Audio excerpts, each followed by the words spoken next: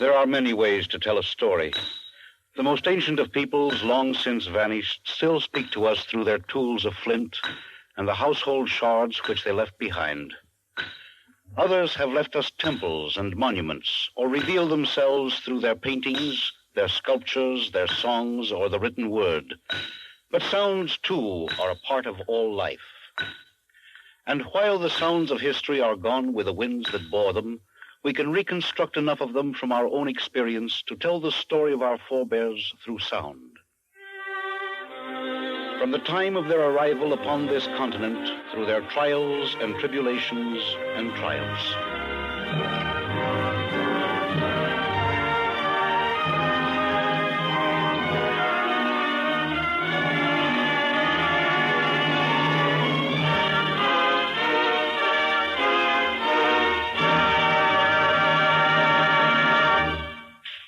The CBS Radio Workshop, dedicated to man's imagination, the theater of the mind. Today, a re-evocation through sound of some of the significant themes in the development of our country. The title, Sounds of a Nation.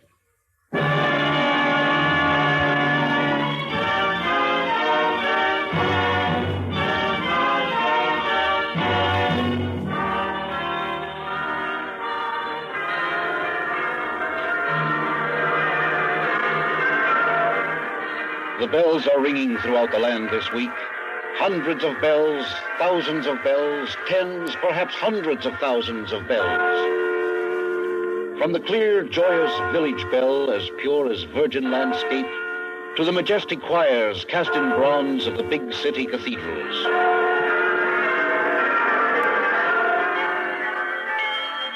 The little bells are ringing too.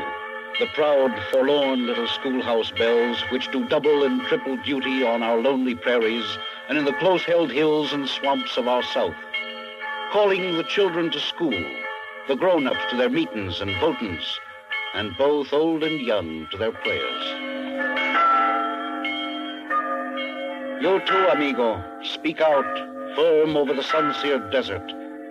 Long since gone are the unhappy days when your pioneering mission voice calling man to penance clashed with the less somber tones of the bells which others brought from their homelands. We all now rejoice together.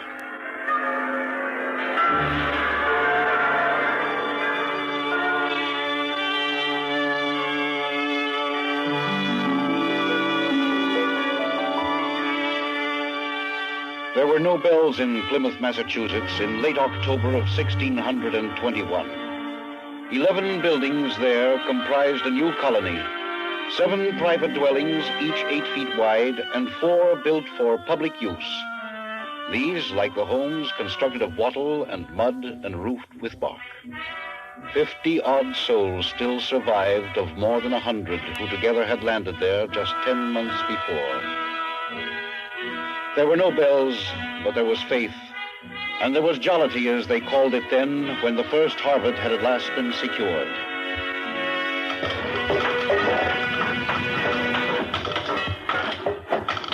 If the rain but hold off, James. I was but learning the call to arms. Leave thou the calling to Captain Standish. Fetch thou some wood for the fire instead. I truly pray to heaven. And it may not rain, I know. Or it might be snow. Leave thou the praying to those who might be more in the habit of it. No, James. Logs go on What the fire thus. Priscilla? 'Tis cooling in the brook, not the red. 'Tis airing in the shade. Keep thou an eye on it. With all those... Oh, well. It ill behooves to speak evil of God's children. It do perplex me how our Lord, who otherwise so ill-favored this land, found fit to bestow upon it such wondrous grapes. And them heathens never knowing. Mysterious are his ways.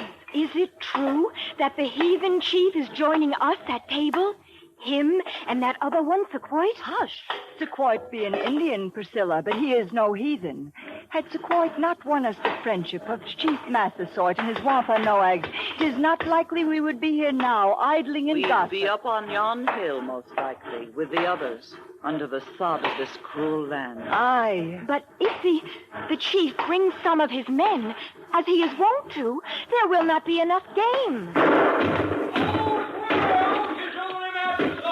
And his followers.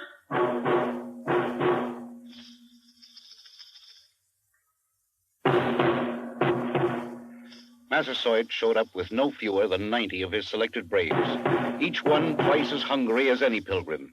But as soon as the Indians found out that there was really not enough for the kind of slam-bang feast they'd expected, they cheerfully offered to help bring in more. And so together, pilgrim and Indian set out to the forest.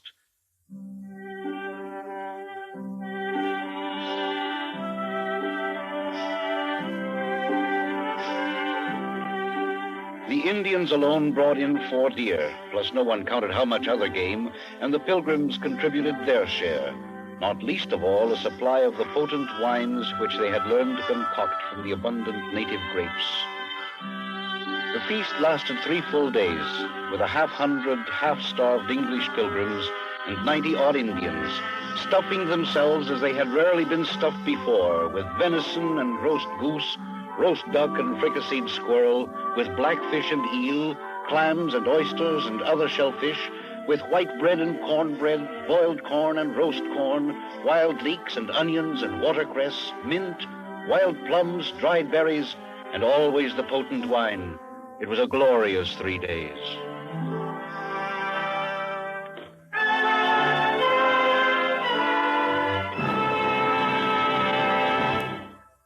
More than 300 Thanksgiving festivals have been celebrated on this continent, which at first seemed so harsh and limitless, since that first memorable brawl in Plymouth.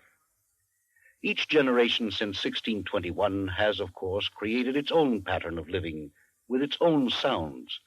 But the basic sounds, most expressive of the things for which Americans have given thanks each fall, have always returned certain common characteristics. Exuberance about life, a willingness to face the unknown, a fascination with building and creating, and a faith in the limitless possibilities of experience. The clean, sharp bite of a well-honed axe notching the living tissue of forest trees, some as straight and pure as Gothic colors.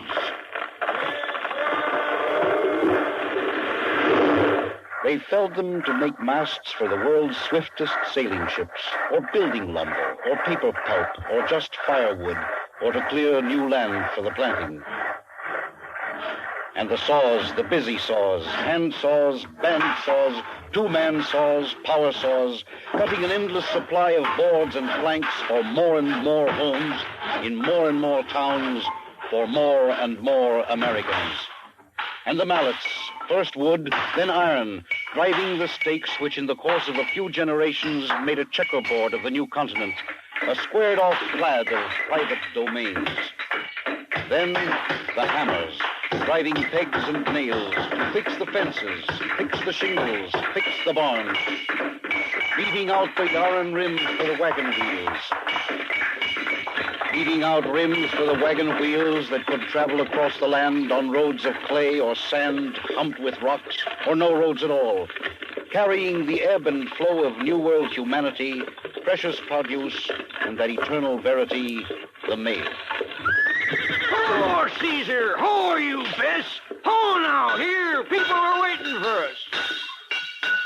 Tens of millions of us know this sound, the blacksmith shaping a red-hot arc of iron into a horseshoe.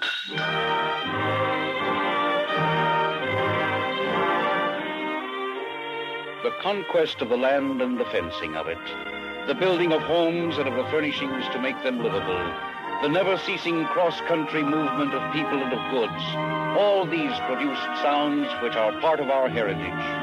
And there is yet another sound which our forefathers bequeathed to us.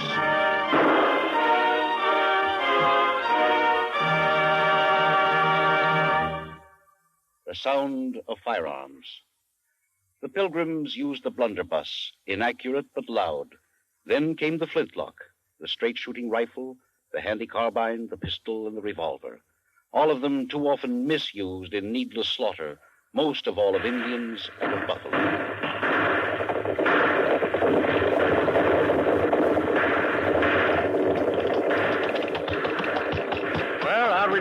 We got about 400 head, I guess. But look at here, boss. Look at what? Well, there ain't nobody around can eat that much buffalo. Hides bring 50 cents apiece, don't they? You mean all them bison? Yeah, all them bison. Not all of the gunshots heard on the continent, of course, were fired in unworthy causes. In April 1775, in a small Massachusetts town named Lexington, a salvo was fired that was heard around the world. To the amazement of the world, a badly trained, highly individualistic band of New World settlers defeated an organized body of British regular soldiers sent against them to confiscate their stores of powder and shot. Once having chosen freedom in preference to security, the settlers fought on through a bitter 7-year war.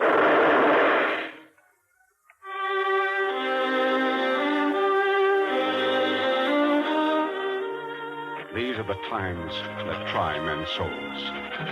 The summer soldier and the sunshine patriot will, in this crisis, shrink from the service of their country. But he who now stands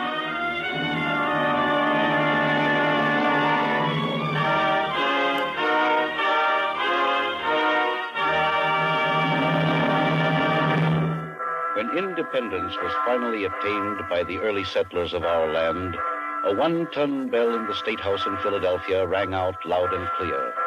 It was rung after that at every important occasion in the development of the new United States. But the bell had always been brittle, and in 1835 it cracked for good. Now, when the symbolic sound of this broken token of man's will to freedom is wanted, it is only struck gently with rubber mallets. But the sound of its voice, however cracked, has attained a worldwide significance.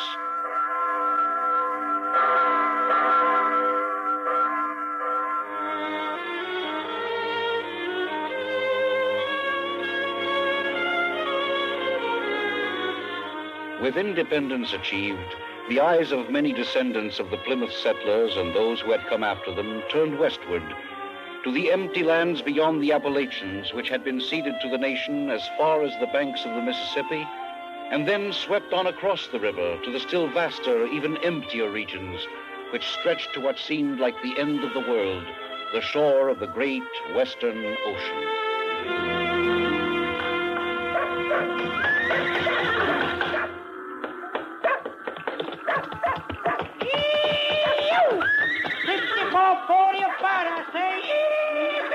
Oh, shush now, Jasper. You men been yelling that long enough. Now, let's get.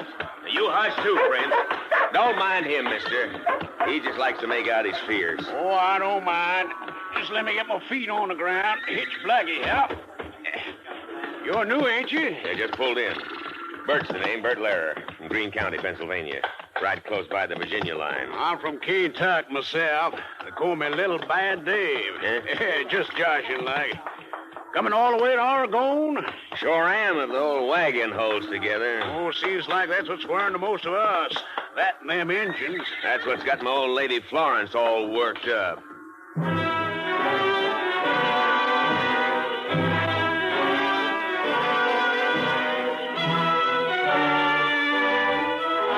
This was Independence, Missouri in 1846.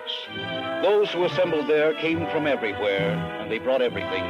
Their families, their belongings, their hopes and dreams, and even their cattle. And when they finally embarked on the Western Trail, they carried the mark of destiny upon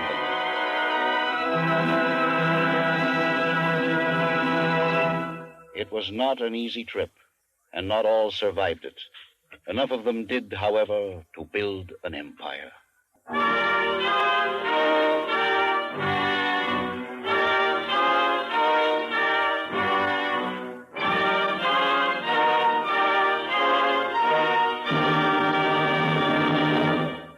By this time, the eastern coast of the continent was dotted with cities, with cobbled streets and gracious 3-story houses and other modern conveniences, including slums.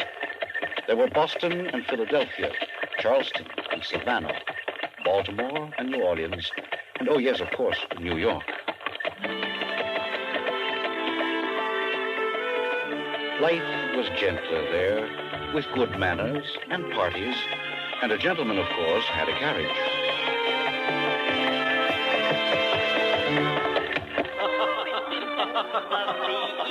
It has been a delightful evening. You flatter me, sir, but so delightfully. My carriage is waiting outside. May I Might I be permitted to drive you home? Sir, Well, I suppose it would be all right.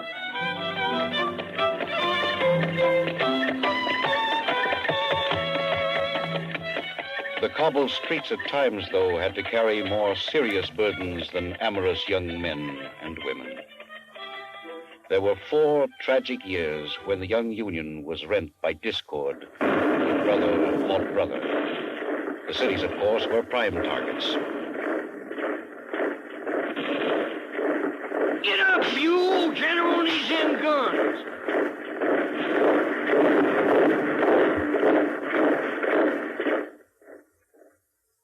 The bloody fraternal strife was ended at last, its sounds never again to be heard in the land.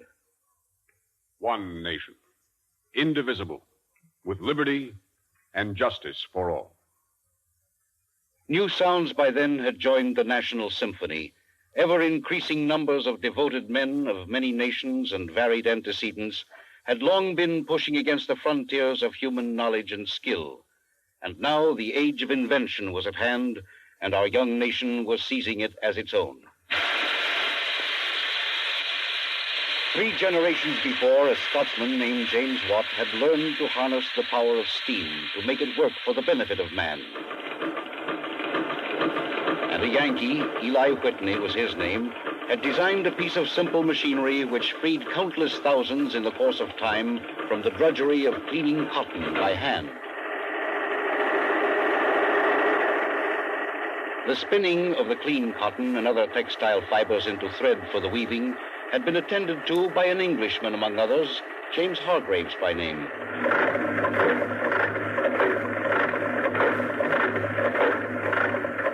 A baker's dozen of other men, working each on his own, produced a baker's dozen of ideas, which in the aggregate made the weaving of the thread into cloth too a mechanized process.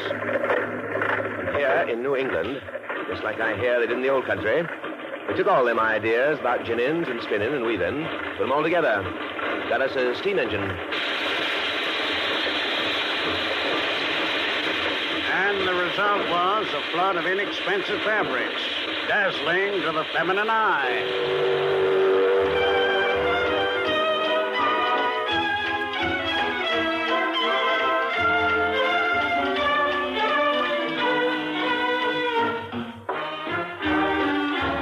New York Irishman, the persistent Robert Fulton, having heard of experiments conducted by others, had installed a steam engine on a riverboat and hitched it up to side paddle wheels. He had turned the waters of the world, regardless of winds and currents, into fast, dependable highways for the transport of goods and travelers. And a fella called Stevenson over in England or somewhere started pulling whole wagon trains with one of them steam dinguses. A locomotive, he called it. He put them on rails first, of course. Well, sirree, Bob, you couldn't put one like that over on us. We had the same kind of things running down to Washington almost before the old Baltimore could get its last horse off on them wooden tracks. And then from Albany to Schenectady, and back on down to New York, and out to Buffalo and Chicago the other way, and then still further west, until, believe it or not, in 1869, they drove in a golden spike out there in Utah someplace and joined up 2 of them rail lines.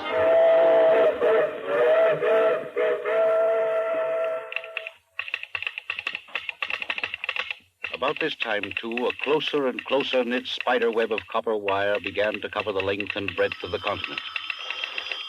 Hello? Operator? Hello, please, I want San Diego. Atlanta is calling. Operator, please. Hello, operator.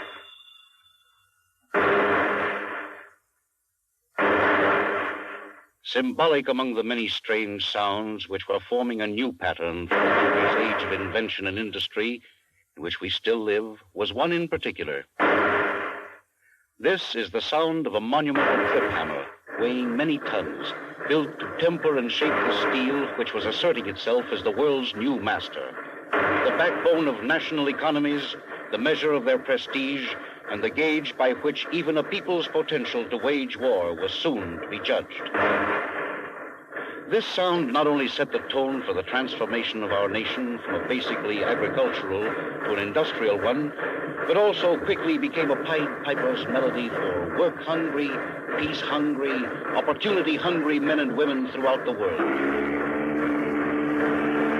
They responded by the millions, abandoning their old homes to follow the rainbow trail to the new world and to partake of the new bonanza. The hands and heads of the newcomers helped to make the nation a giant among the world's giants, and also to shape new syllables for the nation's vocabulary of sounds. They took up places amid the awesome rumble of the steel rolling mills. They manned the levers which controlled the doomsday clatter of the sheet steel plants. The newcomers gentled the giant presses which now shape whole quarters of automobile bodies in a single brief embrace. And they steadied the handles of the bone-jarring air-driven chisels and hammers.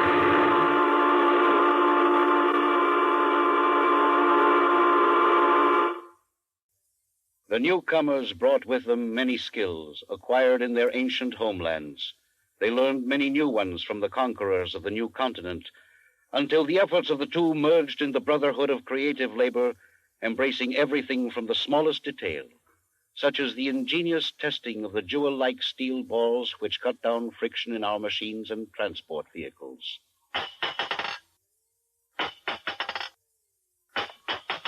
From the smallest to the largest.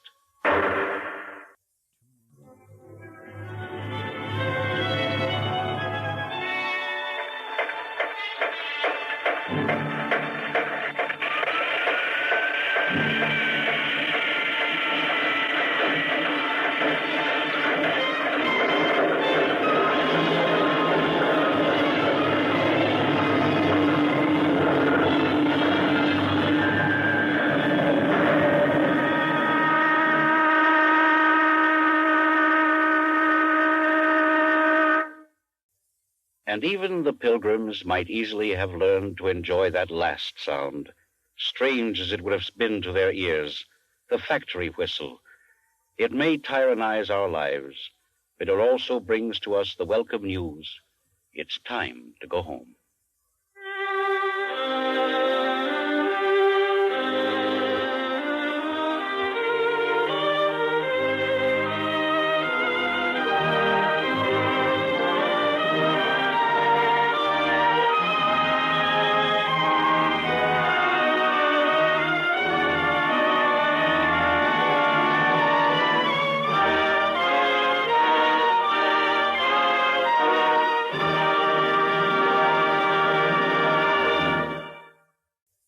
You have been listening to the CBS Radio Workshop and The Sounds of a Nation.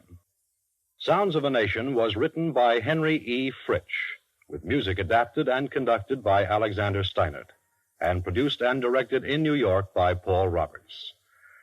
Louis Van Rooten was heard as the narrator. Others in the cast included Leon Janney, Ruth Tobin, Ralph Bell, Millicent Brower, Herm Dinkin, Raleigh Bester, and Joe Helgeson. This is Dick Noel inviting you to tune in each Sunday afternoon for the CBS Radio Workshop. Your first opportunity since the Israeli-Egyptian War to hear Israel's point of view expressed by her ambassador Abba Eban in a live question-and-answer session will come to you tonight on Face the Nation.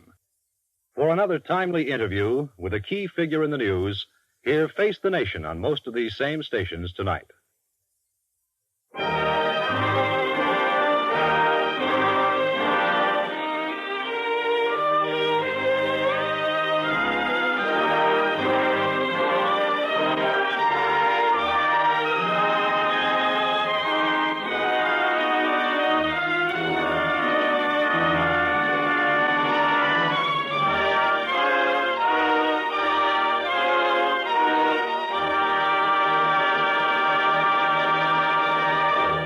Stay tuned for Suspense, which follows immediately over most of these same stations. America listens most to the CBS Radio Network. The Columbia Broadcasting System and its 217 affiliated stations present the CBS Radio Workshop, radio's distinguished series dedicated to man's imagination, the theater of the mind.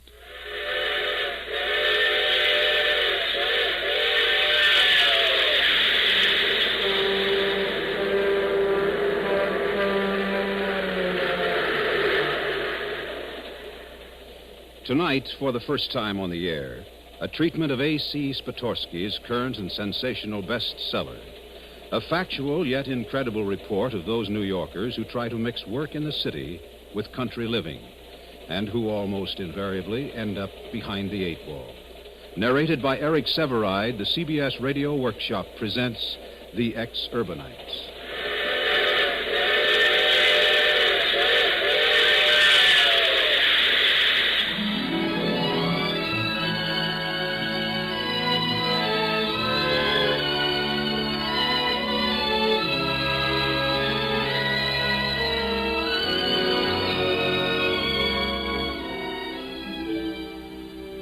This is Eric Severide. Since The Exurbanites became a bestseller, it has been called terrifying, hilarious, penetrating, savage. What you will call it depends entirely on you. But you can be sure of this: whoever you are, wherever you live, The Exurbanites will strike home to you. Because it's the account of the men who publish your magazines, who hold sway over your radio and television programs, who shape your buying habits in their advertising agencies. Every day of your life, they encourage you to tremendous dreams, because they themselves earn their rich living by dreaming tremendously.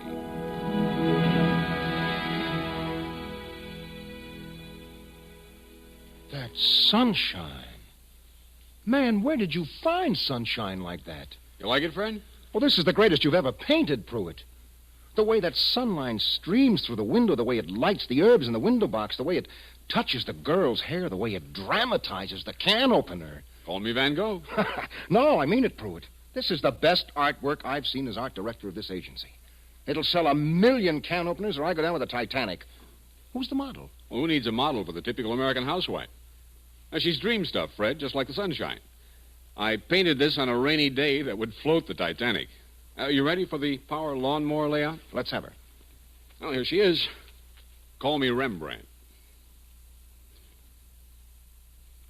This hits me right here.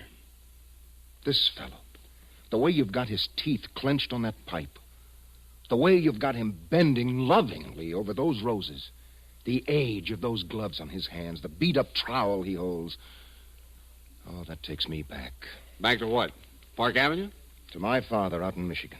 That's the way he used to bend over his roses in the twilight. That same twilight that you've caught right here. He had roots, my old man had. Sometimes I wonder why I ever left Michigan. Well, for the same reasons I left Kansas. $25,000 a year and a choice of the best analysts? Maybe. But you still couldn't paint like this if you hadn't gone back to the soil. I beg your pardon. That place that you got in Connecticut. Trees, grass, land, roots. You've left New York and got yourself some new roots, Pruitt. Yeah, I sure have.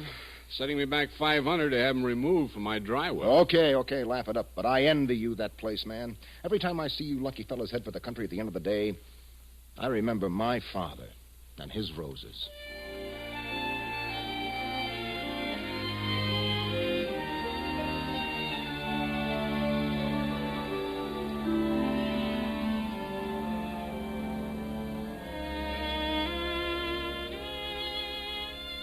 Some exurbanites have a highly developed talent for remembering events that have never occurred.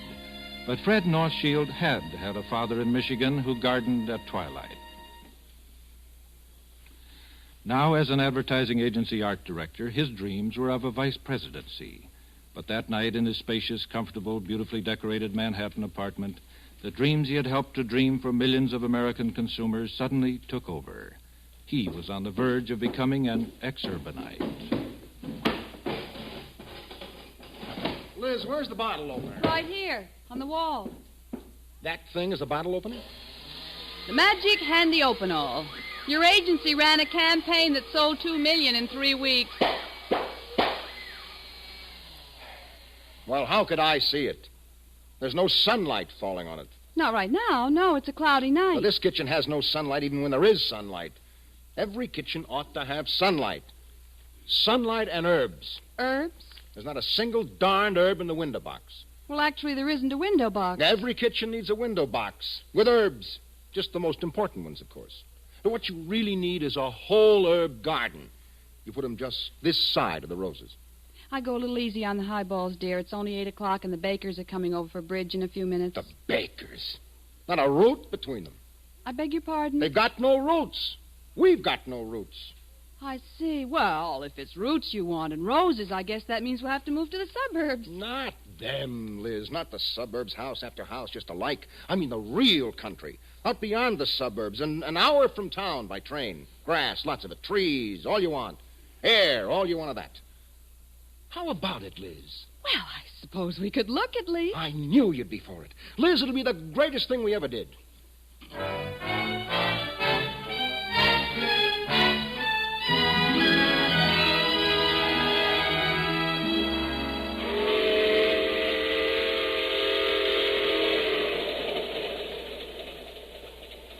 Thus, to the New Yorker, the country is that land that lies beyond the crowded suburbs, yet remains within 60 minutes train time of his office.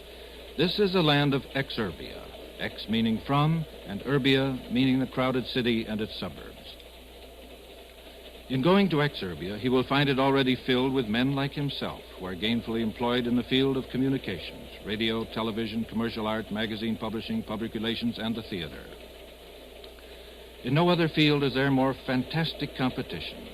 They deal in ideas, and ideas alone. Tomorrow, someone may have a better idea. Tomorrow, they may suddenly find they are barren of ideas. They will be without a job.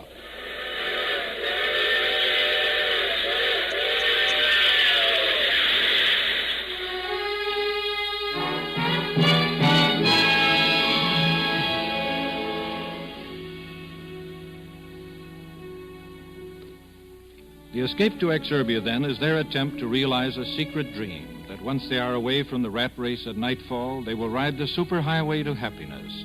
And so they begin to look for a place in the country. Try Bucks County. It's the only real country, Fred. Take a fast train from Penn Station, 1 hour to read a couple of chapters of a good book, and you're in Trenton, ready for real country living across the river in Bucks County. Bucks. Lousy, with beautiful old stone houses ready for a right guy like you to take over. Oscar Hammerstein, Dorothy Parker, Morse Hart, Bud Schulberg. They went to Bucks. You can raise black Angus, hens, pigs, pheasant. Or let one of the local men do it for you while you live off the fat of the land. Sleep all night with cows mooing in your ears. Real music. Bucks County. 1 hour by train and another hour's drive to any kind of land you can buy if your name isn't Rockefeller. Did they tell you about those new steel mills in Bucks? The new Levitt town, thousands of homes just like on Long Island? That's country living? It'll be worse than Jersey 5 years from now. If you want old homes, people who really belong to the land... Ever been in Rockland County? Quaint, charming, quiet. Try Sneeden's Landing, New City. Look around there. The real artists, the real writers, the real theater people. They're all in Rockland, and they leave you alone. Alone? Oh, don't be dreary, Fred.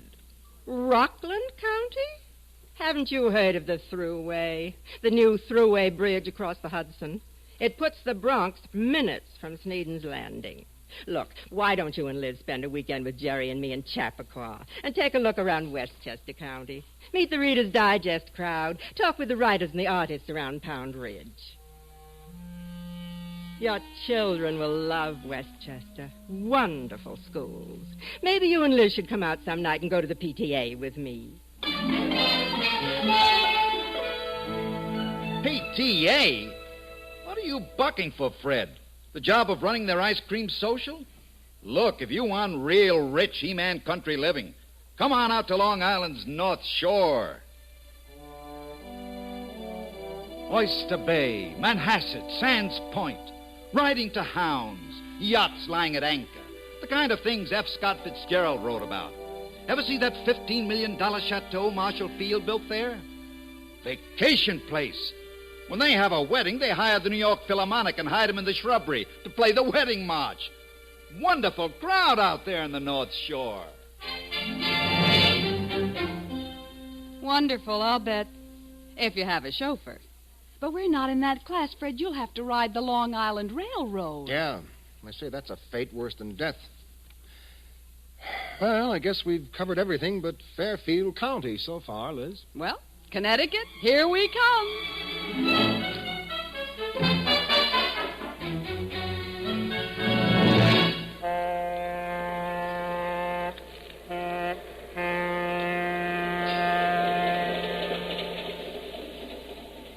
In considering a move to the Exurbs, it is inevitable that the departing New Yorker gives strong consideration to Fairfield County, Connecticut. To use a speech habit of its inhabitants, A, it is the most famous, B, it is the fastest growing, C, it is the richest in exurban manifestations.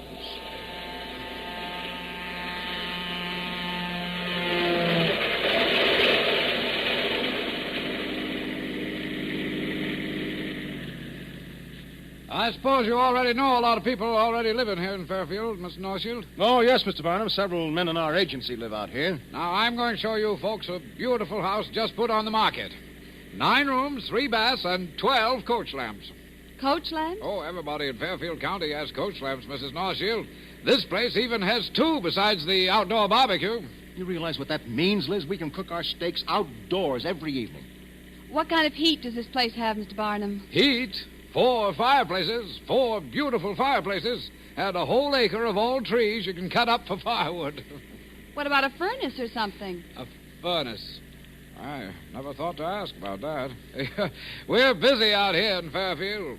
I suppose you know we've just about trebled our population the last few years. We're also the richest county in the nation. Even beats Amarillo, Texas. Oh, you mean something's richer than something in Texas? That's right, Mrs. Northfield. Why, advertising agency presidents and board chairmen are a dime a dozen. Mere vice presidents and account executives are just foot soldiers. Out here in Fairfield, you'll find the publishers of Life, Woman's Home Companion, 17, Look, Harper's Bazaar, American Weekly, and the president of Time Incorporated. And you'll find that... Did you say something, Mrs. Northshire? Before we drive much farther, Mr. Barnum, I'd like to ask one thing. Oh, yes, ma'am. How much is this house? $50,05. Well, what is that in English? $50,500. For 9 rooms? Well, that includes the coach lamps, the barbecue, and a beautiful bluestone terrace. But no furnace. Well, now, don't you worry about that furnace until you see the place, Mrs. Northshield. Oh, and I forgot to tell you. There's 2 cobbler's benches go with the place. They say everybody in Fairfield County has a Jaguar, a barbecue, coach lamps, and a cobbler's bench.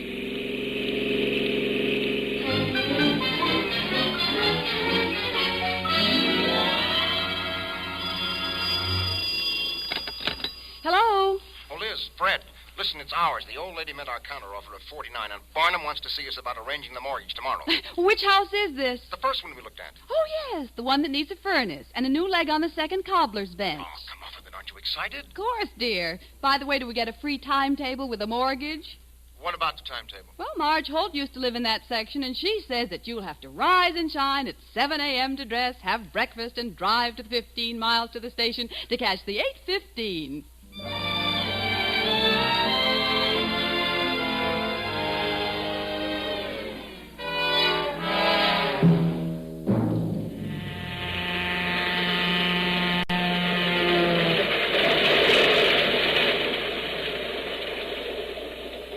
May I share this seat with you? Why, sure, of course.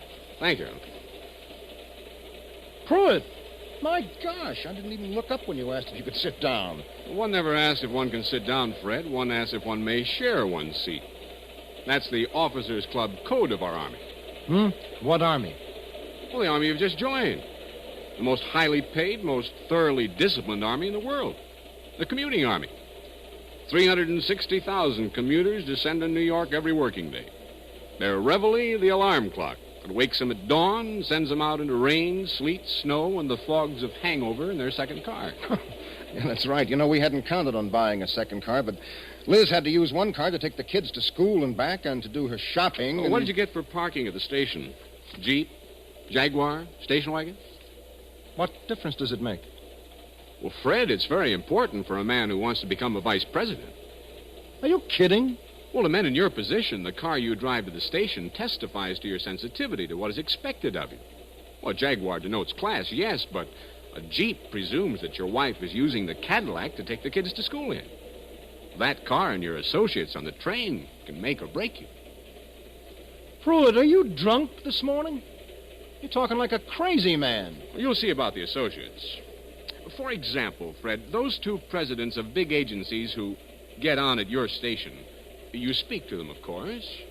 Well, I nod. Well, you're learning. Nod, but never speak unless spoken to. You haven't jostled them getting onto the train. No. Well, you are learning. Well, one of them may need a vice president 6 months from now.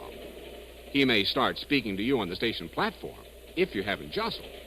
Until then, merely nod, never speak. An agency president is one of the brass. You're not even a VP yet. You're still one of the foot soldiers. Now, listen, Pruitt, you know... Grand Central. Well, goodbye, Fred. No, say, wait, I'll walk through the station with you. I better not. The candidate for vice president is known by the company he keeps. I'm a mere freelance artist dependent on you for work. I could be court-martialed for jostling. Grand Central! Grand Central!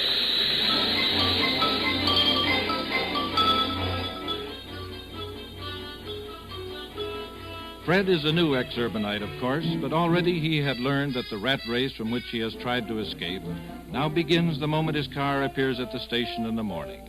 It continues as he boards the train, nodding to lesser foot soldiers and to higher brass. It continues as he rides to his working day, and soon it is with him as he starts to leave the office.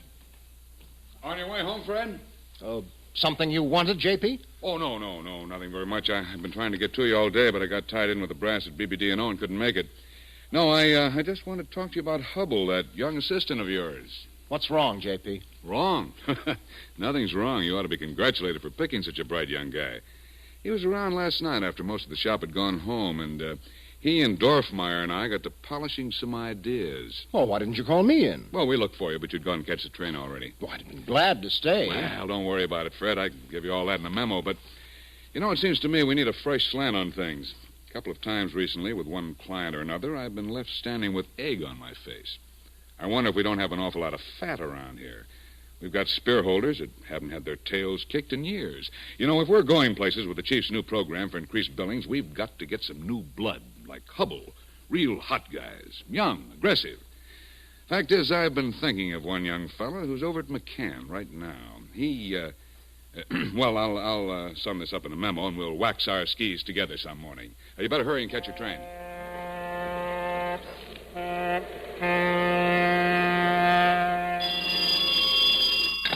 Hello? Liz, I won't be home for dinner tonight. Something wrong, Fred? We've got to wax our skis. What are you having, an office party? Party. It should happen to so nice a guy. I'll make the 8:37.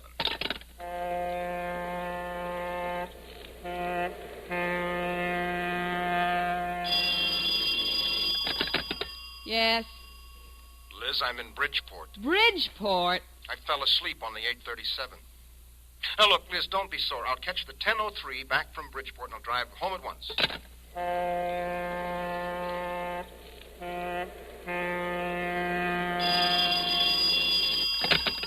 Hello. Liz, please, understand, will you?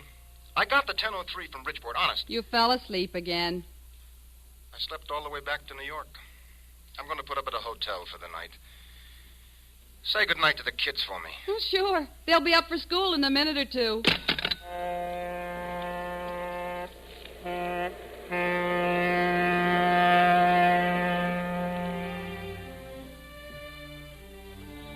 If Liz seems something less than the sweetheart of Sigma Chi, consider the case for her and her sisters of Exurbia.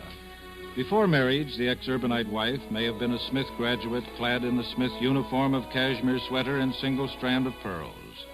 She may have been a member of the Dirty Neck and Durndal set in Greenwich Village. She may have been an actress, a model, or a secretary.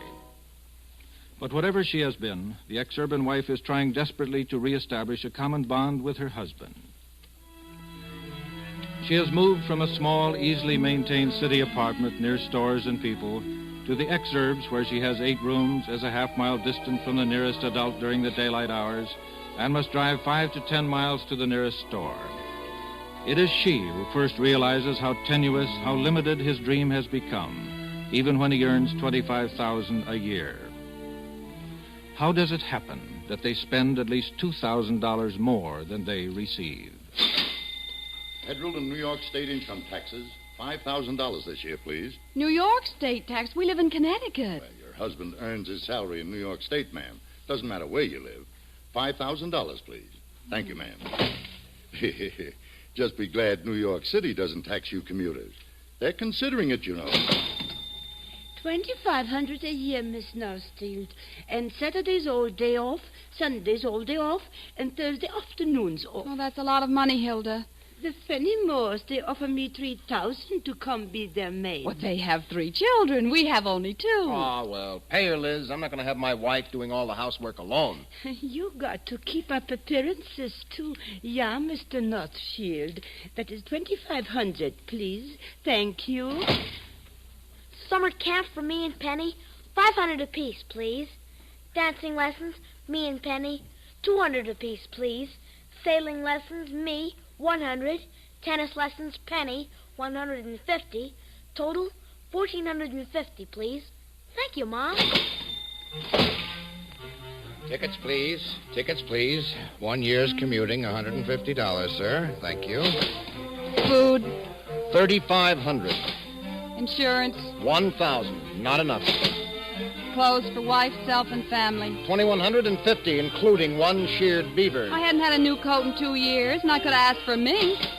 New York expenses, lunches, cigarettes, taxis, $2,000. Plumbing repairs, window repairs, roof repairs, heat, light, all the things our rent used to pay the landlord for doing. Christmas presents, upkeep on 2 cars, upkeep on grounds around the house. Say, Mr. Northfield, you interested in them roses now?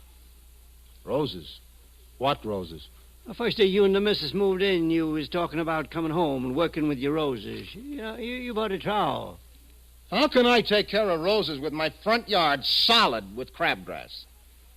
How can I think about trowels when you're charging me $200 after that last hurricane washed my driveway a quarter mile down the highway? Oh, all right. Fred, no. You can't spend any more. You've already spent a total of $27,500 in a year. I don't know, Liz. I don't know. Maybe I'll get a vice presidency and a fat increase. Maybe your mother will die and leave us something. We're bound to break even sometime.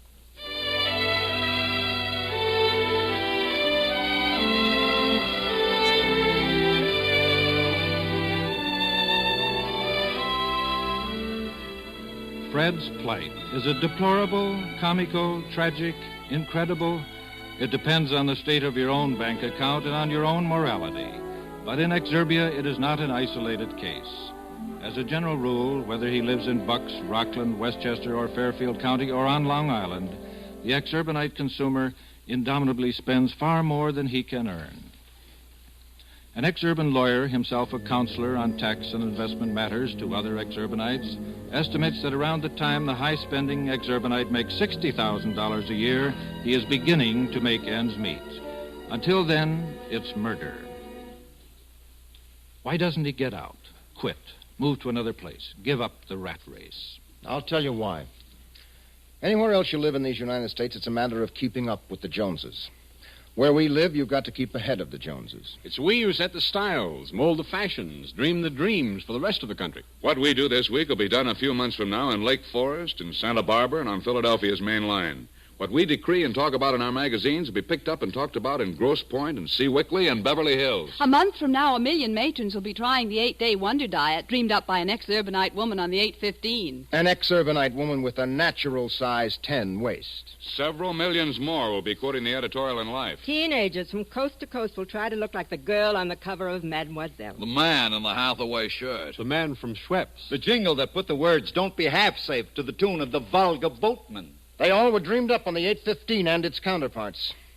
There isn't an advertising man, a writer, an artist, an actor, photographer. There isn't anybody in the United States with ideas who wouldn't give his shirt to crack New York.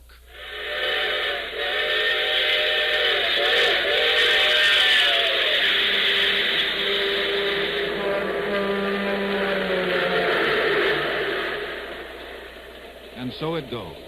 These Exurbanites come from all over the United States to New York with dreams of writing that great book, painting those great pictures, staging that great play. They find the world of the mass magazine, of radio, television, advertising, needs fresh creative talent for its own ends. The lure of the big money is irresistible. The money increases, the dream changes. Caught in the mesh of symbols which they purvey to the rest of the nation, the country home, the foreign car, the neatly tailored lawn, the power lawnmower, they become Exurbanites seeking to escape from one rat race only to find themselves in another. A few give up and paint those pictures or write that novel. Some even return to Manhattan where the landlord fixes the leak on the roof. The rest remain, their dreams limited by money, train schedules, and sheer physical fatigue.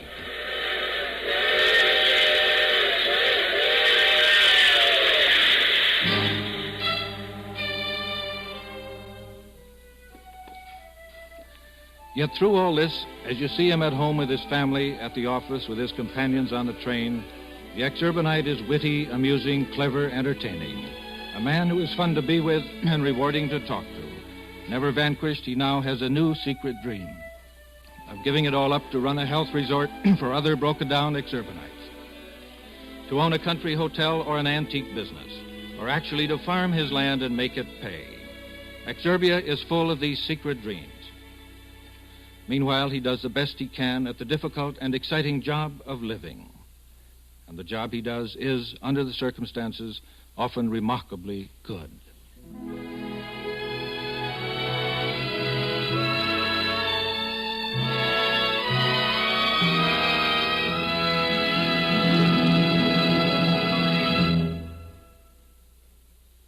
You have been listening to The Exurbanites, a special treatment of A.C. Spektorsky's report on New Yorkers in the communications field. Prepared by Charles S. Monroe, narrated by Eric Severide, and directed by Paul Roberts. The music was composed by Ben Ludlow and conducted by Alfredo Antonini. Featured in the cast were John Larkin as Fred, Jan Miner as Liz, and Joe Helgeson as Pruitt. This is Bob Hite inviting you to listen to the CBS Radio Workshop next Friday for The Enormous Radio by John Cheever. The CBS Radio Workshop is produced in New York by Paul Roberts.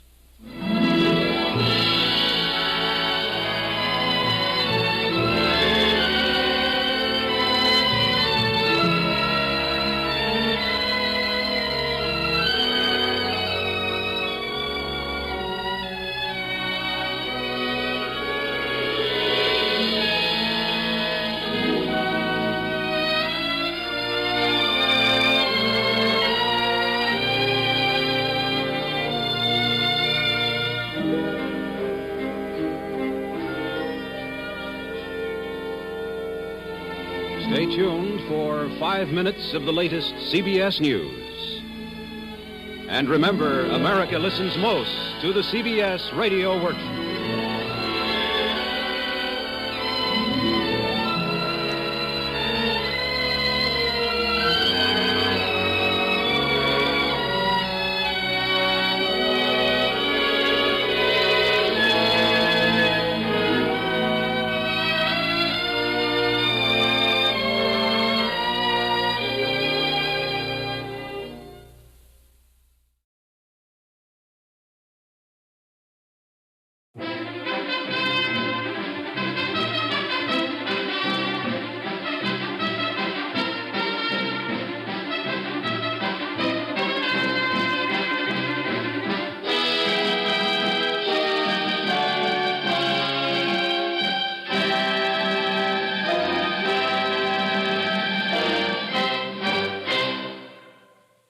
The CBS Radio Workshop, dedicated to man's imagination, the theater of the mind.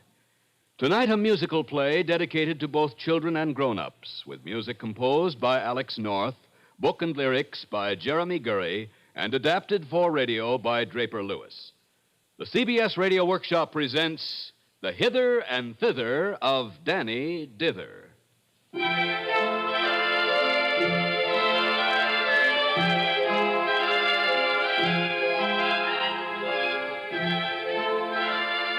Every story must have a beginning. Ours began yesterday. Or was it tomorrow? Well, that's not important. What is important is that Danny Dither, celestial office boy for the heavenly department of faith, hope, and charity, was suddenly sent to Earth on a very special mission. It's now the morning after his departure, and there are 3 very worried ladies sitting behind 3 rather shabby desks. 3 ladies named Faith. Oh, I'm sure Danny will bring back the report we need. Hope.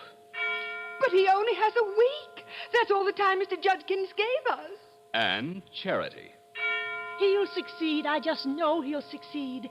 There must be so many people down on Earth who know that the Faith, Hope, and Charity Department exists. Oh, I'm sure they know, my dear. And by way of a reminder, shall we, girl? Why not? What can we lose? Who am I to disagree?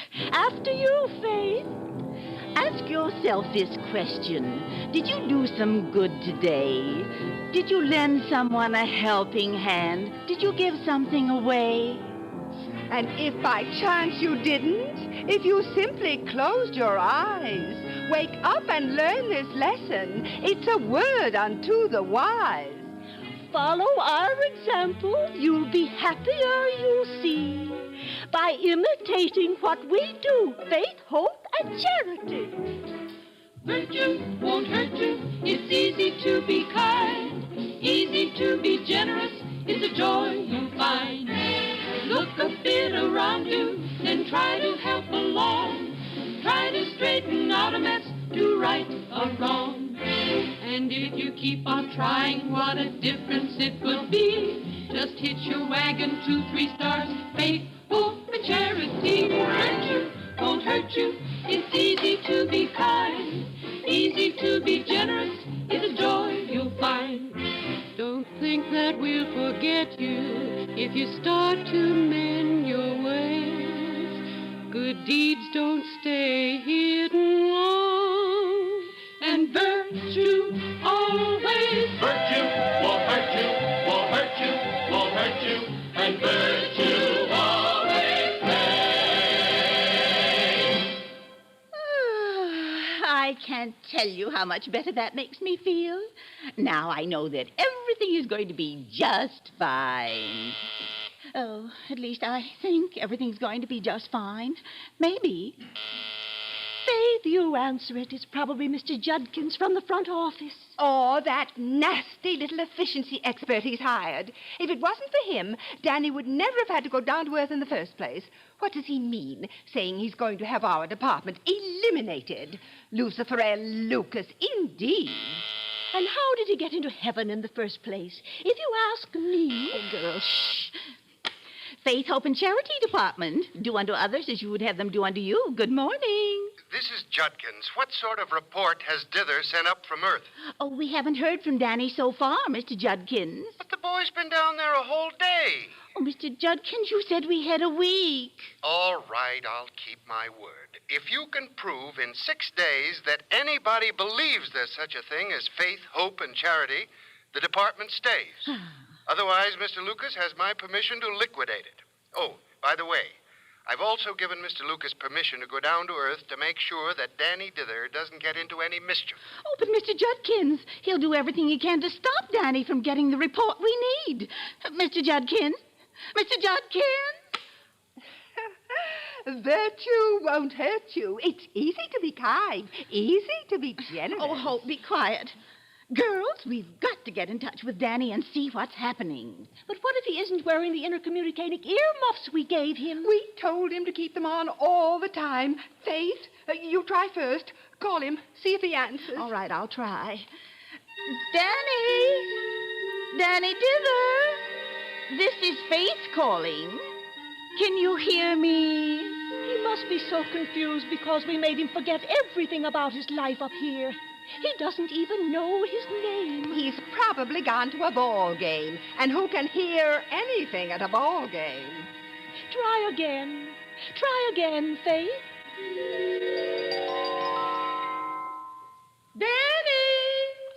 Danny Dither, this is Faith calling. Danny, can you hear me? Can you hear me?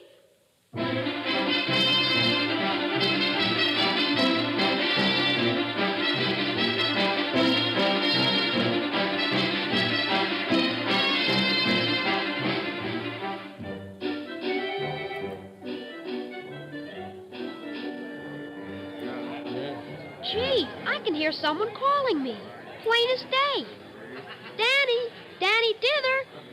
Excuse me, sir. Is my name Danny? Oh, you can't prove that by me, son. My name must be Danny. What do you want? Wait, I'll look.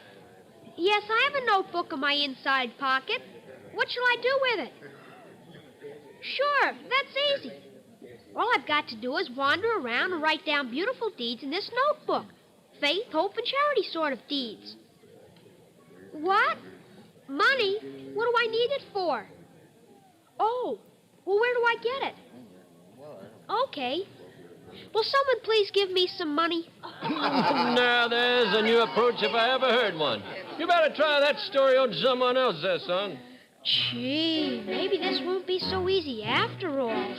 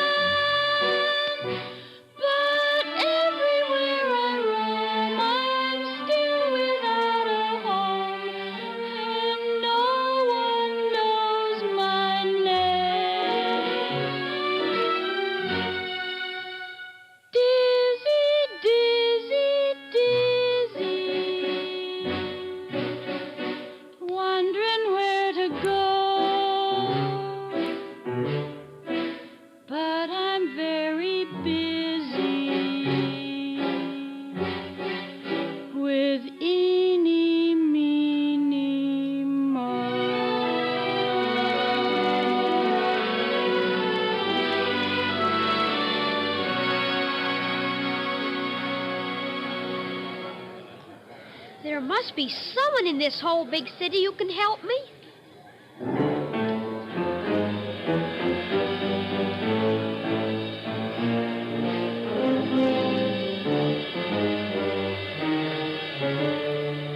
Hello, Danny. Hello. Who are you? You don't know me. My name is Lucas. Lucifer L. Lucas. I don't think I've ever seen you before, but I'm not sure. What a pity. Who knows? We might have met as recently as yesterday, but what are you doing on Earth? I'm collecting beautiful deeds. I write them down in my notebook. No, who told you such nonsense? No one does those things, Danny. Come along with me and have some fun. Forget about looking for beautiful deeds. No, I don't want to. Well, at least let me get a little money for you. All you have to do is ask for it. Isn't that right? Why, sure. Just watch this. Okay, mister. This is a gun. Get your hands up. I beg your pardon. Let's have your wallet fast.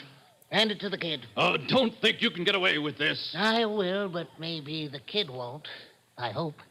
Now get out of here. Okay, Danny. You got some money now, and here's the gun to go with it. See you in jail. In jail, Danny. Man, oh, man, did you see that operation? Kid, you're okay. My name's the Duke, and this is Droopy. Now, if we can be of some service... 310, 15... My name is Danny. 25? $325. Is that enough to buy something to eat? Did you get that, Droopy? 325 federal diplomas, and he wants to know if he can buy something to eat. 325 smackaroos. Why, with dough like that, I could buy myself a season pass to the pictures. Or sideburns like Elvis Presley. Or half the East River. Or a new tune for Nick's hand organ. Hey, Nick, you want a new tune for your gizmo? Maybe a little rock and roll. Hey, Nick don't look so good. Hey, Nick, anything wrong? No, there's nothing wrong. Much. Oh, why so sad, Nick? Where's the monkey? What's happened to the monk? What's happened? It's a very sad story. Like this.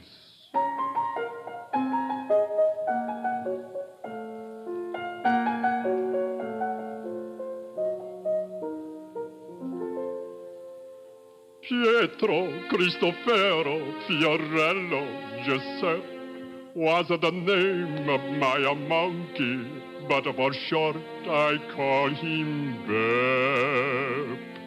His coat had bigger buttons and his tail was very long. He sat upon the organ while I play all my song. He tip his hat, he make the bow, he look very fine. He jump on the organ when you give him a dime. He climb up, he climb down, he make a funny scene. I no like him to scratch himself, I try to wash him clean. He make a much noise, he run away, he shake all his feet. But pretty soon he come back when he wanna to eat. But now he won't come back no more to walk around the town. He go to monkey heaven and he won't climb down. I hope when he tip his hat, they don't think it's wrong. And maybe all the time he is a much better song.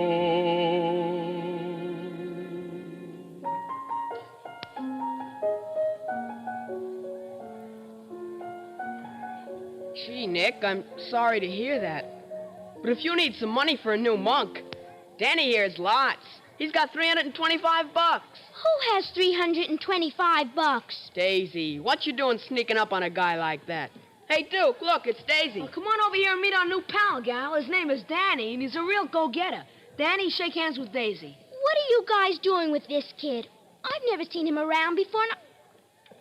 Kid, is that a real gun? Hey, Danny, show the roll you just heisted. Hey, now, wait a minute. What's going on around here? There, that's him. The boy with the red earmuffs. He was one of them. He has my money. Hello, O'Shaughnessy. What's new? Suppose you tell me, Daisy. This man says the kid stuck him up. Says he has a gun. What do you say, kid? I don't know what you mean by stuck him up. And here's the gun and money if you want them. The other man gave them to me. What other man? I saw him. He had a handkerchief around his face. He did? Which way did he go? He went that away. Come on, mister. Oh, that was close. Look, Danny, that's no way to get money. It's dishonest. You almost got us all into trouble. And we've got enough trouble as it is. I don't understand. Who do you mean by we? All of us. The Duke, Droopy. You know, it gets you down being a city brat sometimes. But even city brats can dream. Sure, we can dream a little sometimes.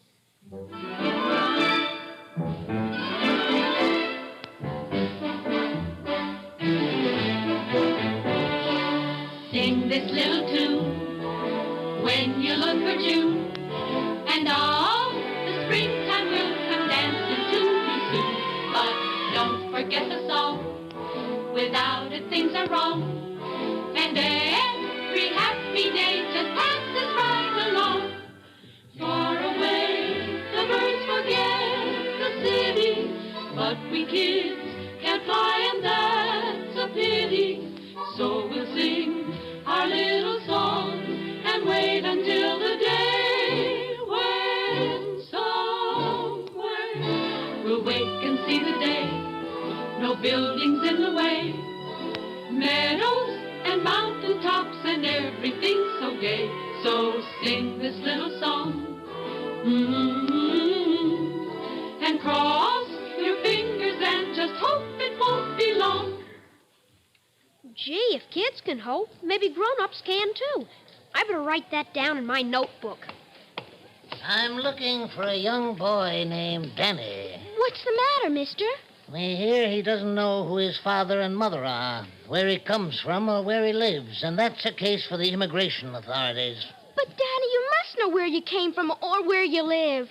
No, I don't. Come march right this way, young man. The chief of the Immigration Bureau wants to speak to you. Well, here we go again. City brats, right this way. Let's follow Danny and see if we can help.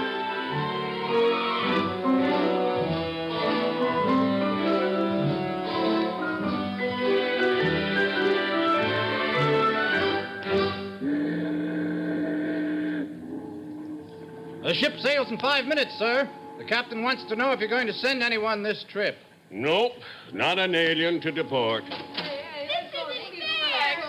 With your permission, sir, I have an undesirable to report. This is Danny Dither. No identification, no parents. He refuses to tell anyone where he comes from. Guard, tell the captain to hold the boat.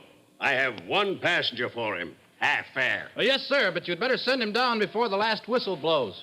Droopy, the last whistle. We've got to do something quick. What can we do? How can we stop it? Will you kids please stop whispering? I can't hear a thing this man is saying. Now, Mr... Lucas, Chief. Lucifer L. Lucas. Droopy, that's it. He can't hear a thing. We've got to make sure that he doesn't hear that final whistle. Follow me? We're all with you, Daisy. Every night before I go to sleep, a taxi makes a noise and it's beep, beep, beep. Every morning before I cross the street, a cop makes a sound and it's tweet, tweet, tweet. Near the tracks, walk with care, there are things we mustn't do. Stop and look and listen when the train goes woo-woo. Ferry boats, peanut men, you hear them every day. All have their own sounds and this is what they say. The man with the flute, toot-toot-toot. The owls hoot, hoot, hoot. The cop on the beat, tweet, tweet, tweet, tweet. The taxi on the street, beep, beep, beep, beep. The boat's in dock, boop, boop. It's 5 o'clock, toot, toot, toot. Chief, you didn't hear the final whistle yet, did you? What do people listen for to end a busy day? Toot, toot, toot, toot, toot, toot, toot, the whistles all say. How about the whistle a train makes to tell you it's going away? Woo, woo, woo, woo, woo, woo, woo, the whistles all say. Practice up on your whistle and help us along, so that when there's a whistle, they'll think it's a song. So, what do people listen for to end a busy day? Woo, woo, woo, woo, woo, woo, woo, woo, woo, woo, woo, woo,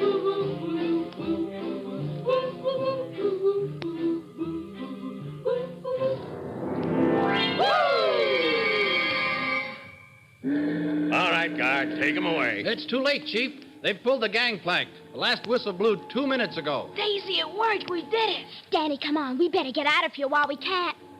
Danny, this is no time to be writing things in your notebook. I'll be right there, Daisy, but this is important. Now I have a really good deed to report to Faith, Hope, and Charity. It becomes increasingly apparent that I must somehow manage to lay my hands on Mr. Dither's little black notebook. Increasingly apparent. Come on, Danny, let's go.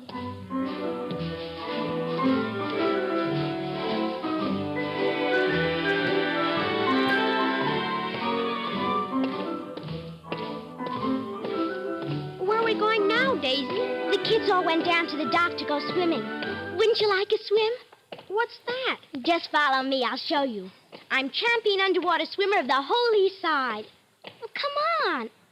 Danny, stop worrying about finding so many good deeds. You know what I always say. Take it easy, my friend. This is not the end. There's no point to worrying. You're hurrying to the grave. Keep your chin up, my chum.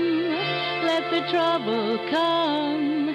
There's no sense to weeping. You're keeping that joy away. The Lord must love the underdog. He made so many of them. He must have made them all just so that he could love them. He made the world with little folks that big shots like to frighten. But big shots aren't big enough when underdogs start fighting. So try some smiling and see how right things can be. It's wrong to be crying. Keep trying a brand new way. East River style. The water's just great, like a bathtub. So get moving, my friend. This is not the end. It's no time for weepers or jeepers creepers. So open your peepers and keep your chin up, friend. Last one is Elizabeth Lucas. And there goes Daisy. Danny, watch this. She can swim underwater like a frogman. Daisy, don't. Where is she? Oh, she'll come popping up like a cork in just a minute. Where is she? She should have come up by now. Help! Someone help! I'm going after her. But, Danny, you said you didn't know how to swim. Duke, he's going down. He's drowning. Help! Help! Daisy! Daisy!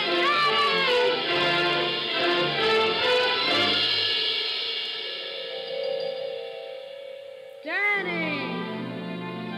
Daisy! Danny! Daisy!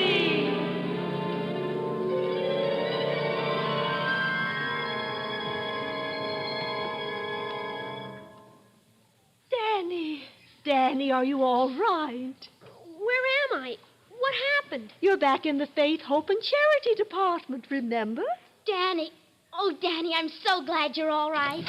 Well, I'm waiting for the report, Faith, Hope, and Charity. Your 7 days have unfortunately expired. Danny, the little black notebook. Give it to Mr. Judkins. The little black notebook? I'm afraid I lost it when I dove into the river. I demand that this department be eliminated at once as per our agreement. Danny, doesn't he look familiar to you? Daisy, I remember everything now. He's Lucifer L. Lucas. He was the man who had me arrested, and he took me to the Immigration Bureau. And he was down on the docks, and he stole your notebook when you dove into the river to save me. Mr. Judkins, are you going to stand there and let these children make such ridiculous accusations? Mr. Judkins, take your hands off me. I just wanted this notebook, Mr. Lucas. So it seems you were afraid of a few bits of kindness, a few paltry acts of hope and charity. Well, you're not much after all. Have you anything to say? Sure. What do I care for your kindness, your goodness, your ridiculous hope? I say it's a lot of nonsense. Mr. Judkins, aren't you going to stop him, a dangerous man like that? Charity, my dear, there's a very convenient hole in the clouds into which Mr. Lucas may tumble at any moment. See? I think I owe you all an apology. We've been treating this department as though faith, hope, and charity were only ideas. But they're not. They make life livable. They bring happiness. And that's important, very important. Do I make myself clear? Yes, sir. We'll all get started right away, Mr. Judkins. Thank you, Faith. And you, too, Hope and Charity. And now, Danny and Daisy, I have a special job for you. Yes, sir? Anything you say. I'm sending you back to Earth because you can do more good there than here. And while you won't remember anything that happened, there'll always be something deep inside of you that will say, be kind, be thoughtful, be generous. Well, let's not waste any time. All of your friends will be looking for you. Right now, they're standing on the dock by the river, hoping and praying for your return. Goodbye, Danny, dear. You'll only need your earmuffs now in the wintertime. Goodbye, Danny. Goodbye, Daisy. And always remember what we taught you. Hurt you, won't hurt you. It's easy to be kind, easy to be generous. It's a joy you'll find. Don't think that we'll forget you if you start to mend your ways. Good deeds don't stay hidden long, and virtue always pays. Goodbye, Danny, Daisy. Danny. Daisy, Danny, Daisy.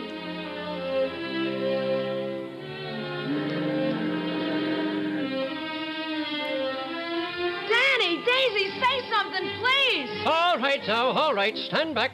Just give him a little air. They're coming out of it now. Daisy, Danny, are you all right? Gee, you two certainly had us scared for a minute or so. Are you all right, Daisy? Yeah, I'm fine. Oh, Shaughnessy here pulled you both out. Thanks for saving us. I guess I've been an awful lot of trouble to you. No real trouble, laddie. You and your gang just keep out of mischief, that's all. Daisy, I have a message for you from your mother.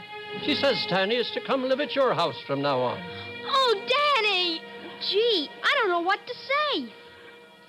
hurt you, won't hurt you. It's easy to be kind, easy to be generous.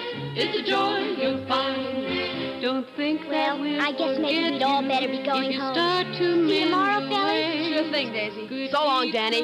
See you tomorrow. And virtue always hurt you, won't hurt you, won't hurt you, won't hurt you, and virtue always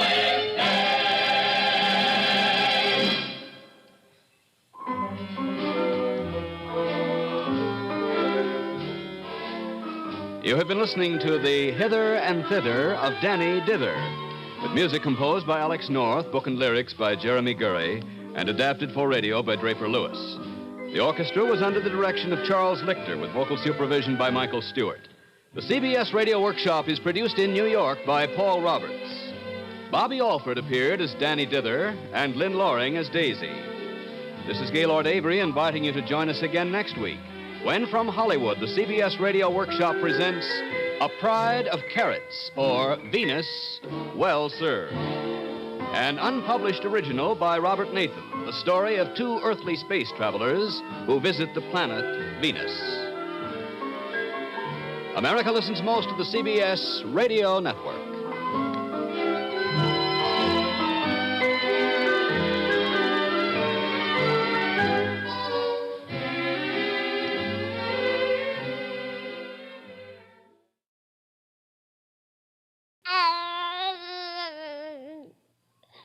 A baby cries.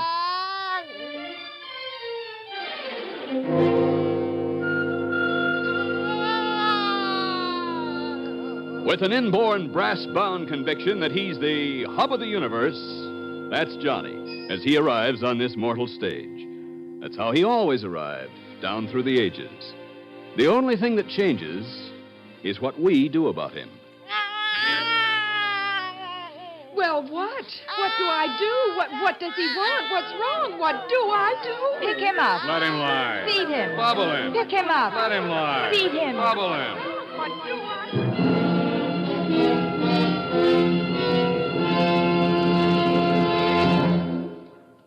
The CBS Radio Workshop, dedicated to man's imagination, the theater of the mind.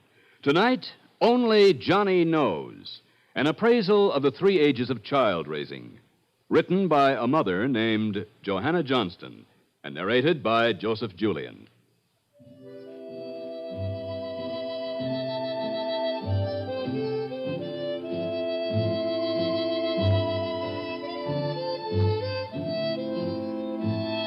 There's quite a bit of advice being offered these days on how to raise Johnny. In fact, the racket is deafening.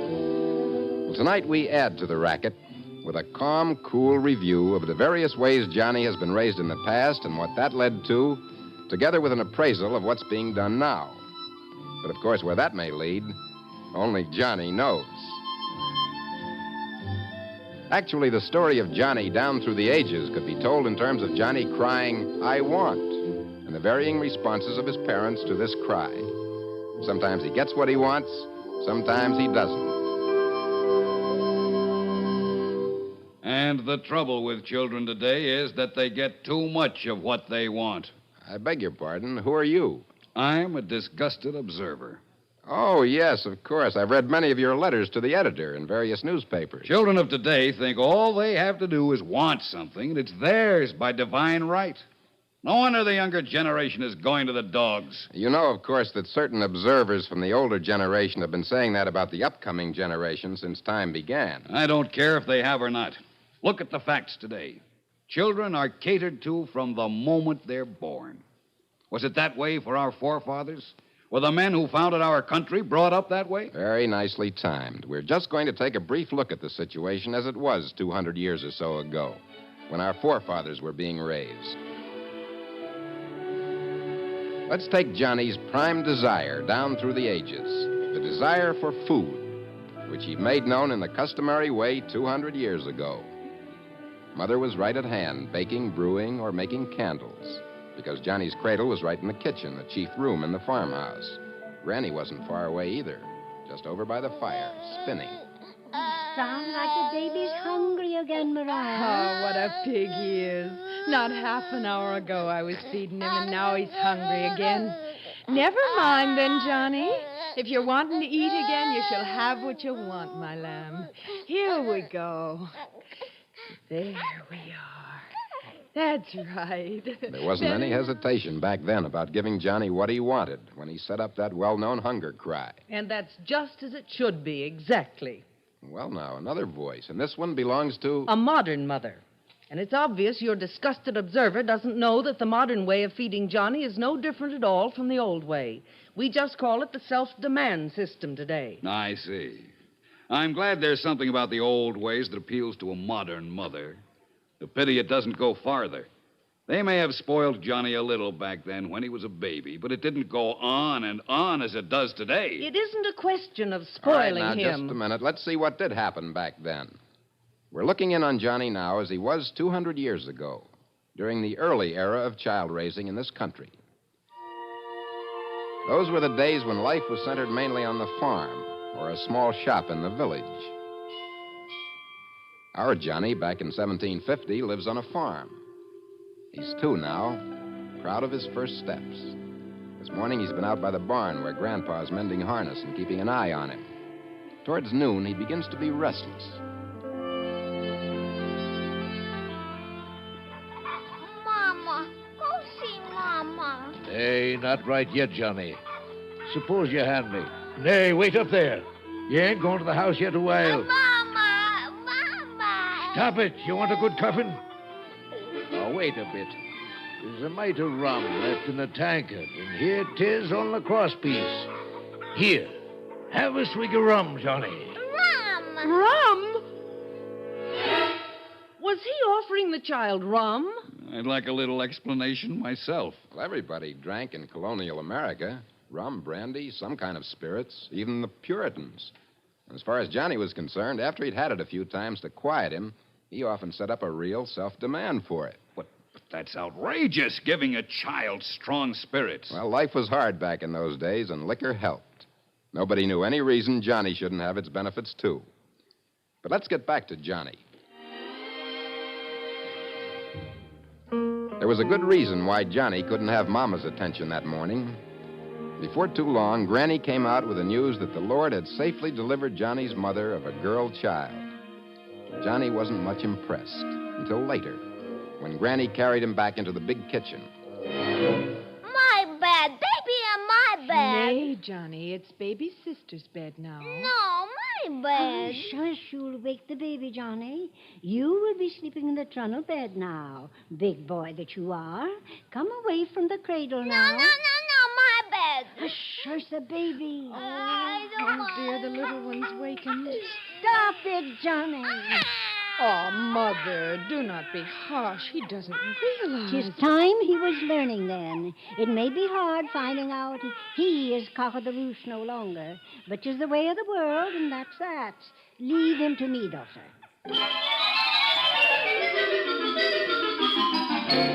And that was how they apprised Johnny of the fact that he wasn't the hub of the universe back in those early days of child raising. I am, he cried, I want. You're not, they said, and you can't have, and that's that. Fine. Perfect. If there was a little more of that today, Johnny would be better off. Better off? Would you feel better off if you walked into your office one morning and found yourself fired? No explanation, no warning, nothing? Well, no. The thing is, they loved Johnny back then. They wanted to do what was best for him, just as we do now. Why didn't they cushion the blow for him? The Lord has ordained that this world be a vale of trial and testing. Pain and hardship are part of his plan. Above all else, my soul, learn obedience to God's will. A good many terrible things happened in those days. Plague, pestilence, and famine swept the world without anyone knowing why or what to do. And Johnny had to learn to accept the things that happened as a result of God's will. They were training him to resignation. Oh, dear, it's so sad. Well, let's see if there weren't compensations for poor little pushed-aside Johnny in this early era of child raising. So, Johnny, a big boy like you mustn't stand idle. While all else are busy, come help Danny grind the corn. Come, Johnny, fetch the basket to Mother, and then you can start untangling the flax for spinning. You can work the churn for a while now, Johnny, while Granny gets on with the candle making. Those were the days when a dog-eared almanac hung on a nail on a wall. Industry makes all things easy, poor Richard said. There are no gains without pains. And the used key is always bright. Well, there was plenty to keep Johnny bright. Soon he was old enough to go out in the fields with his father. So, Johnny, like this. The corn down in the hole. So far, no farther. And the earth back over it. That's right. Sure, you'll be taking over the planting for me in no time.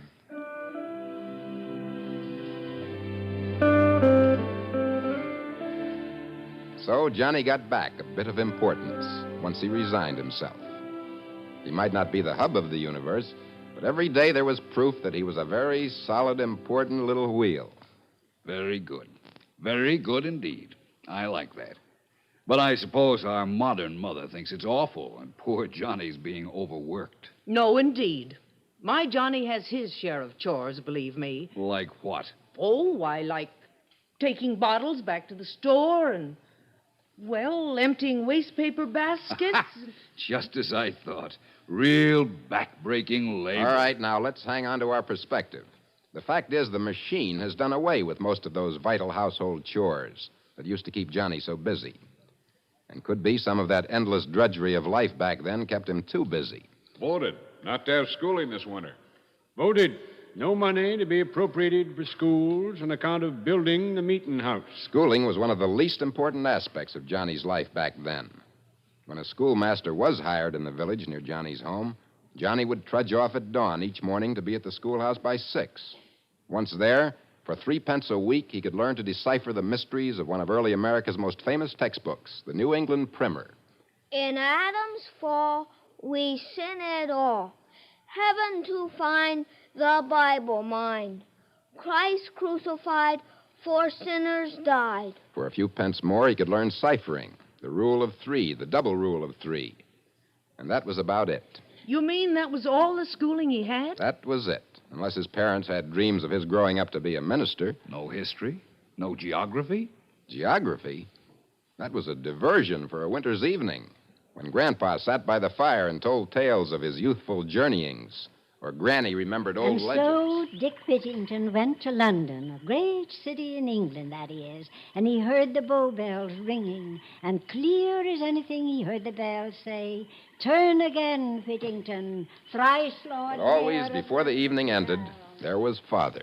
All right, enough this yarn spinning, or the young'uns will forget the Lord put us here not for vain indulgence, but to work for his glory. We will kneel now for prayers. And that was how Johnny was raised back in the early age of child raising, all geared to one goal.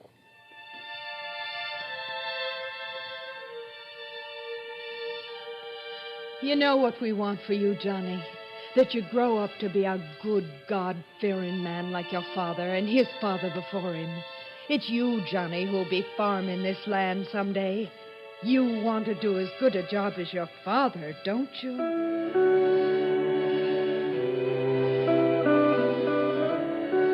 The goal was the status quo. It was the stay-put era of child raising. And it had worked with variations for thousands of years, from the dawn of time till the Industrial Revolution, punctuated, of course, by certain outcries. What's this I hear about you spending all your time with those wild radicals in the village, Johnny? And this book I found under your mattress, Thomas Paine's Common Sense. Fine common sense he shows, inciting folks to violence. In my day, there wasn't all this reading. But nowadays, why, the younger generation is going to the dogs.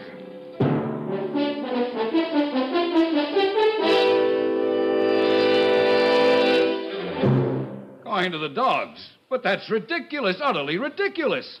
Why, that's the generation that went on to fight the Revolution, write the Constitution, found the United States. Yes, indeed. All very worthwhile projects from our point of view.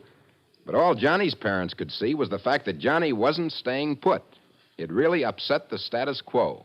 It wasn't a bad upbringing, though, in lots of ways. Plenty of love and affection when Johnny was little. A real place in the household. Yes, in lots of ways it looks pleasant from this distance. But it ended, and pretty abruptly, too, here in America. It just wouldn't work anymore when that other revolution, known as the Industrial Revolution, began to sweep away all the old patterns of life.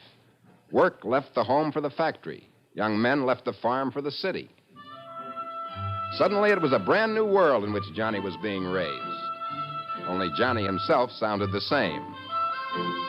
Now, let's look in on him in the 1870s, when the new era of child raising was well underway. He's in a room of his own now, upstairs in a brownstone house in the city. Yes, Johnny sounds the same, but the rules are different. Oh, dear, what is it? What's wrong, Johnny? All right now, Mary. He's been fed, hasn't he? Oh, yes, John, just half an hour ago. So I really don't know. Maybe he didn't get enough. Maybe. Maybe. If he got the usual amount and there's nothing else wrong, no pin sticking him, then there's no doubt about what you do now. Leave him to cry it out. Oh, but John... Didn't you study that book I brought home for you at all, Mary? Have you no memory of the passage dealing with just this sort of struggle for mastery? I remember it, John, but he's so little now. At such a juncture with the infant, in order to determine the master and firmly establish authority, it will be necessary to employ vigorous measures. Vigorous measures, Mary. It doesn't matter how little he is. He's simply trying to assert his will over ours, and it won't do. I'll leave him alone now, Mary, and let him learn who's master right now, once and for all.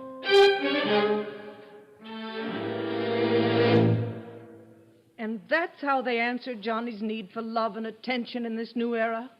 Oh, I just can't bear it, that's all. What's so wrong with it? What's wrong? He cried. They went away and let him cry, let him feel small and helpless and alone in a huge, unfriendly world. Oh, how could they be so cruel? Well, one thing's sure, they weren't trying to be cruel. The world did become very huge when the tight family unit was scattered from the farm. Crying about it, crying for the things he wanted from this new world, never did Johnny's father any good. Now he was showing Johnny it wouldn't do him any good either. I still say it's awful. Well, it wasn't all frustration for Johnny. He was the son and heir. Life might have rules, but he was quite a little kingpin even so. Until, of course, after a couple of years, the inevitable happened. My, such a beautiful little girl, my dear. Oh, how proud young John must be of such a lovely little sister. Come, Johnny, tell me, do you not find her utterly delightful? No. No? Johnny, think what you're saying. All anybody does around here now is gush over her. Ain't she pretty? Ain't she sweet? Now, Johnny.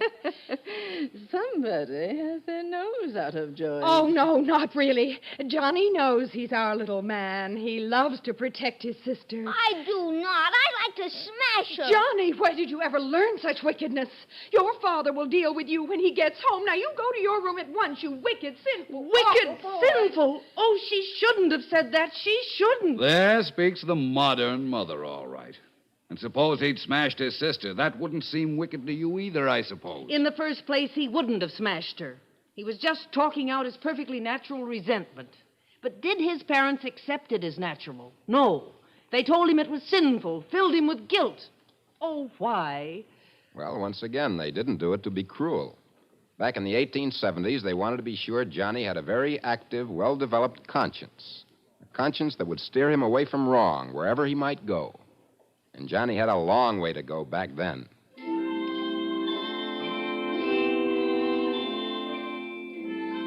All right, Johnny, let's hear you read today's lesson. There was a little boy whose name was Harry. His parents sent him to school. Now, Harry was not like Idle. And I'm afraid it's a word that applies to you. A great boy of 8, and he stumbles over a word like idle. Oh, go on. Idle John. He loved his book and was first in his class. One morning, his mother called... And so on, all through Lesson 56 in McGuffey's Second Eclectic Reader. And all to very grudging approval indeed. Not too bad, Johnny. But you must work harder yet at your lessons if you're not to be like Idle John. Only that night, talking to Johnny's mother, it was a different story. He's smart as a whip, Mary. He's going to make his mark in the world. I have plans for that boy, Mary. Big plans. This nation is growing, and Johnny's going to grow with it. There's just no limit to where he can go, what he can be in the future. No, not much doubt about what to call this era of child raising. It was the get-ahead era. All the browbeating, all the discipline, all the loneliness had their purpose. Life was a fight to get to the top. And Johnny was being trained. What's this I hear about champagne suppers? Trips to New York where you've been seen with, well, dare I call them young ladies? Is this how you throw away the hard-earned money I send you for an education? What is the world coming to? Why, the younger generation is going to the dogs, that's all. To the dogs.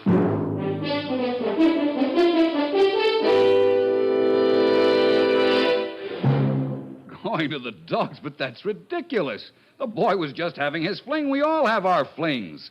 Then we settle down and do what's expected. Well, it's perfectly plain by now that this is the era of child raising that our observer really likes. Why not? It produced the men who made this country great. The men who built the railroads, the skyscrapers, the industries that are the marvel of the world. Yes, and it also produced a legion of lonely, bitter men who weren't able to be the big successes that would have justified everything. Men who took out the frustration of their failure on their children. Children who wound up in their turn in institutions or on a psychiatrist's couch. Certainly there are always going to be a percentage who are too lazy or incompetent to succeed. No, that isn't the answer. Everybody can't be president. There isn't room for everybody at the top. No, that's true. There isn't. And that fact has caught up with us and brought us smack into the modern era and a whole new point of view about raising Johnny.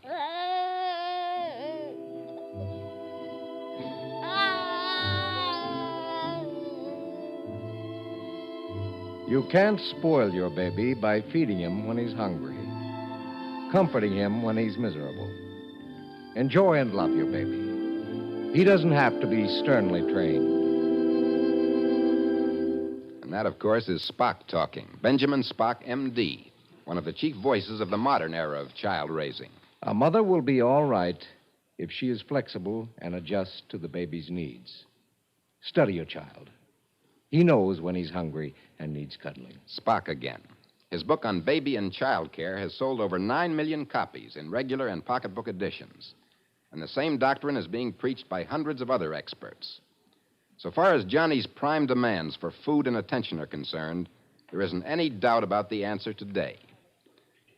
Well, now let's take the second threat to Johnny's inborn conviction that he's the hub of the universe. As a modern mother, I'll be only too glad to tell you just how my husband and I handled that. We started preparing Johnny for Susie's arrival long before she was born. We told him all about how the baby was growing inside me. Good heavens, are there no sanctities left? He could hardly wait for me to go to the hospital and come back with his baby. His baby? But even with all this preparation, there was bound to be a period of adjustment when the baby was actually there. Yeah. Shut up. You keep on like that and I'll smack you one. Now, Johnny, did you ever hear Daddy and me talk that way to you? You don't really want to smack Amy. Amy, I hate that name. I won't call her that. Well, what would you like to call her, dear? Did you have a name all picked out? Oh, dear, did Daddy and I? We should have asked you. Susie. Call her Susie. All right, we'll call her Susie.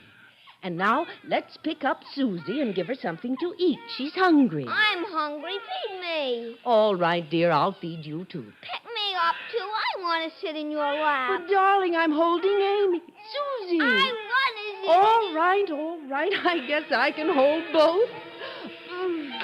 There. Amy, darling. Her name's Susie. Yes, dear. Please don't kick. I'm trying to get Susie's bottle. I want a bottle. But, darling, there isn't. I want a bottle. All right, dear, all right.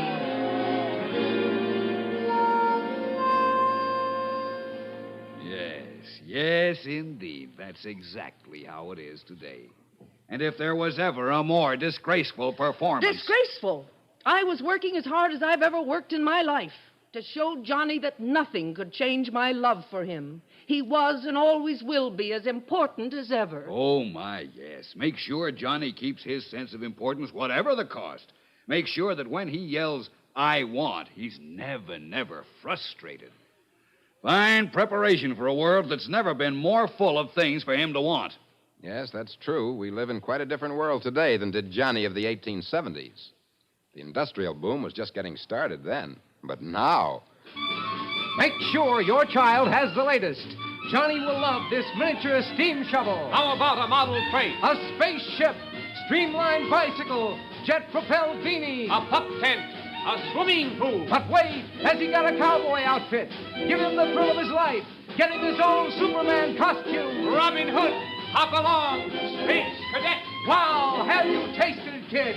Crispy, crunchy, it's super delicious. Smooth and creamy. Bubbling, sparkling, nutty. Yum! Ask Mom for a case today. A loaf. A bag, a box, a carload. And that, of course, as every parent knows, is only a brief sampling of the thousands of voices calling their wares to Johnny today. Our country lives by full production, and the only way to keep up with the tide is by constant consumption. Johnny is a brand new market. A brand new market, already conditioned by his mother here to want every senseless, idiotic thing that's offered him, whether it bankrupts the family or not. No, it doesn't work like that. No, how could it work otherwise? Everywhere he turns, Johnny gets just one idea. Life is a carnival put on for his amusement. Be sure to listen tomorrow, kids, for another action-packed adventure when Two Guns Tompkins, Four Guns Fergus, Six Guns Slocum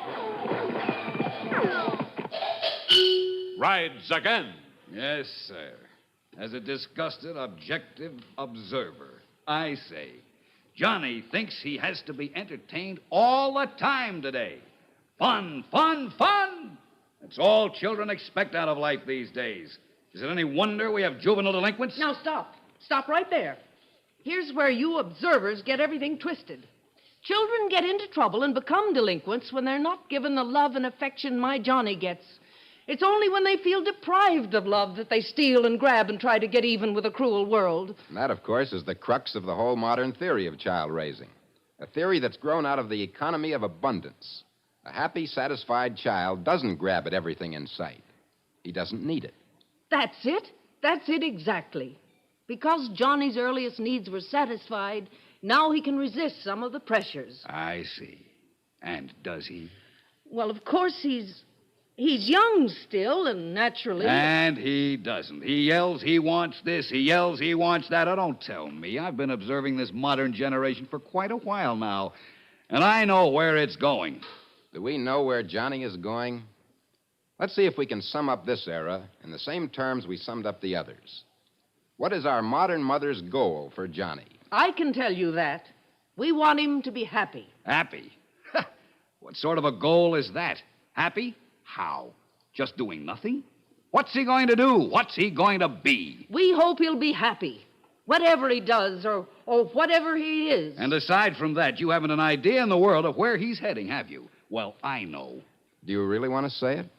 After all that's gone before? I do. The younger generation After all the times it was said before in other eras? There weren't any of them like this one, where Johnny's the unchallenged hub of the universe, and nobody has any goal for him at all. He's going to the dogs.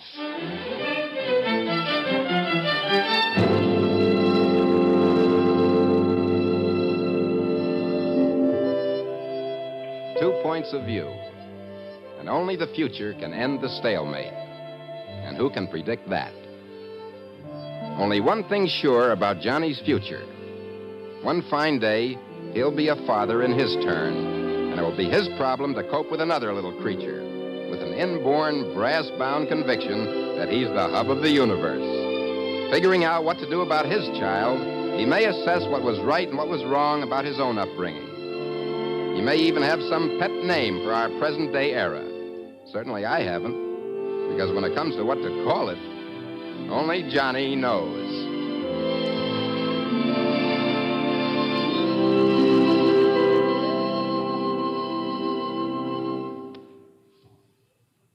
You have been listening to the CBS Radio Workshop and Only Johnny Knows, written by Johanna Johnston, with music composed and conducted by Charles Paul, and produced and directed in New York by Paul Roberts. Joseph Julian was heard as the narrator, Catherine Anderson as the modern mother, and Jackson Beck as the observer. Also included in the cast were Mary Patton, Ian Martin, Sarah Fussell, Joe Helgeson, Ed Prentice, Lawson Zerby, Nell Harrison, Ethel Owen, and Ruth Tobin. This is Gaylord Avery inviting you to join us next week when, from Hollywood, the CBS Radio Workshop presents Dissertation on Love, a not-too-serious analysis on the universal subject of romance by distinguished French, English, and American authorities. For fuller convention coverage, stay with this station on the CBS Radio Network. From Hollywood, the CBS Radio Workshop. Scat! The world's divided into two kinds of people, ailurophobes and ailurophiles, cat haters and cat lovers. There's no in-between. The man is yet to be born who can take cats or leave them alone. Either you love them or you hate them. I hate them. And even if you're a sweet old lady who lives all alone with 13 pussies, I'm sure you won't think too ill of me when you hear what the king of the cats did to me. Scat, you black fiend! The CBS Radio Workshop, dedicated to man's imagination, the theater of the mind, presents The King of the Cats by Stephen Vincent Benet, adapted for radio and directed and produced in Hollywood by William N. Robeson.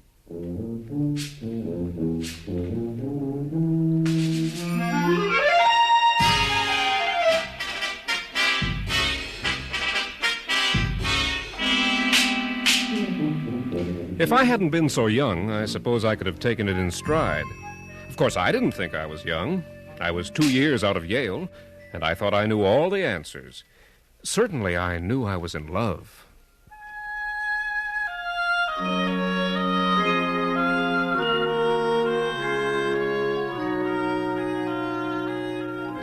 They say the most beautiful women in the world are Eurasian, and they're right.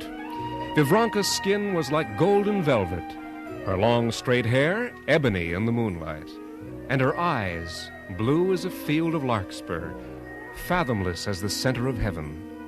Her mother had been an American missionary, her father Siamese, and undoubtedly a prince, my Aunt Emily insisted. Ordinarily, Aunt Emily wouldn't have approved of Vivranka, but this was the year that the King and I was a sellout at the St. James Theater, so a hostess who could decorate her dinner table with a breathlessly beautiful Siamese princess was definitely a hostess with a mostess. At least Aunt Emily always addressed her as princess, and Vivranka always replied to the title. My dear princess, how sweet of you to drop in. And Tommy, how nice you would get away from the office early. Lemon or cream, princess? Neither, Mrs. Culverin. And no sugar. Oh, of course, my dear. How stupid of me to forget. Here you are.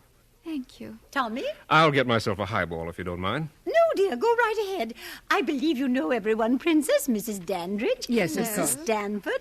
Professor Fairweather. Yes, indeed. Mrs. Dandridge has been telling us about the most fascinating man, my dear. A symphony conductor with a tail. A tail? How interesting. I still can't believe it. I saw it myself, twice. First in Paris, and then again at the Teatro Royale in Rome. He conducted the Beethoven Pastoral, and, my dear, you've never heard such effects from an orchestra. You see, he conducted with it. With his tail? Oh, no. Oh, yes. And such a charming person. So urbane, so utterly fascinating. I should imagine. I would love to meet him. And you shall, my dear. I'll see to it when he arrives. Oh, he's coming over? Yes. Yes, the new symphony people have invited him to be guest conductor for 3 concerts. He'll be very busy, of course, but he's promised to give me what time he can spare. Oh, that's sweet of you, dear, but you mustn't wear yourself out. The rest of us must do our part, too. I'll be only too glad to help entertain him. Oh, now, that won't be necessary. I'm just going to give Monsieur Thibault... Sweet name, isn't it? Felix Thibault. I'm just going to show him the simplest of times. A little reception for 100 or so after his first concert. Perhaps he hates large mixed parties on account of his little idiosyncrasy. It makes him feel a trifle shy of strangers. I should think it would, to say nothing of his friends and acquaintances. Vivranka, my dear, how would you like to go out night-clubbing with a jerk with a tail? It might be interesting. Huh? He is not a jerk, Tommy. He is one of the finest conductors in Europe. Sounds to me like he's the smartest showman since P.T. Barnum. What do you think, Professor? Well, I should be interested to see this Monsieur Thibault myself. In the Middle Ages, there was a widespread belief in homo caudatus, or men with tails, but I know of no authenticated case. Of course, we all have tails, in a manner of speaking. What? Oh, vestigial, of course. But the last few vertebrae of anyone's spine, the coccyx, is the evidence of a concealed and rudimentary tail. I dare say it might be possible in an extraordinary case that a throwback, a reversion to type... How fascinating! I never realized that Well, I think it'd be fun to get together a box for the first concert, all of us. Oh, well, I'm afraid I shall have my own box party. But, of course, you'll come on to the reception later at my place. Why, thank you, my dear. Then there'll be the professor and the princess and Tommy. Count us out, Aunt Emily. When Vivranka and I want to see freaks, we'll go to the circus. I shall be very pleased to attend the concert, Mrs. Culverin. Ah, splendid, my dear. But Vivranka... Is there anyone you'd like me to ask to replace Tommy? But Aunt Emily... It doesn't make any difference. I'm only interested in meeting this wonderful Monsieur Felix Thibault. But Vivranka... I went to the concert. What else could I do? We took our seats in the box as the orchestra took theirs on stage and began their aimless squeakings and tootings, those caterwaulings which I must confess make about as much sense to me as the music that follows. Aunt Emily was in a dither of fluttery expectation. Professor Fairweather had lost much of his scientific detachment, and Vivranka, gorgeous Vivranka, sat beside me silent, but so tense I could almost feel her breathless expectation, and I didn't like it at all.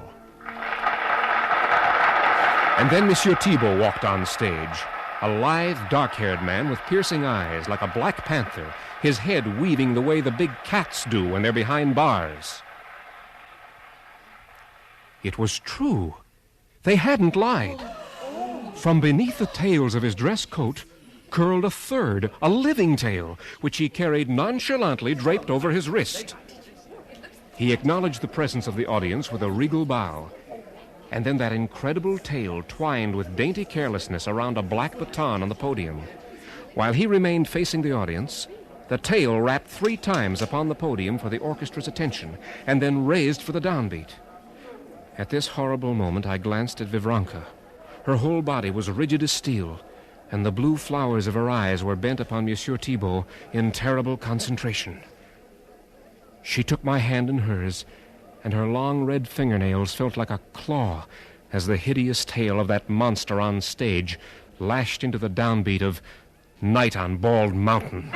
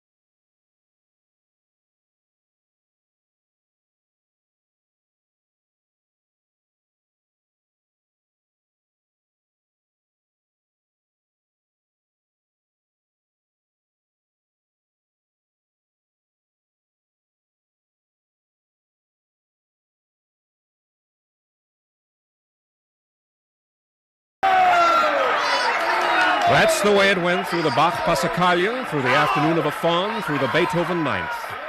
New York music lovers had never heard anything like it before, and New York music lovers never behaved quite like this before.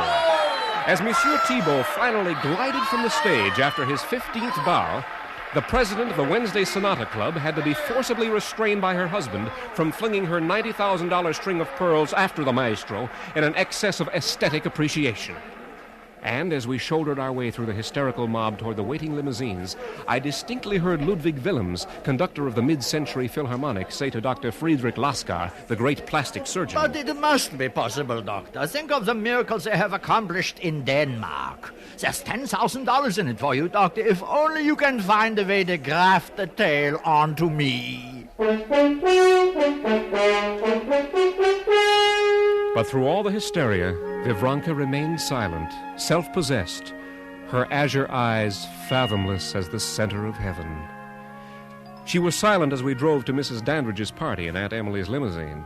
But this was not too remarkable, because Aunt Emily never stopped raving about Monsieur Thibault. But aside from the heavenly music, my dears, the man himself, such elegance, such poise, such...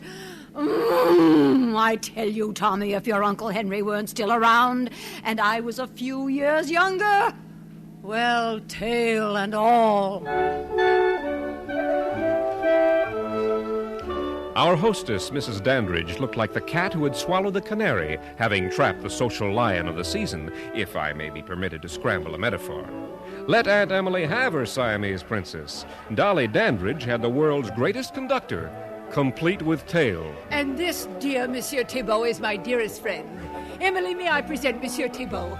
Monsieur Thibault, Mrs. Henry Culverine. Enchanté, Madame Culverine. Oh, Monsieur Thibault, it is an honor to meet you. I am overcome. Yes, thank you much, Madame. I feel I should be on bended knee. It is not necessary. Oh, I should kiss your hand. You are too kind, no? Oh, I must. No, please, Madame. He stopped trying to stop Aunt Emily from making a fool of herself. He had seen Vivranka. The end of his tail, just the very end, twitched turgidly, and he seemed to be at her side in a bound rather than a step. It was foolish and superfluous for Mrs. Dandridge to do the honors. Princess, may I present Monsieur Thibault? Monsieur, Princess Vivranka. Maestro. Princess. They exchanged no more words. Monsieur Thibault presented his arm to the princess. She linked hers in his, and his infernal tail switched from his right arm to his left to come to rest across Vivranka's wrist. Thus, like royalty, they made their way across the room, the guests parting to make a path for their regal progress. Now, Tommy, you mustn't take it so hard. After all, the princess is an awfully sweet child, but she isn't exactly our kind. And I suppose she's his. She seems to be. Look at them. So darlingly foreign, both of them. Yeah, aren't they?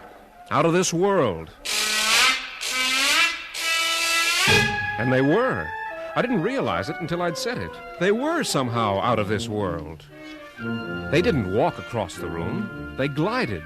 The tail-coated maestro with his third tail so insidiously ubiquitous, and the princess's hips swaying in the golden-threaded silken sheath of her skirt.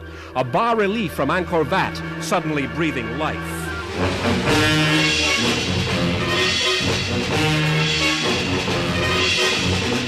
She never left his side for the rest of the evening. I didn't like it. I didn't like it a bit. But there was nothing I could do about it. After all, one can't very well make a scene, especially with a guest of honor. But Professor Fairweather, detached man of science, was bound by no such restrictive codes. Extraordinary.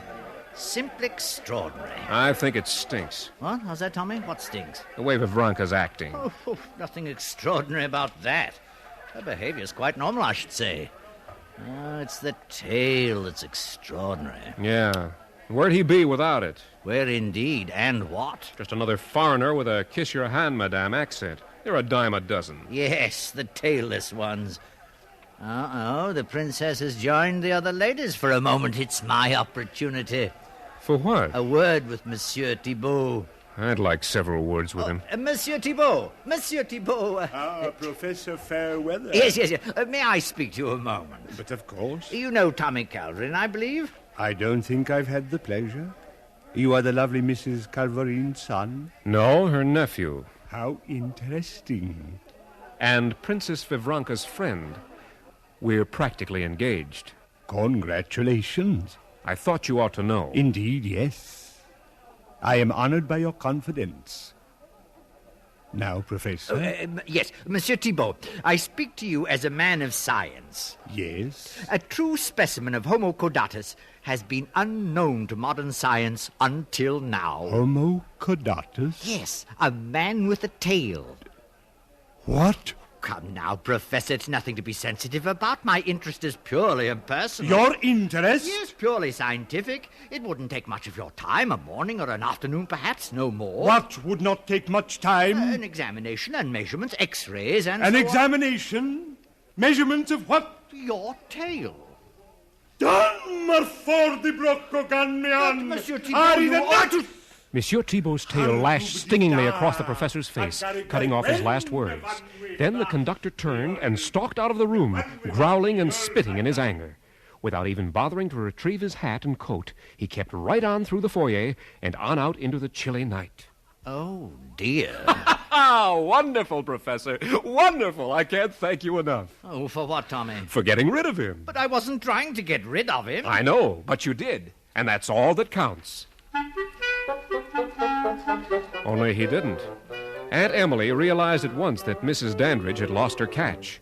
For certainly Monsieur Thibault would never again enter the house where he had been insulted. And Aunt Emily moved with the speed of an aggressor nation. Within 3 days, Monsieur Thibault had accepted her invitation to be a house guest and had moved in bag and baggage.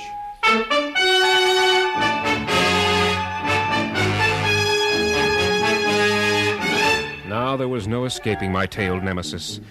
And now it took no urging upon Vivranka to visit Aunt Emily. She wanted to be there. She preferred being there to any entertainment I could offer her. But there was one ray of hope. Thibault was committed to a long concert tour all the way to the coast, and with him out of the way, I felt sure I could mend the fences he had torn down.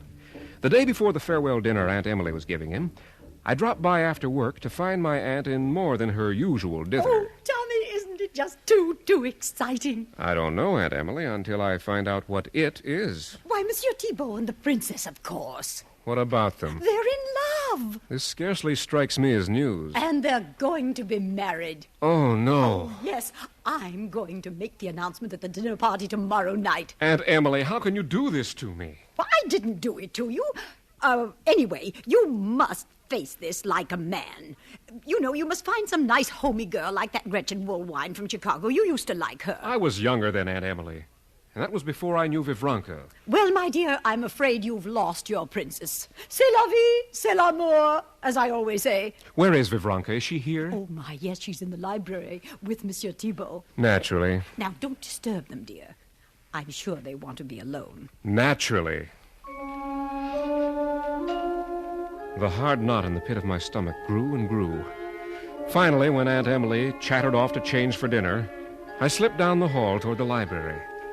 I couldn't hear voices, and the room was dark. I was about to flick on the light switch when I heard a strange sound. And then I saw them silhouetted in the dying light of a fire. Thibault was seated in a chair, and Vivranka crouched on a stool at his side, while his hand softly, smoothly stroked her dark hair. And all I could think of was black cat and Siamese kitten. And then I realized what the sound was. They weren't talking to each other. No, they were purring to each other. But, Professor Fairweather, what am I going to do? Now, Tommy, you must get hold of yourself. This whole thing has disturbed you to the point of hallucination. Nonsense, Professor. I heard them. I tell you, I heard them purring. Fantasy, sheer fantasy. Just because the man does have a tail, you're imagining... I'm positive he's a cat. And you cannot stand the thought of Vivranka marrying... I can't stand the thought of her marrying anyone. But a cat? It's monstrous. What am I going to do, Professor? Well, you might have the SPCA pick him up. Oh, please, Professor. Oh, I'm sorry, Tommy. I know you're serious. Wait a minute. I just thought of something. Oh, no, it's too ridiculous. What? Tell me, what? Oh, Tommy, you're a bad influence. You're leading my reason from the narrow path of scientific method to the doubtful fields of the supernatural. What are you talking about? Well, I was thinking of a story I read once. Oh, it's turned up in one form or another in the folklore of every land on earth, I suppose. It has to do with a traveler who saw within a ruined abbey a procession of cats lowering into a grave a little coffin with a tiny crown on it.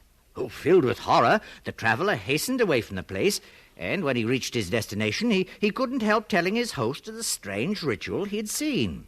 Well, scarcely had he finished when the host's cat, who'd been lying in front of the fire, leapt to its feet and cried out, "Then I am king of the cats," and disappeared in a flash up the chimney.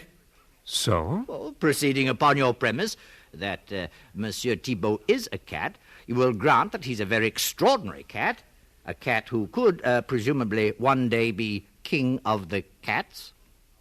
Of course. Of course. Yes, it might work. I'll pull it on him tomorrow night at Aunt Emily's dinner party. Only... Only what? Well, he won't buy that ruined abbey part. Well, then use your imagination. Make it Central Park. Sure, why not? Bring the story up to date. A funny thing happened today on my way up from the office.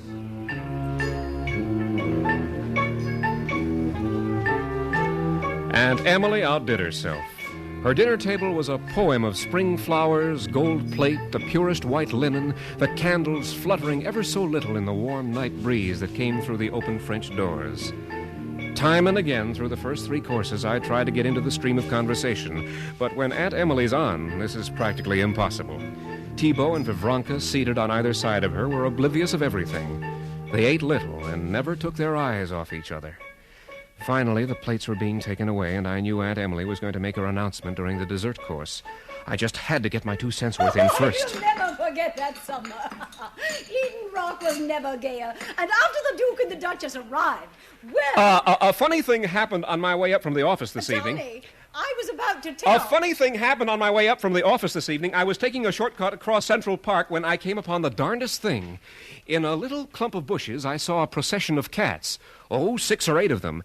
And they were carrying a little coffin toward a tiny open grave. And on the coffin was an exquisite little golden crown. Now, isn't that the strangest thing? Silence. The guests looked at me as though I were quite mad.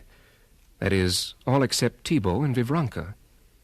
Thibault looked at me, the end of his tail flicking above the edge of the table, and Vivranka looked at Thibault, the way she had that night at the concert, tense, breathless, her eyes blue flame.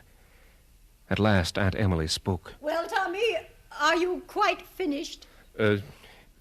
Yes, Aunt Emily, that's all I had to say. I should hope so. Well, that summer, when the Duke and Duchess Excuse came down... me, Mrs. Calverine. Oh, of course, Maestro. Tommy, you are quite positive of what you saw this evening? Oh, yes. Yes, you don't go around making up things like that. No, of course not. Yet one must be sure of the details. Now, there was a crown on the coffin, you say? That's right. A golden crown? Yes. With tiny pearls on it? That's right. You're absolutely sure? Absolutely. Then I am king of the cats! He leapt to his feet from his chair to the table and in one bound disappeared through the open French window. And an instant later, Ivranka followed. As she disappeared from the balcony to the alley below, I caught just a glimpse of something protruding beneath her silken-sheathed skirt. It was a black-tipped, golden tail.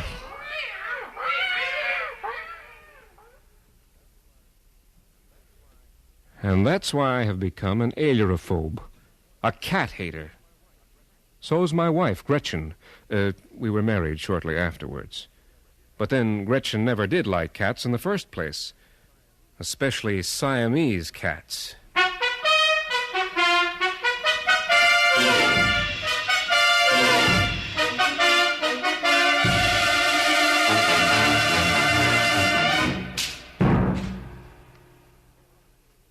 From Hollywood, the CBS Radio Workshop has presented The King of the Cats by Stephen Vincent Benet, with Byron Kane as Tommy, music arranged and conducted by Amerigo Marino. Included in the cast were Jeanette Nolan, Helen Klebe, Peggy Weber, Joe Kearns, and Jay Novello. Next week, from New York, the workshop will present a psychological study of the do-it-yourself movement, The Day the Roof Fell In, by Charles S. Monroe. Suspense, radio's outstanding theater of thrills, follows over most of these stations with the chilling story of the man who stole the Bible. For a half hour of breathless terror, stay tuned to this frequency. You won't regret it.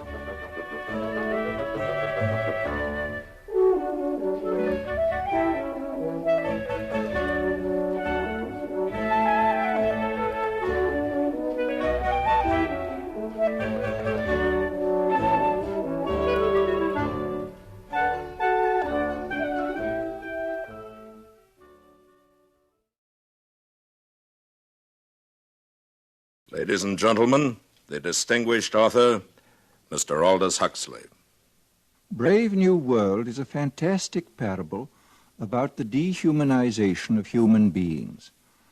In the negative utopia described in my story, man has been subordinated to his own inventions. Science, technology, social organization, these things have ceased to serve man. They have become his masters. A quarter of a century has passed since the book was published. In that time, our world has taken so many steps in the wrong direction that if I were writing today, I would date my story not 600 years in the future, but at the most 200. The price of liberty and even of common humanity is eternal vigilance.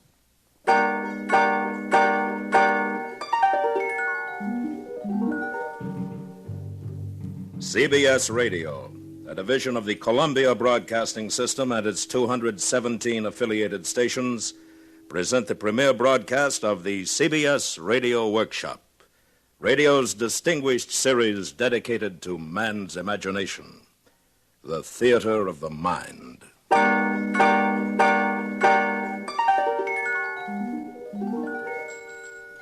Tonight, Part 1 of 2 half-hour programs devoted to one of the world's most shocking and famous novels, Aldous Huxley's terrifying forecast of the future, Brave New World. We are proud to have Mr. Huxley as narrator for these broadcasts. Original music is composed and conducted by Bernard Herrmann.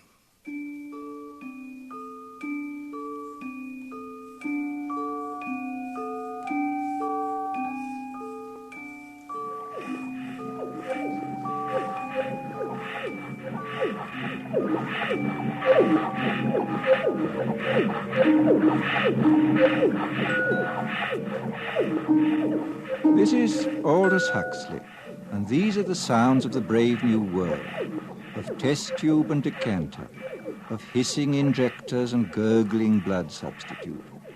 The year is AF 632, 632 years after Ford. We are inside the London Hatchery and Conditioning Centre, and this is the fertilizing room, an enormous laboratory where the temperature is never allowed to fall below 98.6. And here comes the director of hatcheries and conditioning in person, bringing with him a group of young students. Tomorrow you'll be settling down to serious work. Today I just want to give you a general idea of things. These are the incubators, and here is the week's supply of ova, kept at blood heat. Come along, boys. Now here, we immerse the eggs into a warm bouillon containing free-swimming spermatozoa. Immersion continues until the eggs are all fertilized.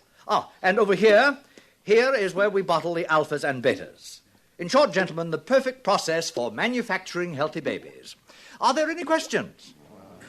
Sir, will you explain the Bakanovsky process? I'm glad you asked that. Students, take this down. Bakanovsky's process, where in olden times one egg made one embryo which made one baby. Today we've improved on all that. Now the egg will divide from 8 to 96 buds, and every bud will grow into a perfectly formed embryo, and every embryo into a mature baby, making 96 human beings grow where only one grew before. Progress. But what advantage is it, sir? Oh, my good boy, can't you see? Where in olden times nature allowed us only to have twins or perhaps triplets or so, today we can create scores of identical individuals. We can manufacture men and women in uniform batches. Think of it. An entire factory staffed with the product of one single egg. 96 identical individuals working 96 identical machines. At last, society really knows where it stands. Remember, it was our Ford who gave us the concept of the assembly line when he was on Earth many centuries ago. And now, boys, we will go up to the bottling room where we shall see how we create each class of society, alphas, betas, deltas, etc. Come with me. Well, Lenina. Oh, Director. Oh, charming. What are you injecting into our embryos today, my dear? Typhoid antitoxins? Yes, sir.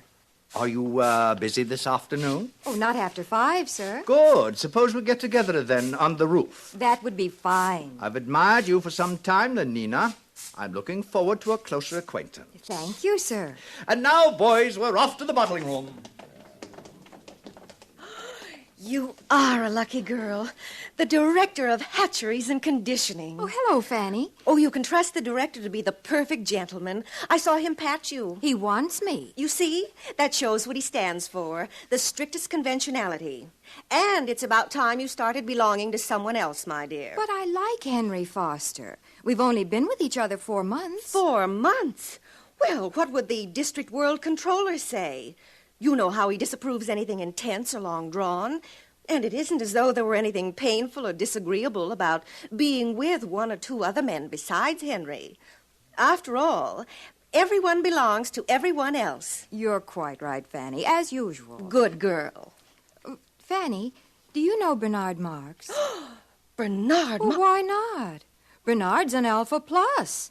Besides, he asked me to go to New Mexico, to the Savage Reservation with him. But his reputation.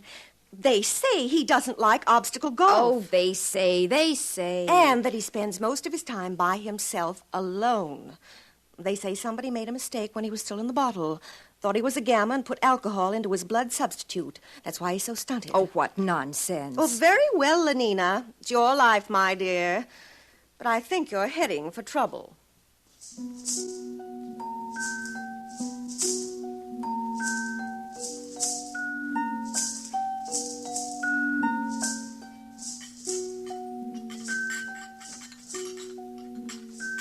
And here we have the bottling room. Little embryos carefully bottled being rocked gently to and fro as they did in olden days when carried by their mothers. Now, boys, You must learn to distinguish between smut and science. I am going to use that word again. As scientists of tomorrow, you must learn to cope with it. Mother. Oh. There, that's better. As a matter of fact, there is an area in our world where humans are still viviparous, still give birth to their children. The Savage Reservation in New Mexico. I visited there once myself, many years ago. Dreadful, filthy place. Naturally, civilization has improved on all that. It is here we control the embryo's growth, each batch carefully regulated to produce the exact class of citizen we desire. And here is our Mr. Henry Foster in charge of bottling. Oh, Henry. Yes, sir. Please explain the process to the students. Oh, delighted, sir. By the way, Henry, before you begin, I made a date with Lenina Crown this afternoon. Oh, really? I'm delighted, sir. I'm sure you'll enjoy belonging to her. Good. Very pneumatic girl. Now, please proceed. This way, gentlemen.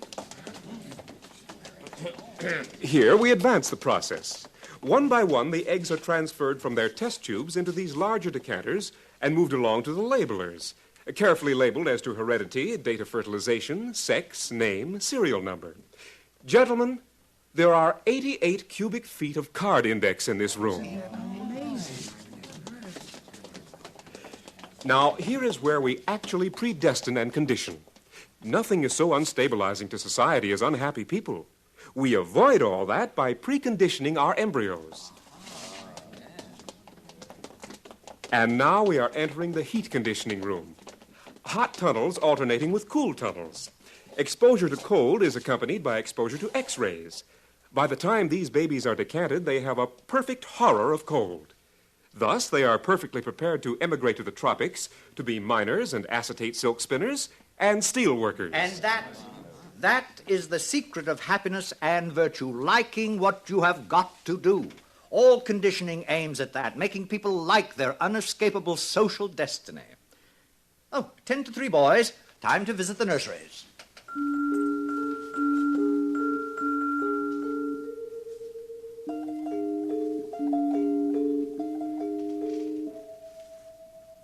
And so the director continued on his tour.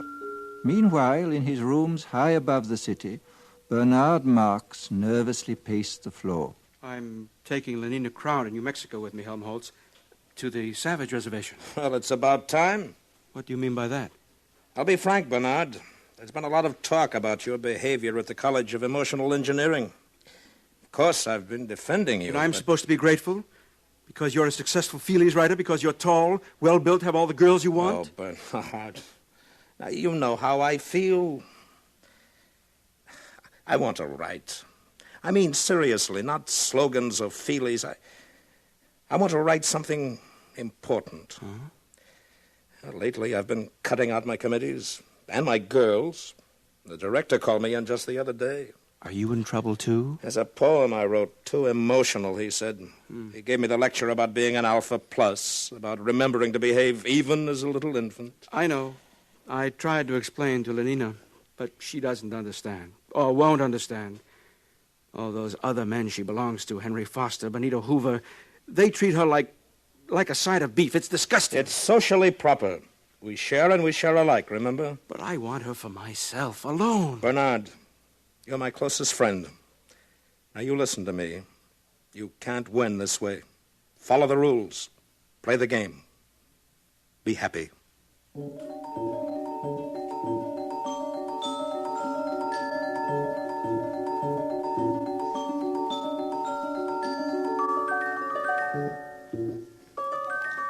The nursery was on the 5th floor.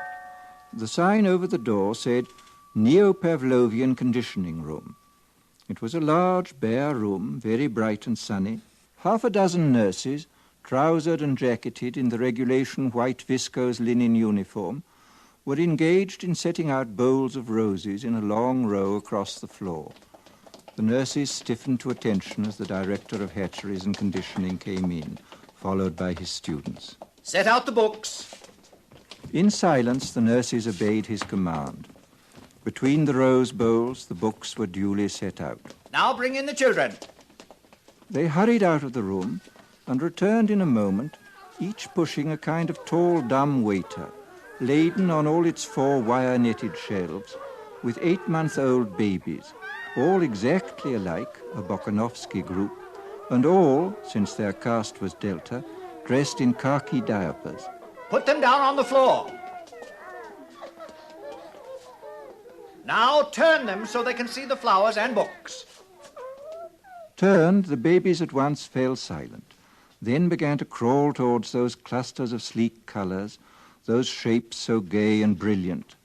From the ranks of the babies came little squeals of excitement, gurgles and twitterings of pleasure. The swiftest crawlers were already at their goal.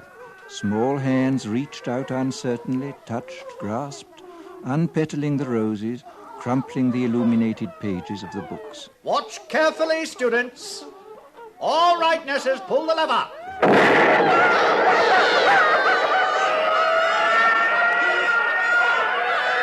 And now we proceed to rub in the lesson with a mild electric shock.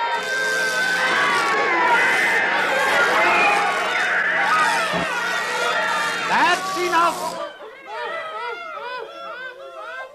All right, take them away, nurses.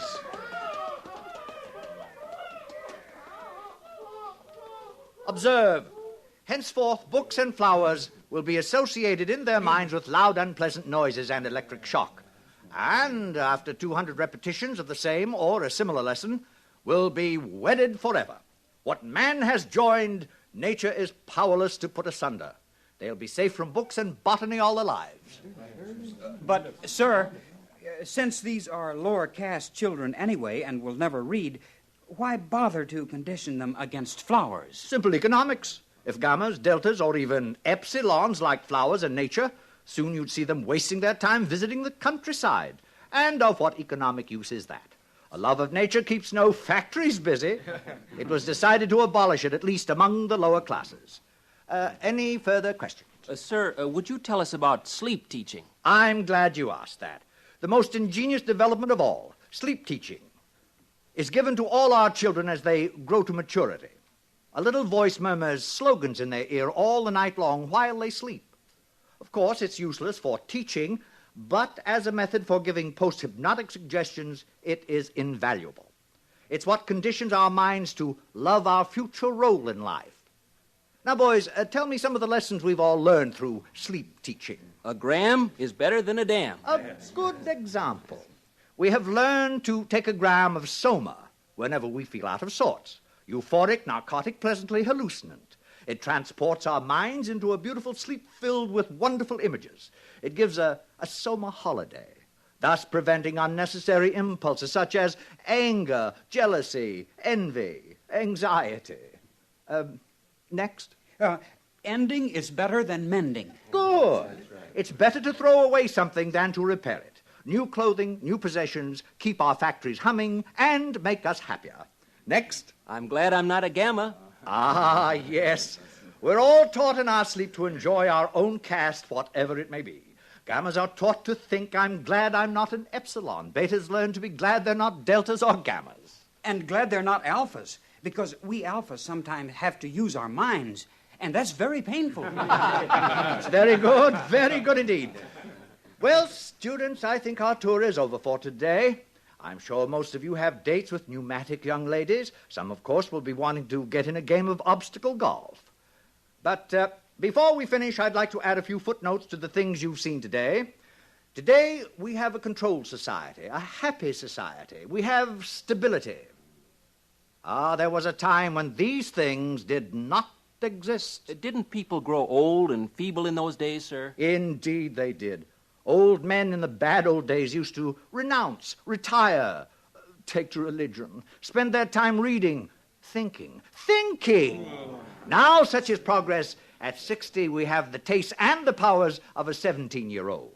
Why, the old men have no time, no leisure from pleasure, not a moment to sit down and think. They're much too busy scampering from feely to feely, from girl to pneumatic girl.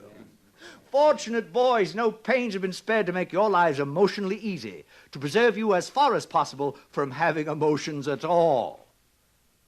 Ford's in his flivver, all's well with the world.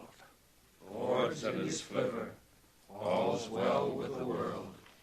And solemnly and devoutly they made the sign of the T, and hurried off to join their fellow citizens at play.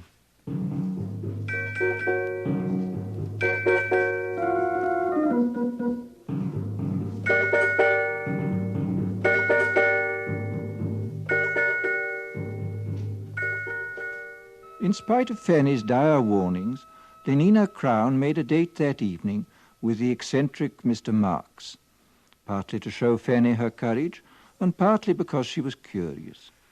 When they were safely in their helicopter and climbing above the city, she turned to him. Shall we play escalator squash or go to the Feelies? Escalator squash is a waste of time. But what else is time for? All right, then, let's go to the Feelies. You know, they're showing love on a bearskin rug, and everyone says it's terribly exciting. You can Lenina, actually please, feel... couldn't we just go for a walk and be alone together? But, Bernard, we'll be alone all night. Well, I meant alone for talking. Talking? What about? Oh, you're beginning to feel nasty, I can tell. Take a soma, Bernard. I'd rather be myself and nasty, not somebody else, however jolly. A gammon 9 saves 9. Oh, for Ford's sake, be quiet. Bernard. Lenina, don't you ever want to be just you? Not enslaved by your own conditioning, to be free? But I am free. I'm free to have the most wonderful time. Everybody's happy nowadays. But wouldn't you like to be free to be happy in your own way and not somebody else's? I simply don't understand you. Bernard, do you really like me? Everyone says I'm awfully pneumatic.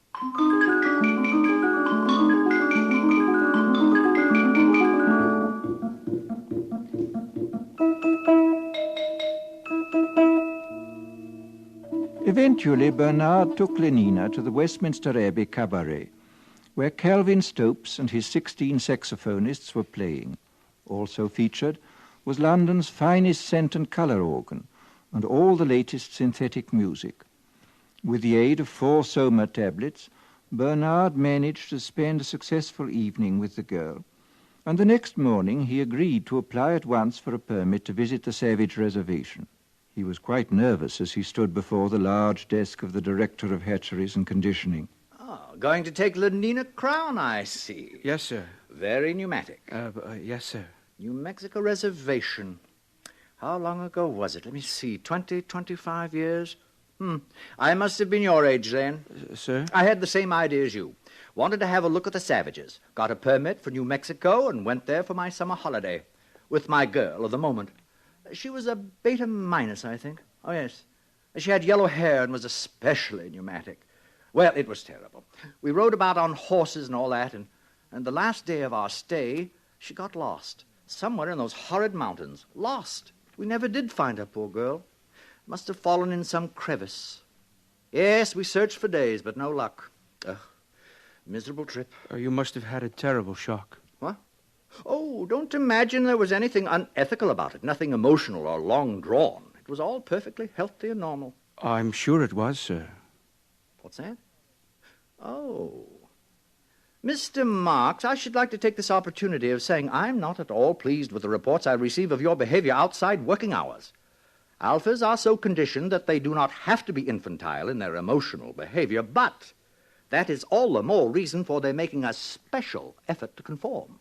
And so, Mr. Marks, I give you fair warning. Yes, sir. If ever I again hear of any lapse from a proper standard of infantile decorum, I shall ask for your transference to a subcenter, preferably to Iceland.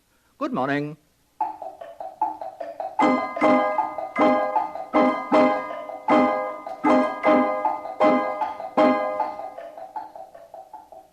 The journey was quite uneventful. The Blue Pacific rocket lost 4 minutes in a tornado over Texas, but was able to land at Santa Fe less than 40 seconds behind schedule. Lenina and Bernard slept that night at Santa Fe, and Lenina was very happy. Imagine 60 escalator squash racket courts in the hotel, and obstacle and electromagnetic golf, too. Oh, Bernard, it's simply too lovely. There will be no scent organs, television, or even hot water once we get out on the reservation. I can stand it. You'll see. Only progress is lovely, isn't it?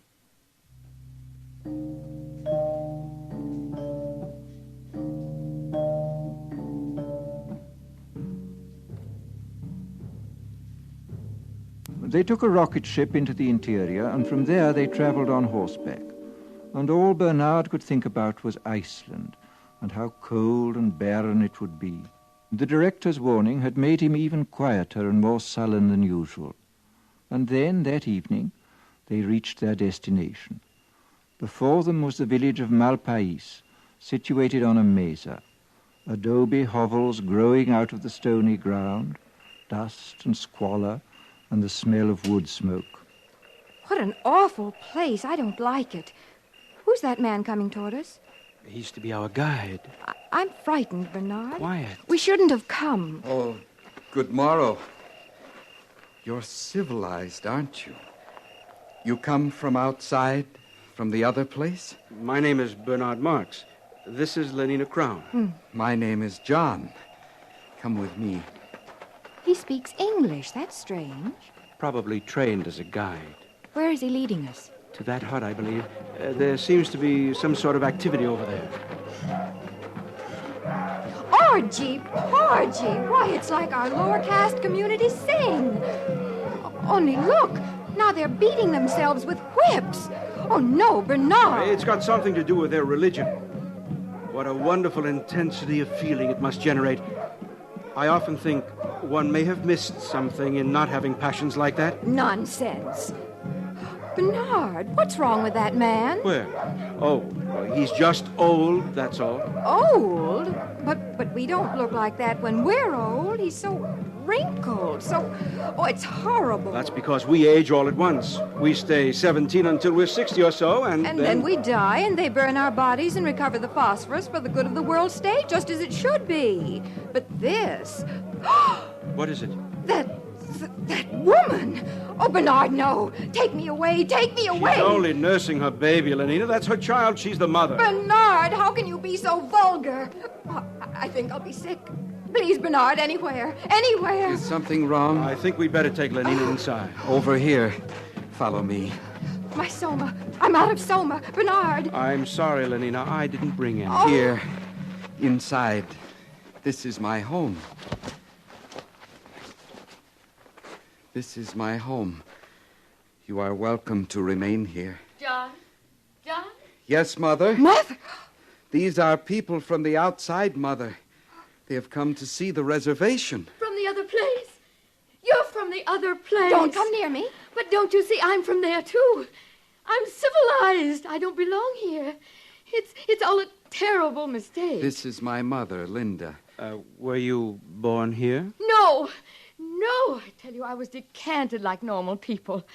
Oh, thank Ford, someone has come. At last, thank Ford. Bernard, please keep her away. Could you tell us about yourself, please? Well, I came here 25 years ago with a man. His name was Thomas. We went riding together on horses. There was a terrible storm. I got lost in this horrible place. It was the last day of our stay. He left me here, alone. Lenina? Yes? You will be interested to know that our director of hatcheries and conditioning is named Thomas, and that he came here 25 years ago. Oh, no. And that... It can't be. But it is. He told me so himself. What a discovery. This boy is our director's son. Our director is a father. Oh, it's too horrible. Mother, what is he saying? Iceland, indeed. Bernard, stop it. Well, we'll see who tells who where to go now. John. Yes, sir? How would you and your mother like to return to civilization? Do you mean it? Oh, please, do you? Listen, they're crazy here. I was a beta minus. I always worked in the fertilizing room. I was a good worker. But how can I tell them? They don't understand. They mend things. They don't know what a helicopter is or soma. They have babies like dogs. Oh, it's too revolting. Oh, thank Ford. If it hadn't been for my son, for John, what a comfort he has been to me. Your son? How can you? You were beta minus. I know, but he's been a comfort to me just the same. If only I'd had soma. Oh, do you mean it? Will you take us back to civilization? Of course. We'll leave tomorrow. You and your son back to civilization.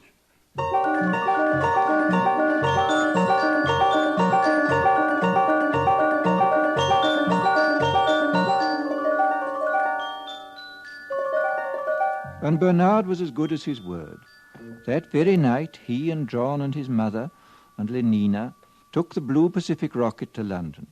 For Lenina, it was a happy trip, since she had taken 4 somas the minute they got back to the hotel. For John, it was a voyage of discovery. Poor Linda, his mother, could only weep for joy. But for Bernard, it was a moment of triumph. Triumph such as he had never known before.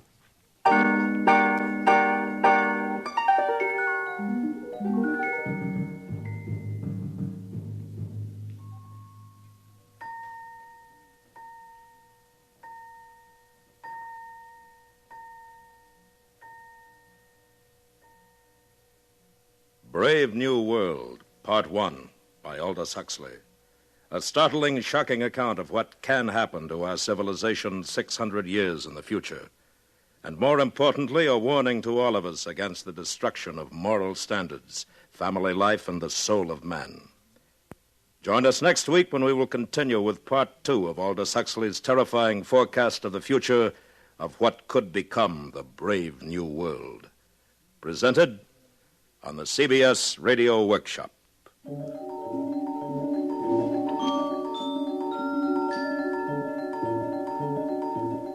The CBS Radio Workshop is produced and directed by William Frug. Brave New World was adapted for radio by Mr. Frug.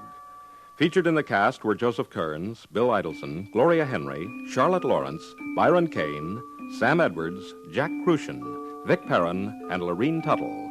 Original music composed and conducted by Bernard Herrmann. This is the CBS Radio Network.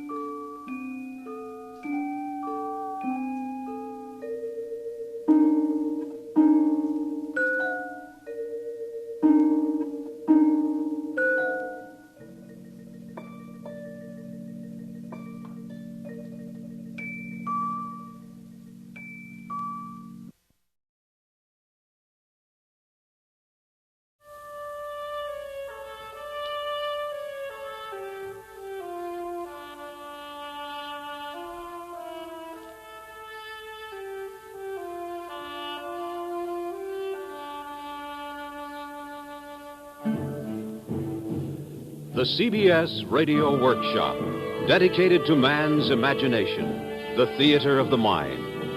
Tonight, Starboy, the legend of the 2 morning stars, as the tale is told by the medicine men of the great Blackfoot Indian nation. It is an ancient story of love, symbolizing the fact that in the clear morning skies of our western prairies, the planet we call Jupiter sometimes appears near the morning star like a smaller double or a sun.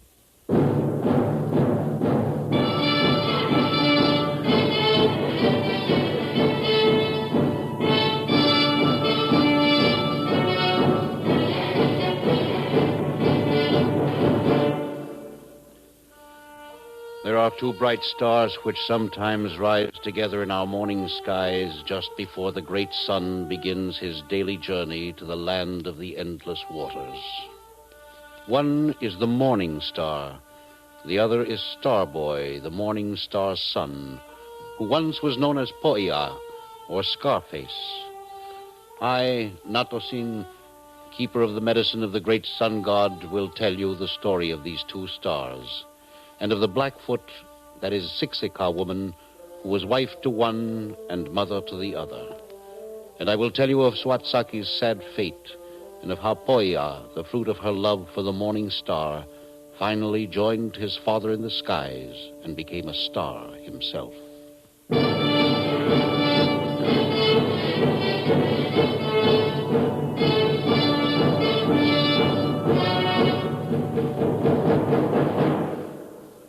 It was long ago, when the people of the Siksika still used dogs instead of horses to draw their burdens, and long before the white man came.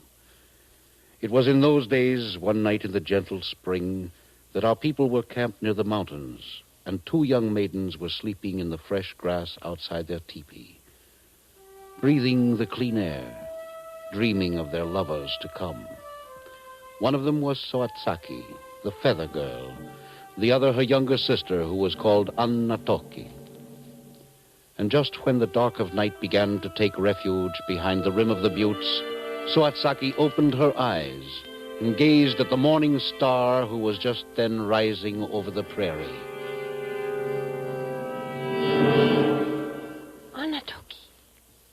Anatoki, wake up. What? Morning star. Isn't he beautiful? But he is beautiful. So beautiful. How wise he must be. Anatoki? No, you're asleep, of course. There have been so many young men in the village who have wanted to marry me. But unless one comes along as beautiful as the morning star, I shall.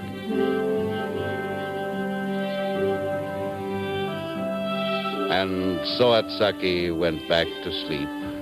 But in her sleep, the morning star looked at her fondly.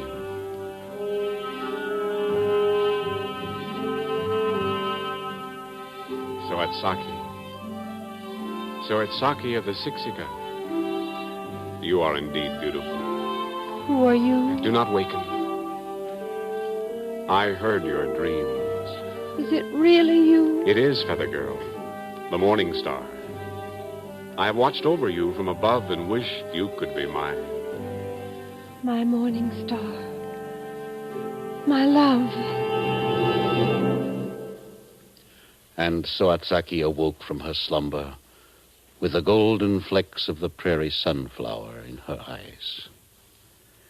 And all that day and the days that followed, she smiled and sang to herself like the meadowlark as she fetched the wood and the water and scraped the buffalo hides to make winter robes for her family.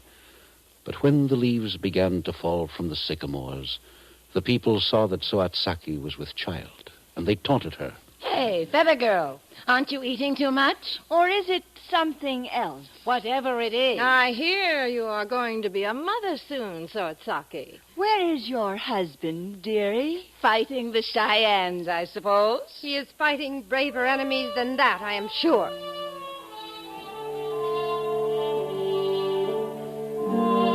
Soatsaki knew that she was pure, but she remembered the dream she had had in the spring and knew that she now was the wife of the morning star. There was a great happiness in her, even while she shrank from the prying questions of the other women of the clan. And then, one day, Soatsaki returned with water from a spring in the valley and found a young man blocking her path back to the camp. Soatsaki modestly turned her face away. Step aside, stranger, and let me pass. But I am not a stranger. You do not recognize me, reflection of my light? You are tall and straight. Your hair is long and glossy. You smell of the sacred sweet grass and of the pines that top our mountains. And a light shines from your eyes. I know you truly, but tell me yourself. You need to ask that of your husband, your lover, the morning star. Do you not remember that night in the month of the flowers when you slept on the dewy ground outside your family teepee and dreamed of your love for me? I do indeed. I do remember. I do. I fell in love with you that night, and I have now come to ask you to accompany me to the sky. We shall live in my family's great lodge with my father, the sun, my mother, the moon, and you will be happy. Never again will you hear idle slander. All my life I have dreamed of this. It is happening, isn't it? Will you come with me? I shall have to say goodbye to my parents. There's no time for that. If you come, it must be now. I should not leave my parents without a farewell. They have been good to me. But then, you are my husband, aren't you?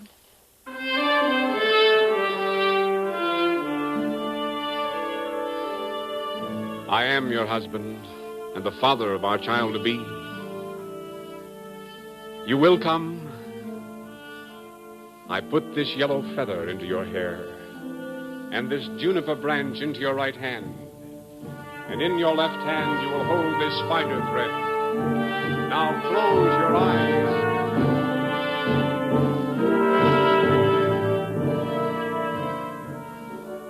When Soatsaki opened her eyes again, she was in the sky at the lodge of the sun and the moon, who are the parents of Morningstar. The sun god was already gone on his long daily journey across the lands of the earth, but Morningstar's mother, the moon, had just returned from a night-long pilgrimage. She had followed her husband's daytime route, granting pleasures where the sun had neglected them, especially to the smaller animals and to the young lovers. This mother is Soatsaki, the feather girl. I saw her on the earth one night in the time of the bursting buds. She is my wife, and she will soon have a child. My lodge is yours, feather girl, and my husband will rejoice as I do that you are bringing us a grandchild. I thank you, moon goddess. I am now your mother. Under the laws of the sun, it is not proper for your own mother to visit you, nor even to speak to your husband. So I shall have to act as your mother now. Thank you, Moon Mother.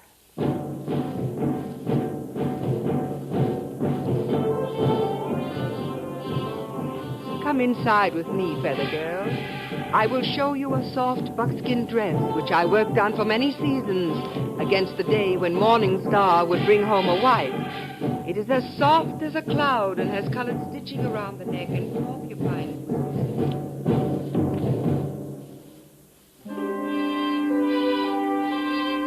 The sun, the chief of all living things, returned to his lodge that evening, and he also welcomed the feather girl. And as time went on, Soatsaki became a true daughter to the sun and the moon moon goddess gave her new daughter many gifts, including bracelets made of elk's teeth, cleverly joined. I give you these because you have made Morningstar happy, and so have made my husband, the sun, and me happy, too. And this is a magic digger for lifting roots. But there are secrets about this digger. Secrets? The digger can be used only by a pure woman. Pure I am. What other secrets are there? There is one plan. Feather girl! Yai! I'm home! In here! Feather girl, Your son's respects to you, Mother.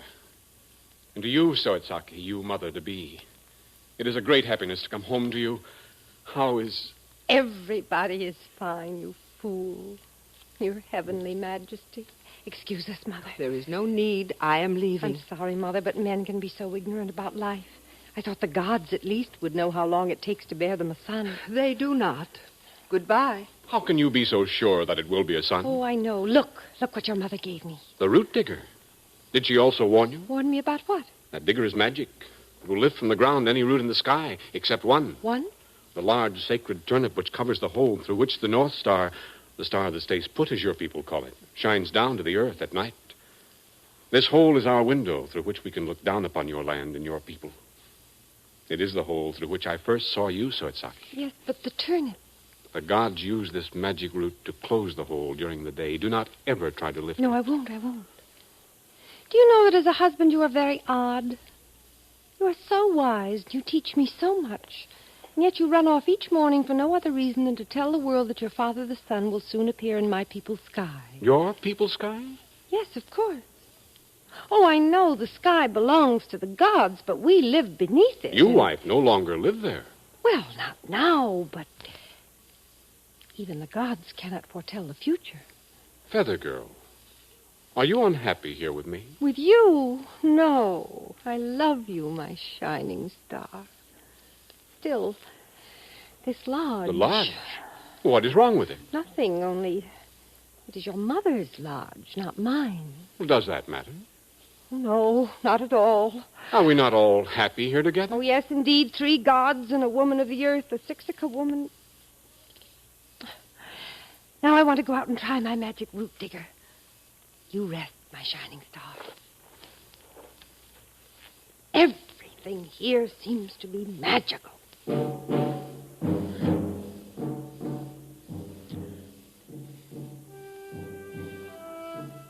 In the proper number of passages of the sun god, of course, the feather girl's child was born. It was a boy, just as Soatsaki had predicted. He was a straight, strong, and handsome boy. His skin was that of his mother, and his hair had the same soft texture as hers. But the sparkle in his large, shining eyes was that of his father, the morning star. The boy was perfect in all respects, except one.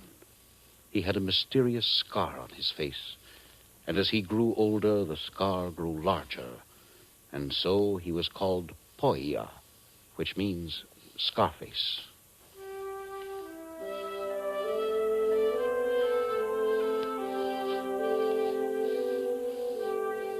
While Poia was still in his swaddling basket, his mother went out with him nearly every day. Out in the meadows, she would take Poia from her back and put him on the ground, while she used her magic digger to gather roots for the cooking pot. There were turnips and parsnips and rutabagas, and the feather girl collected them all, but she always avoided the biggest one, the one which the gods had forbidden her to touch, the giant root which closes the hole in the sky.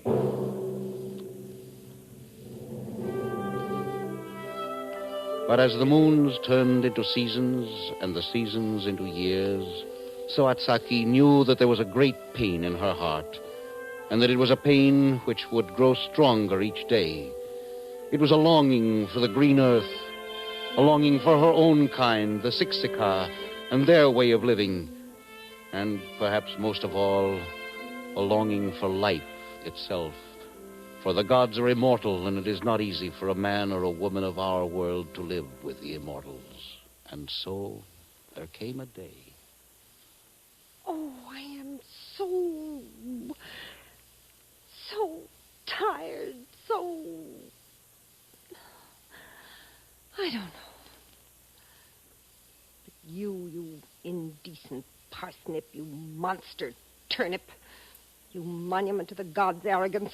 Have you no feelings? No, of course not.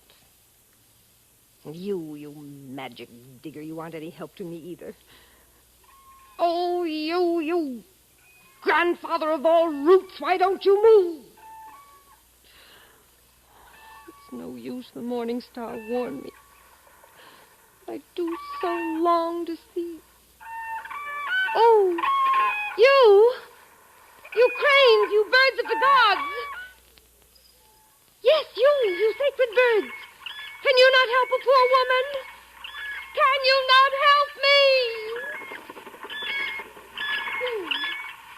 You wise-looking birds. You travel each spring to your nesting grounds in the north and then fly home again for the rest of the year. Can you not see I am like one of you? Help me, please. Thank you, wise ones. I think you've seen into my heart. I am a goddess, you know. At least I'm supposed to be. My husband is the morning star, and I live with him and the sun and the moon in that great lodge over that hill. But I am a woman of the earth. I am of the Siksika tribe, and I must see the prairies upon which my people live and die, or else I shall die myself. Will you not help me, Paul? What's the matter with you? What? Oh, I see you're invoking the gods. Well, I understand that, at least, but I don't know that it will do any good. This root digger is supposed to be magical, but I can't say that it's been much help. The two cranes who had remained with Soatsaki strutted through a dance, nodding and trumpeting, then took their places on opposite sides of the sacred turnip. And the male took hold of the leaves with his beak and began to pull back and forth until he had loosened it in its hole. And after that, when the two cranes and the feather girl pulled together, the root came out of the ground without a struggle, left a hole through which Soatsaki could see the earth again for the first time in years.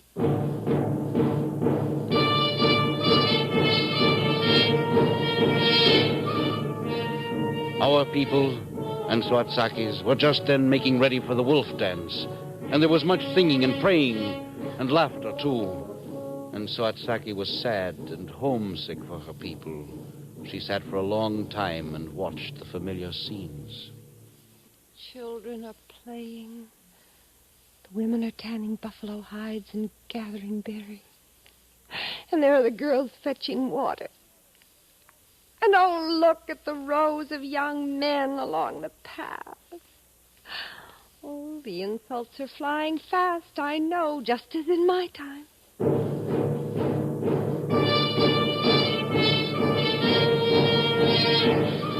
And Soatsaki longed for the life she had once known.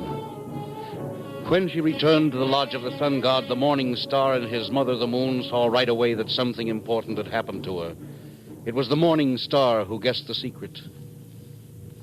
You look unhappy, daughter. I know. Yes, I know. You've dug up the sacred root. I did, to my shame. And to all our sorrow. I warned you not to do it. I knew it would cause great unhappiness. I love my son, Feather Girl, and I wish to protect him. And I love you, too. But most of all, I love my grandson, Poia. I do not wish to lose him. It is true, you warned me, and I opened the hole anyway. But I longed for my home, for the bustle of daily life in my village, for the yelps of dogs and the shouts of small boys, and for the friendliness of many people around me. I am not really a goddess, I suppose. When the sun god, the head of the household, returned from his long travels, he too was told that Soatsaki had dug up the sacred root. I am sorry, Earth Girl. I am grieved for my son. But you have violated the law. You must return to your people. But, husband... Father. Silence. There's nothing I can do. The law has been broken. But our grandchild... My son. I also sorrow. But this woman has broken the law, and she must return to the earth. And it would not be fair to the child to take him away from his mother. But I could... There will be no more discussion. The child will stay with his mother. My son, you will go and call on the Spider-Man who brought the Feather Girl up here for you.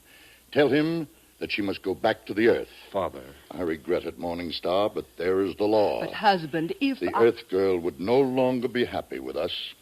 She has seen her own people again.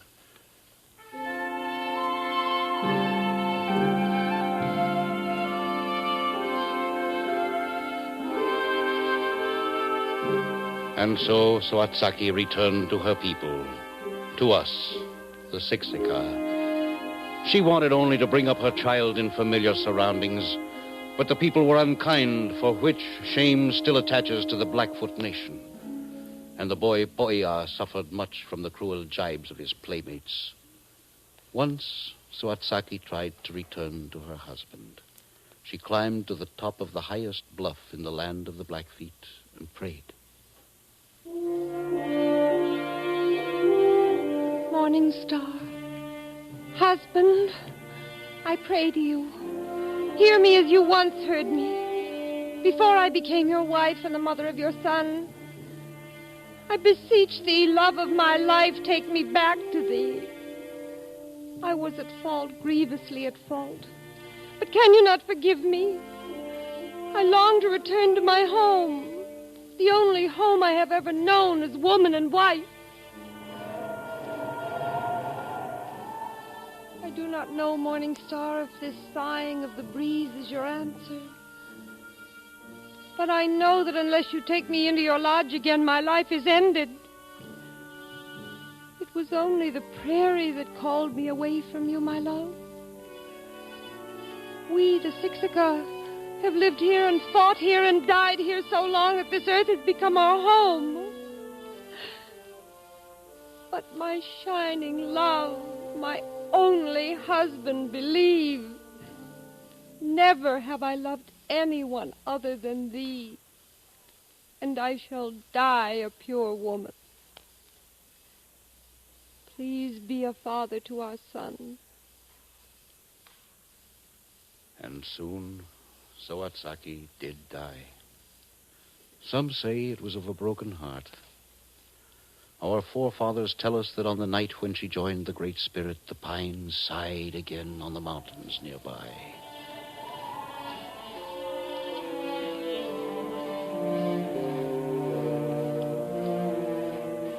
But Soatsaki had left behind her Poia, the morning star's son, and the scar-faced boy fared even worse with the other children of the tribe than before. He's nothing but a Scarface. Did your mother mother give you that? Where was she when it happened? The son of a god, he says. With a scar across his face, and nobody knowing who his father was. It was the morning star.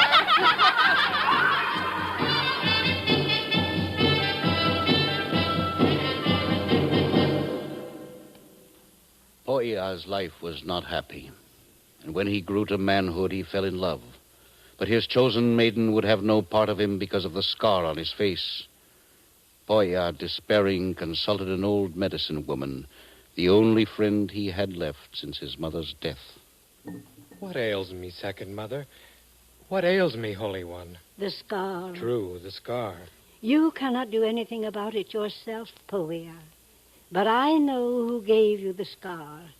Perhaps to punish your mother. He is the only one who can take it away. But who would...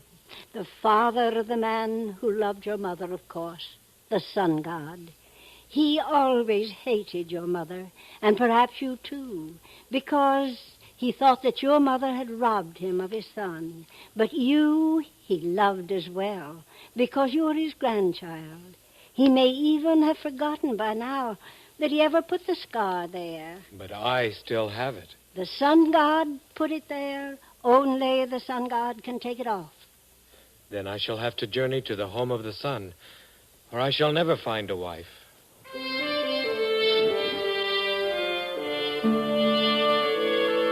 So Poya set out and journeyed across the plains and over the mountains, higher than any man can imagine, until he finally came to the big water which borders the sundown side of the world. When he reached the water's edge, he lay there for 3 days, fasting. And on the 4th day, a silvery trail appeared on the limitless waters, stretching far into the unknown. And Poya rose to his feet and followed the trail until he reached the lodge of the sun. Oh, you! Who are you? What? Why, you're from the earth, below. How dare you disturb the peace of my lodge? Don't you recognize me, Grandfather? Huh? You might at least recognize the scar on my face. You put it there, didn't you? The feather girl.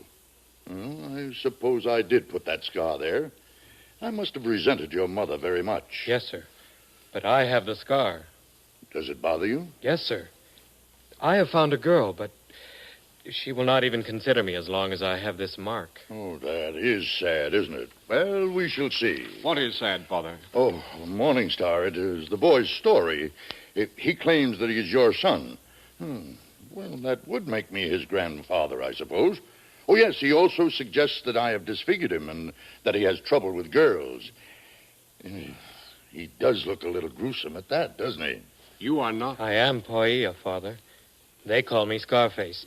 Only sometimes they call me worse names, since I have neither father nor mother. Your mother? She died many years ago, soon after you sent us back to the earth. What do you want, my son? The scar. Oh, he says that the girls don't like him. Or did I say that before? You did, Father. But about that scar, sir, you will have to take it off. Meantime, son, you can live with us in the lodge.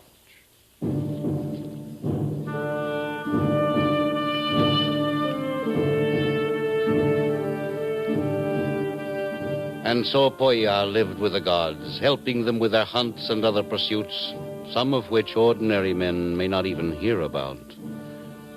The Morning Star, meantime, taught Poya many secrets, including those of the sacred sun dance and other ceremonies.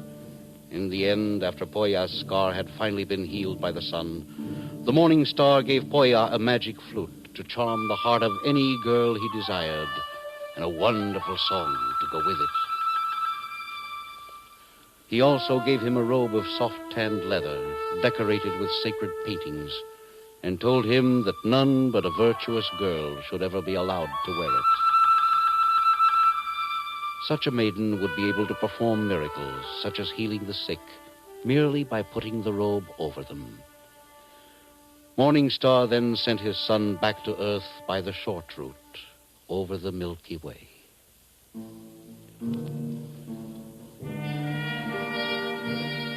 And when Poya had won his girl, and the two together had worked many marvels among the sick of the Blackfoot Nation and neighboring tribes, the sun god relented.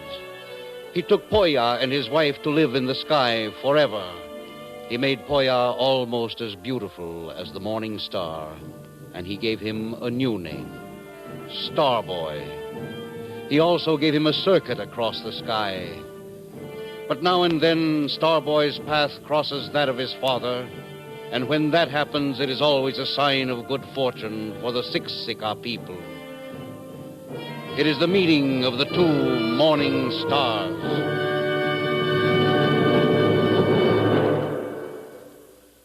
You have been listening to the CBS Radio Workshop and Starboy, the Blackfoot Indian legend of the two morning stars, as written by Henry E. Fritsch, with music based on authentic Blackfoot and Sioux Indian melodies, adapted and arranged by Alexander Steinert and conducted by Alfredo Antonini. Starboy was produced and directed in New York by Paul Roberts. Elspeth Eric was heard as Soat Saki, Louis Van Rooten as Notassin the Medicine Man, Joe Helgeson as Morning Star, and Tom Ellis as Starboy. Others in the cast included Cliff Hall, Elaine Rost, Peggy Allenby, Nell Harrison, Ray Brown, Ruth Tobin. The calls of the whooping cranes heard on the program were recorded by the Laboratory of Ornithology, Cornell University. This is Bob Hite inviting you to listen again next week when from Hollywood, the CBS Radio Workshop presents Subways Are for Sleeping, Edmund G. Love's fantastic story of a man in New York who has lived without a home for 4 years. America listens most to the CBS Radio Network.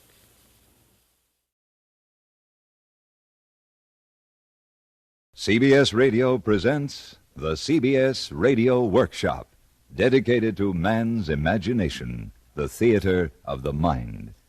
Tonight's presentation, The Little Prince, by the late Antoine de Saint-Exupéry.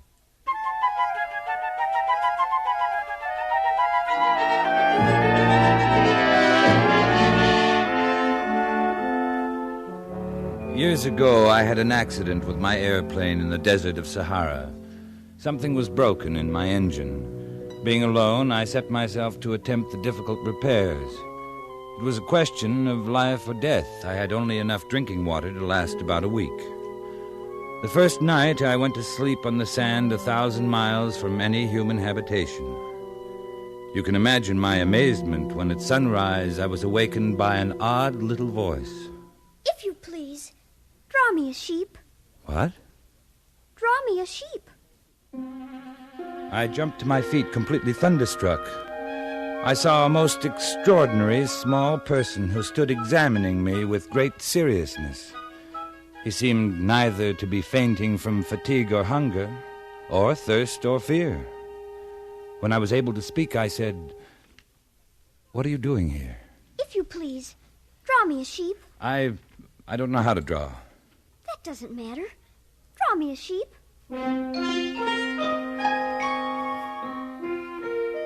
When I was only 6, I had drawn a picture of a boa constrictor, from the outside, digesting an elephant. The grown-ups couldn't understand it. They told me it looked like a hat. They advised me to lay aside my drawing and devote myself to geography, history, arithmetic, and grammar. I did because it's tiresome for children to be always and forever explaining things to them. Would you please draw me a sheep? The little fellow was so insistent, I took out my pen and some paper. Since I had never drawn a sheep, I drew for him my picture of the boa constrictor that looked like a hat. No. I do not want an elephant inside a boa constrictor. A boa constrictor is very dangerous, and an elephant is cumbersome. Where I live, everything is very small. What I need is a sheep. Please draw me one. I made several attempts. Then, being in a hurry to start working on my engine, I tossed off a drawing of a box that had some air holes in it and explained that the sheep was inside. That is exactly the way I wanted it. Do you think this sheep will require a great deal of grass? Oh, there will surely be enough. It's a very small sheep I've given you. Not so small. Look through the air hole. My sheep has gone to sleep.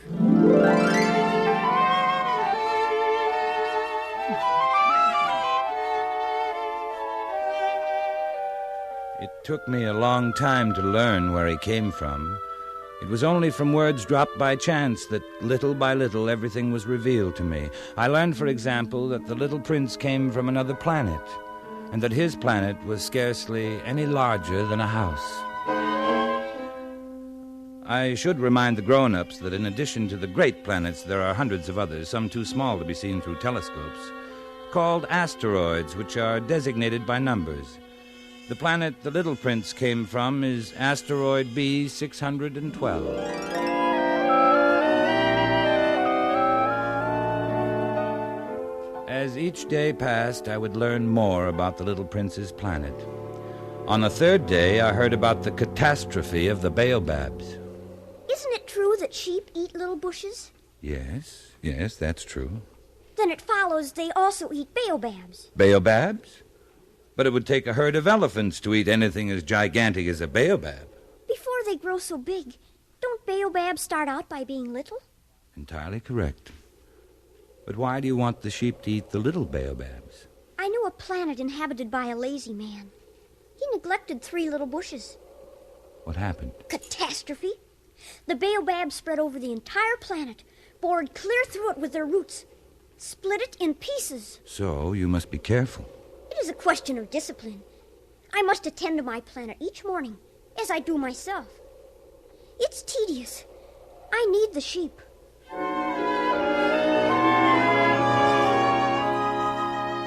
On the 5th day, thanks to the sheep, the secret of the little prince's life was revealed to me. If a sheep eats little bushes, does it eat flowers, A too? sheep eats anything it finds in its reach. Even flowers that have thorns? Yes, even flowers that have thorns. The thorns.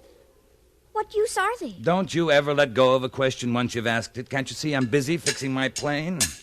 There's so little drinking water left, I must finish the repairs. But you haven't answered my question. All right. The thorns are of no use at all. Flowers have thorns just for spite. Oh!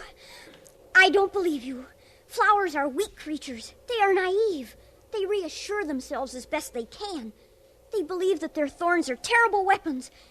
And you actually believe that the flowers... No, I don't believe anything. I answered you the first thing that came into my head. Now, don't you see I'm very busy with matters of consequence? Matters of consequence?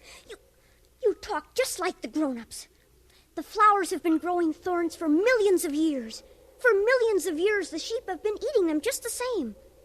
It is not a matter of consequence to try to understand why the flowers go to so much trouble to grow thorns which are never of any use to them. Now, just a moment. If I knew one flower which is unique in the universe, which grows nowhere but on my planet, which one little sheep can destroy in a single bite some morning without even noticing what he is doing, you think that is not important? I'm sorry. I didn't realize. Now, the flower you love is not in danger. I'll draw you a muzzle for your sheep. I'll draw you a railing to put around your flower. I didn't know what else to say to him. Night had fallen. I'd let my tools drop from my hand. Of what moment now was my hammer, or thirst, or death? There was a little prince to be comforted. I felt awkward and blundering. I didn't know how I could reach him. It's such a secret place, the land of tears.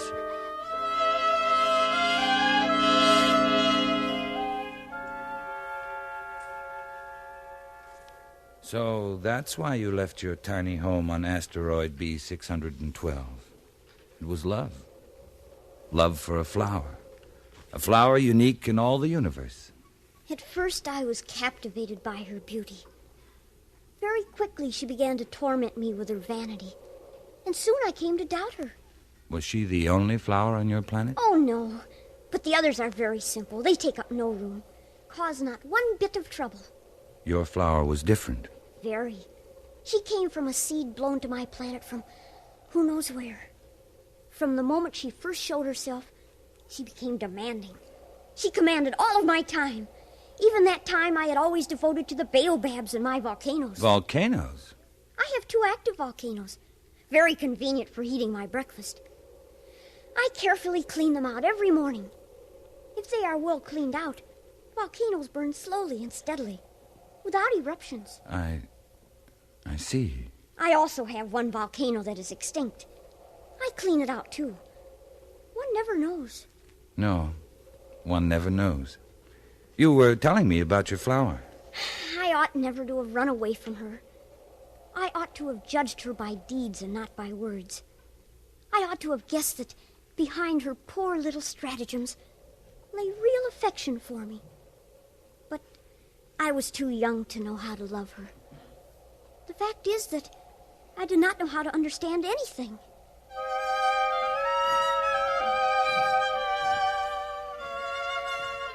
And so it was that the little prince fled from the proud flower he loved but could not understand.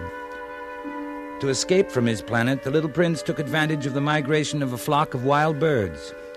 He found himself in the neighborhood of asteroids number 325, 326, 27, 28, and 329. He began to visit them in order to add to his knowledge. The first asteroid was inhabited by a king clad in a royal purple and ermine who was seated upon a magic throne. The king was elated when he saw the little prince coming. Ah, a subject. Approach so that I may see you better. The king felt consumingly proud of being at last king over somebody. The little prince looked everywhere for a place to sit down, but the entire planet was crammed and obstructed by the king's magnificent robe. So he remained standing. Since he was tired, he yawned. It is contrary to etiquette to yawn in the presence of a king. I forbid you to do so. I can't help it. I have come on a long journey and have had no sleep. Ah, then I order you to yawn. Come now, yawn again. That's an order. That frightens me. I cannot anymore. Well, then I order you sometimes to yawn and sometimes not to. Look here, I insist that my authority be respected. I tolerate no disobedience. I am an absolute monarch. However, I always make my orders reasonable. That is very wise. Oh, of course. If I offered a general to change himself into a seabird and he did not, it would be my fault, not his. May I sit down? Yeah, I order you to do so. Here, I shall move my robe. Sire, I beg that you will excuse my asking a question. I order you to ask me a question. Sire, you are alone here. This planet is tiny. Over what do you rule? Over everything. Over everything? You mean the other planets and all the stars? Oh, over all that. Oh, that's marvelous. You can see a sunset whenever you wish. Oh, sire, I should like to see a sunset. Do me that kindness. Order the sun to set. If I ordered a general to fly from one flower to another like a butterfly, or write a tragic drama, or change himself into a seabird, and if he did not, which of us would be wrong? You. Exactly. One must require from each one only the duty he can perform. I have the right to require obedience because my orders are reasonable. But my sunset? You shall have it. I shall command it. When, sire?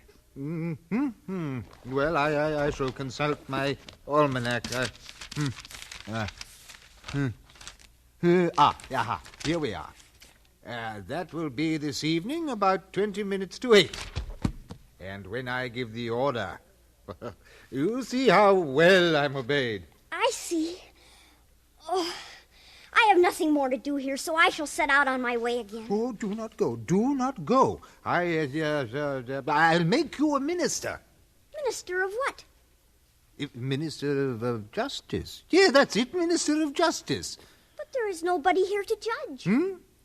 Well, then you shall judge yourself. It's far more difficult to judge oneself than to judge others. I can judge myself anywhere. I have good reason to believe that somewhere on my planet there is an old rat. You can judge this old rat, and from time to time you will condemn him to death. You will have to pardon him on each occasion. He must be treated thriftily. He's the only one we have. I wouldn't like that. I think I will go on my way. Oh, no. I am ready to depart. If your Majesty wishes to be promptly obeyed, he should be able to give me a reasonable order. Very well. I order you to be gone by the end of 1 minute. The conditions seem favorable. And hear this. I make you my ambassador. The grown-ups are very strange.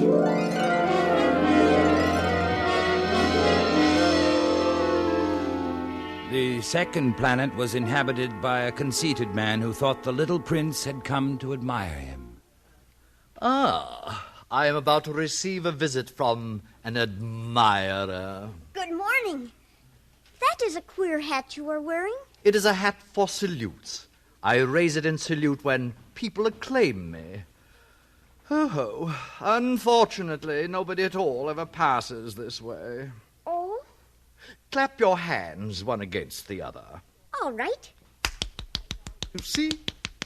I now raise my hat in salute. Do it again. Thank you. Thank you. Wouldn't you like to applaud me again? Well, no. But you really do admire me. What do you mean? Well, you regard me as the handsomest, the best dressed, the richest, and most intelligent man on this planet. But you're the only man on your planet. Well, do me this kindness. Admire me just the same. Very well. I admire you. Ah, thank you. Thank you, and goodbye. Now, what is there in that to interest him so much? The grown-ups are certainly very odd.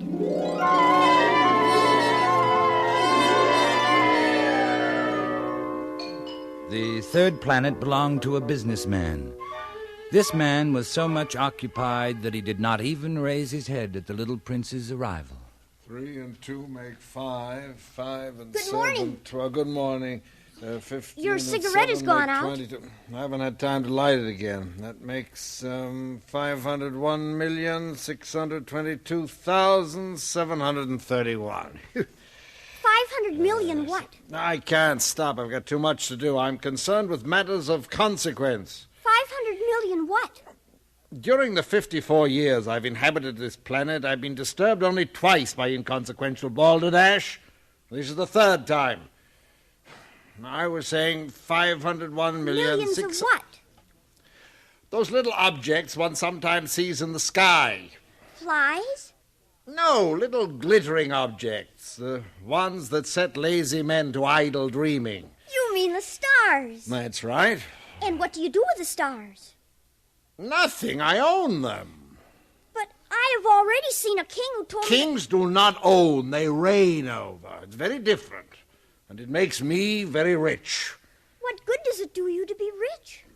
Well, it makes it possible for me to buy more stars, if any are discovered.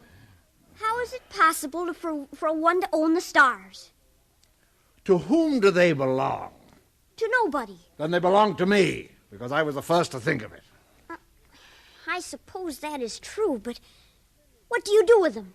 I administer them, count them, recount them. It's difficult, but I am a man who is interested in matters of consequence. You cannot pluck the stars from heaven. No, but I can put them into the bank. Whatever does that mean? I write the number of my stars on a paper. I put the paper into a drawer and lock it with a key. Is that all? It is enough. That is rather poetic, but of no great consequence. Your ideas about matters of consequence are quite different from those of grown-ups. Quite. I myself own a flower, which I water every day. I own 3 volcanoes, which I clean out every day. It is of some use to my volcanoes and my flowers that I own them. You are of no use to the stars. Balderdash! Now, let's see, where was I? 342, 77 plus 89. The grown-ups are altogether extraordinary.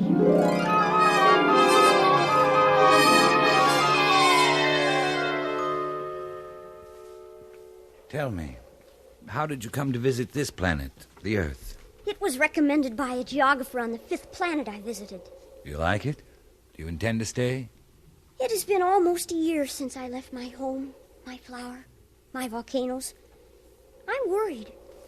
The baobabs? I left them under control. Your flower, then? On my journey, I learned many things.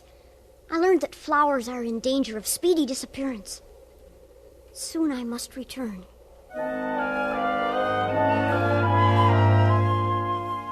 It had been 8 days since my accident in the desert. The last drop of my water supply was gone. The little prince seemed not to guess the danger. A little sunshine was all he seemed to need. He was recounting some of his experiences after coming to our planet. I met a friend. He was a fox. My dear little man, this is no longer a matter that could have anything to do with a fox. Why not? I am about to die of thirst. I'll tell you about it as we go, then. Come, let us look for a well. It's absurd to look for a well at random in the immensity of the desert. When arrived on the earth, I was surprised not to see any people. It was explained to me that I had landed on the desert. Your friend the fox told you this? No, it was a little gold-colored snake. A funny little animal. No thicker than a finger. A little yellow snake, but they're deadly. Not deadly, but more powerful than the finger of a king. He could have struck you fatally. He told me he could help me someday. If I grew too homesick for my planet. He told me all I need do is come back to the place where I descended. He would meet me there.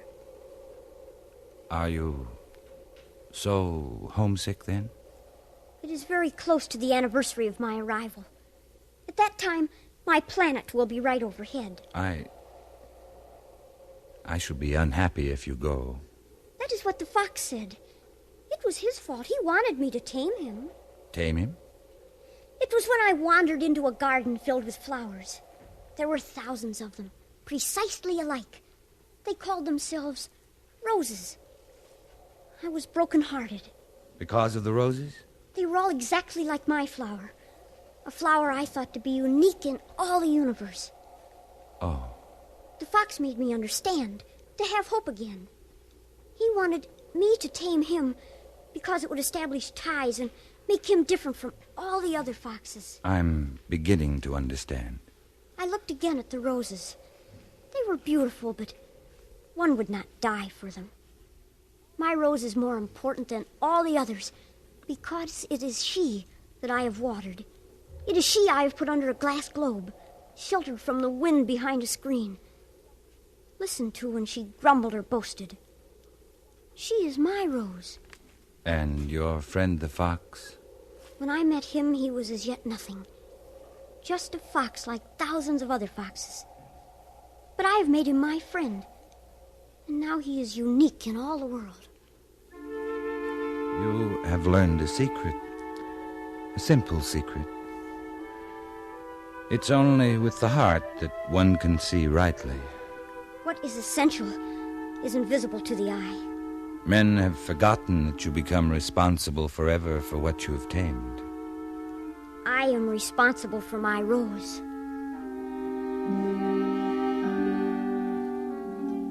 When we had trudged along for several hours in silence, the darkness fell and the stars came out. The little prince dropped off to sleep.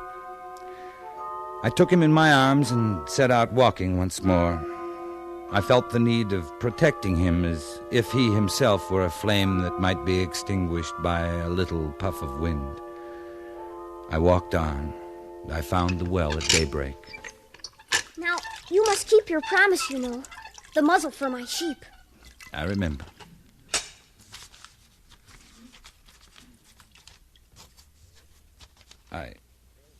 I'm afraid it's not very good. This will be all right. You have plans I don't know about. Tomorrow will be the anniversary of my descent to the earth. And your star will be just above? You must return to your work on the engine now. I will be waiting here. Come back tomorrow evening. I'm a little frightened. Remember the fox. One runs the risk of weeping a little if one lets himself be tamed. I was not reassured. I did not want to lose my little friend. I pretended to go, but returned and hid behind a rock. I could not see to whom the little prince was speaking. This is the exact spot. At the right time. You have good poison. You are sure you will not make me suffer too long. My heart jumped to my throat. I looked around the rock. Before me, facing the little prince, was one of those yellow snakes that take just 30 seconds to end your life. I dug into my pocket for my gun and started to run. The snake let himself flow across the sand like the dying spray of a fountain and disappeared among the stones. What does this mean? Why are you talking with snakes?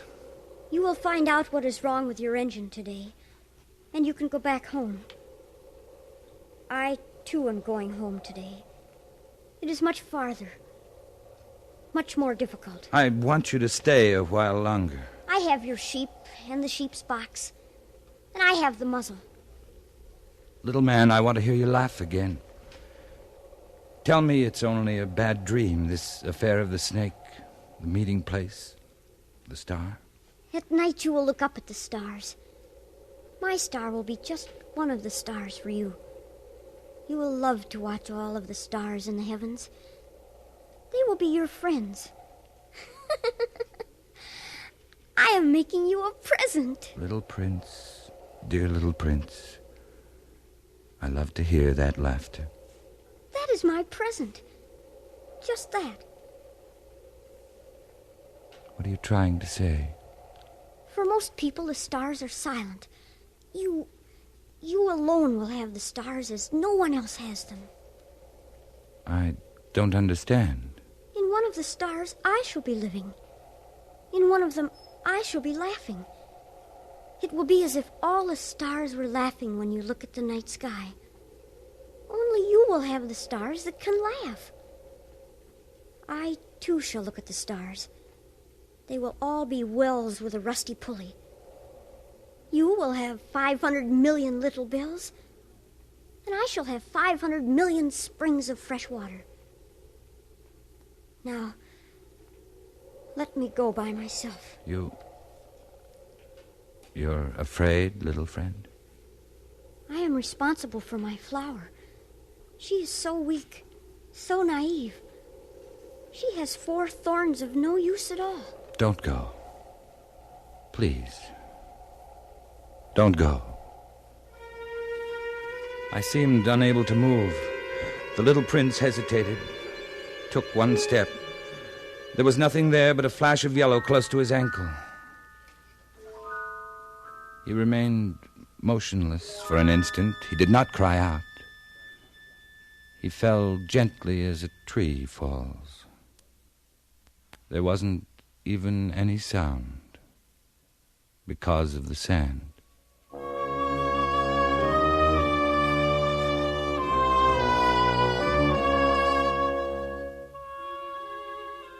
Now, years and years have gone by.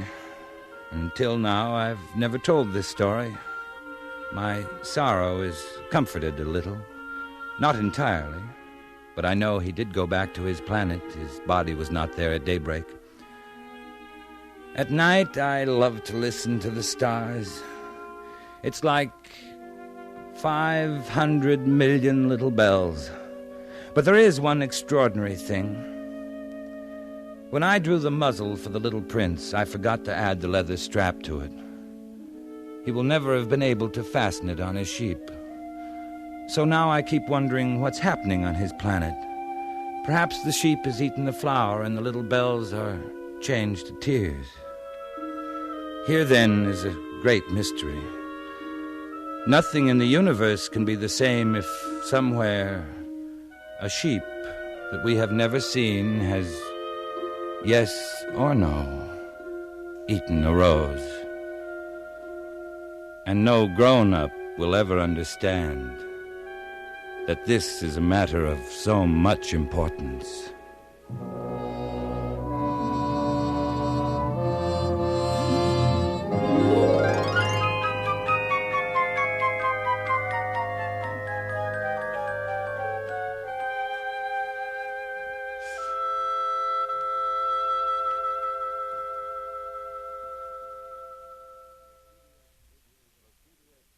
The CBS Radio Workshop has presented The Little Prince by Antoine de Saint-Exupéry, produced and directed by Anthony Ellis. The script was adapted for radio by Frank Taussig. Richard Beals was heard as the Little Prince, with Raymond Burr as our narrator. Featured in the cast were Ben Wright, Joseph Kearns, and Hans Conried. Music for tonight's workshop was composed by Rene Garrigank and conducted by Wilbur Hatch. This is Hugh Douglas inviting you to join us again next week when, from New York, we present H.L. Mencken, The Story of a Journalist. That's next week on the CBS Radio Workshop.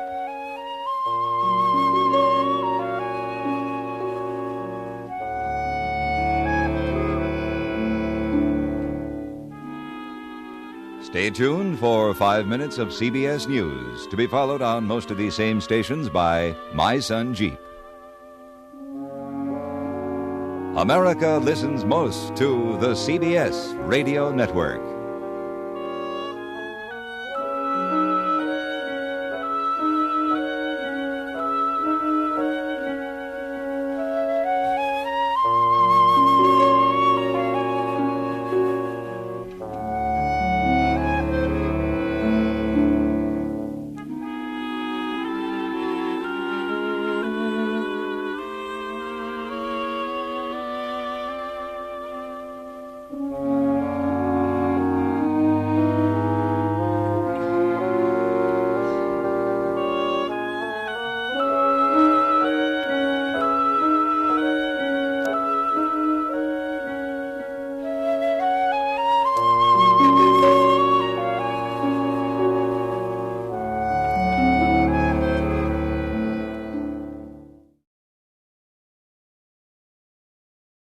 From Hollywood, the CBS Radio Workshop.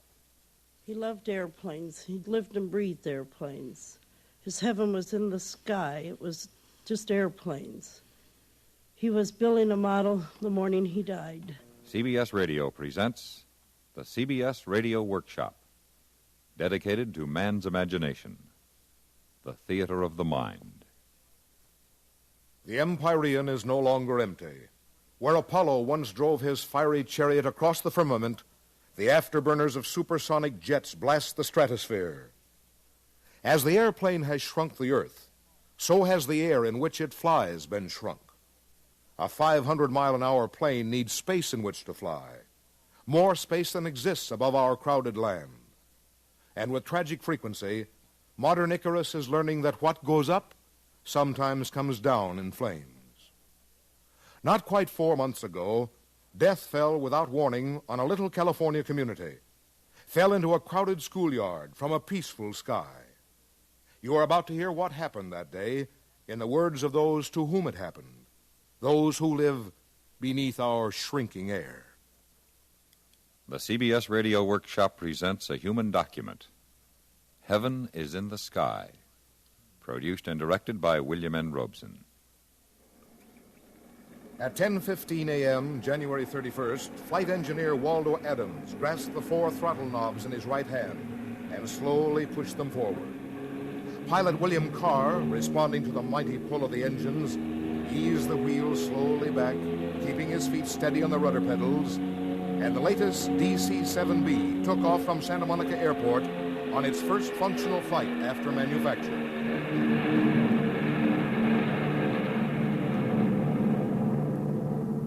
At 10:30 a.m., radio operator Roy Nakazawa reported to Santa Monica Tower that the DC-7B was over Catalina Island at 9,000 feet and climbing. 10 minutes later and 50 miles north, the classes changed at the Pacoima Junior High School. And the boys of the 7th grade streamed into the schoolyard for 45 minutes of fun and games. At 10:50, the Joshua trees of the Mojave Desert quivered as test pilot Roland E. Owen roared down runway 25 on the Palmdale Airport, the tailpipe of his F-89J Scorpion streaking flame. A routine flight, a radar check flight. His target plane, another jet, was already aloft and nearly out of sight in the clear blue sky. It takes a piston job, even a new 4-motored piston job, a little longer to make altitude. At 11:06, the DC-7B checked into Santa Monica Tower at 25,000 feet over Ontario, California. Some 50 miles northeast, the Scorpion was already at 25,000, making a radar fix on its target plane 8,000 feet higher. Somewhere between them, somewhere 5 miles beneath them, the boys of the 7th grade Pacoima Junior High were discharging their energy, teenage energy. And the mother of one of them, the mother of Ronnie Brand, felt... Here he couldn't have been in a safer place with an 8-foot fence around him. Even if there was a wreck on the street, a car couldn't come through that fence unless it was doing 90 miles an hour. So the only thing that could have got him was something out of the sky. Draw a line northwest from Ontario. Draw another southwest from Palmdale. They will intersect above the San Fernando Valley, one of the fastest-growing areas in the world. Put a 300-mile-an-hour DC-7B on the northwest line and a 500-mile-an-hour Scorpion jet on the southwest line at exactly the same altitude, time it just right, and they will collide over the San Fernando Valley. At 11:18 a.m., January 31st, they did.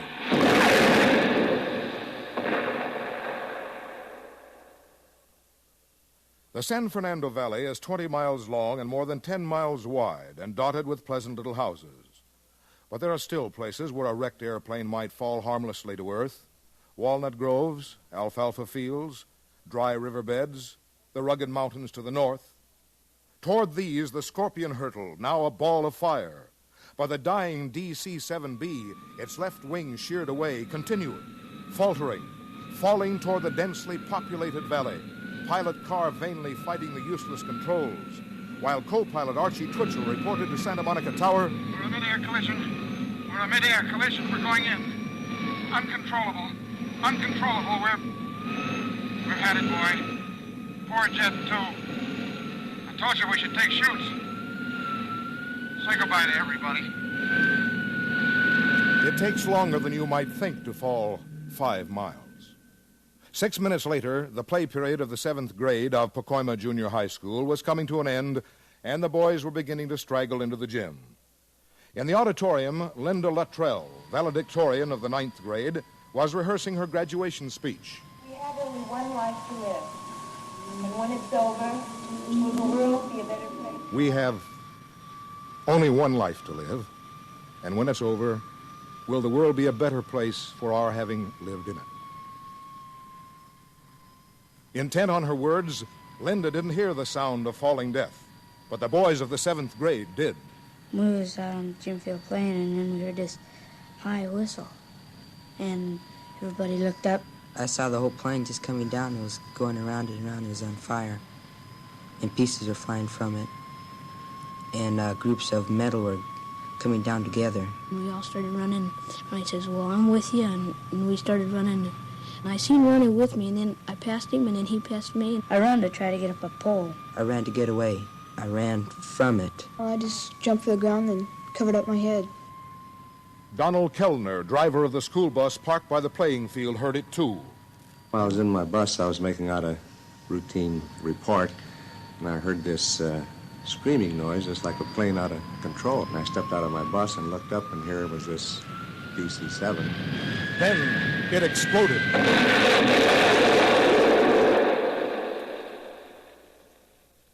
And that thing exploded. It was just right over their heads. And, of course, when they were running away from it, and these parts were rolling with them, you know, and just knocking them down as they were running away from the thing. And they were trying so hard to get away from it, you know. They were just running. I was running, and if I hadn't stopped real fast, I'd have probably got it, because there's a great big piece about 5 feet long come sliding across in front of me. And a few other times, some pieces might have hit me. My main thought was to get out of the way of all the pieces that was sliding and flying. I didn't notice anything until the plane got right on top of me, and then it blew up, and then a bunch of stuff started flying over. I turned to take a step, and then something blew me down. It blew me about 6 times over. I was 60 feet away from the plane when it hit the ground, and all the gas tanks on the behind the motors blew up and gave out tremendous heat, and it felt like a pressure tank and felt like a furnace I was just thinking just to keep down and don't move till I think it was all right to get up. The only time I looked around is when my boyfriend, Vita Colosso, that came up to him and asked that he asked me how did I look. And I just took one look at him. I didn't look at him too much because he was all burnt from his waist up. He was crying, and he says I'm ruined. Well, I just jumped for the ground and covered up my head.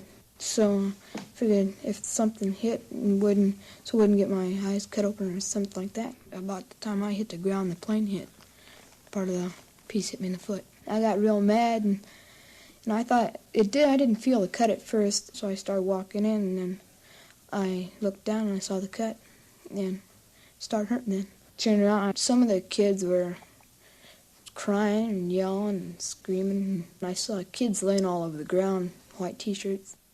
I couldn't see it until I got out of the deal because there's so much smoke. And my shoulder was hurting me most. And when I got out, I seen these kids all laying out, and I seen one guy, it was Malcolm.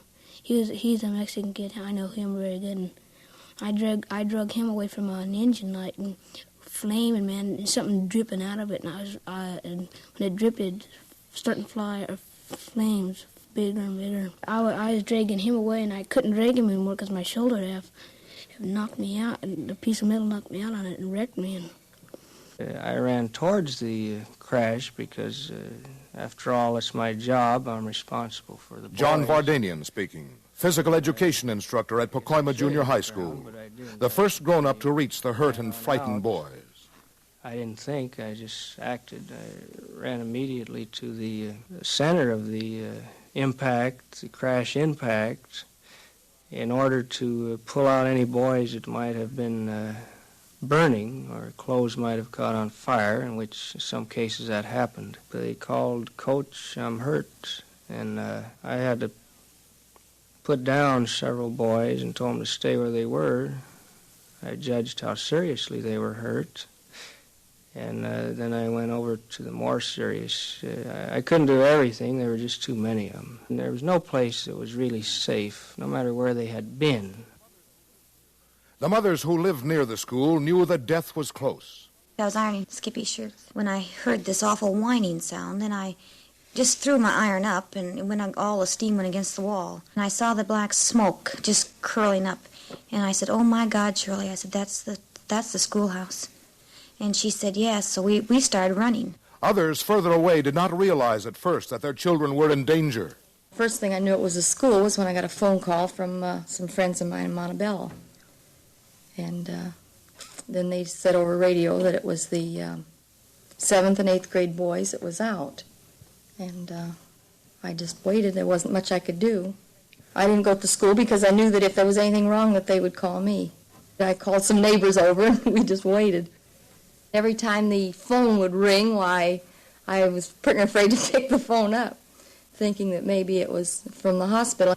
And I had my neighbors over, and we talked and just kind of walked around between ourselves and tried to keep busy is about all we could do. I had a feeling that he was involved. There wasn't anything I could do. And then they said over radio that not to jam up the traffic. I thought that you get down there and all the confusion, if you couldn't find your boy, then what would you do? I mean, I just wouldn't know what to do then. I'd just probably go back home and just wait. And then when he didn't come home, well, I was positive of it. Either he was killed or seriously hurt. But I knew that there was no use going because they said they would call as soon as they could. I finally got my call about 2:30 in the afternoon. They called me and told me that he was in the hospital. But most of the mothers of Pacoima were not as philosophical as Mrs. Rotello. Well, there were hundreds of people on the field, and the parents, some of the mothers were screaming, and they were just in hysterics. They were hysterical, you know, and just running from one person to another, asking, "Did you see my boy?" or this, and "Where is he?" or "Where is he?" That's all they'd say, you know, and just someone just stand and scream. The first little boy that was laying there that was closest to me had a jacket on just like Skippy's. And, of course, I ran to him. And we just looked into the face, and it wasn't mine, so I looked into their little faces, long enough to glance to make sure it wasn't mine. I even heard one mother say to a child, "I can't help you, honey, I haven't found my own." I know my son, he yelled for somebody to help him, and they run right by him. Well, see, that's a normal reaction of parents, because we were looking for our own first. I started going around from boy to boy, the ones that were fallen and hurt. Looking for my boy, I didn't. I looked at everyone.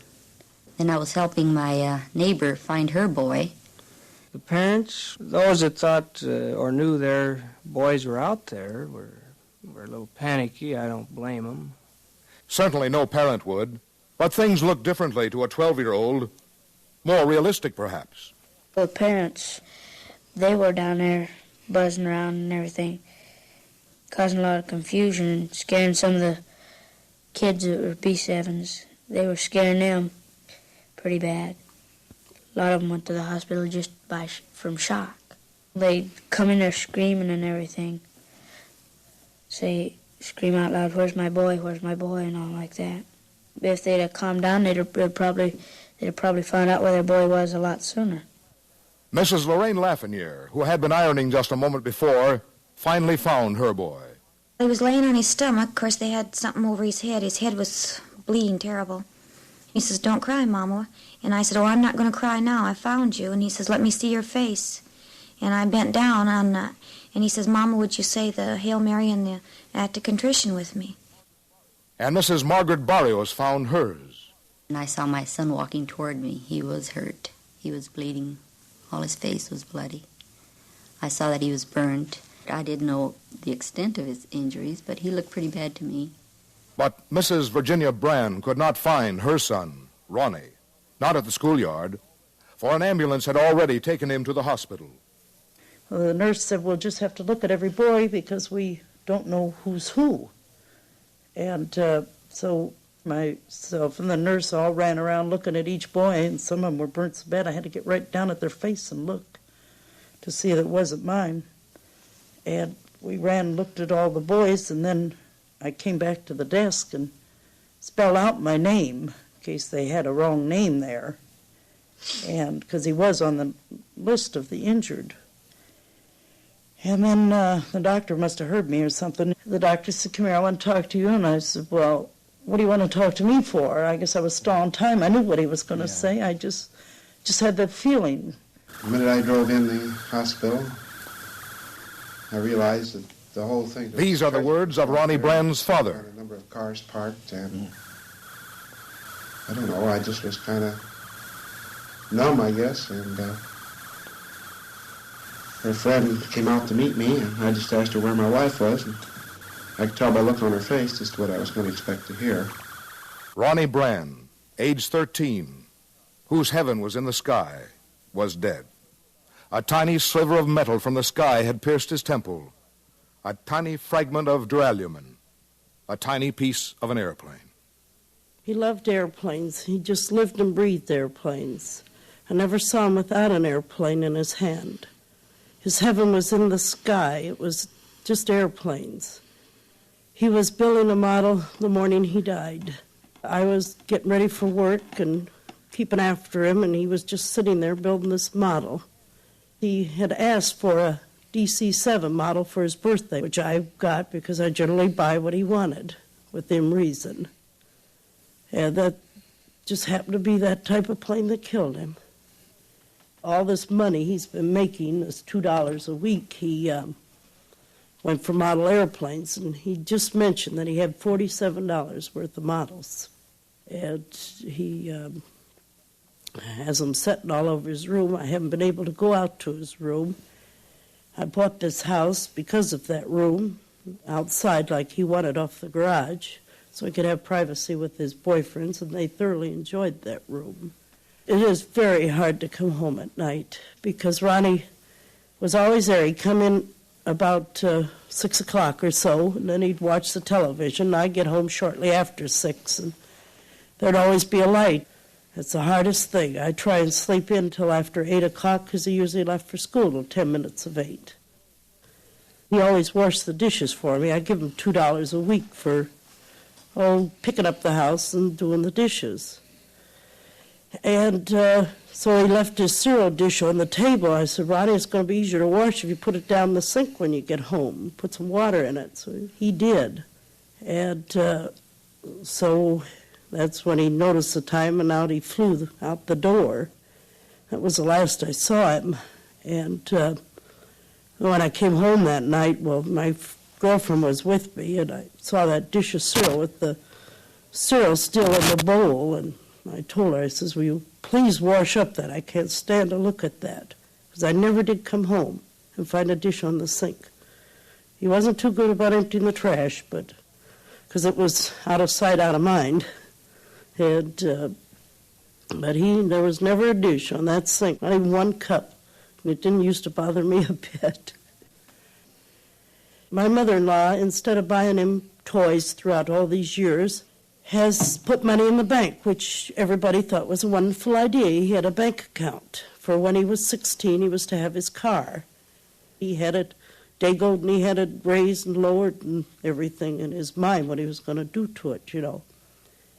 And so this money, I think it amounts to about $150, and is in bonds right now. Last Mother's Day, he bought me a dime store diamond ring. And he said that when he got working, he was going to buy me a real diamond ring like that. And so he said it a number of times. He told my mother, he told my mother-in-law. It was something he was going to do. So I'm going to use that money and buy myself a diamond ring that he was going to buy me. A week after Ronnie Brand died, he would have been 14. On his birthday, his mother sat talking to his closest buddies, Larry Larimore and Carl Fox. Larry, how did you feel when you heard Ronnie was gone? I felt pretty bad because he was a close friend of mine. We always went around together and had a lot of fun. But when I heard he was gone, I felt pretty bad because I lost one of my best friends. Yeah. And it wouldn't be the same without him. You're pretty close then at school. I'm sorry I didn't know you before this, you know. And I'm sorry I didn't know you before this, but we had a lot of fun together. Yeah, you seem the same type of boy that Ronnie was, just a regular boy. Mm-hmm.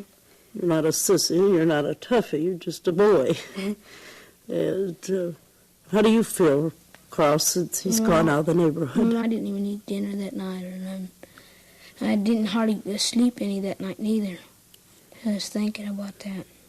And after it's all over, but every day I get out of the deal, we meet, Ronnie and me usually meet at this one place at brunch, and it's at these tables. Mm-hmm. And now I always go back to them tables, and I look over there, and I don't see Ronnie, but then I go someplace else. I know just what you mean.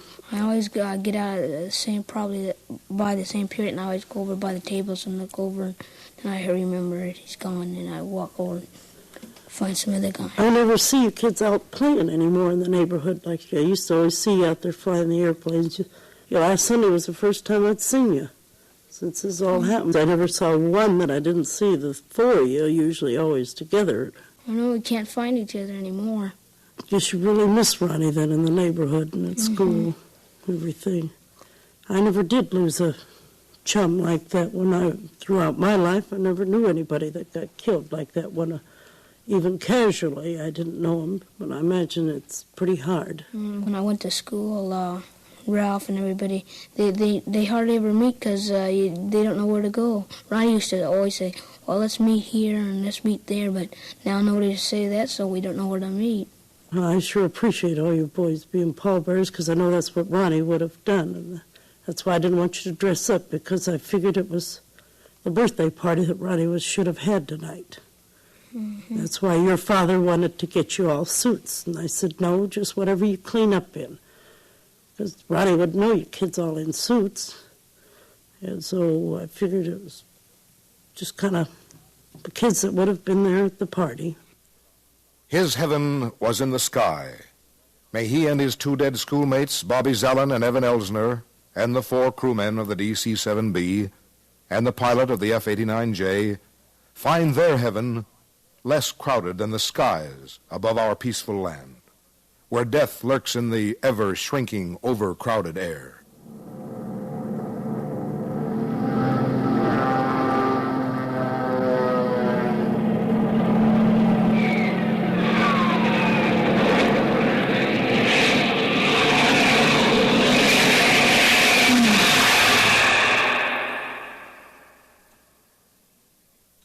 CBS Radio Workshop has presented Heaven is in the Sky with Frank Goss as narrator. Recording and research by Jules Maitland.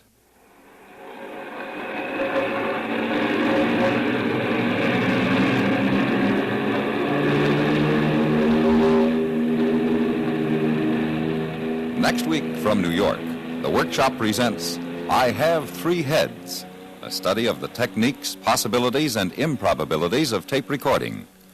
A visit backstage in broadcasting, where things happen that are stranger, more exciting, and more fun than anything Alice ever discovered behind the looking glass. Next week at this same time, I Have Three Heads.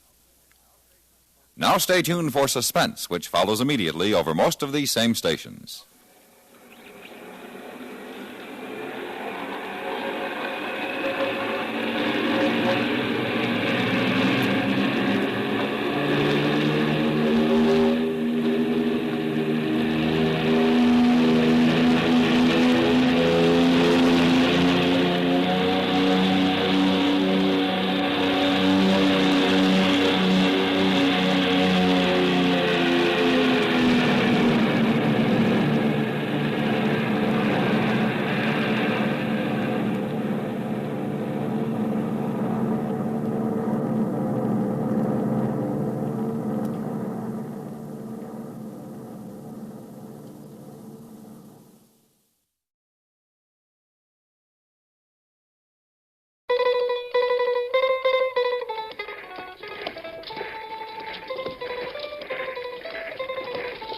Pick 'em up, you critters. Pick 'em up.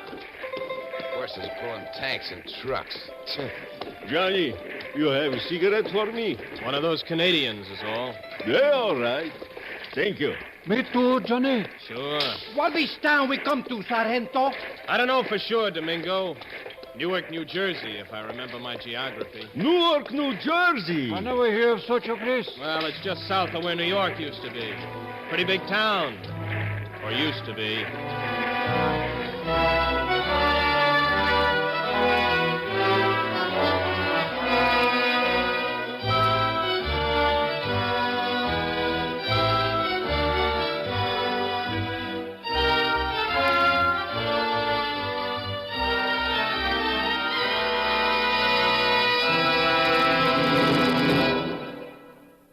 The CBS Radio Workshop, dedicated to man's imagination, the theater of the mind. Today, The Long Way Home, a glimpse of a future we trust will never happen. A story of the fate of men to whom it is given to do what they have to do, with or without understanding, but with patience, goodwill, and a sense of comradeship.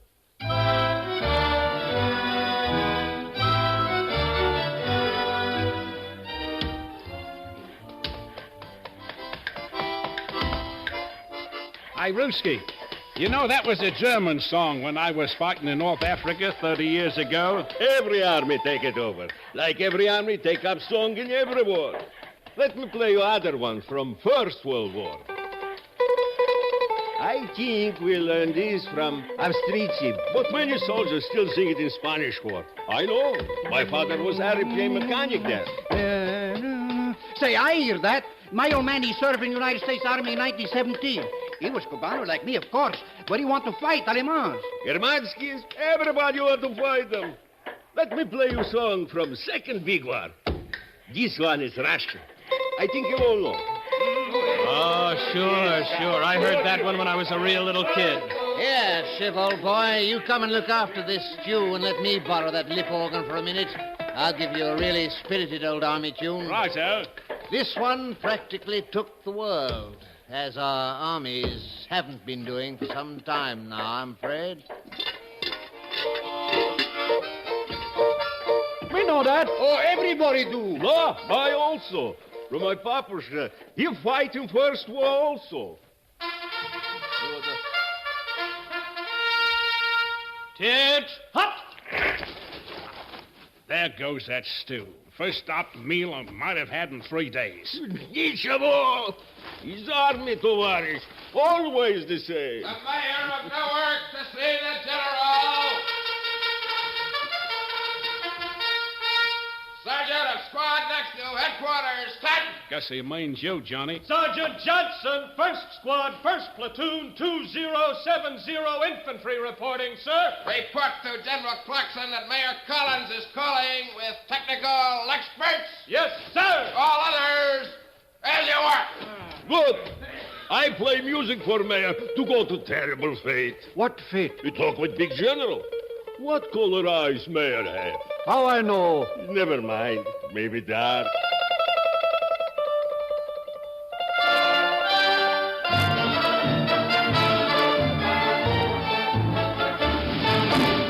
Look here, Mr. Mayor. We know you have your problems, but we have worse ones. We have reliable information that an enemy force will attempt a landing somewhere around Cape May within 2 or 3 days. We've got to stop that. Whose force, may I ask, General Clarkson? How am I supposed to know by all the knobby knees in New Jersey? Our intelligence says it's probably General Wolfe with his Germans. Germans, General? Or whatever he's got now. But even if they're outer Tibetans, I can tell you we're in for a rough time. And so will you and your people be, Mr. Mayor, if we can't stop them from landing. I'm sorry, General, but I still don't see how we are involved. We are a community of civilians. Well, let me tell you, Mr. Civilian, you have the good fortune to be the head of one of the few cities in the world that has at least some serviceable walls left.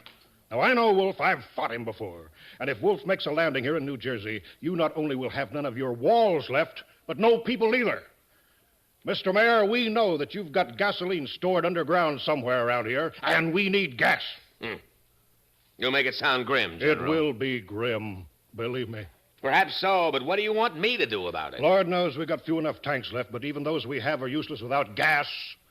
And if we can't get gas for our trucks to bring up the supplies that we have left, or those we can squeeze out of communities like yours, Mr. Mayor, why, man, we'd be just plain helpless. Let me ask you one question, General. Sure, fire away. Whom are you fighting and why? Whom? Why, anybody who's fighting us, of course. Anybody. Why? Well, I suppose I have to admit I don't really know too much about that part of it myself. But because I'm a soldier, I suppose. Because my government ordered me to. But we have hardly any government left, General. When were you last in touch with anything one could call the government of the United States of America? Well... Exactly, General. But I tell you what I'll do. I'll turn one of our gas reservoirs over to you and let you do with it whatever you want. And I'll throw in a bonus on one condition. That's too much, sir. Who are you to make conditions to the commanding officer of an army of your own government? About the government, I wouldn't know, General. I haven't heard anything from them for a pretty long time. Concerning your army, I'm not so sure whether it should be considered an army of the United States or just General Clarkson's army. No. There have been I don't know how many dozens of armies like yours wandering around the world these last few years, clawing at each other and pushing each other back and forth across the earth. Yeah. All right. What's your condition? That you get your troops out tomorrow morning. Well, that one I can accept. We have an appointment around Cape May anyway, if we can get your gasoline, that is. Well, don't let the difference in our points of view mislead you, General. We naturally wish you the best of luck. Thanks. You mentioned a bonus. Yes, it's something your intelligence apparently missed. Just before this whole mess started, the government enlarged a few of the natural caves in the foothills west of here and stored some airplanes there.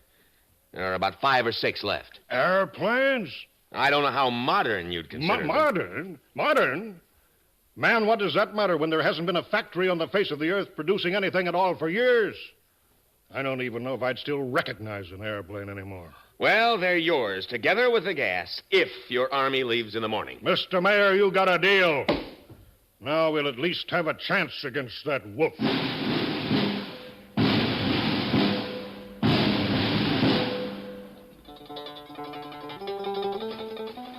Hold it a minute, soldier. There's a couple of folks here. Civilians. Oh, they're wearing decent clothes, too. What can I do for you, sir? And ma'am? Mr. and Mrs. William Harrison Taylor, young man. Sir? I ain't no sir, ma'am. Just a sergeant. Well, sergeant, These then. sergeants run out of me, lady. Never mind, sir. Except General, maybe. All right. Shut up, you two. Yes, ma'am? Well, you'll have to forgive an old lady's curiosity, but it's been so long since we've heard anything about what is going on. We would have liked to have brought something for you and your men. Oh, there wouldn't have been any call for that, ma'am. The Army still takes pretty good care of us. He means we take good care. Don't mind them, ma'am. They're just road happy. Men get a little silly after marching a long time. You mean marching too long, Sergeant? I wouldn't know, sir. We go where we have to go. But it's pretty far sometime, Johnny. You talk. You come only from Cuba. Me, I come all the way from Korea. Stow it, Sen. There's 8,000 miles of water between Melbourne and even the west coast of this blooming continent. Madam, permit a man to speak among children. Me, I come from Omsk. From Omsk?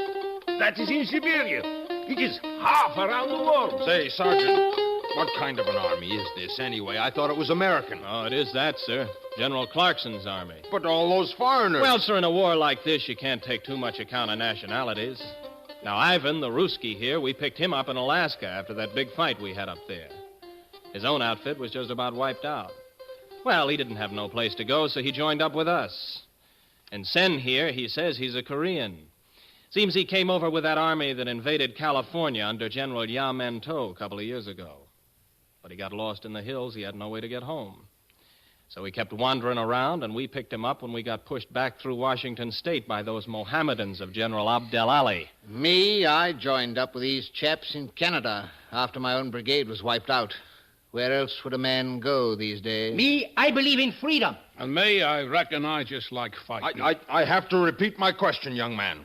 Is this supposed to be an American army? Why, sure it is, sir. Our commanding officer is General Clarkson in that tent over there. But, Sergeant... Never mind, William. The government undoubtedly has its reasons. Government? There is no government that I've heard from, at least. Not even about taxes. Don't fuss now, William. Sergeant. Yes, ma'am? Do you happen to be free from duty tonight? As far as I know, ma'am. Unless we get orders to move out. Well, our apartment is below street level, and so we still have a fairly decent place to live in. That last rocket did shake the plaster off the ceiling. But it's warm and quite comfortable, and we have a little store of tea left over. Tea? As a matter of fact, Mother, I even think there are a few bottles of beer. Home brew, of course. Beer? Cerveza? What? Beer? Beer, you dope pivo! Zaman, shuttle you! Great day!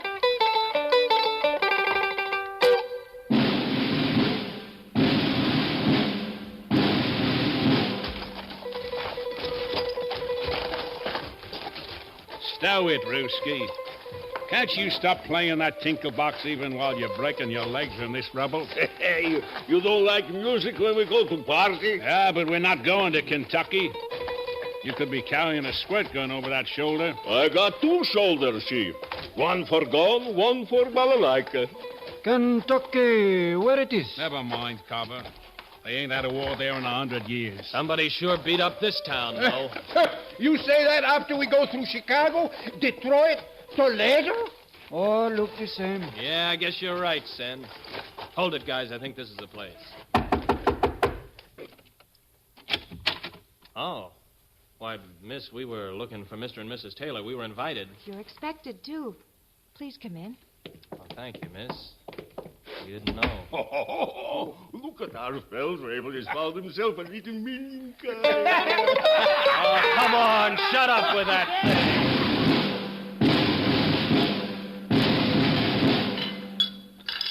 And there I was, Mrs. Taylor, sitting in that bloody tree with that bloody spear pinning me bloody thigh to the bloody trunk. And all in this so-called atomic age. Is X, Tovarish? X what, Ruski? Ex-atomic, Tovarish.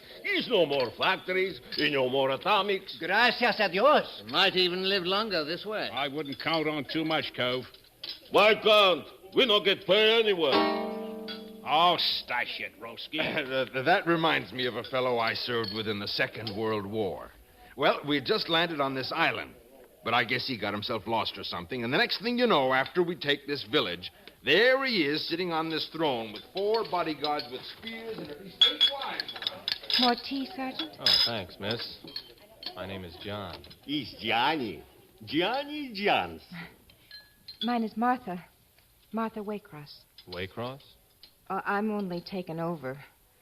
Mother and Dad, Mr. and Mrs. Taylor, that is, they found me at the intersection of Broad Street and the highway to Red Bank after that first awful bombing. I was only about 7 then. Your parents gone? I really don't know. I'd forgotten my name. from the shock or something.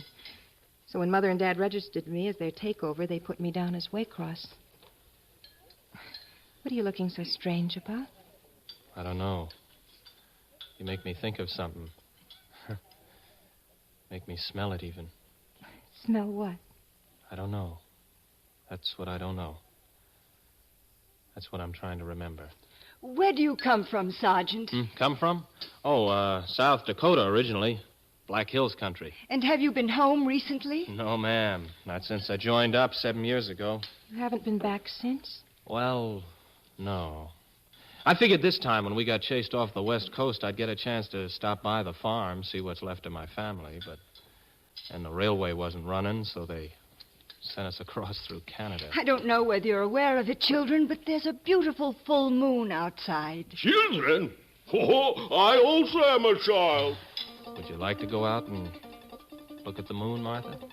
Yes, Johnny. How about another bottle of beer, gentlemen? You are a gentleman, Mr. Tyler. Ball.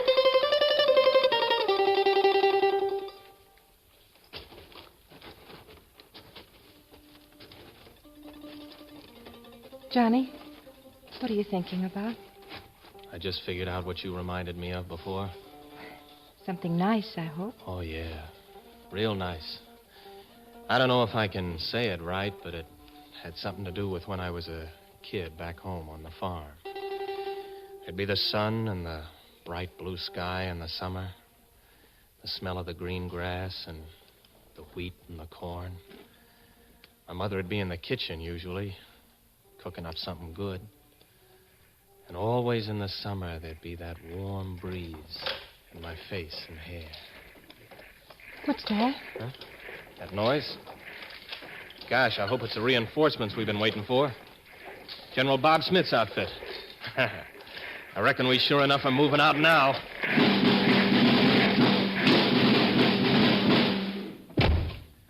The planes themselves are okay, sir. Our mechanics can't find a thing wrong with them. So what is wrong? I don't know, sir. They just don't handle right. Will they fly at all? After a fashion, sir. Well, maybe that's enough of a margin. If Smith has some ammunition, that is. We'll need everything we can lay our hands on to stop that wolf.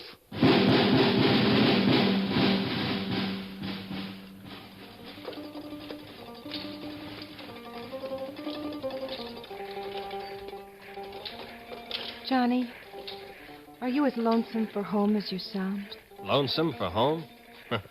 Home, that's the Army, Martha. And lonesome, how could I be lonesome? I've been in this outfit since I was 14. Now, you're giving me an idea, though. Hope this one is nice, too. Heard it from a fella I went to school with. He went back home last year. He told me there are some folks that have moved into some of those caves in the hills, right near where I was raised. And they're collecting all kinds of things. Sounds wonderful. Seems there was a saint once in Italy or somewhere. Saint Benedict, I think. And he collected all the stuff he could find when they had a lot of wars over there, just to save the old inventions and ideas. Well, civilization, I guess. Well, those people back home are trying to do the same thing. Johnny, are you thinking of going back to join them? Well, now, Martha, if a man had himself a good woman, I don't owe the Army any time anymore.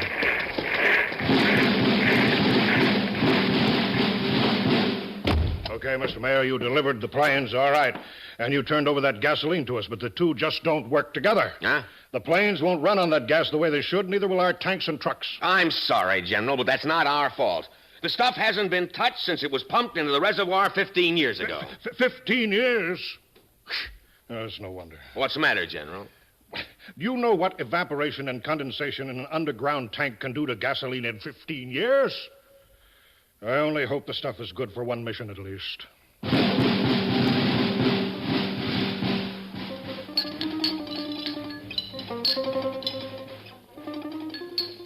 You did pass through New York on your way here. Rather. Say, what's it look like? We haven't heard from anyone who's been through there for years. New York? Oh, kaput! It's true, sir. There ain't anything left. We had to dig a road through the rubble for our tanks. Tell me something, Mr. Corporal Lee, ma'am. Originally of the 5th Australian Division. Well, Corporal, you're not an American. Why are you here? Why do you fight? Why, madam, the women have children. Oh, but that's a woman's role in life. Madam, maybe it's a man's role to fight. Ha ha! Woman have it, baby. Men, they fight. Is man's life in army.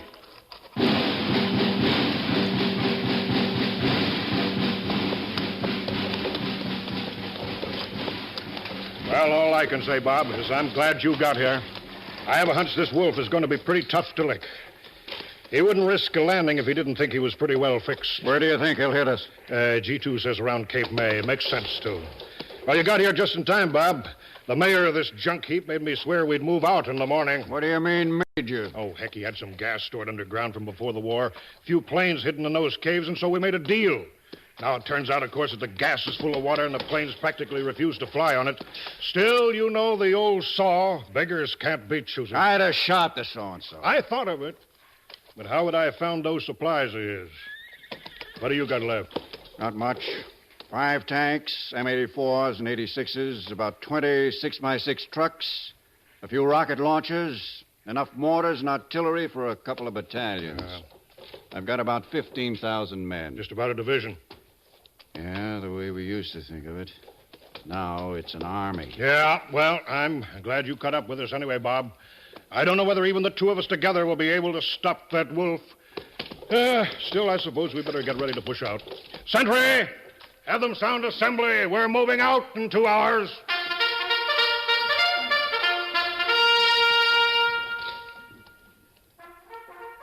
Hey, what's that? Hey, you guys, back to camp. Assembly sounded. Well, Martha, I guess we're moving. What about those black hills of yours? Are we moving, Sarge? Johnny, we go. You think this is invasion? Invasion who? I don't know, you guys, but the bugle gave it on the double. I'm sorry, honey. I guess you see I just can't go home yet. But you said Yeah, I know I did, but I couldn't leave my outfit now, not when the guys are heading for another battle. Might be a real bad one, too. Johnny. Don't you go worrying now. Martha, I'll feel a lot better just knowing you're alive. You know that, I reckon. But it just don't seem like there's much time left anymore to do the things people really want to do. Come on, Sarge. Adelante!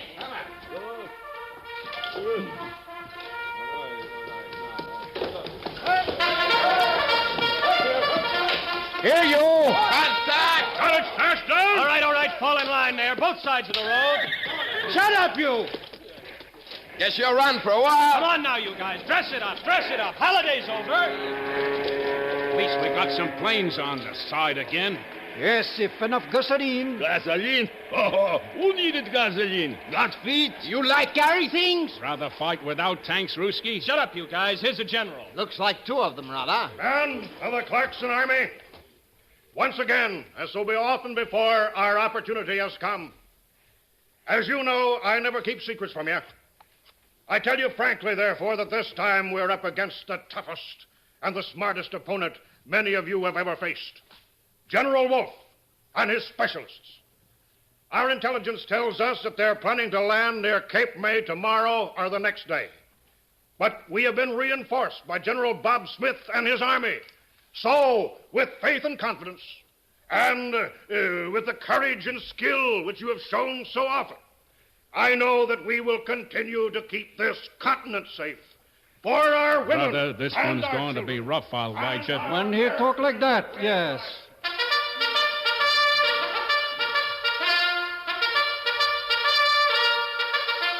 Footage hot, right, haste, right step, forward, hard.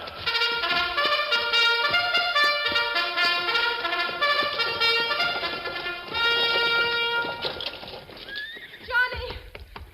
Hi, Sarge. Yeah? Johnny! Oh, goodbye, Martha. The Black Hills! St. Benedict! Maybe I'll be back. Maybe, Martha.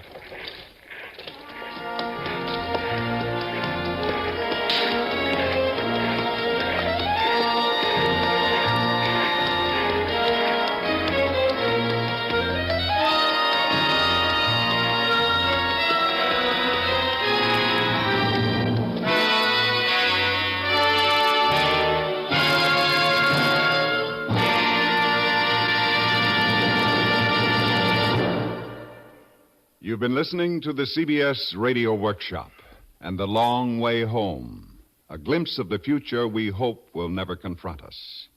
Written by Henry E. Fritsch, music arranged by Alexander Steinert, produced and directed in New York by Paul Roberts. William Redfield was heard as Johnny, Danny Acco as Ivan, and Terry Keane as Martha. Others in the cast included Bob Dryden, Joseph Julian, Roger DeKoven, Nat Polan, Leon Janney, Guy Rep, Wendell Holmes, Jack Arthur, and Ruth Tobin. This is Ted Pearson inviting you to listen again next week when from Hollywood the CBS Radio Workshop presents Heaven in the Sky, an actuality broadcast of the tragedy of the Pacoima school disaster in which a disabled DC-7 fell into a crowded schoolyard. This is the CBS Radio Network.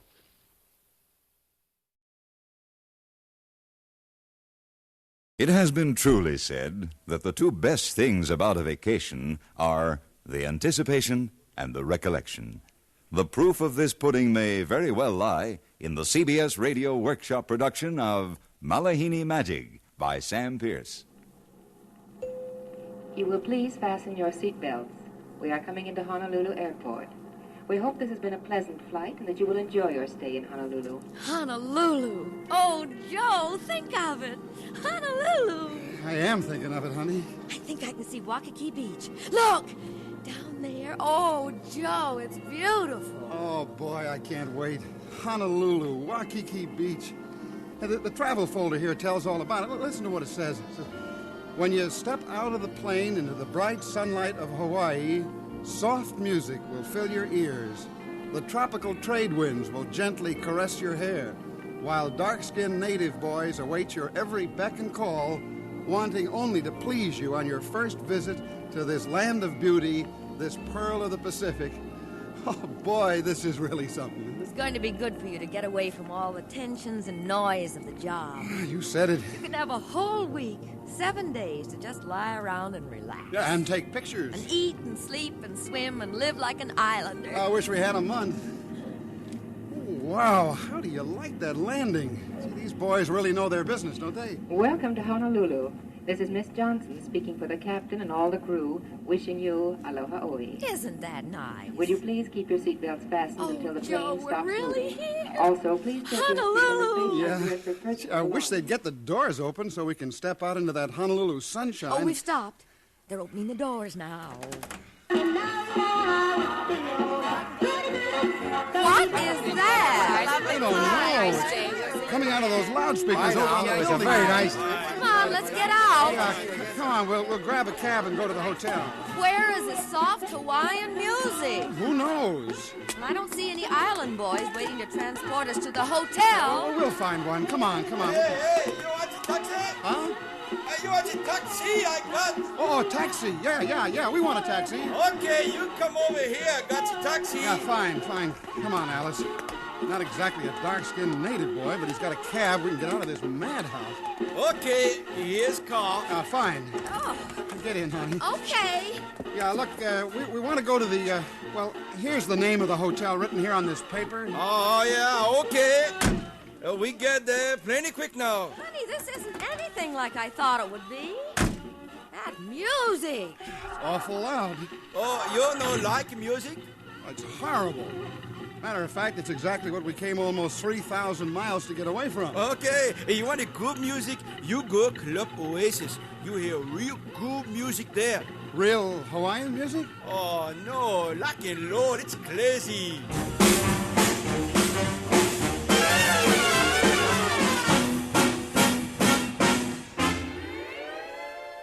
Well, it's no luxury suite, but it's a room. That's something. I guess these sliding doors open onto the courtyard. Let's have a look.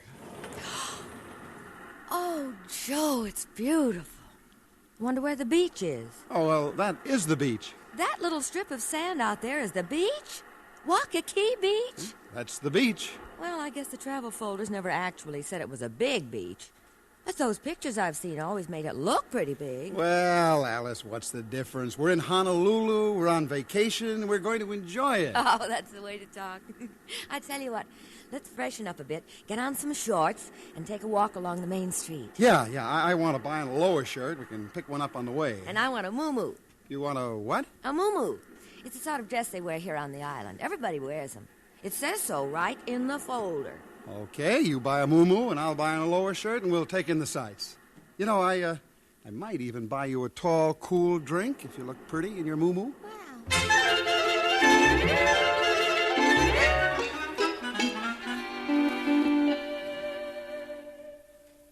Yes, miss? I'd like to see a muumuu. A muumuu? Oh, yes. I'll show you one. Isn't she lovely? Beautiful. Carved ivory. This is muumuu. Oh, it's a beautiful print. How does it go on? I mean, what does it look like on a person? Oh, it just hangs straight like this. You wear a belt with it? No, it just hangs. Oh, over there. A lady wearing muumuu. Oh, no. Looks like a Mother Hubbard for expectant mothers. Is that the way they wear them? Just hanging down like that? And that muumuu, really comfortable. Yes. Well, thank you very much. I think I'll look around a little more. Yes, miss. Oh, if I ever catch you wearing one of those things... Oh, don't you worry. I wouldn't be caught dead in one. I can't figure out why they're so popular. Well, maybe because they make every woman look alike. Well, I don't want to look like every other woman. So let's look for your Aloha shirt, and then you can buy me that drink. Yeah, okay. Or better still, you can buy me that drink first, and then we'll look for the Aloha shirt.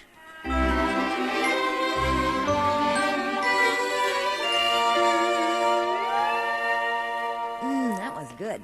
What do they call that drink? A Mayday? Oh, no, honey. Mai Tai. A Mai Tai. Boy, they put a lot of rum in them. You going to buy an Aloha shirt?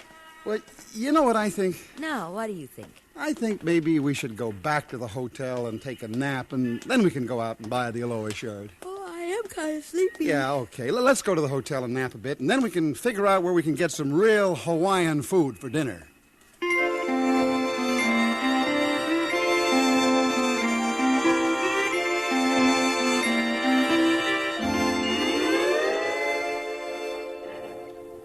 Well, this is more like it. The Willows Restaurant. Gee, soft music, tropical plants. Boy, there's nothing like this back home. It is pretty. I wonder if we can get a table. It looks busy. Oh, now, don't worry. We'll get a table. I'll speak to the Maitre d'. We'd like a table for two. Oh, yes, sir. Two? That's right. Something over by the pool would be nice. You see, we, maybe have to wait some time. Very busy.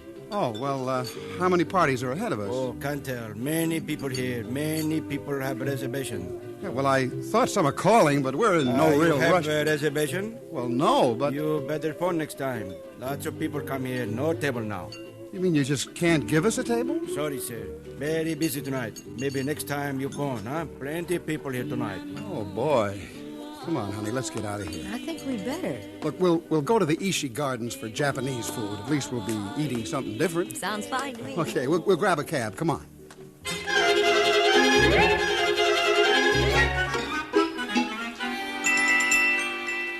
I thought it was a long way to that other place, but this is ridiculous. Yeah, well, it's kind of off the beaten track, but anyway, we're here now. This is the place. I wonder what all those buses are doing here on the street. I don't know. Come on, we'll go in. Yes, please. Oh, hello. We want to eat? Eat? Tonight? Oh, no. No eat tonight. We got convention. 400 women. No eat tonight. Not here.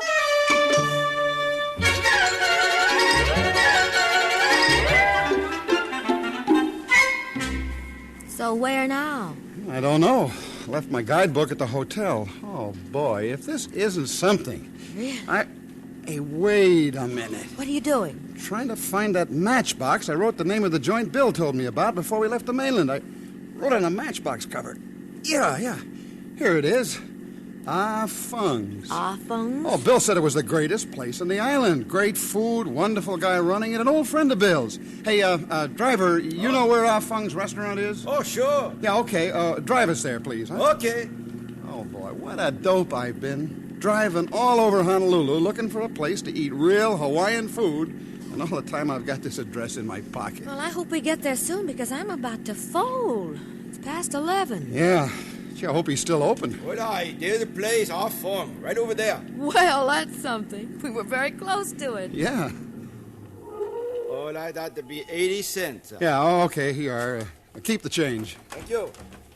It's Open all right. The lights are on. Let's get inside and order dinner. I'm starved. Yeah, me too. Gosh, it's dark in here. Yeah, but it's open. There are candles on the tables. Good evening. Oh, hello. Are you Ah Feng? I am Ah Feng. This is my restaurant. Come in, won't you? Yeah, well, thank you. We're friends of an old customer of yours. He said to say hello to you when we came in for dinner. Ah? Yeah, Mr. Keneally. Bill Keneally? Oh, Mr. Keneally. Oh, yes, I remember Mr. Keneally very well. He's not here on the island anymore. No, he works on the mainland. I work with him. We're old buddies. He and Mr. Logan are very close friends. Oh, well, I am glad to have you dine with us. Won't you come in? Corner table. Oh, boy, this is great. Yes. What's the specialty of the house, Mr. Ah Feng? We take a great deal of pride in our specialties, Mr. Logan? That's right, Logan. We have extra fine prime ribs, steak from Kansas City, the best of Idaho potatoes with sour cream and chives added. The very best cuisine, I assure you. Do you have anything Hawaiian? Oh, Mr. Logan, this is Ah Feng's steak place. We specialize only in Kansas City steaks and prime rib. Well, that's fine, Alice, actually. What's better than a real good old Kansas City steak? Please be seated, Mrs. Logan. Thank you. Mr. Logan? Will you join us, Mr. Feng? Thank you, but I have old customers to take care of. I will speak to you before you leave. Enjoy your dinner. Oh, thank you very much. Well, now, this is more like it. He's charming. Yeah, and just think. We came 2,500 miles across an ocean to find real old Hawaiian Kansas City steaks and Idaho potatoes. Oh, well, let's order and enjoy ourselves after all. This is a vacation.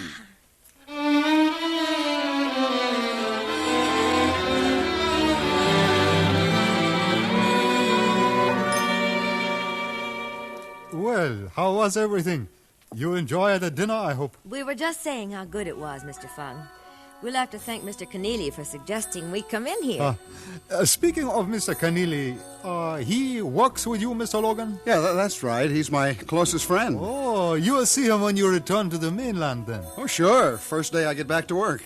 Mr. Logan, this is a little embarrassing to me, but Mr. Keneally left a small unpaid balance on his bill here when he left. Do you suppose? Oh, well, of course. I'd be glad to take care of it. What's his tab? $134, Mr. Logan. With your dinner check tonight, that would be $146 even. $146? Oh, boy.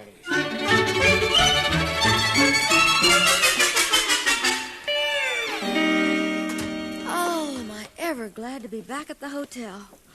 I'm dead. Do you know that it's after 1 o'clock in the morning? Yeah. I'm going to open the sliding door to the lanai deck and let the wind and the sound of the Waikiki surf in. That'll lull us to sleep. If there's a moon, maybe we can see the waves. Yeah, that'd be perfect. Open the doors. Okay. What is that? There's 1 million people down there in the court. It's a concert, a jazz concert. At 1 o'clock in the morning? Oh, boy. Joe. Yeah. Joe, go to bed. This has been a pretty tough first day. Yeah, it has that. You know something, Alice? What, Joe? I may be crazy, but I almost wish I was home.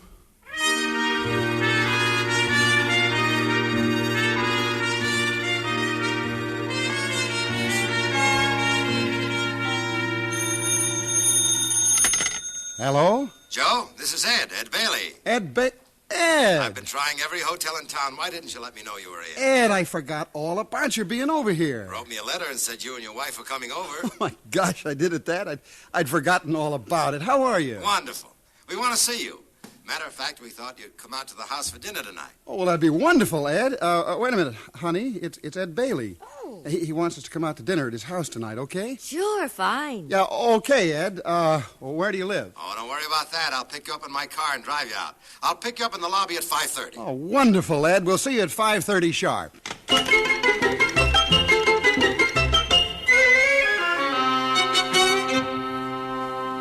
This district in here is called the Black Point District. A lot of beautiful homes in here down on the rocks. Even have their own swimming pools. Oh, it's just lovely. Yeah, where do you live, Ed? Oh, it's not far up here. It's not on the beach, but we like it. I should think you would. You know, I was beginning to think Honolulu was nothing but traffic and rock and roll and Kansas City steaks. You don't sound as though you liked it too much, Joe. Well, if the truth were known, Ed, Alice and I were about ready to call the airlines and see if we couldn't move our flight up sooner. We just about had it. You've been here one day? And one night. And you've had it? Well, let's be honest, Ed. We were greeted by a screaming record at the airport. We couldn't get into any of the spots we wanted to for dinner last night because there's a convention in town, or we didn't have a reservation, and there's a jazz concert in the courtyard of our hotel until 2 o'clock this morning. Yes. Now, does that sound like the travel folder's description of Honolulu? No, it doesn't. But you sound like a regular Malihini. Oh, now, sticks and No, stones. I'm not calling you names, Joe. A Malihini is what the islanders call a tourist. And you're acting just like a tourist. Well, there's a law against being a tourist? No, but you're acting like a tourist and wanting to act like a native. A Kamaina, we call ourselves. Doesn't work. I don't quite get what you mean, Ed. Well, Alice, look at it this way. You arrive in a strange town, Honolulu, Miami, the south of France, or Atlantic City, or any vacation city in the world. You move into a hotel room, walk up and down the main street, and think you know all there is to know about the town in the first 24 hours. Well, I know just about as much as I want to know. If yesterday was a sample. Now, look, Joe, I know how you feel. I went through Italy in 2 days and came out hating everything about it. Then a couple of years later, I went back and got off the tourist kick and really looked it over. It's my favorite place in the world now, outside perhaps of Honolulu. Well, what can you do here? If you're a tourist, I mean. Have you been over the Pali to the windward side of the island yet? No. Have you seen Augustine dance at the Tierra Room? No. Have you been to Pearl Harbor? Oh, now, speaking of tourists... Listen, Joe. Taking in Pearl Harbor is not being a Malihini. You learn a lot by taking the boat tour. A lot that might give you something to think about. I gather we've been a little impatient. Is that what you mean, Ed? I simply mean that you and Joe have fallen into the same trap so many tourists fall into. You rush in, try to do it all up at once, and you don't think about the customs, which may be different than yours. You just expect everything to be the same as it is at home, only different. And it never works, Alice. It just never works. Okay, Doctor, so what do we do about it? Well, Grace and I have lived on the island for a little over 9 years now, and we love it. If you want to take our word for it, we'll try to steer you off the tourist track and let you see the things you'll remember. And if I were you, I'd start off tomorrow night watching Augustine dance. Then maybe drive over the Pali the next day and take in Pearl Harbor the following day. That's a good beginning, if you want to see Honolulu. Okay, you're the doctor. And I'll tell you what we'll do. Tomorrow, we start with Augustine, and you and your wife go with us.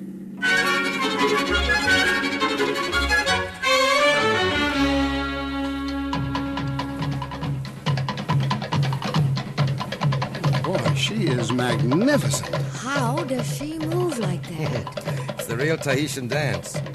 She's about the best we've found. Boy, I've never seen anything like that before. You won't, lad, unless you go to Tahiti. Or better yet, come back to Honolulu. Touché. And maybe I will. Maybe I will.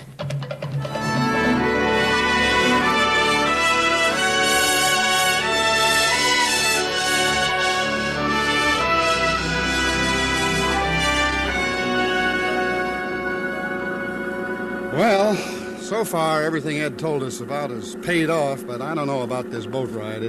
This looks a little commercial. Oh, now, Joe, you're acting just like you did that first day. Now relax and see what happens. Okay, honey. I just always suspect tours of any sort, and this is a tour. Well, you've seen a lot of things you couldn't see from the road. Yeah, you're right there. And this Captain Collins seemed to be pretty well supplied with facts. His remarks on the speaker system have been awful interesting.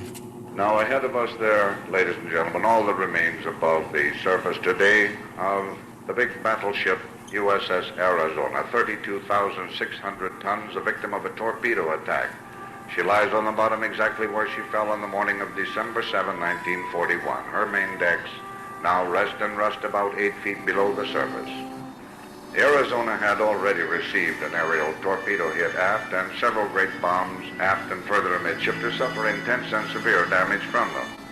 Her anti-aircraft batteries continued their fire such as were able, and throwing up over the ship almost an impenetrable blanket of bursting flak and anti-aircraft fire here, but somehow, through it all, one lone Japanese dive bomber came streaking in from over the hills behind us. Above the Arizona, he turned to plunge straight down upon her, and clutched in his talons was a 1,000-pound bomb which he planted right into her smokestack or nearby. The big explosion that followed blew up her boilers and fuel oil tanks, and the resulting flame and concussion carrying into her Ford powder magazines, the big Arizona then literally erupted like a volcano, and torn in two by the mighty explosion went to the bottom here within only about 8 minutes after it took place. Now, unofficially, of course, and from a sentimental point of view only, men of the Navy still consider the old Arizona to be a ship of the line in full commission.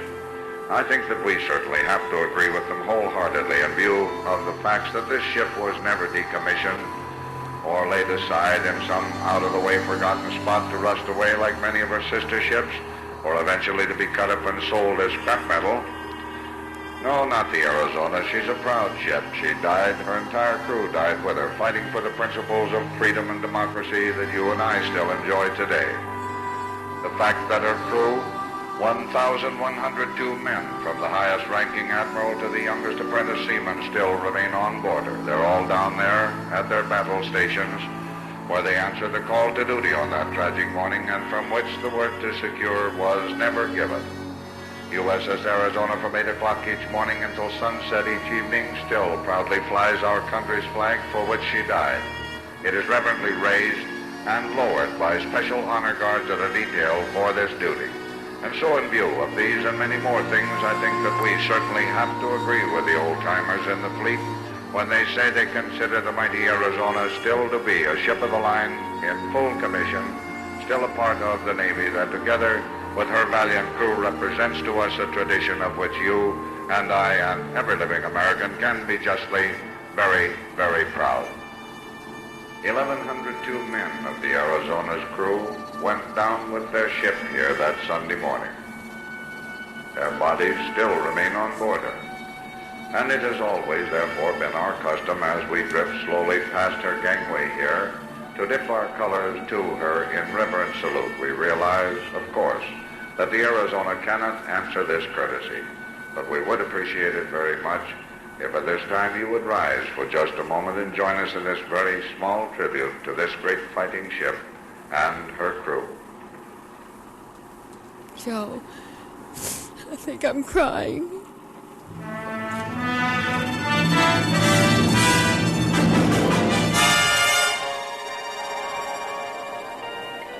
Pan American Flight 6 now loading at ramp 8 for Los Angeles. Passengers may board at ramp 8. Well, here we go. Oh, gosh. You know, it hardly seems possible that the whole week has gone by. I know it. Remember how eager we were to get home after that first day? I'll never forget. Remember our first sight of this airport? And the noisy record of goody. Yeah, and the taxi driver and lock and roll. Oh, Joe, it's been such fun. Oh, I'll say it has. I guess we can thank Ed and Grace for showing us what dopes we were. Not dopes, Joe. Malihinis. Yeah, Malihinis. Joe and Alice Malihini. Aloha. Aloha oi. And you a ginger lay home to remember Honolulu. Oh, thank you. And you too, sir. Oh, thanks. Boy, that smells wonderful. You liked Honolulu? Yeah. I think you can safely say we liked Honolulu. Right, Alice? I think it's one of the prettiest places in the world. I want to come back. Oh, I almost forgot to tell you. You will be coming back. What? Yeah, I promised Ed we'd be back next year. And we'll plan on 2 weeks instead of 1. Oh, Joe! And you know what Ed said? What? He said we weren't Malihinis anymore. He called me a Kama'aina. A Kama'aina. An old-timer. Oh, Joe. Yeah? You know something, Alice? I guess that's about the nicest thing anybody ever said about me.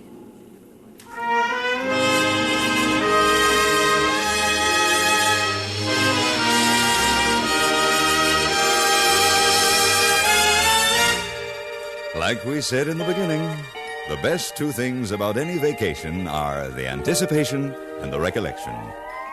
The CBS Radio Workshop has presented Malihini Magic, written and directed by Sam Pierce, with music by Amerigo Marino.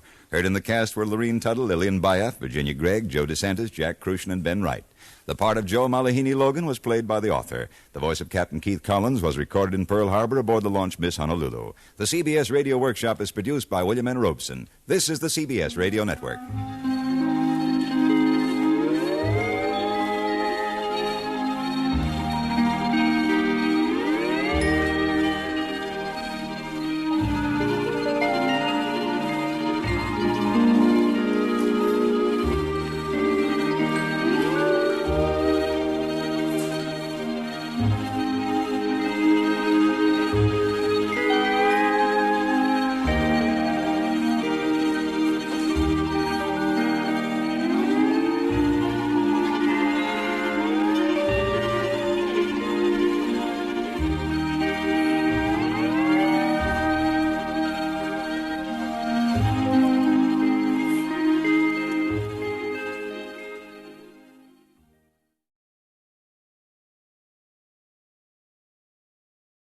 From Hollywood, the CBS Radio Workshop.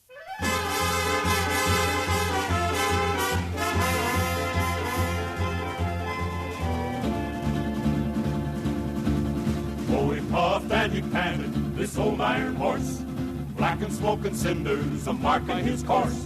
Down in the valley and up on the grade, driving on steam, helping history be made.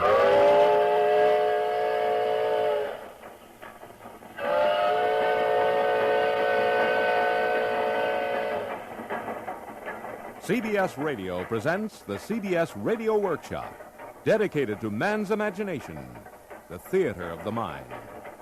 From Hollywood, the Workshop brings you William N. Robeson's production of an original folk tale, The Ballad of the Iron Horse. He was a locomotive, a 440, 8 wheels and a diamond stack and a whistle to blow. When he was young, there was no mightier thing. West of the Mississippi, he was the rail king. He wasn't streamlined, didn't have much looks, but he wrote his page in the history books.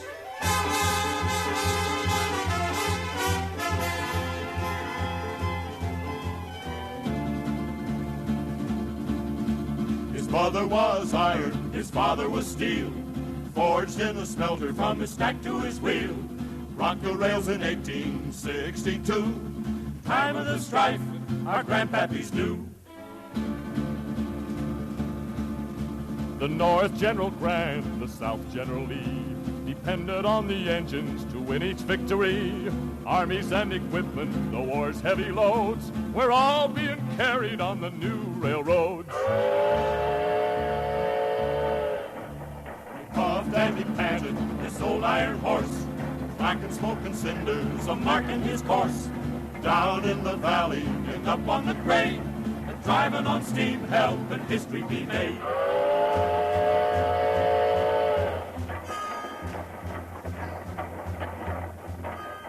Along for the wood pile, Mr. Yancey? That's right, boy. Should be up ahead. Well, it better be. This here engine eats up wood like it's striped candy. Well, chunk in what's left. We can't let the steam drop while we're taking on a new load. Yeah, I know. You know a lot for somebody young as you. How long you been aching to be a fireman? Never did ache to be. Oh? No, sir. I aim to be an engineer. Engineer? Hey. Oh, you think that's funny? You're saying he's on his first run anywhere, and already he wants to be the boss. Boy, I'm not laughing at you. Oh, not much. But when the fighting's over, they're going to be making lots of new engines. Somebody's going to have to run them. When the fighting's over? Well, that can't be too far off. Sherman's outside Atlanta, and with all the troops this road's been carrying down from Nashville to Helton, the Rebs can't hold out much longer. You think they can, Mr. Yancey? Mr. Yancey? Take a look up ahead there, boy. Tell me what you see. Oh, it looks like... Yeah, it's a fire. A big fire right near the track. I'm thinking that's our wood. Our firewood? We got any other kind? But who'd do such a thing? Now, who do you suppose? The Rebs. But for what? Boy, to keep us from reaching Atlanta. To keep the troops we're hauling from going into battle. Great day. Well, that sure leaves us in a pretty fix, don't it? Might. Well, what do we do? Sit. Sit? And wait. That's all we can do. Unless the colonel orders his men out to cut us some wood.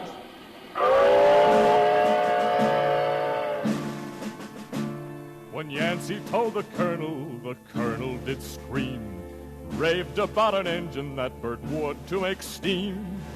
Coal, Mr. Yancey. You've heard me say, convert to coal without a delay. And I've said yes. I've certainly agreed. Coal'll burn slower, give you more speed. But what'll we do now? We're fresh out of wood. Get the boys out. Exercise'll do 'em good. Troops began to holler, the troops did right, having to chop wood far into the night.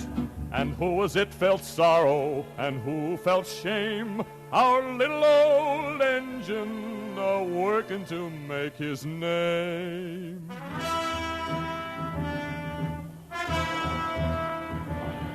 Yes, sir, emotion is sometimes to be found in steel. Railroaders will tell you that engines can feel. And our little engine, his feelings and pride, both were hurt by this turn of the tide. And he was sent back north to haul coal from a mine, and never once got near the Atlanta battle line. Oh, he chugged and he puffed, this old iron horse, black and smoking cinders a-marking his course. Down in the valley and up on the grade, driving on steam, helping history be made. From the Shenandoah Valley to Chesapeake Bay, from Trenton, New Jersey to Reading, PA, across the Appalachians, still pulling his load, doing his best on the early railroad.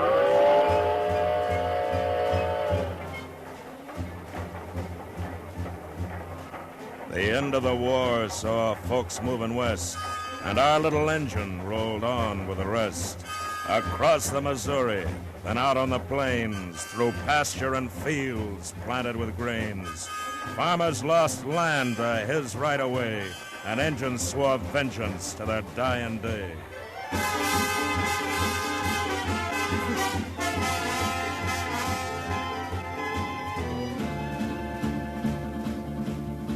He puffed and he snorted in this iron horse, black and smoking cinders a-marking his course. Down in the valley and up on the grade, but driving on steam, helping history be made. Started in to work on the old UP, started laying track to the Western Sea. Across the mountains from California, the Central Pacific was on its way.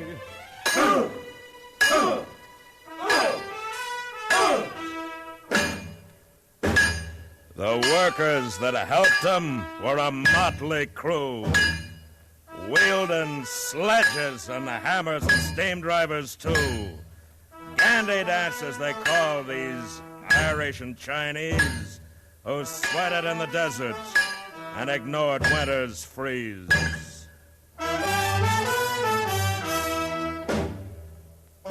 They gathered at the railhead with a week's work done. Places like Omaha, where they'd have their fun. They drank two-fisted gin and red-eye and fought with each other for a woman named Vi. They paid through the nose to dance with this dolly. And as always, the Irish grew most melancholy. No more.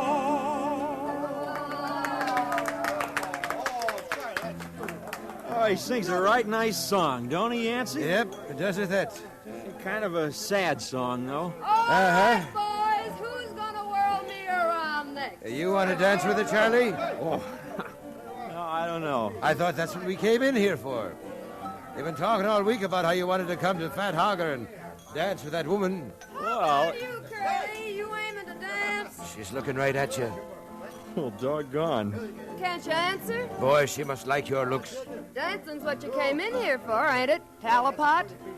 Well, now, well, how'd you know I was a fireman? Saw you tossing wood in the firebox day I came in from St. Joe. About 3 months ago? That's right. You still on that run? No, ma'am. No, we're hauling track to the end of Steel now. Well, then, you're in the real money. How much you gonna pay for that dance? Henry Grady over there gave me $5. Ma'am, I'll give you 8. Silver? Sure. Professor, put some pepper in your play, and I got a gentleman. Come on, honey.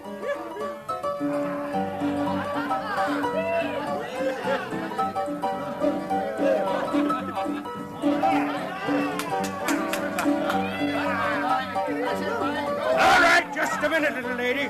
What do you think you're doing? I'm dancing with this gentleman, Mr. Grady. Not when I already said I'd pay you more than anybody else here. Curly just gave me $8. Now get out of my way. Come on, Talipot. Don't you pay him no mind. Talipot, eh? I'm a fireman, mister. That's what the railroaders call us. Well, I'm a steel-driving man myself. Now, you let loose of her before I bust your face open. Henry Grady, you get away now. Pardon me, ma'am? Stay with us, A fight was pretty common in the old rail towns. 'Twas an every-hour thing to see a man go down. Drink and the devil done their best, but the rails kept it going, snaking on west. Oh, he puffed and he panted, his old iron horse, black and smoking cinders a-marking his course. Down in the valley and up on the grade, and driving on steam, helping history be made. And fighting wasn't only done in saloons. There was a Sioux Indian chief by the name of Two Moons. It was him swore vengeance to his dying day to stop the rails and their right-of-way. How you feel, Charlie? All right, I reckon. How's your eye? How's it look? Can you see out of it? Good as I can the other one. Come over here. Yeah. Take a look out across them bluffs. No, over to the left more. There, that's it. You see that? Yeah. What do you think it is? Something moving for sure. Buffalo, maybe. Maybe not. How far to end the track? Too far, about 18 miles. And now look at him. Yeah. Buffalo'd be running from us. They're running toward us. Build up the steam, Charlie. Steam ain't gonna do no good. We can't run any faster on this road. Bet it ain't settled yet. We don't run faster, we'll never run no more. Now, come on, move!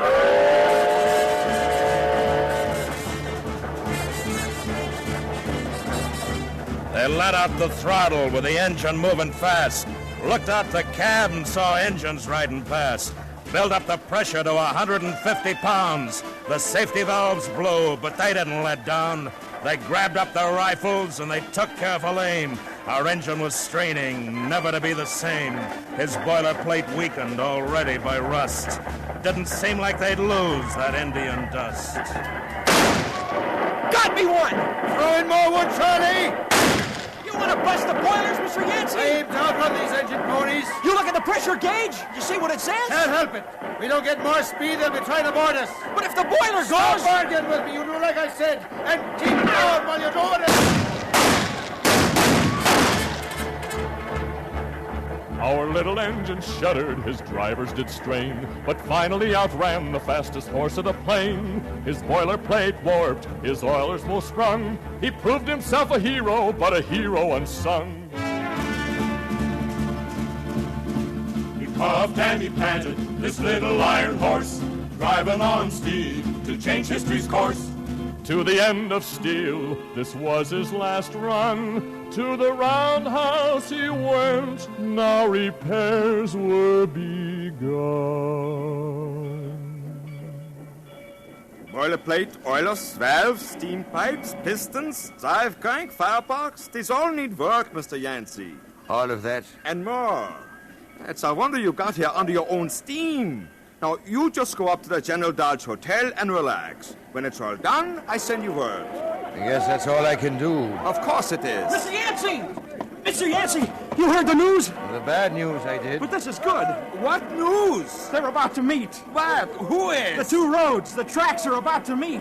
Word just came in over the telegraph. Where they at? Where they going to hold the ceremony? They say it'll be at Promontory Point, west of Ogden. Mr. Hamill, I'd like to be there. Well, so would all of us. You think you'll be long getting my engine fixed? Nancy, I told you. It's going to take time, but I do my best.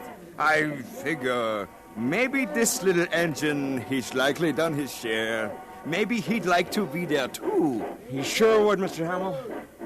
You can call me crazy, but I've been riding his cab a long time. I know he would.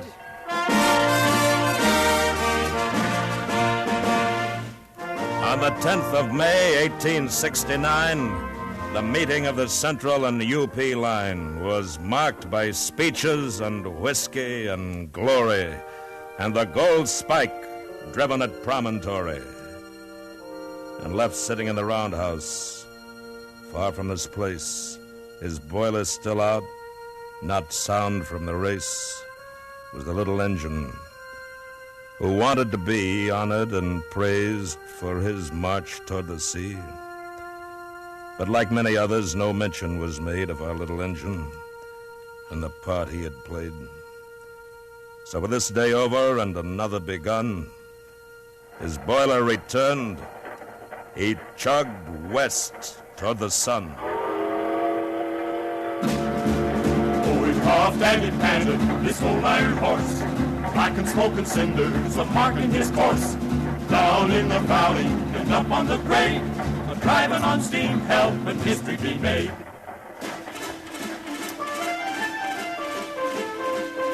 From Council Bluff, Iowa to Old Cheyenne, he made the trip over and over again. He hauled logs a while on the western line, then down into Utah, and on mountain time he brought ranchers' goods and gave some a ride. Some of them paid with a buffalo hide. Climbed down from their steed, they called a cayuse, and they tilted their hats and climbed on the caboose. Oh, he puffed and he panted, this old iron horse, black and smoking cinders a marking his course. Down in the valley and up on the grade, a driving on steam, help and history be made. He pulled cars and lumber and sometimes coal, and then got orders, the Pacific was his goal. Puffed on toward the Sierras through the lofty pines, heading for California's rich gold mines. Up Donner Pass he struggled, fought toward the top, but he couldn't quite make it. At last had to stop. The work he'd done, the years he'd lived, had taken its toll. He had no more to give. He fought with a last gasp. He struggled and cried, but he couldn't make the grade, no matter how he tried.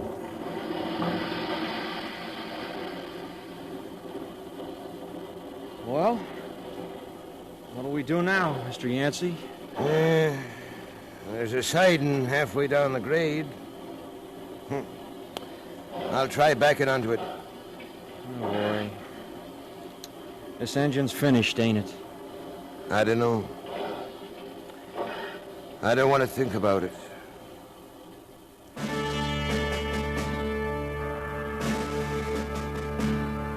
They left him on the siding, said he was through. Got another engine, one with power that was new. They hauled his cars away and left him alone. Looked like that siding was to be his last home.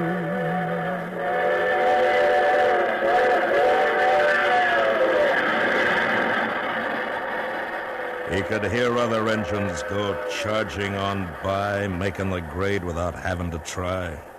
But they weren't the same breed, not even a relation. All diesel and steel and aluminization. Trains that had glamour, like the Challenger and Super Chief, flashing by the siding, adding to his grief.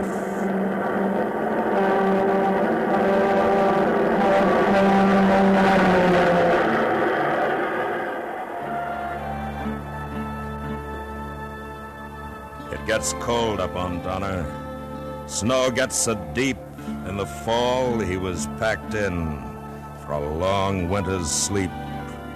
He stood there, right in sight of the main line, but no one noticed him for the longest time.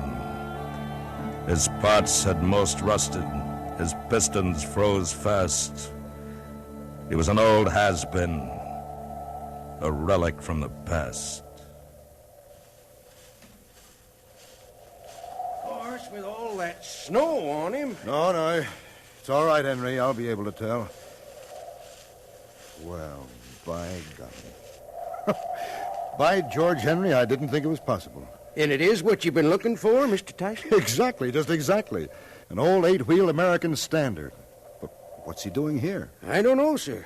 I asked around, but if anybody ever did know, they've forgotten. Well, he'll need a complete overhaul. Yes, sir. Of course, the first thing is to get him down to the city. I'll take care of it, sir. Fine, Henry. You do that.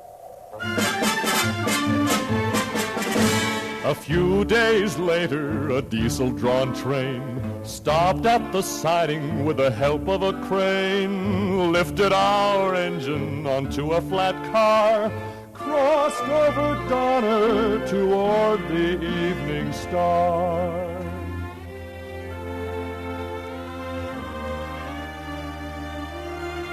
To the roundhouse in the city, our friend was taken, and all the while knowing that he wasn't forsaken. And when the work was completed, he stood there gleaming. He couldn't be sure that he hadn't been dreaming. And then off to a park with its grass so green, he was once more traveling under his very own steam. Hey, kiddies, hey, boys and girls. Board the one, the only authentic diamond stack locomotive on the Pacific Coast for a scenic trip around the park. Travel like your grandpas did. Ride the train that carried the troops to the Civil War and fought off the Indians and won the West. Right this way, kiddies. Board!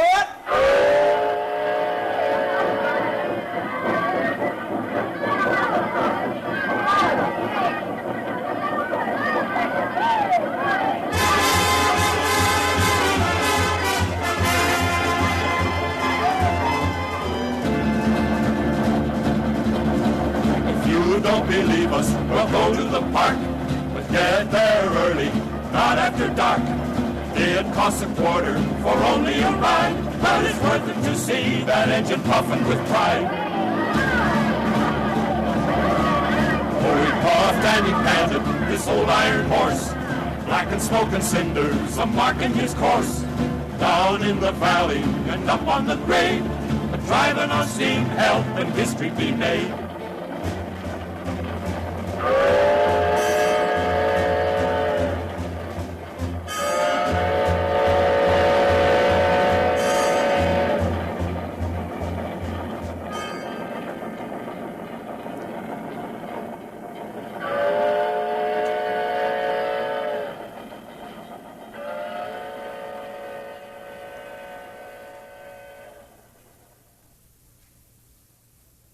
The CBS Radio Workshop has presented The Ballad of the Iron Horse by Charles B. Smith, based upon an original story by Ken McManus, with music composed by Fred Steiner and conducted by Lynn Murray.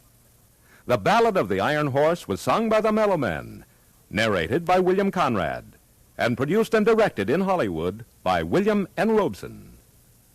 Included in the cast were Joan Banks, Dick Crenna, Joe DeSantis, John Daner, Jack Moyles, and Dawes Butler. Sound patterns by Bill James and Tom Hanley. The sounds of the Iron Horse were recorded on the Oahu Railway in Travel Town, Griffith Park, Los Angeles, through the cooperation of William Fredrickson, Director of Recreation and Parks of the City of Los Angeles.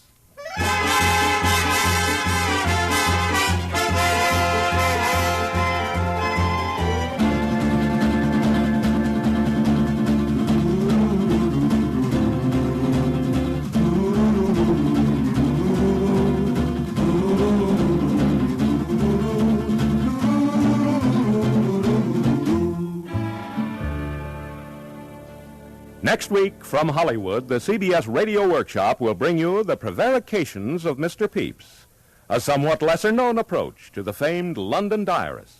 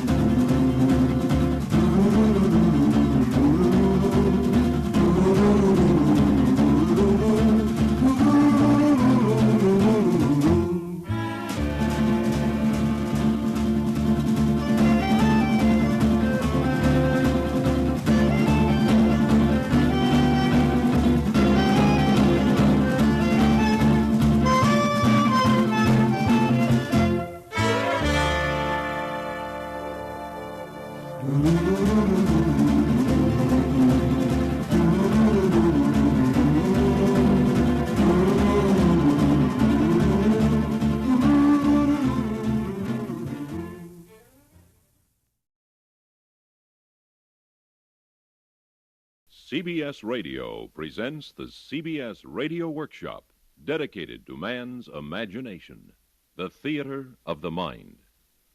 This is Elliot Lewis. I believe there's a place for experimental drama in radio. CBS Radio also believes this, hence the Radio Workshop. The play you're going to hear is such an experiment. It's debatable whether it's too personal an experience. I don't think it is, and CBS Radio has been kind enough to give me the time to find out. Some of you may be offended, some revolted, some excited by the sharing of this experience. At all events, since it is an experiment, and since we'll be dealing with those strange depths in a man's mind called his subconscious, we ask your attention. The play is called Nightmare.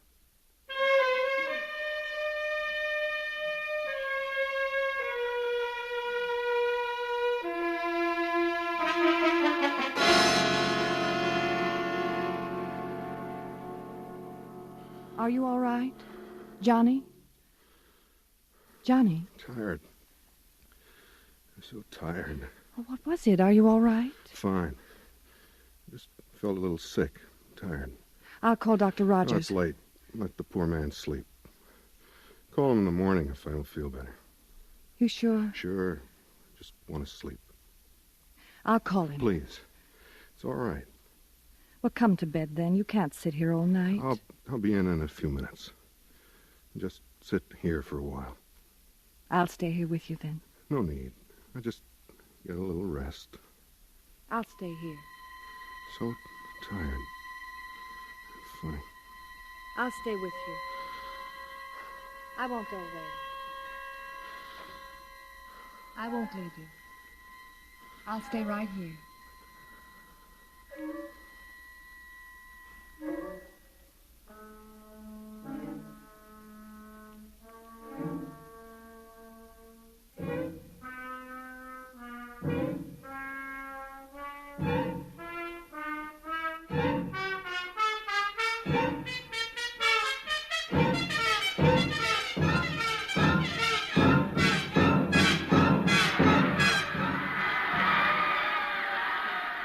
Number 18 it was on a wide end run. The opposing tackle in black trunks finally downed him on the 19-yard line. And this is a good time to remind you that this is Johnny Scott bringing you the annual Gridiron Classic. That this is Johnny Scott. That's very odd, ladies and gentlemen. There's a man sitting on the far side of the field whose face, he seems to be smiling at something. Perhaps you all know him. He's a tall man, wears a black mustache, has black hair parted in the center and well and carefully combed. He's smoking a cigarette. Perhaps you all know him. There's the play. It's number 18 again, this time diving through his own left tackle. This boy is really tremendous. There, just now, the opposing tackle grabbed number 18 from behind. The man with the black mustache is applauding. Oh, no. The players on both sides have jumped on number 18, and they're hitting him with their fists. The crowd is going wild. This is horrible. People are jumping from their seats into the field to join in, but they're all on one side, all striking number 18, who's lying face down on the beautiful green sod of this lovely stadium. It's a lovely autumn day here in New Falls, and over 80,000 screaming fans are pounding and kicking player number 18. The man with the black mustache, I'm sure you all must know him. The man with the black mustache is standing in the center of the screaming mob. He seems to be directing their efforts. I've never seen anything like this, ladies and gentlemen. There doesn't seem to be anything anyone can do to save number 18. There, just now, the man with the black mustache picked up the quiet form of my father. He slung my father over his shoulder. He's making his way through the crowd. Why is he carrying my father away? Where is he taking my father?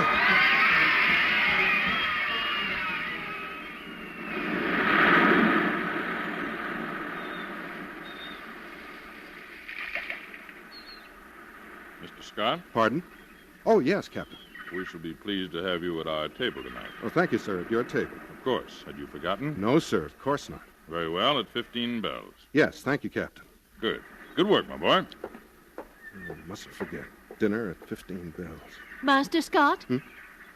Oh, hello, Miss Simpson. I'm glad to see you again. Really? Oh, of course I am. I always liked you, Miss Simpson. Just because I can't do my algebra doesn't mean I don't like you. Take your seat, please. Can you remember where your place is in this room? Class. It seems strange to me that a young man would forget the location of his desk. It seems strange to me that you should be holding your classes on board an ocean-going vessel. An ocean-going vessel? Really? Rogers? Yes, Miss Simpson. You? Good afternoon, John. Weren't you just at the football game? Football game? I've been here in class since first bell. I shall stay here until 15 bells. Miss Simpson? What is it, Master Scott? I'd like to know why this student sitting here next to me has a black mustache and denies being at that football game this afternoon. I object, Miss Simpson. I couldn't have been at that football game this afternoon when it is now only morning. This afternoon, in fact, has not yet arrived. Therefore, I move this entire case be dismissed. Master Scott? Well, I have nothing to say. His argument sounds logical, but I saw him hit number 18 at the football game this afternoon. I know I saw him. He hit my father and then carried him away. Miss Simpson, it is obvious to me that since this morning to be specific, it is impossible that this young man, John, could have seen me this afternoon at anything this afternoon, since this particular afternoon won't be here until after this morning is over. Right? Right. Master Scott? He's trying to trick me. He's just saying words. He always does that. And I won't stand for it. You are going to hit me? I am going to hit you. I'm going to bloody your nose for you. Then hit, then strike, then flay, then pound, then attack, then beat. Go! Let go of my arms and I will. I'm not near your arms. I won't touch your arms. Let go of me.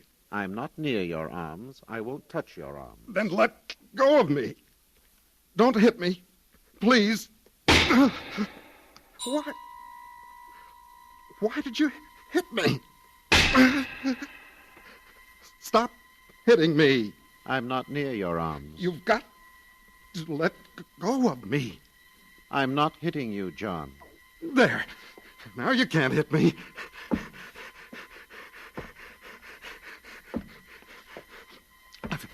I've got to run faster.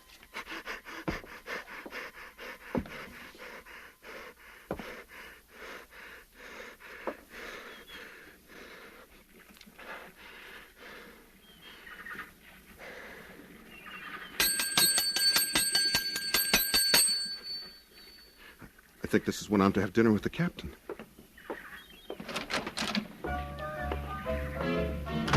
Ah, Mr. Scott.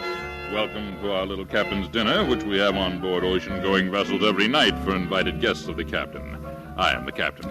May I remark, sir, about your very fine orchestra? You may. They're very fine. Thank you. Now, if everyone will please be seated. Miss Simpson over there. An apple. For me? Rogers on her left. Right. Mr. Scott Sr. over there. Thank you. Hello, Dad. Hi, Johnny. Don't bolt your food now. I won't, Dad. And our guest of honor, John Scott Jr., at the head of the table opposite me. Thank you, sir. Ready? On your mark. Get set.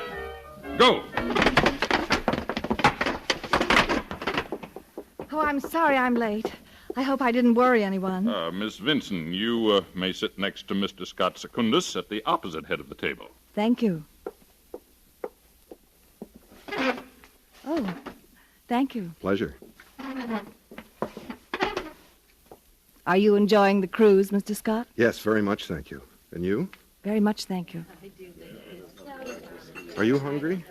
No, I'm not. Neither am I. Besides, I hate oatmeal. Would you like to go outside? Thank you, I would. They won't notice.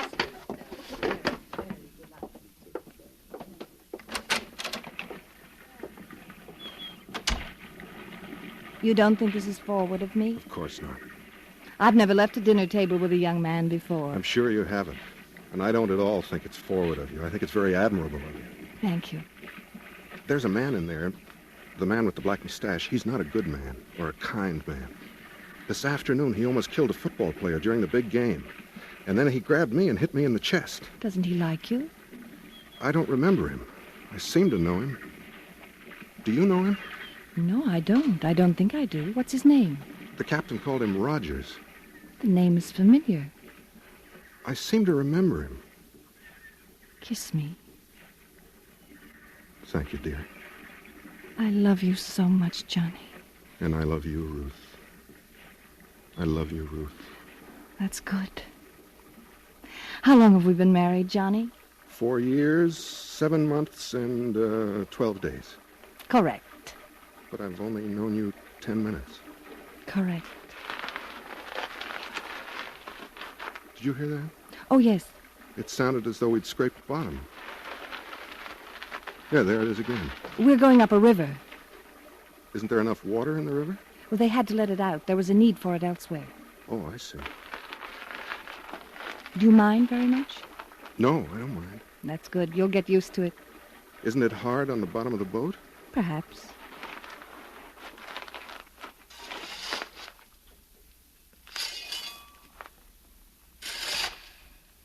I'm sorry about your father. Yes. So young to die. My poor dear mother. To lose her love. What will you do now, Johnny? We can't get married, Ruth. Not yet. All right. Poor lady. Well, that's not my mother. That's my algebra teacher, Miss Simpson. Poor lady. Good afternoon, Miss Simpson. The class is dismissed. You may all go home. Thank you for being so kind.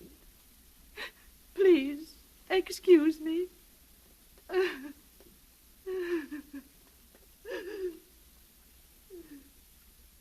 Where were you? What do you want? Where did you go? Why did you go outside? Did you ask me whether it was all right for you to go outside? Don't touch me. I won't touch you. I just want to give you something. Don't. Please don't. Don't hit me again. Please don't hit me again. Ruth! Ruth! Please come here. Please come here, Ruth. Where did you go? Ruth! Please, Ruth! Don't hit me again. Please don't hit me again.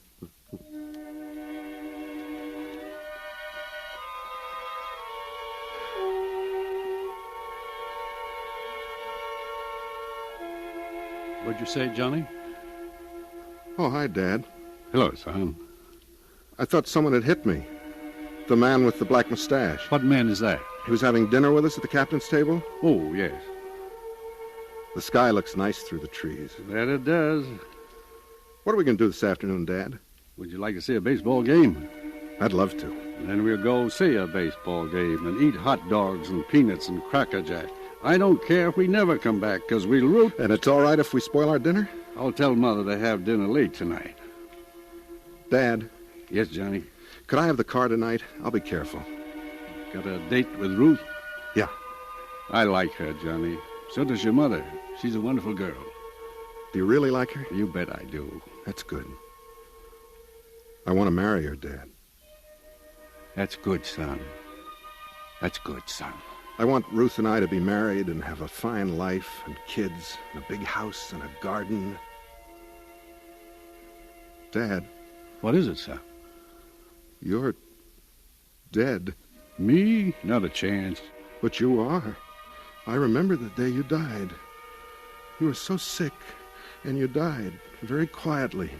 I remember the funeral and how proud we all were because so many people, fine people, came to pay their respects. I didn't die, Johnny. I remember. That must have been a dream, son. This is real, right now. Is it, Dad? Of course it is, son. That was a dream. This is real. I can't hear you, Dad. What'd you say? The Yankees are playing today, you know. I can't hear you, Dad. Is something wrong with me? I'll tell Mother to have a late supper. Dad? How do you do, young man? Nothing to worry about. What do you want? Nothing to worry about, young man. I have an appointment with your father. You leave my dad alone. Now, don't be nervous. Nothing to worry about. Leave my dad alone, I said. Here now. Step back. Back.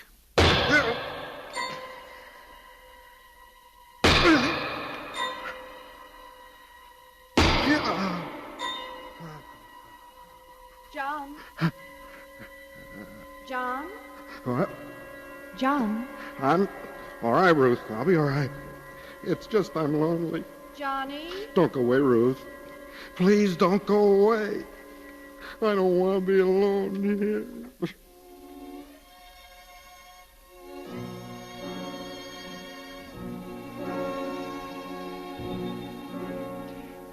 Master Scott? What? Oh, Miss Simpson. Aren't you going to ask me for the next dance? You'd better hurry. My program's almost filled. See? I only have 18 empty spaces. Miss Simpson, may I have the honor of the next 18 dances? Why, Master Scott, what have you said? I should be delighted. My arm. Thank you. You waltz beautifully, Mother. They really knew how to waltz when I was a girl. When I was a girl. You're hardly more than a girl now. That's sweet. And very true. When I was a girl, I never had many empty spaces in my dance program. Young John Scott filled out my program for me at all the dances. We had a dance every Saturday night, and young John Scott was my escort. He was a very dashing young man. Was he? We were married, you know. I was Mrs. John Scott instead of Miss Simpson. I know, Mother. He died, you know. I'm sorry. He just died. No one knew why or how. Your father just died. May I borrow your handkerchief, Master Scott? I seem to have left mine in my purse. Certainly, Miss Simpson. Thank you. You may take me back to my chair now, Master Scott, and thank you for a lovely dance. It was a pleasure. I hope I may have the pleasure again. Thank you. The pleasure was all mine. Good evening. Good evening, Rogers. What are you doing here? I was practicing my samba. I have always held that dancing the samba to a waltz is more interesting than dancing a samba to a samba. Don't you agree? Quite. Please excuse me. I'll join you. Thank you for a lovely evening. This way. Where are we going? We've moved the office. There are some papers on your desk I think you should look over. What kind of papers? Well, various triplicates, duplicate copies, a few scattered originals, and 18 photostats. Well, I'd better clear my desk then. I don't like to have a cluttered desk.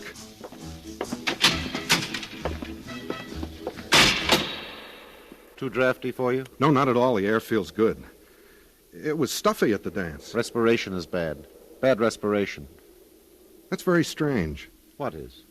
I think you said that before to me. Or were you going to say it? Respiration? Have you ever said that to me? It's entirely possible. It's a form of greeting I use. Most people say, "How are you?" when they meet you on the street. I never say, "How are you?" when I meet people on the street. I always remark concerning their respiratory tract. Of course, I see. Does the noise of all the typewriters annoy you? No, I can't hear them. That's good. Will you sit down? Thank you. If you'll sit on that typewriter, I'll let you ride back and forth while I make out this report. Well, that's very kind of you.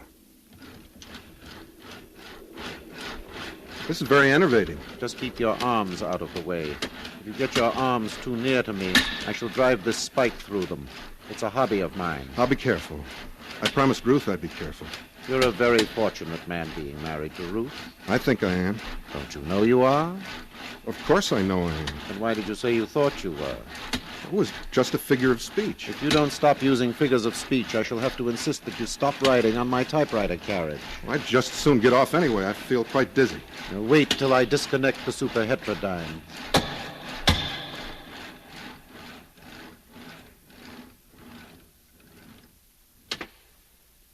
I'll help you off. Your arm? Thank you. Don't. Please, let go of my arm. I'm sorry, didn't mean to hurt you. What's wrong with you? I said I was sorry. What can I say after I've said I'm sorry? Is that your song? No. You didn't write that song? No. Very well. Then we can get down to the business at hand. Will you sign those papers on the desk? Are we allowed to do that? I wouldn't ask otherwise. Your duty is plain. Do it. All right. This is a strange fountain pen. It's the newest model. It's made like a piece of chalk so that it can be erased. Well, that's an excellent idea. Now these photostats. I've never signed a photostat. Just use this camera. Well, that's a good idea. At the bottom, where the coffin is. Where did you get these? I made them out, kind sir. These are death certificates. Very well written, I think. These are my dad's death certificates. Life carries with the joy so many harsh blows. Who are you? You're so familiar, yet I can't... Just lie back now. Don't struggle. Who are you? That's it. Easy does it. Put that hammer down. What are you doing with that hammer? If you'll just bare your chest. Please don't hit my chest. Please.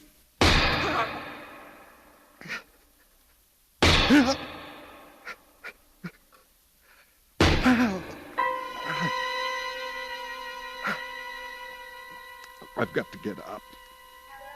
I've got to run away. Up. Get up. Why did everyone go away? Why did they all leave me? I wish I knew where I was. I've got to get home. This is such a dark place. I'm afraid of the dark. Ruth! Ruth, I'm afraid of the dark. It's dark and I'm alone. Ruth, please come and help me. All right. Maybe there's a door down there, down at the other end. Have I... Why is it so hard to walk? He'll be all right. I've got to walk. That'll do it. If I can walk, I can get out of here.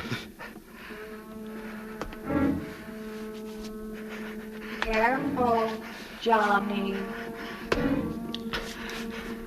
It's so far to the door. Maybe someone's moving the door away from me. Why do they do that? Don't they know I have trouble walking? Don't they know it's hard for me to walk? Struggle. Don't struggle. I got to get to the door. I got to get to the door.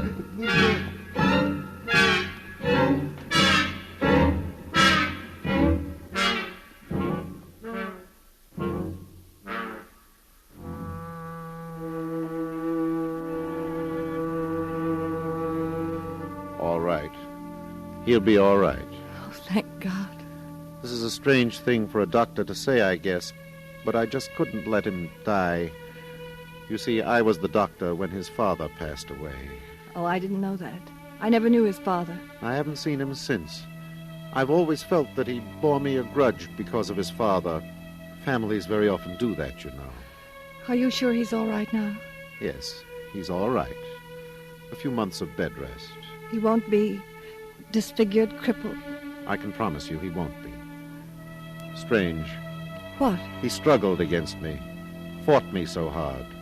You'd almost think he'd been conscious through the whole seizure. Oh, I don't think he was. He didn't even know me the time his eyes were open. You'd better get some sleep now. I'll stay with him until morning, then we'll get him to the hospital. He'll be all right. Don't worry about him. All right, Doctor. It is strange, though, the way he fought me. Strange.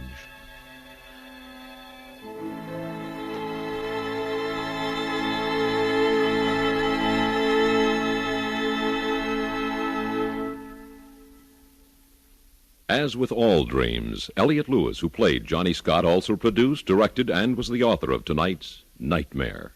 The music was composed and conducted by Fred Steiner. Ruth Scott was played by Mary Jane Croft. Edgar Barrier was Dr. Rogers. Paula Winslow and Herb Butterfield were Mother and Father Scott. And Barney Phillips was the captain. The CBS Radio Workshop is produced in Hollywood by William N. Robeson.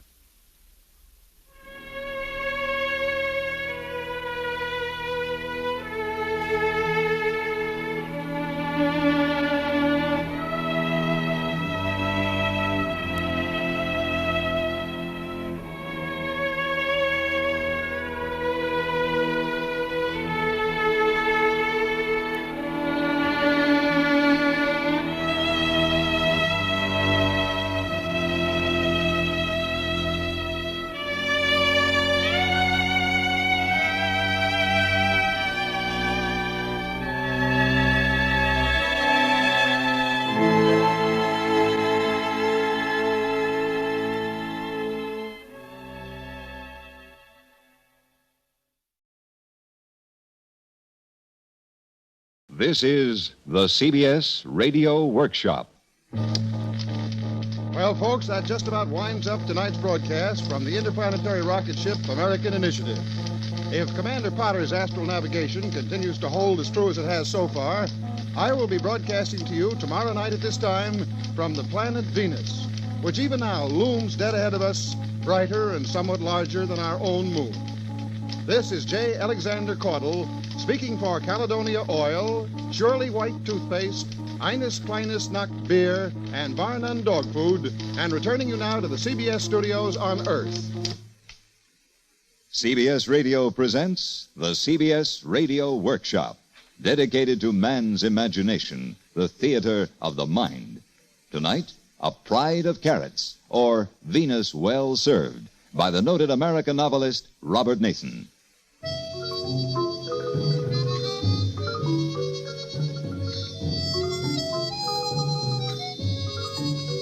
And here to tell his story is Mr. Nathan himself. According to recent newspaper reports, scientists have been hearing strange and mysterious radio signals which they are convinced are broadcast from the planet Venus. And this may very well be the case. No one knows for certain that life exists on the other planets, but then no one can say for certain that it does not. And if it does, no one can say what form that life may take. One man's guess is as good as another's, and this is mine. This is the way Venus looks to me.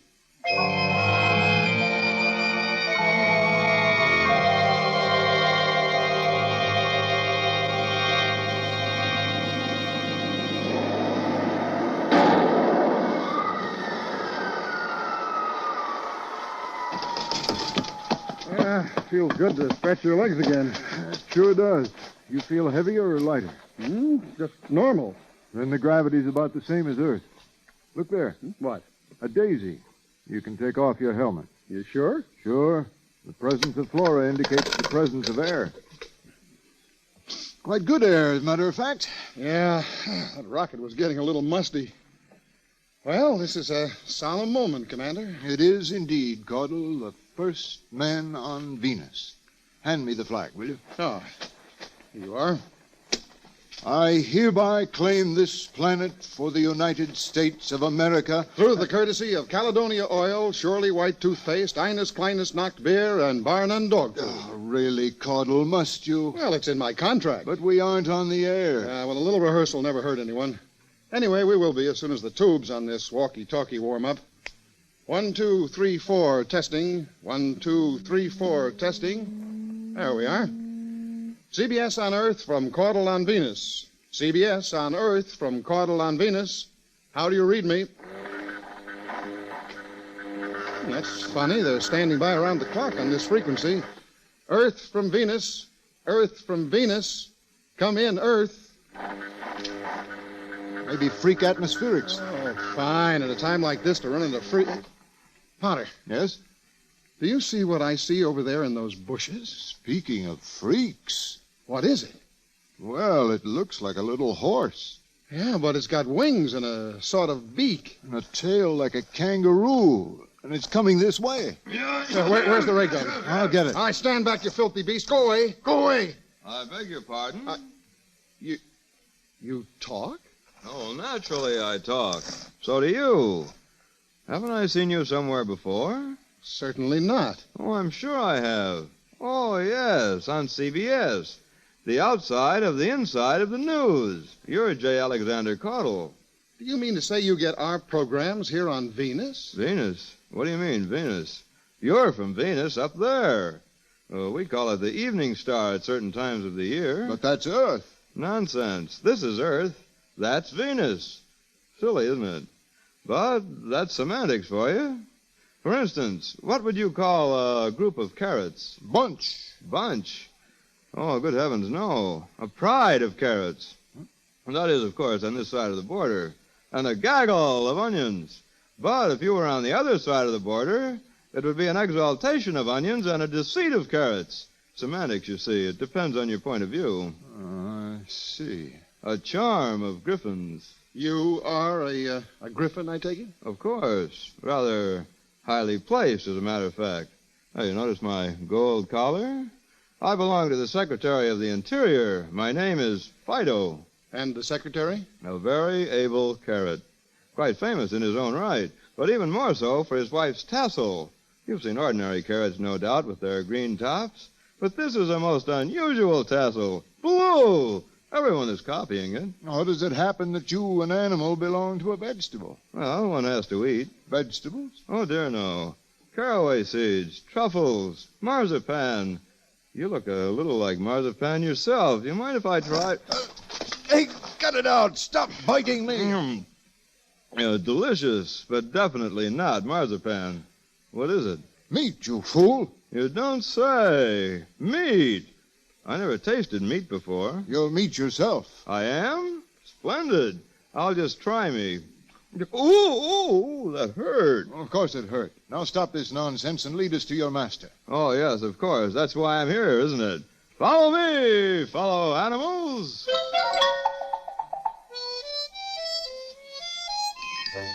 They had not walked far through fields of charming wild flowers which sang like birds until they came to a shady bower of massive ferns. In the middle, reclining on a soft bed of lettuce leaves, were 2 carrots, much like any other carrot you may have encountered, excepting that one had a tassel of the most brilliant blue.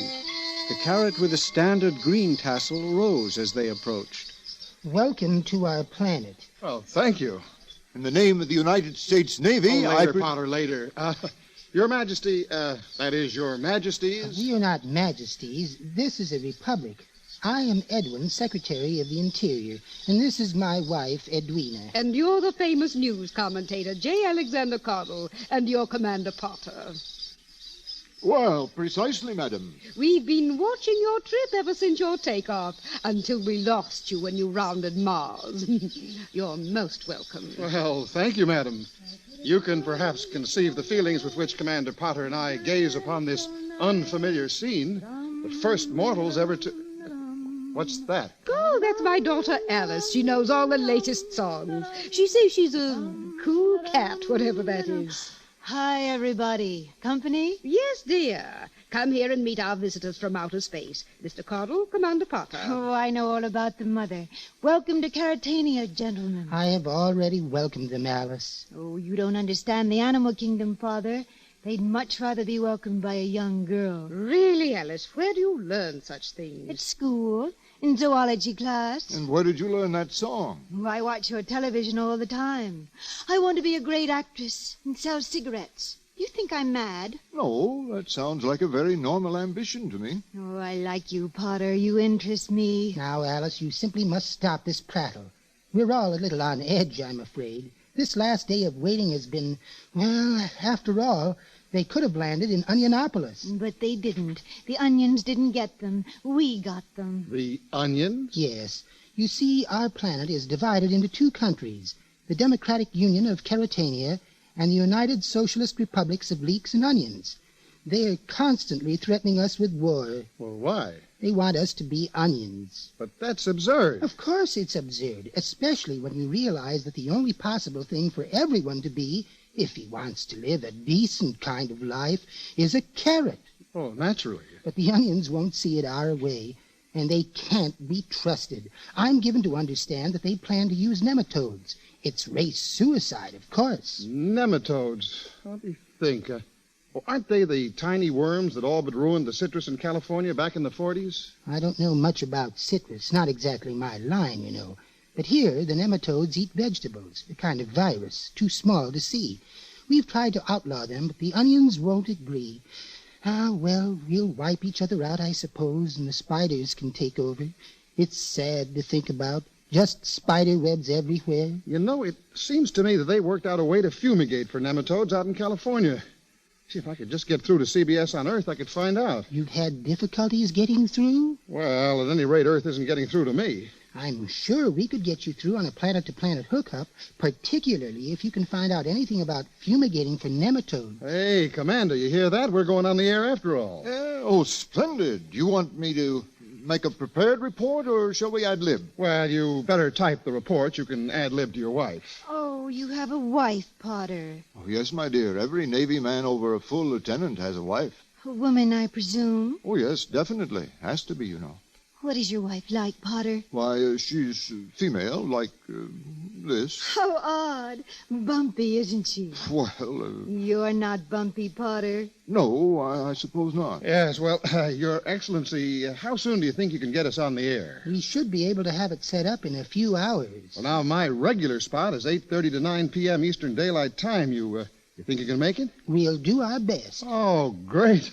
Hey, this calls for a celebration. It's too bad we haven't a bottle of champagne. Champagne? What's that? Well, a kind of bubbly wine. Wine is made from grapes, isn't it? Yes, ma'am. I'm not sure I like the idea. Some of our best friends are grapes. Yes, well, don't worry, ma'am. We haven't any champagne anyway. We could break out our emergency rations. Now, that's a fine idea. Got a can opener? Sure, right here. You care to join us, Your Excellency? Well, I don't know. May I see that can, please? Oh, sure. Here you are. U.S. Navy for emergency use only. Concentrated carrot juice. I think I'm going to bed. Guards, seize these men. Put them under arrest. They're onions in disguise.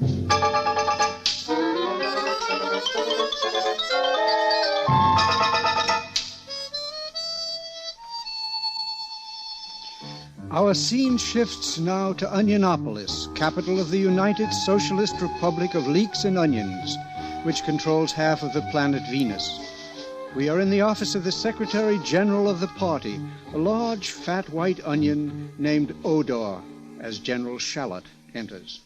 Death to carrots. Death to carrots. Well, General? The rumor has been verified by the underground. They landed near Carrotopolis this morning. How did you permit this to happen, General? Unfortunately, our side of the planet was turned away from the direction they were traveling, so they landed on the backside, comrade. Excuses. We must have those spacemen, General.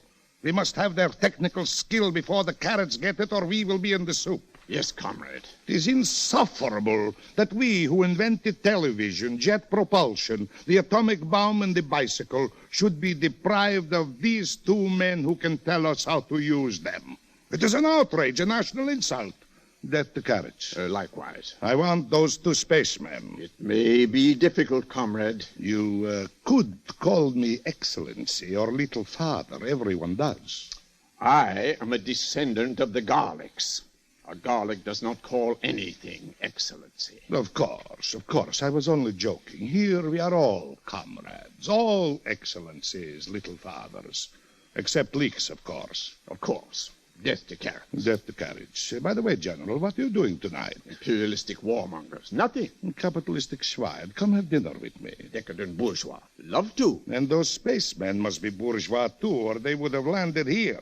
Possibly. Undoubtedly, but we will change their point of view once we have made them our guests, comrade? That might not be so wise, comrade. Why not? Don't you want to learn how to set off guided missiles and ride bicycles? That is not the point, comrade. If we abduct these spacemen, we give Carotania a splendid opportunity to protest. And you must remember, comrade, protests are weapons, too. The very best weapons. They cost nothing, and properly used, they create an odor. A real onion odor. Then you are opposed to kidnapping these spacemen? Definitely. Very well. I shall think about it. You could go, General. Thank you, comrade. Oh, by the way, I have news for you. You have just been promoted to Field Marshal. Thank you, comrade. Strength to onion. Strength to onion. See you at dinner. Death to carrots. I'll be there. Death to carrots, 8:30 sharp. Hello? Secret police? General Shallot has just left my office.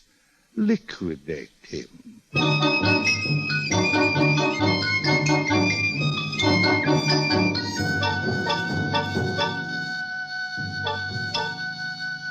I'm hungry. I wonder when they feed their prisoners in this lousy jail. What difference does it make unless you have an appetite for bone meal, ammonium sulfate, and peat moss? Ugh, guess I'm not hungry after all. You shouldn't have shown him the label on the can, old man. That's what did it. Well, how could I tell? I thought it'd be chicken consomme. It usually is. Just when I had the greatest broadcast in history lined up. Now what? There's a lady to see you. Miss Alice. Shh, not so loud. Thank you, Sergeant. You can leave us now. Mind you, Miss Alice, this is contrary to your father's orders and against my better judgment. Oh, I know, Sergeant, but it's utterly divine of you. I shall be just outside. Scream if you need help.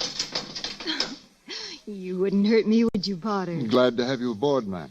They say that you're dangerous vegetarians, that you eat carrots. Do you really? Well, you see, ma'am... I don't believe it. You're much too nice to eat poor little me. Thank you, ma'am. You know, you yourself are a vegetarian, Miss Alice. I am not. I'm a vegetable. It's not the same thing at all. Well, now, just answer me this. What will happen to you when you die? I'll be buried, of course, in the National Compost Heap. From which the rich, steaming soil is taken to nourish the young carrots, right? Of course. Which then must of necessity feed upon your decayed flesh. Why, of course. Why, how madly amusing. I really did eat my ancestors, didn't I? Oh, but I missed Mother and Father. I should hope so. But now what could be more satisfying to a girl's psyche than to have her father under her belt? Oh, have you been through analysis? Of course, haven't you? Well, yes. Oh, it's so nice to be able to talk the same language, isn't it? My analyst says the trouble with me is my mother has a blue top. Exactly. The active competition of an adult parent. It tends to make me aggressive. Kiss me, Potter. Huh? What? Kiss me. Good Lord, really? Are you afraid, Potter? It isn't even spring. I don't come into blossom till July. Well, I know, but... Am I not beautiful? Am I not to be desired by the Navy? Oh, yes, indeed, but... I could have your head, Potter, on a silver tray, like Salome. I know, but... I could set you free. Well, for heaven's sake, kiss her and get it over with. Yeah, but... Oh, you smell so good. Like a grocery store. Ooh, it's like April. Is this love, Potter? How can I feel this way about a carrot? I feel a strange heat. Not like the sun. Like a garden in the summer. I don't feel at all like a vegetable. I wouldn't have thought it possible. Look, how about getting us out of here? The time is up, folks. Oh, yes, I suppose it is. Oh, but don't worry, my darling. I'll be back. I'll be back quickly to set you free. You'll see. Well, there's the Navy for you. What have you fellas got that I haven't got? Blossoms in our hair. You really like the girl, don't you? Yes. Well, now, of course, it's none of my business, but what about Mrs. Potter? What about her? Well, she isn't going to like this pretty vegetable of yours. Caudle, could you be jealous of a stalk of celery? I am not married. No, of course, that does make a difference. Oh, I wish we were safe at home. There's something frightening about being in love with a carrot. You smell anything, Commander? No. That's funny. For a moment, I thought I smelled onions. Well, that's not very likely. I don't know. My eyes are watering. Mine, too. You know, I do smell onion. Gentlemen. Huh? Who are you? You are free, gentlemen. She did manage it then. This way. Hurry, please. Where is she? I can't see very well. My eyes are full of tears. She's waiting for you, sir. Just a minute, Commander. This isn't a carrot, it's an onion. Take them, comrades.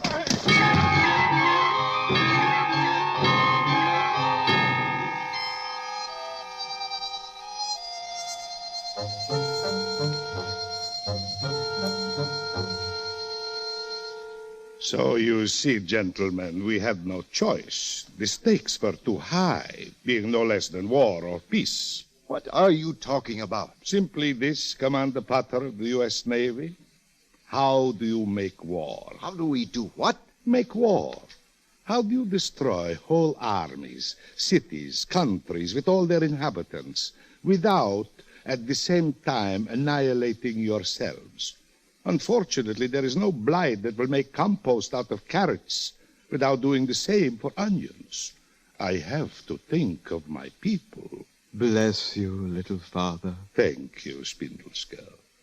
You see, Commander, we are still in the drawing board stage. We need technicians. Don't look at me. My dear Commander, you must understand that the end justifies the means. When onions rule the world, who would wish to be a carrot? I offer you an important place in history. The only place I want to be is next to a girl with a carrot top who smells like a garden after rain. Now, let us not grow emotional. But perhaps you are closer to her than you think. Will you teach us to make war, Commander? You see, I am giving you another chance. Opportunity rarely knocks so often. I will not. Very well. Perhaps we will find a way to make you change your mind. There is a little experiment I am planning with a pot of boiling water. How would you like to see your, shall we say, girlfriend floating about with only a marrow bone for company? A quite excellent soup, petite marmite, I believe it is called. You're bluffing. Am I? We shall see. Spindle. Yes, little father. Take these gentlemen to the solarium and entertain them. Show them the vampire marigolds and the lizard-eating oleander, and they might be amused to watch the muerte vine digest its daily mouse. I warn you, Odor, the United States Navy will not take this lying down. Nor will CBS. This way, animals! Send in the other prisoner. Well, come in, young lady. Don't be bashful. I won't eat you. What do you want with me? Why did you bring me here? I suppose you wouldn't care to tell me the whereabouts of the Carrot 8th Army. No? Oh, you, so stupid, so impulsive, so desirable, but so uncooperative. By the way, your friend Commander Potter is here. He, too, has proven uncooperative. We may have to press him a little. You wouldn't dare. He is being shown the muerte vines at this very moment. Not the meat eaters. Why not? The commander is meat, I believe. Oh, no, not that. Of course, I could be persuaded to change my mind. Oh, you have such lovely skin, my dear. So moist and tender. Please. You smell good, too, like a salad, fragrant but delicate. What freshness, what youth. I adore you. I loathe you. You do not realize your situation. One word from me, you are in the soup. I would 1,000 times. Or what is perhaps more to the point, your friend Mr. Potter is left alone with the vampire marigolds. Oh, no. Oh, that fetches you. You really care for him, don't you? More than life. All the better. It's much more exciting to make love to a woman already in love. It adds a kind of seasoning, as it were. You nettle. You noisome weed. Splendid. So sweet and so hot, almost like a Spanish onion. Is this the way you make war? On women and children? War? Who is making war? I'm making love. You are odious to me. Very well. We will try Mr. Potter in the muerte vines. Oh, no. I can't stand it. You give up? You give in? Will he have a safe conduct back to my father? Yes. Will there be one for me? Later. Write it out. But of course. For Mr. Potter, a pass. Also for Mr. Caudle. And now for Miss Alice. Yes, little father. Spindle, you will let the spacemen go. And you will see that this lady is returned to her own people. Later. It shall be done, little father. Now, divine creature, at last you are mine. No, stand back. Silly girl, drop that paper knife and receive the kiss of the little father. No. It is thus a carrot kisses. Alice! Oh, Potter, thank heavens you're safe. You're crying. It's nothing. It's only onion juice. Here are your passes. Go quickly, both of you. And you? I must wait for a little while. If I go with you now, they'll be suspicious. No. If we have to die, then we'll die together. Oh, no, my dear Potter. That wouldn't help my country, or this little world, or even me. I've become very sensible, Potter, very realistic. Don't you see, it doesn't matter about me. But you, Potter, you're the hope of the future. Look, I'll try to catch up to you at the frontier. If I don't come, be kind to Carrots, Potter, for my sake. Go now, and God bless you. Come on, Potter, we're on the air in an hour. Hurry, they're coming back. I'm staying with you. No, my dearest Potter, go. Go, the world needs you. The universe needs you. Come on, Potter. Farewell, then, my dearest Alice.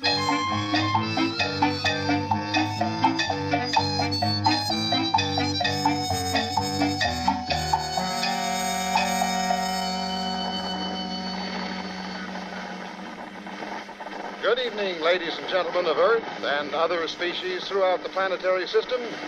This is J. Alexander Caudle, bringing you the very first broadcast from Venus. Through the courtesy of Caledonia Oil, Shirley White Toothpaste, Eines Kleines Nacht Beer, and Bar None Dog Food. Excuse me a moment, ladies and gentlemen. There's some confusion here in the studio. We've just received a bulletin. What's that? Oh, no. Alice? In the soup?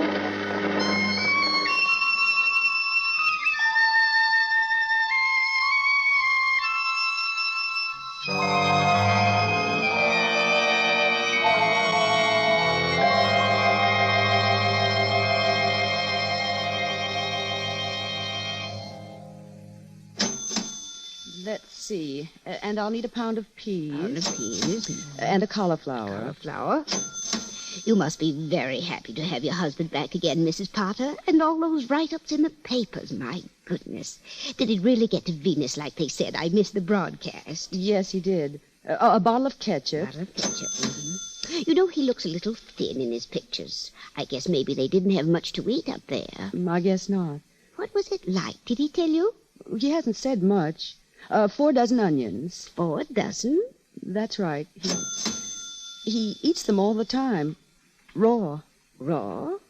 Oh, they say onions are good for colds. I know. There's lots of things like that, like carrots make your hair curly. Oh, he won't touch carrots. He won't? Not even cooked? Not even cooked. I served a petite marmite the other night, and he got up and left the table. No. Now, isn't that something? 1 sack of peat moss. What's that for?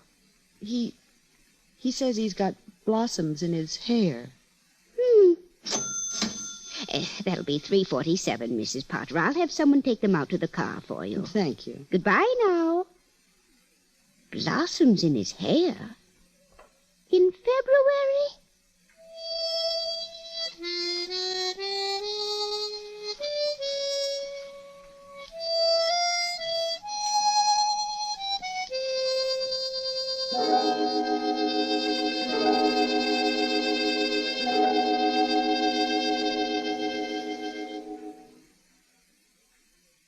The CBS Radio Workshop, produced in Hollywood by William N. Robeson, has presented A Pride of Carrots, or Venus Well Served, by Robert Nathan, with the author as narrator.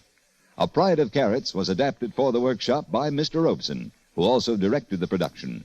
Heard in the cast were Helene Burke, June Foray, Tracy Roberts, Dawes Butler, Ted Bliss, Richard Hale, Alan Reed, Sam Pierce, and Bill Thompson. The original score was composed and conducted by Jerry Goldsmith.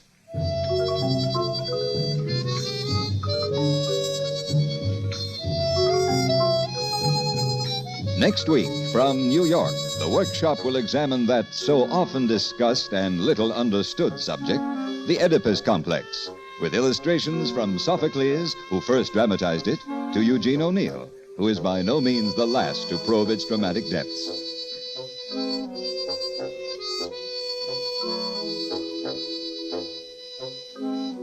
For Mozart's concerto for piano and orchestra in A minor, played by Robert Casadesus, and for Elizabeth Schwarzkopf's moving interpretations of songs by Richard Strauss, join us on Sunday, when on most of these same stations, World Music Festivals will be on the air with highlights from the famous Salzburg Festival. Stay tuned for 5 minutes of CBS News, to be followed over most of these same stations by My Son Jeep. America listens most to the CBS Radio Network.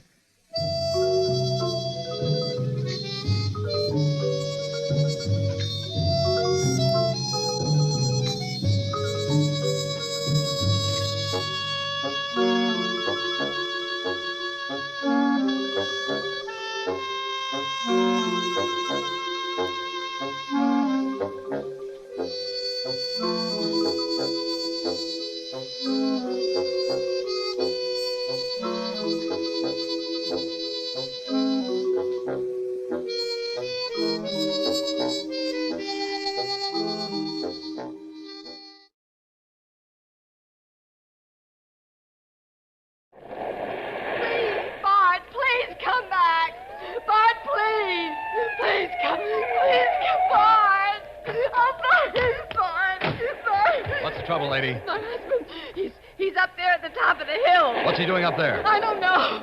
Oh, officer, he's ill. Sergeant, what's on the other side of that incline? About 150-foot drop-off to rocks in the ocean, Oh, Sheriff. please, help me. Please bring him down. Okay, lady, you wait here. We'll go after him. The CBS Radio Workshop, the theater of the mind, dedicated to man's imagination.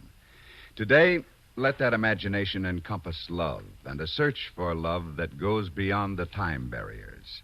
We present a story by one of our more gifted writers, Mildred Cram, titled Time Found Again, and dramatized for the CBS Radio Workshop by David E. Durston, starring Jan Miner, Dwight Wiest, and Ted Osborne.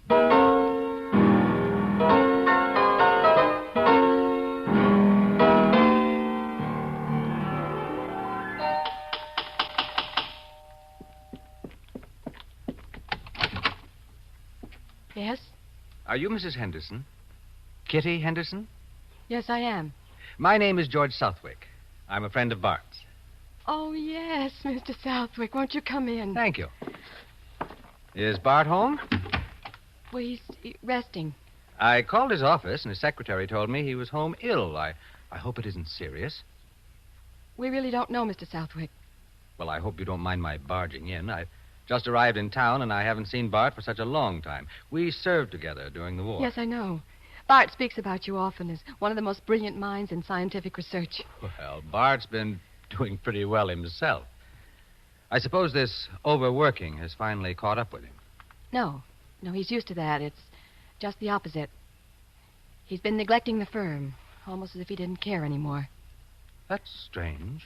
He's been turning more and more of the important law cases over to his partner. Do you suppose I could see Bart? Oh, of course. I know he'd be delighted to see you. He's in his study. It's, through here. You certainly have a beautiful home. Thank you. Means a lot to Bart. Sometimes too much. Well, here we are. Kitty, is that you? No. Nothing quite as lovely as Kitty. George Southwick. What are you doing in town? I'm here for a conference. I had the afternoon free, so I thought I'd drop in on you and meet Kitty and those children I've heard so much about. They aren't children anymore. They're away at school. George, I'm so glad to see you. No, don't get up. I'll sit right here. No, let me just turn on more light so I can see you better. George, I can't tell you how much I wanted to talk to you. I almost called you last week. Well, here I am.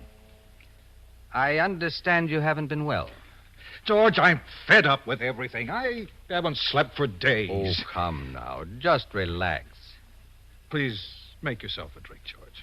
Thank you. What a magnificent place you have here, Bart.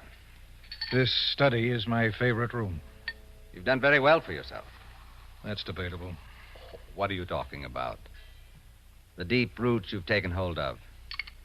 I'm not very conscious of places. I'm restless. I don't take roots. It's hard on my wife, but, well, we understand each other. But when I saw this beautiful home, lovely paintings, rows of fine books, and albums of music. I envy you, Bart. I wish I could achieve what you have. Do you? Oh, very handsome piano you have over there. Who's the pianist in the family? I'm afraid I am. I'm very fond of music. I find it relaxing. May I? Please do.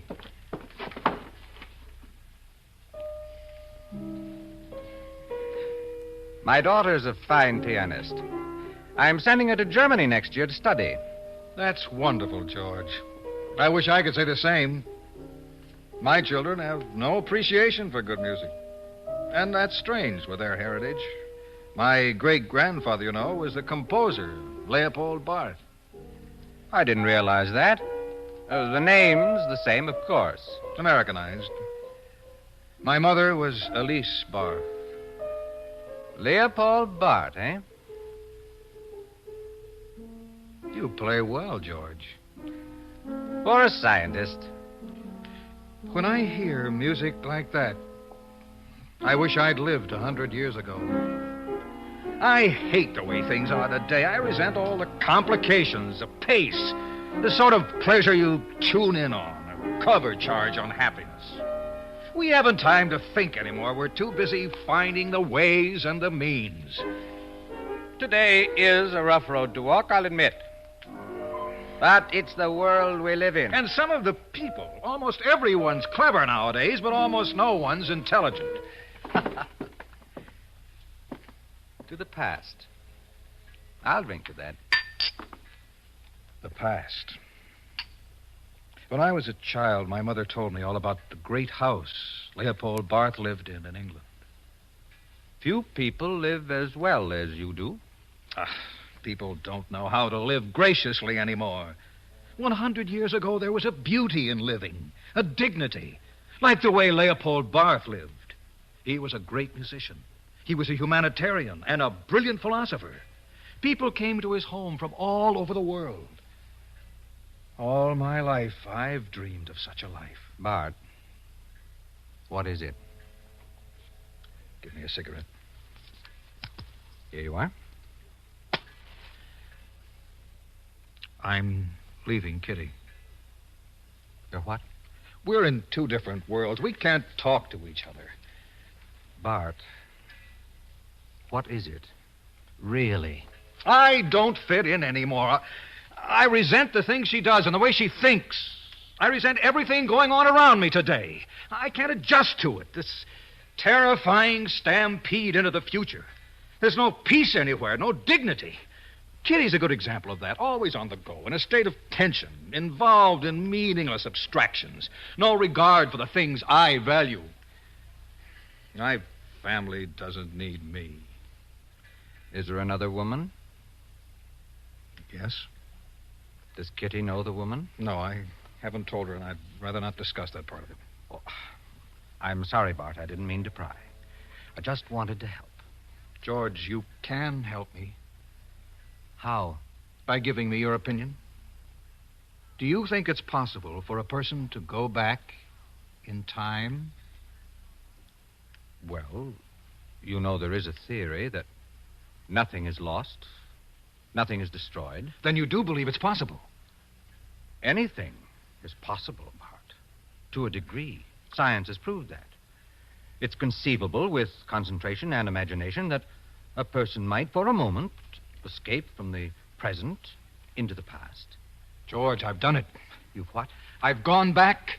I've lived it. Now, wait just a minute, Bart. I've done it, George. It is possible.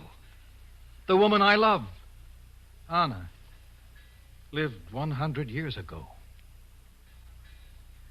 Tell me about Anna. Well, one night last week, Kitty and I had one of our usual arguments.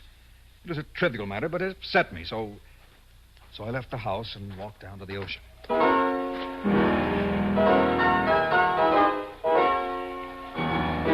don't know how long I stood there. Then a strange thing happened. I found a road that ran along the edge of the cliff. A road I'd never seen before. I couldn't resist the impulse to find out where that road would lead me. I walked almost a mile, maybe less. And then, the unmistakable thud of horses' hoofs and the turning of wheels over the gravel road. Horses and a carriage up here. Just ahead of me, there was a sharp turn in the road. And a carriage came into view. A carriage driven by a coachman in livery and drawn by two magnificent black horses. Young man. Are you speaking to me? Yes. Could you tell me where Leopold Barth lives? Do you hear me, young man? I did. But I'm sorry, I don't know where Mr. Leopold Barth lives. I'd like to know myself because he's my great-grandfather. Oh, you must be mistaken. Someday he will be someone's great-grandfather. Have you lost your way? It appears I have. You should not be on this road alone. Come with me, and together we might find the house. My name is Anna. How do you do? My name is Bart. Bart Henderson. Bart? Then you really are related to Leopold. Well, I'm not sure. I'm an American. But I'd like to meet Mr. Barth and find out. He will be delighted to see you. He has the greatest admiration for the American people. Now, we must keep a sharp lookout for Leopold's house. There are 2 stone owls on either side of the main gate. I am Viennese. But my aunt, who lives in Folkestone, is English. I am staying with her while I'm studying music with Leopold. And you? So I will know when I introduce you to Leopold. I'm walking through the country. Ah, an artist, perhaps. No, I'm a lawyer. A lawyer, and so young. I should have thought you a poet, or a singer at least. Ah, look, just ahead, the stone owls. We are here. If you'll ask your driver to pull up, I'll get out here. But I thought you wanted to... Oh, I'm a stranger. I might not be welcome. But everybody is welcome at Leopold's house. Artists from all over the world come to visit him. Franz Liszt is here now. Franz Liszt? He may play for us. You wouldn't want to miss that. No, I wouldn't. Then please come with me. Leopold would never forgive me if I did not bring you in. An American traveler. You see? The door is always open. Everybody is welcome. There seems to be a great many people here. The house is always filled with music lovers. And who's that playing over there near the window? That is Franz Liszt. Come. I will introduce you. No, please. Ah, Anna, my loveliest pupil. You're here at last. Leopold, I brought a friend, an American. American? His name is Barth Henderson. Barth, eh? A good, substantial name. You are most welcome here, my friend. Thank you, sir. I believe I'm a descendant of yours, Mr. Barth. And so young. Anna, I see your friend Mr. Henderson has a sense of humor. Please, Anna, will you introduce Mr. Henderson to the other guests? Oh, please don't let us interrupt, sir. I can meet the others later. We can sit over here, Mr. Henderson, in this window seat, and listen.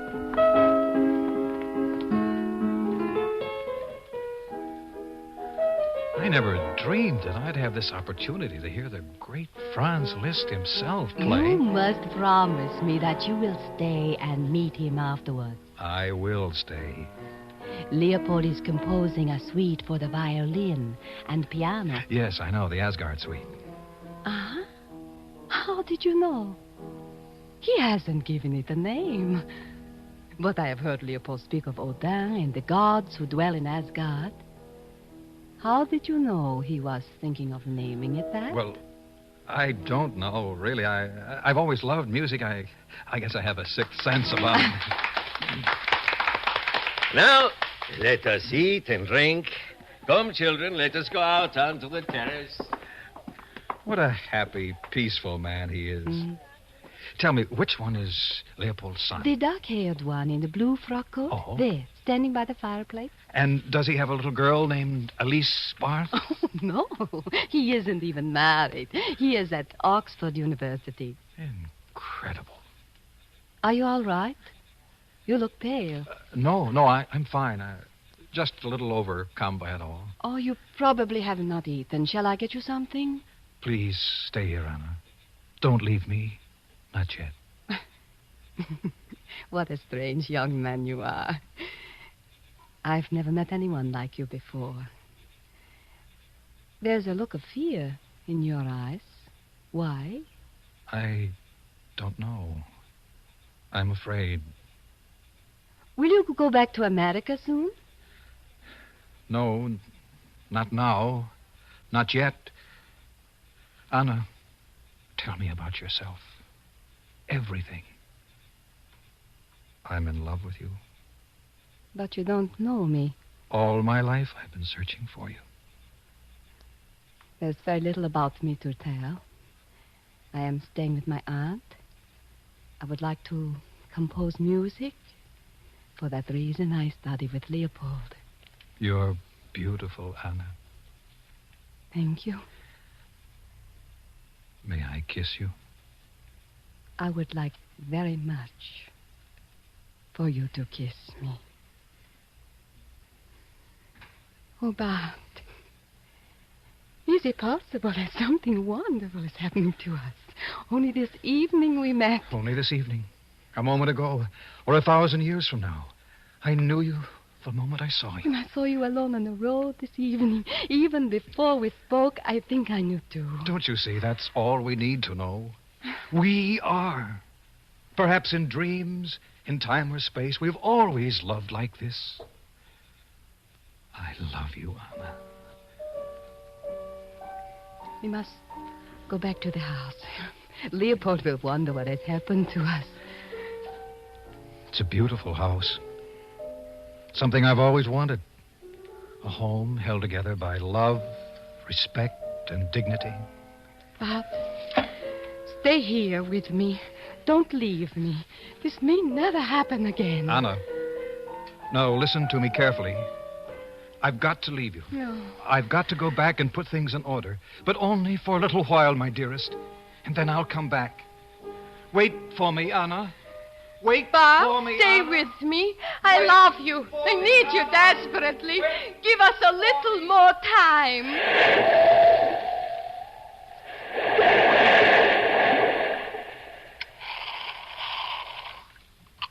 Well, that's what happened. I'm not mad, George. I was part of it.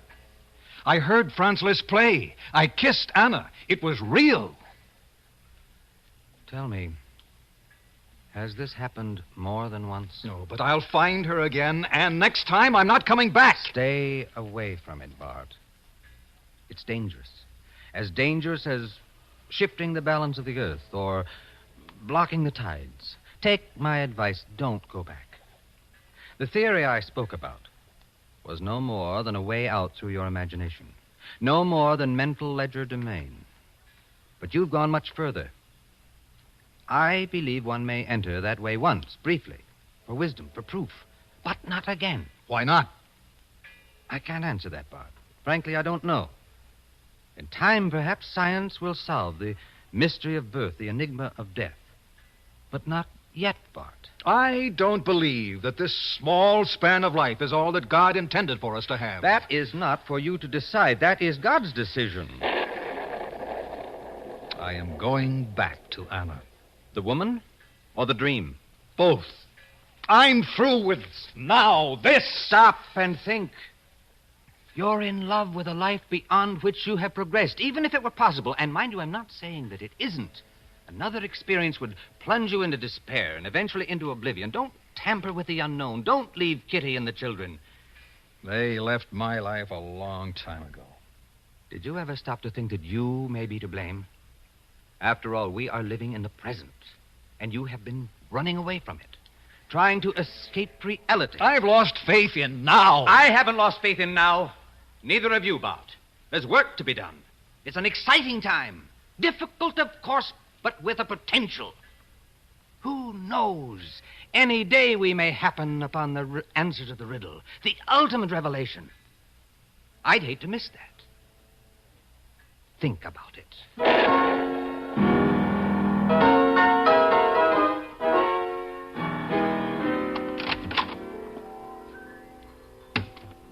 How is he? Kitty, Bart is a very disturbed person. And I'm to blame. It's my fault, I know it is. Now, why do you say that? Well, I've taken no interest in the things that really matter to Bart. Whenever he reprimanded the children, I took their side, and that turned them away from him. Well, it seemed to me that the way he was behaving just terribly unreasonably. How was he behaving? Well, he never wanted to go out.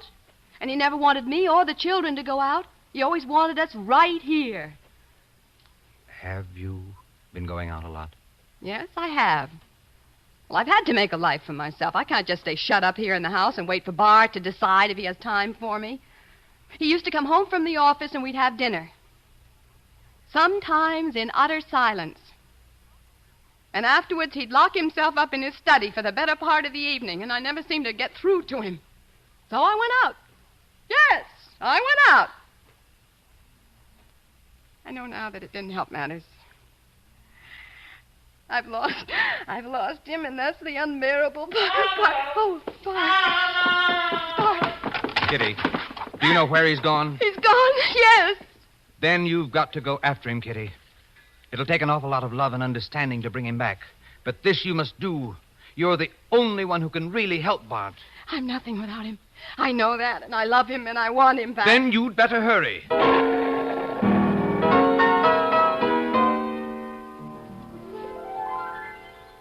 Anna! Wait for me! Anna! I'm coming back! Bart, wait, please! Please, it's me. It's me, Kitty. But I know I've made you unhappy, but you shut me out. And little by little, I realized that you didn't love me, and I reached out and I grabbed for something else. Anything. Anything that would just fill up the vacancy I felt in my heart. But it was no good. Everything I did was empty and vain without you.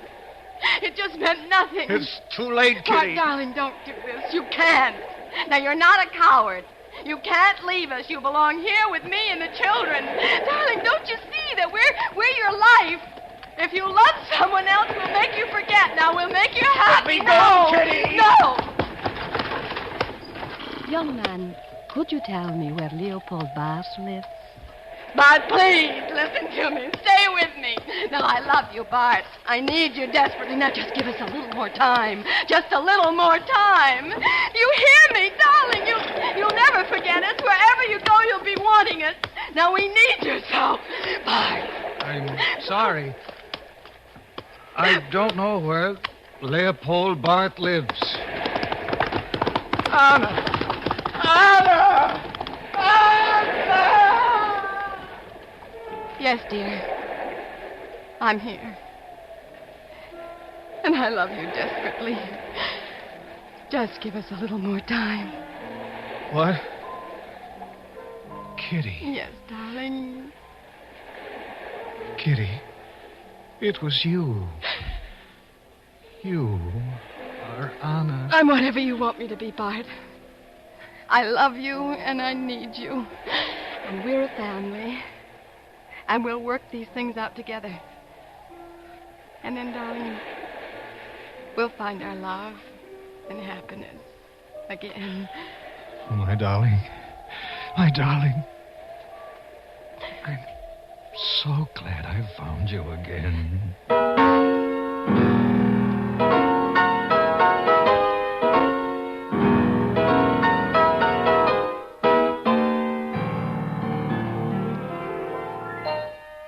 You've been listening to the CBS Radio Workshop on the CBS Radio Network. From Hollywood, the CBS Radio Workshop.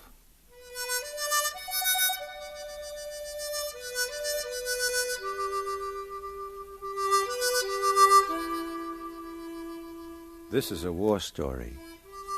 Not Korea, but the other war, World War II. It's about a new kid from the Repel Depot and a sergeant that's had it. Yeah, I know, but it ain't the same story you've seen in the movies and TV. It's about a harmonica, too.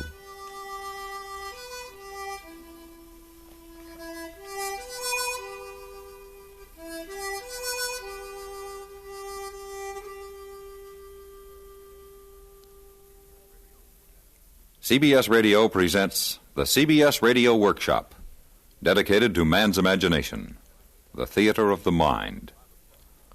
One of the prime objectives of the workshop since its first broadcast more than 20 years ago has been the discovery and encouragement of promising young talent, actors, composers, writers. We offer such a talent now. Arthur Zaguris, director of the Little Theater of Winnipeg, Canada, whose first radio script was presented over the transmitters of the Canadian Broadcasting Corporation 3 days ago, whose second you are about to hear. Like Stephen Crane, who was too young to serve in the Civil War, Mr. Zaguris was too young to serve in World War II.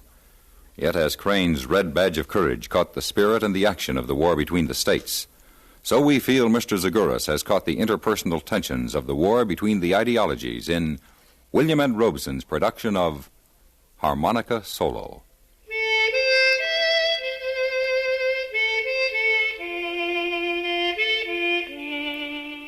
I was in the infantry, Charlie Company, 26th Regiment, 1st Division. They called our outfit the Bloody Red One because our shoulder patch was a red numeral 1 on a shield of green and, well, because the 1st bought it in North Africa, had it in Normandy, and gave it away all across France and into Germany. It was a tough outfit, the Bloody Red One.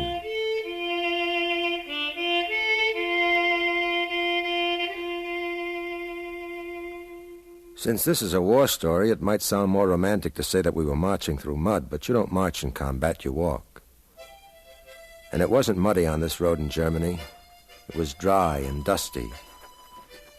And the men walking in the evening, walking to nowhere, to the squeak of that harmonica.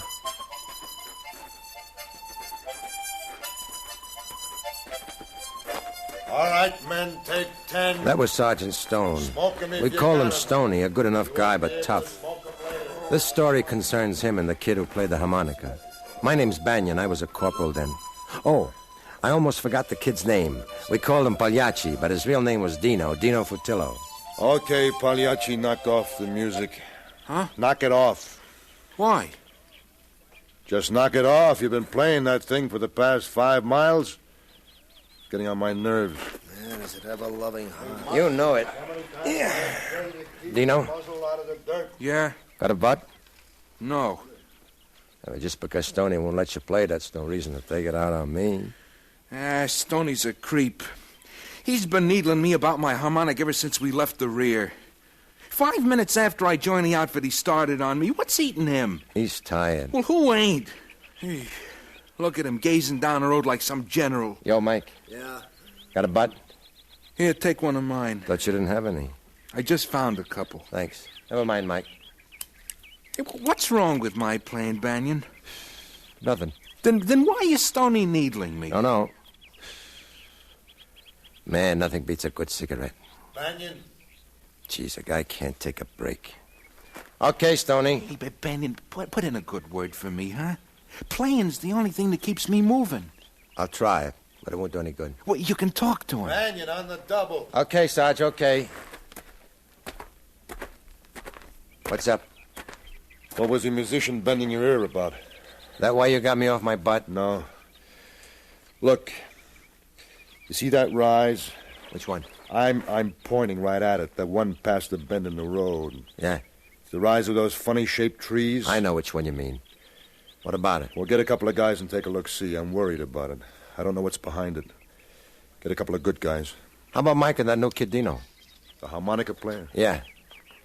Okay, but make sure he don't start sucking on that mouth organ. What's wrong with his playing, Stoney? Don't give me a hard time. It's not too bad. Cheers us up, too. I'm sick of his ever-loving playing. It doesn't do any harm. You never know. Now, this road is too quiet. Somebody might hear it. There's nothing doing up ahead. Let's make sure. No more playing. You got it? Sure, Stoney, but the kid's teed off. I don't care. It was okay back in the rear. It didn't matter. I like to make the new men relax. It helps them get over the jitters. I didn't mind then, but now it's different. He likes to play, Stoney. Look, tell him to see the chaplain. What's the matter with you, Stoney? You never used to get scared. Cut it. You're beginning to act like... Cut it, I said. Cut it. Just get Mike and Pagliacci on that rise and on the double. Okay, Sarge. And, Banyan. Yeah? I'm sorry. I didn't mean to blow my top. Forget it. Mike, Dino, come with me. Okay. We're going to check that rise over there. Which one? I had the same trouble. That one, see? Oh, yeah? What about it? We're going up to take a look-see. Yeah, did you talk to him? Yeah. Come on. Mike, you better leave that BAR with Bukowski. Take his M1. It's lighter. Hey, my BAR.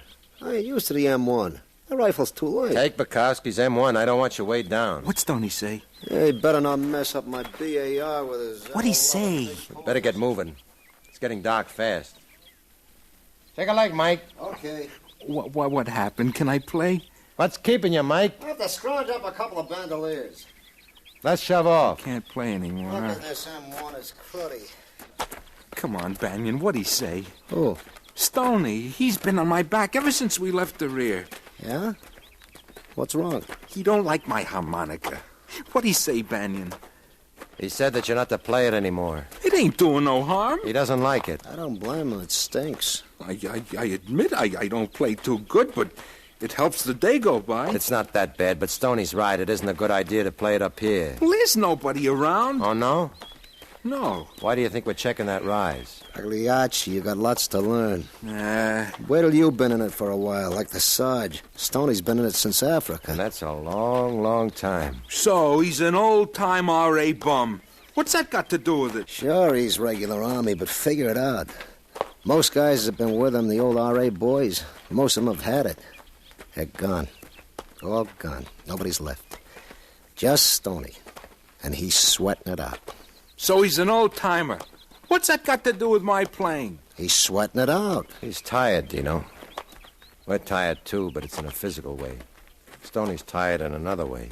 How long have you been in combat, Dino? Never mind that, Mike. It's okay, Banyan. I was with the 78th before I got transferred here. How long with the front-line outfit? Well, about a month. Not even enough time to get the CIB. Cut it, Mike. He's got no right knocking Stoney. You see, it's this way, Dino. I've been with the 1st since D-Day. That's nearly a year. But Stoney still considers me a new recruit. When you've gone through combat like he has for nearly 3 years, you start to worry. You've seen all your buddies get it, and you start to thinking about your numbers coming up. The next one is for you. And you don't want any part of it. You just want to come out of this thing in one piece. That's what's happening to Stoney. He's way overdue. Like I say, he's sweating it out. And he doesn't want to stretch his luck. He wants to make sure that you don't break it for him. My music ain't gonna kill him. Who knows? Okay, hold it.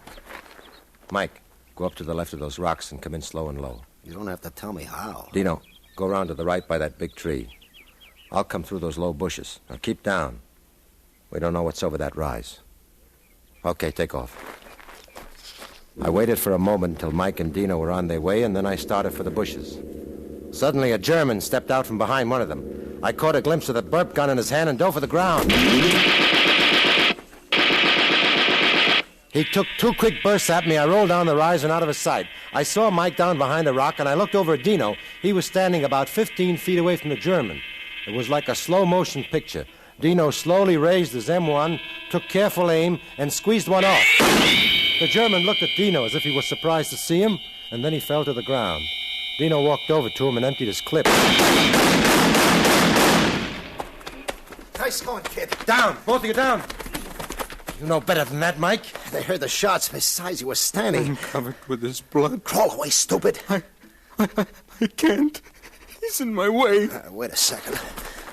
Oh, man, he's a fat one. I can't figure out why he didn't get all of us. He stood there looking at the kid, and he never tried to move. I can't figure it. Mike, go back up to those bushes and take a look-see. There might be some more of them. I got it. You got it. He was so close. I couldn't miss. Take it easy, Dino. He was right on top of me. He could have gotten me so easily. Banyan, I could see the expression on his face. Funny, like as if he thought that I would miss. How could he have missed? How? He was nervous, I guess. Forget it. Banyan. Yeah, Mike. I can't see anything, boss. Not a thing. Look. Anything moving? Look. Don't look like it. Come on back.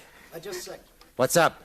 He's looking at me. It's just the way his head is turned, one of those trick things. It's not. He was looking at me in the same way before I killed him. Knock it off. You've seen dead men before. I've never killed a man before. Forget it. You've got to or you'll go nuts. Forget it. Okay? Yeah. Mike. Nothing yet. Sure? That looks funny. Look, we better dust out of here. I don't like the looks of it. Did you see anything? Well, nothing definite, but, well, I got a feeling. But you didn't see anything? Nothing. We better go. Yeah. Let's go, Dino. You go ahead. I'll catch up with you. I didn't see anybody in those woods, but still... What's the kid doing? Oh, nothing. He's just looking at that guy. On the double, Dino. Yeah, look at that crazy kid. He ain't coming on the double. He's just strolling along. Yeah. First one's always the roughest. Yeah. Kraut was probably a straggler. Yeah. Can't figure out why he didn't open up on us sooner. He had us dead to rights after we turned the bend. It's hard to figure. Look, what's the matter with that kid? Hey, Dino! Forget it, Mike. Look, if there's anybody around, they'll hear it. If there's anybody around, they would have heard the shots. They'd know by now that we're here. Does he have to play now? Mike, why didn't you open up on that guy right away? I don't know. Why didn't you? For the same reason that you didn't, Mike. It was the first time that I'd ever seen a man I was about to kill. It threw me for a second. I've never killed a man that was standing so close to me. Have you? No. Yeah, it doesn't happen that way very often. It's never happened to me before. Either I'm firing into a house, a clump of woods, or something, shooting at something I can't see. I never know if I've actually killed anybody or not. I've always felt that I've never really killed a man, but that the killing was always done by the other guy. They always put one blank into the rifles of a firing squad, and the whole squad thinks he was the one that fired the blank. That's the way it is with me. I feel I'm firing the blanks. But when you know that you have to kill a man, shoot him dead, you don't feel like a soldier. You feel like a murderer. That's why we held off our fire, I guess. Yeah. Yeah. You're the smart one, Banyan. You always figure things. The kid hasn't been in combat very long, but he'll be all right. Sure.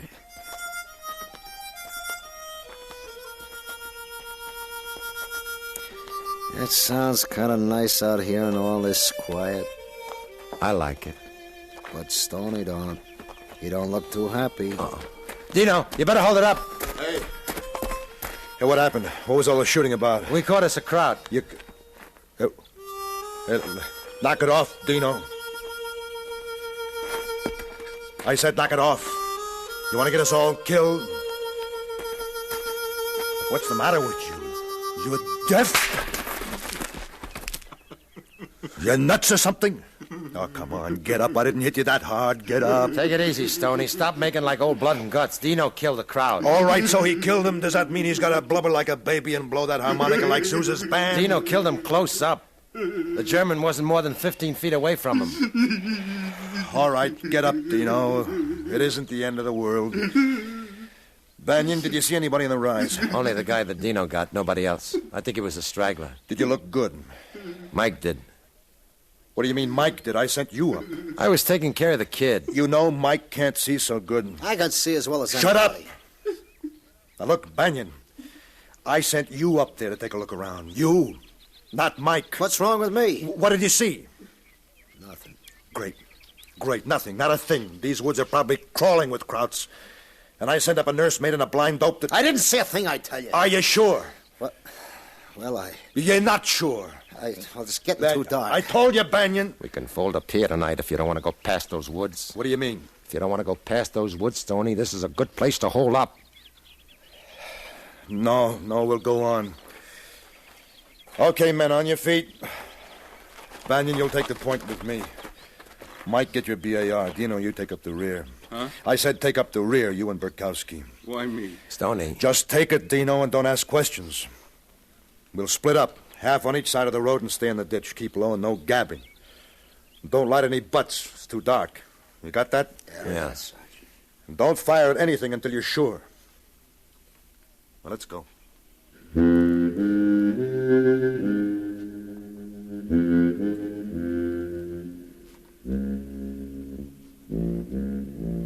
We didn't make very fast time in the ditch. It was full of rocks and brush. As we passed the bend and the rise, I looked up. And in the light of the rising moon, I could barely see the outline of the dead German against the sky. I looked back and saw Dino stop a moment and then move on. I couldn't see the expression on his face. It was too dark. Finally, we came alongside the woods. Stoney signaled us to slow up. After a few yards, he signaled us to stop. He stared into the woods for a few minutes and then crawled over to me.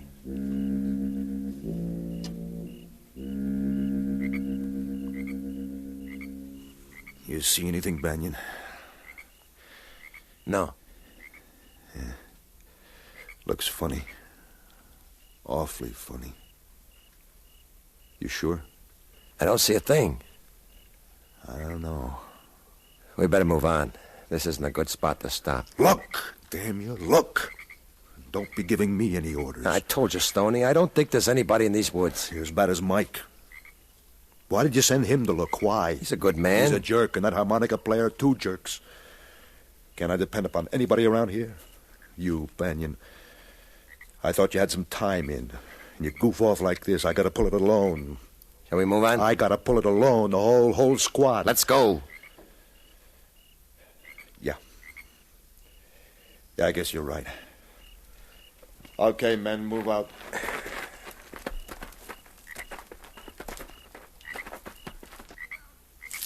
Down! Down! Where are they? Where? I don't see anybody. Didn't you hear that stick crack? Where are they? Look, Stoney, in this moonlight, nobody could come across that clearing without being seen. There's nobody in these woods, Stoney. If they were, they'd let us know in a long time ago. Where are they? It might have been an animal. Huh? An animal? No. No, it's them. Maybe we should go back to the bend. No, don't move. Stay here. Okay. Where?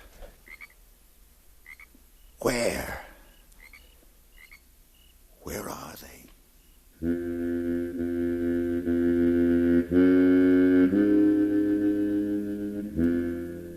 I don't know how long we were there. It's hard to tell about time.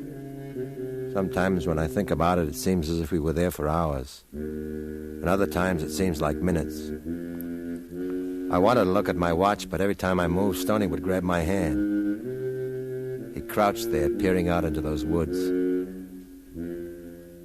It was quiet in the moonlight. Too quiet. Every time somebody would move or the wind would blow, Stoney would jump. And even when he realized it wasn't the enemy, he'd take a long time to settle down.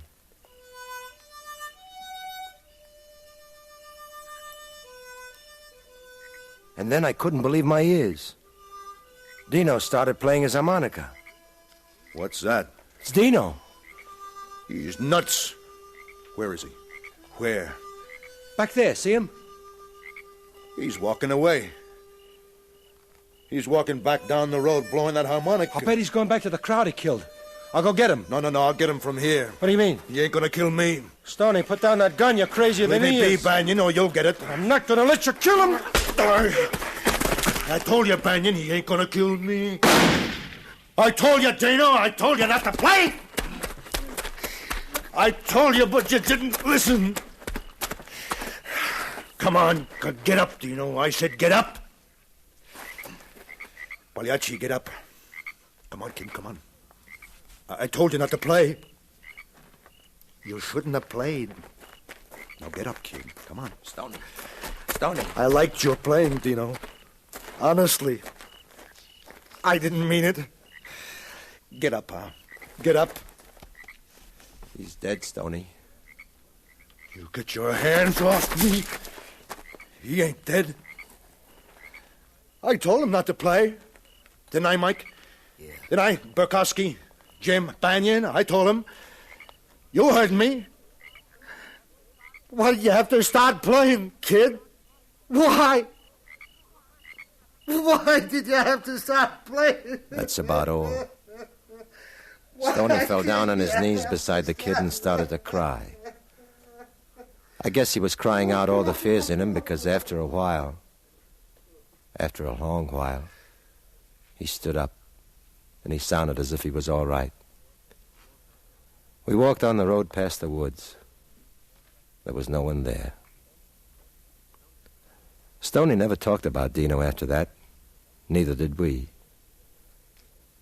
I guess we should have told our CO, but nobody wanted to do that because we all knew what Stoney had gone through. We got Dino and buried him next to the German. His folks were informed that he was killed in action. A month later, Stoney stepped on a landmine and blew his right foot off. He went home. And that's about the whole story. Except, whenever I remember the war, I always hear Dino's harmonica.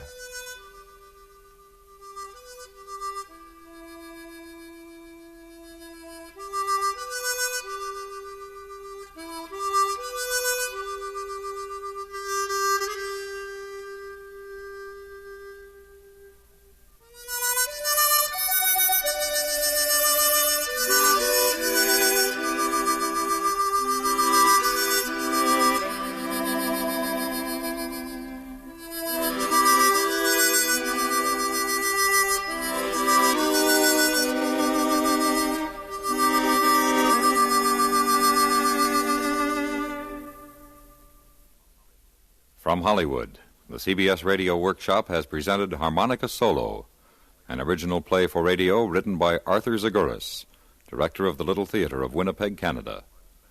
The part of Banyan was played by Joe DeSantis, Sergeant Stone by John Daner, Dino by Shep Menken, and Mike by Lou Krugman. The original music was composed and played by Leo Diamond. Next week from New York, the workshop will present A Dog's Life, the story of a dog who manages to live in a world in which there are people.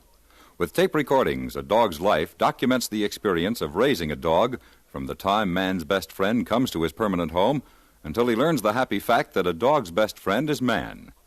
For a pup's eye view of life, don't miss A Dog's Life at this same time next week on CBS Radio Workshop.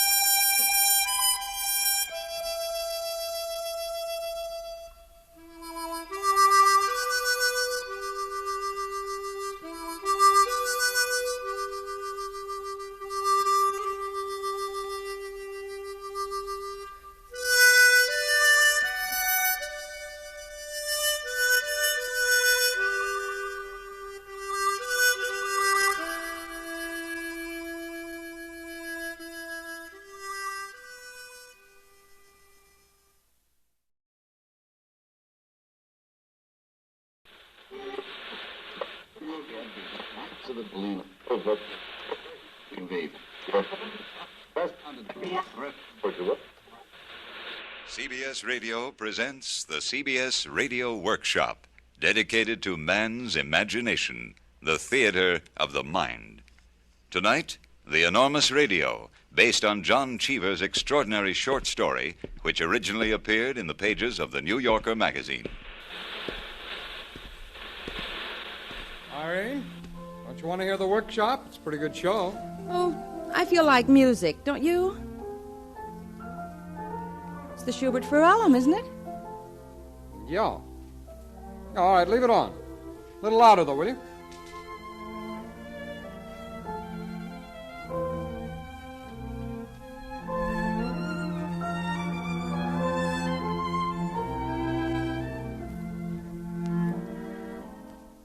Jim and Irene Westcott were the kind of people who seemed to strike that satisfactory average of income, endeavor, and respectability that is reached by the statistical reports and college alumni bulletins. They differed from their friends, their classmates, and their neighbors only in an interest they shared in serious music. They went to a great many concerts, although they seldom mentioned this to anyone, and they spent a good deal of time listening to music on the radio. Now, their radio was an old instrument, sensitive, unpredictable, and beyond repair. And when it faltered, Jim would strike at the side of the cabinet with his hand. Well, this sometimes helped.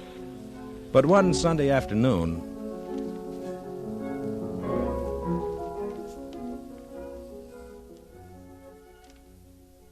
Darling, the radio. Oh, Lord.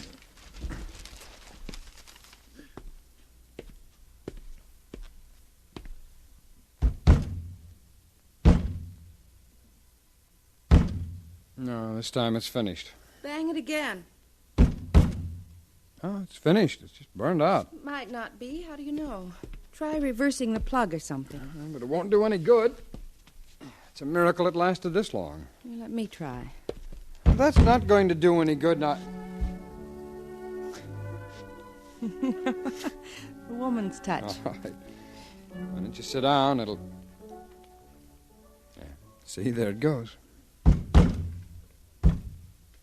It's so aggravating. And of course it had to happen while they were playing the Schubert. Take it easy. Well, it makes me mad. We knew this was going to happen. We should have done something. I told you what the repairman said, honey. It'd cost almost as much to fix it as to buy a new one. Darling, couldn't we get a new one? I don't know. We agreed to get along with this until we could get a good hi-fi with some FM. Please. It's not going to be much fun without music. All right. All right, dear. I'll look around tomorrow, see what I can find. The next day, on Monday, when he came home from work, he told her that he'd got one. He refused to describe it and said that it would be a surprise for her when it came. The radio was delivered the following afternoon, and with the assistance of her maid and the handyman, Irene uncrated You it hold this, Emma. Oh, yes, and ma'am. brought it into the Take living your stuff room. in the kitchen later. Oh, this sure is a Not heavy a very one. pretty cabinet. Oh, ma'am, look at all the dials on it. I never could get the hang of that. It shouldn't be too difficult, I suppose. Volume, treble boost, bass boost, tuning, short wave, band 1, 2, 3, 4. Oh, well, this must be the switch to turn it on. Yes. Plug it in now, will you, Emma? Oh, yes, ma'am. All right. Probably takes a minute to warm up.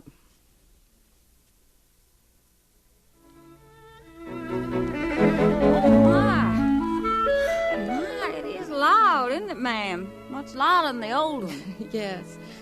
It'll take a little getting used to, tuning it in. My, you certainly do know how to find good music, I'll say. It is nice. Well, we'd better see about getting supper now. Yes, ma'am.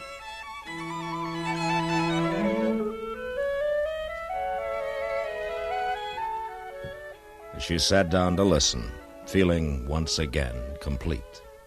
The music came through clearly. The new instrument had a much purer tone, she thought, than the old one. Well, she decided that tone was most important, and she could conceal the ugly gumwood cabinet behind a sofa. But as soon as she'd made her peace with the radio, the interference began. Oh, dear.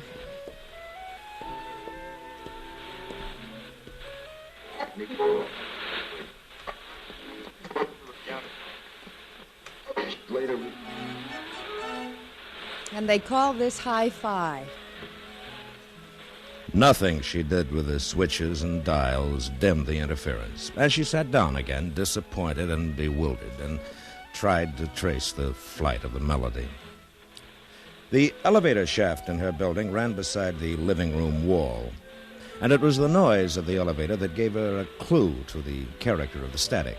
The rattling of the elevator cables were reproduced in her loudspeaker. And realizing that the radio was sensitive to electrical currents of all sorts, she began to discern through the Mozart, the various other sounds.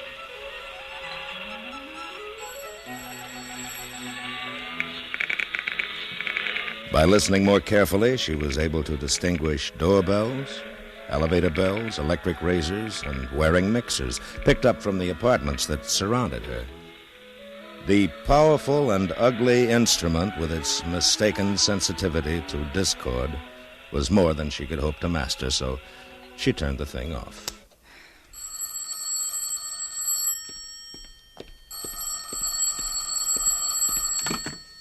Hello? Hello, Irene. Did it get there? Oh, the radio, yes, dear. Oh, how do you like it? Well, it's fine, but... But what? Well, there's all kinds of sounds, noises coming through. What do you mean? Like static? Well, yes, but more like real noises. Hmm? I think it's picking up all the electric things in the building. Bells, vacuums, telephones. Well, you better not fool with it until I get home. It probably needs a ground or something. All right. I think it's wonderful, dear. Much nicer than the old one. When it's clear. The music sounds beautiful. Oh, good. Well, I'll see you later. Bye. Bye.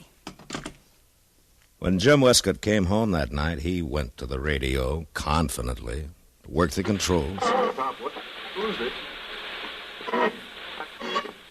The low-pressure area, which developed over the southwest yesterday, is moving rapidly toward the north and east, with lower temperatures following. What the devil? That's what I was telling you. The city's current reading is 58. Kansas City, 54. He fiddled with the knobs. Chicago, 54. Detroit, 55. Couldn't get rid of the noise. 54 and rainy. Toledo, 56. And he turned the radio off. What the heck with it, huh? I'll call the fellow who sold it to me in the morning. He's going to hear something from me. The following day, Irene had a luncheon date and did some shopping during the afternoon. It was late when she returned home, and she didn't have a chance to turn on the radio, although the maid informed her that a man had come and fixed it.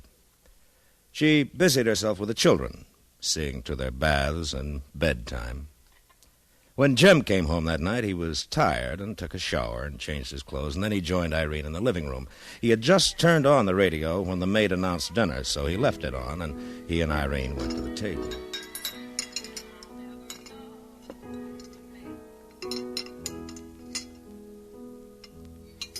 I saw the sweetest dress this afternoon. Of course, I didn't buy well, it, that's just as well. I mean, we better go slow for a bit. Hard day, dear? Yeah, and a rotten day. Music does sound nice, doesn't it? Very nice. For heaven's sake, Kathy, do you always have to play the piano when I get home? Well, it's the only chance I have. I'm at the office all day. So am I. I wish you did. Did you hear that? Yeah, but it's probably a play. I don't think it is a play. What's the matter? Where are you going? I want to see what that was. Well, try another station.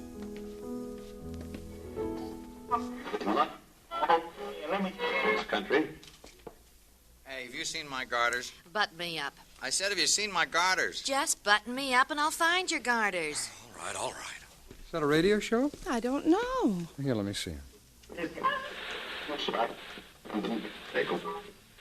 I wish you wouldn't leave apple cores in the ashtray. I hate the smell. What the devil is this? On the coast of Coromandel, where the early pumpkins blow, in the middle of the woods lived the youngy-bongy beau.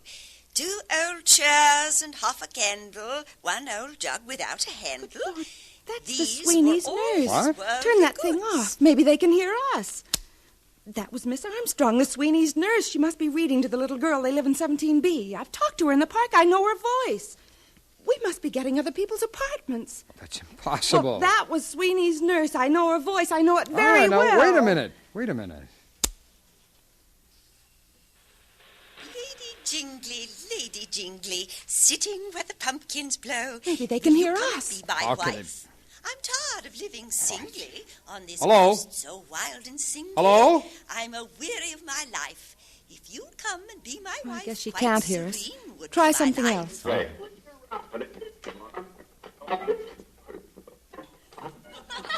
Eat some more sandwiches. Oh, sure, I'd love some. That did it. Those must be the Hutchinsons in 15B. I knew they were giving a party this afternoon. I saw her in the liquor store. Isn't this divine? Try something else. All right, wait a See minute, if you wait can a get minute. those people in 18C. Yeah, I was using fly, you know, and the other fellow's using salmon. 2 no trump. Pass. 3 no trump. Double. And look at George in the grass skirt. The Westcotts overheard that evening a monologue on salmon fishing in Canada, a bridge game, running comments on home movies, and a bitter family quarrel about an overdraft at the bank. They turned off the radio at midnight, went to bed, weak with laughter.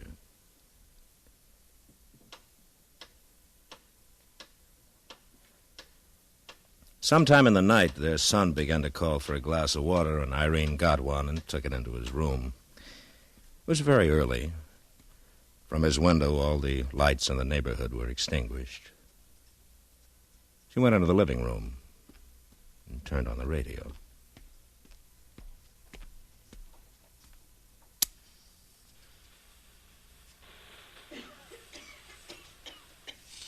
Are you all right, darling? Yes. I'm all right, I guess. But you know, Charlie, I don't feel like myself anymore. Sometimes there are only, about 15 or 20 minutes in the week when I feel like myself. I don't like to go to another doctor. The doctor bills are so awful already, but I just don't feel like myself, Charlie. I just never feel like myself. Oh, dear. How sad. How terribly sad. The following morning, after her children and husband had been carried away in the elevator, she went into the living room and tried the radio again. You are going to school this morning, my girl, and that's all there is to it. Look, we paid $800 to get you into that school, and you'll go if it kills you.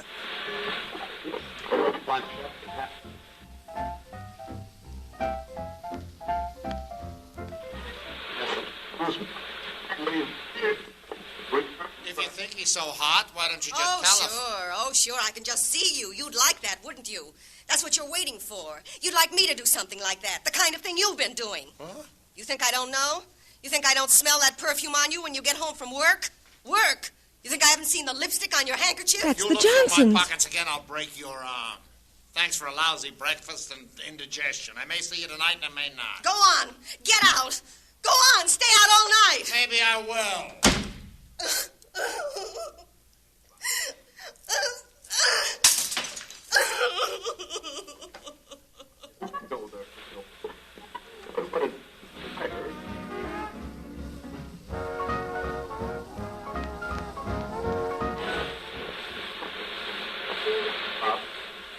Johnny, time for your nap. Irene shifted the control and invaded the privacy of several breakfast tables.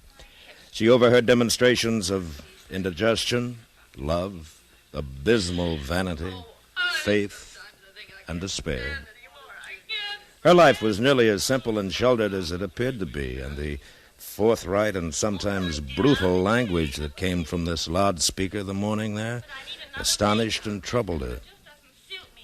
She continued to listen until her maid came in, and then she turned the radio off quickly, since this insight, she realized, was a furtive one. She had a luncheon date with a friend that day and didn't get home until after 2:30. For some reason, she felt strangely disturbed.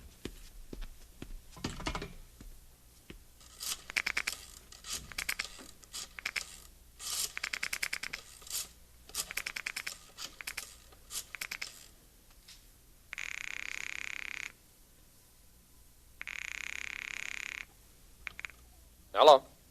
Oh, hello, dear. I expected Miss Cummings. No, she's out getting me some coffee, honey. My, what an efficient secretary. Something wrong? No. You won't forget we're going out for dinner tonight. No, I won't forget.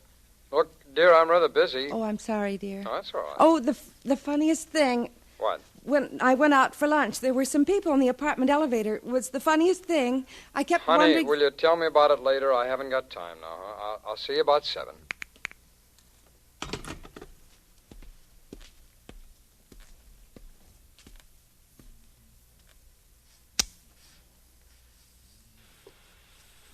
Give the best scotch to anyone who hasn't white hair. And see if you can get rid of that liver paste before you pass those hot things.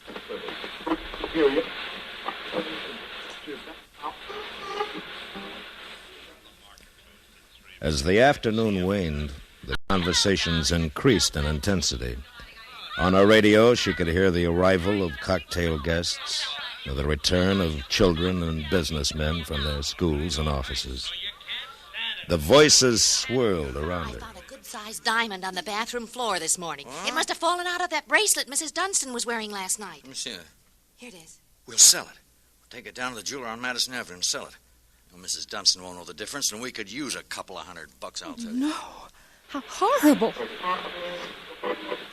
Oranges and lemons, say the bells of St. Clemens. Halfpence and farthings, say the bells of St. Martin's. When will you pay me, say the bells at Old Bailey. It's not a hat. It's not a hat. It's a love affair. Oh, that's what Walter Florell said. He said it's not a hat. It's a love affair.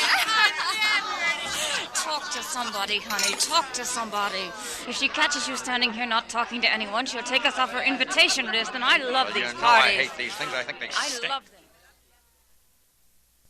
The Westcotts were going out for dinner, and when Jim came home, Irene was dressing. She seemed sad and vague, and he brought her a drink. They were dining with friends in the neighborhood, and they walked to where they were going. It was one of those splendid spring evenings that excite memory and desire. And the air that touched their hands and faces felt very soft. A Salvation Army band was on the corner playing.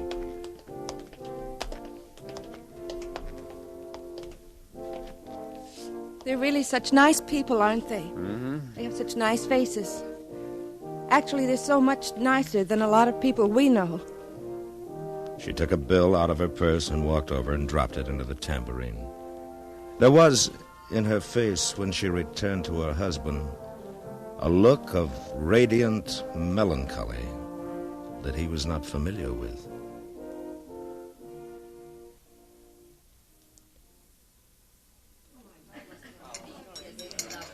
And her conduct at the dinner party seemed strange to him, too. She interrupted her hostess, I don't agree with you. I think you're absolutely wrong. Completely wrong. stared at people across the table from her with an intensity for which she would have punished her children.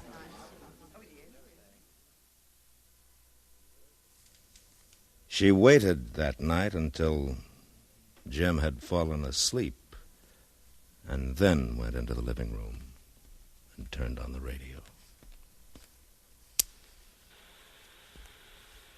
Oh, I'm so tired.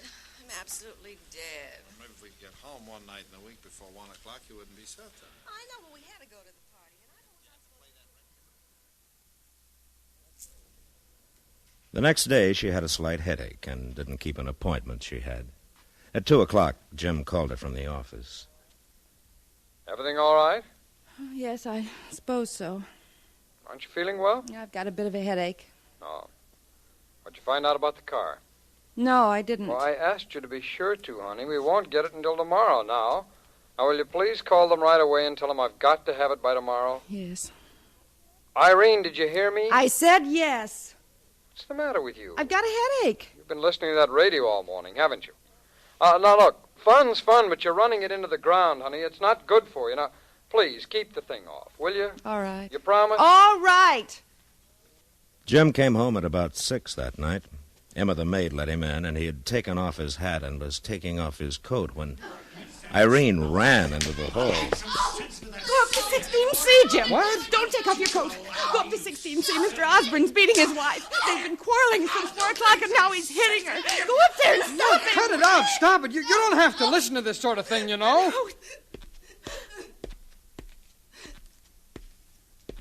It's indecent. It's like looking in windows. You know you don't have to listen to this sort of thing. You can just turn it off. Horrible. It's so dreadful. I've been listening all day. Honey, why do you listen to it? Why? I bought the filthy thing to give you some pleasure. I paid a lot for it. I thought it might make you happy. I wanted to make you happy. No. Don't quarrel with me, please. Please. All the others have been quarreling all day. Everybody's quarreling. They're all worried about money. Mrs. Hutchinson's mother is dying in Florida, and they don't have enough money to send her to the Mayo Clinic. And Mrs. Melville has heart trouble, and some woman is playing around with the superintendent. It's disgusting. And Mr. Hendricks is going to lose his job. And that girl who plays the Missouri Waltz all the time. And Mr. Osborne meeting Mrs. Osborne. Irene, listen to me. Why do you have to turn it on? Why do you have to listen to that stuff? It makes you so miserable. No, don't. Life is too terrible. It's too sordid and too awful. But we've never been like that, have we, darling? Have we? I mean, we've always been good and decent and loving, haven't we? And we have 2 children, beautiful children. Our lives aren't sordid, are they, darling? Are they? We're happy, aren't we? We are happy. Of course we're happy, darling, of course. Now, look, I'll have the fool radio fixed or taken away tomorrow. Come on. It's all right, honey. It's all right. You love me, don't you? And we're not hypercritical or worried about money or dishonest, are we? No. Darling, no.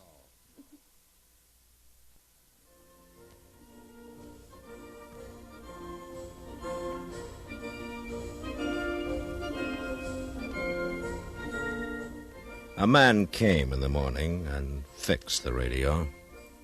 And Irene was happy to hear a recording of the Beethoven Ninth, including Schiller's Ode to Joy. She kept the radio on all day, and nothing untoward came from the speaker.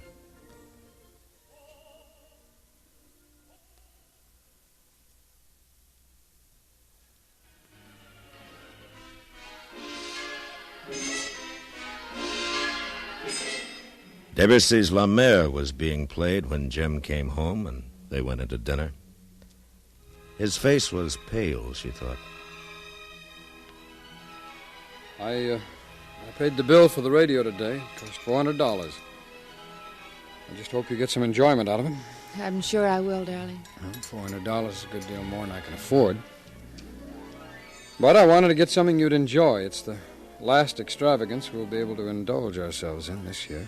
All right, dear, of course. I understand. Maureen, by the way, I noticed you hadn't paid your clothing bills yet. I saw them on your dressing table. Oh, I suppose I must have forgotten. Well, why did you tell me you'd paid them? Why did you lie to me? Oh, I just didn't want to worry you, Jim. I'll be able to pay my bills out of this month's allowance. There were slip covers last month from that party we had to give. Well, you just got to learn to handle the money I give you a little more intelligently, Irene. Yes, darling, I will. I really will. You just got to understand that we won't have as much money this year as we had last, right? I had a very sobering talk with Mitchell today. No one's buying anything. We're spending all our time promoting new issues, and you know how long that takes. I'm not getting any younger, you know. I'm 37, and I haven't done as well as I hoped I'd do. I don't suppose things will get any better. Yes, dear. We just got to start cutting down. Start thinking of the children. To be perfectly frank with you, I worry about money a great deal. I'm not at all sure of the future. No one is. I've worked very hard to give you and the children a comfortable life, and I don't like to see all that energy wasted in fur coats, radios, and slip covers. Please, Jim, please, they'll hear us. Who'll hear us? Emma can't hear us. The radio. Radio? I'm sick of it. I'm sick to death of you. That radio can't hear us. Nobody can hear us. And what if they can hear us? Who cares? Why are you so holier than thou all of a sudden? What's turned you overnight into a nice girl? You stole your mother's jewelry before they probated her will. You never gave your sister a cent of that money that was intended for her. Not even when she needed it. Irene stood for a minute before the hideous radio, disgraced and sickened. But she held her hand on the switch before she extinguished the music, hoping that the instrument might speak to her kindly, that she might hear the Sweeney's nurse. And as she turned the dial, the voice on the radio was suave and noncommittal. Buffalo. A fire in a hospital near Buffalo for the care of blind children was put out early this morning. There were several injuries, but no fatalities. And that's the news. The temperature downtown is 64. Humidity, 90. And now an interlude of music.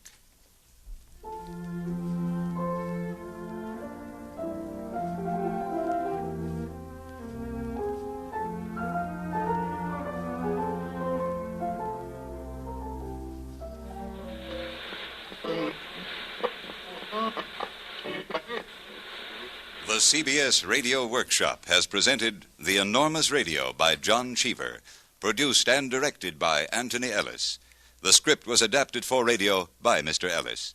The cast included William Conrad, Virginia Gregg, Stacey Harris, Eve McVeigh, Hans Conried, Charlotte Lawrence, Joseph Kearns, Paula Winslow, Herb Butterfield, Helen Klebe, George Walsh, and Irene Tedrow.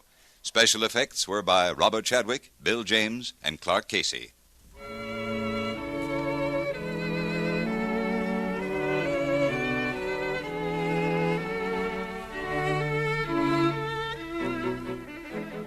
This is Hugh Douglas inviting you to join us again next week when from New York we present a special production by the Helen Hayes Drama Group, Lovers, Villains, and Fools, with the famous actress as narrator.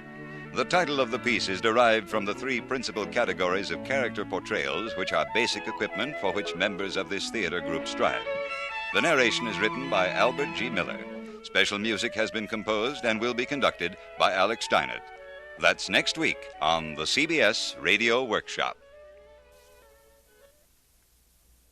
How many people are there in a crowd of 10 million? Do you have any picture in your mind, or is that figure too overwhelming? Well, 10 million is more people than there are in Chicago, Philadelphia, and Los Angeles combined.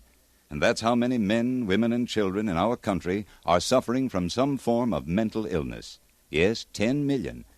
Among that 10 million, maybe there's someone you know, a neighbor, friend, or a relative. So you see, mental illness is a problem that concerns us all. And that's why we are all being asked to give to our local mental health campaign to fight mental illness. The best weapon is research. Research to find out how to prevent mental illness. Your doctors can be helped by your dollars. They can learn enough to really lick this number one problem, mental illness. The victims of mental illness need your help desperately. Give to your local mental health campaign. Stay tuned for 5 minutes of CBS News, to be followed on most of these same stations by My Son Jeep.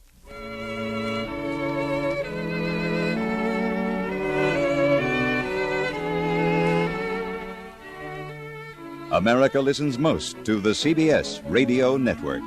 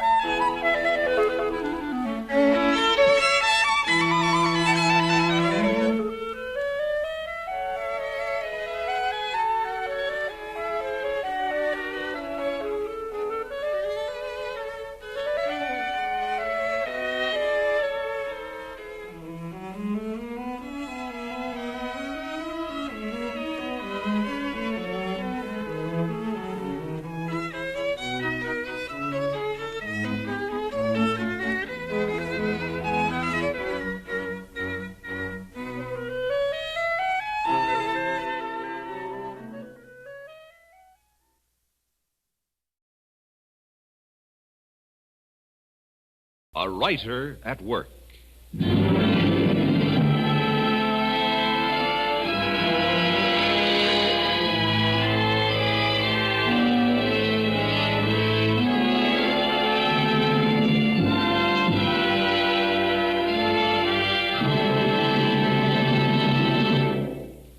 The CBS Radio Workshop, dedicated to man's imagination, the theater of the mind. Tonight, an inquiry into the way a writer works.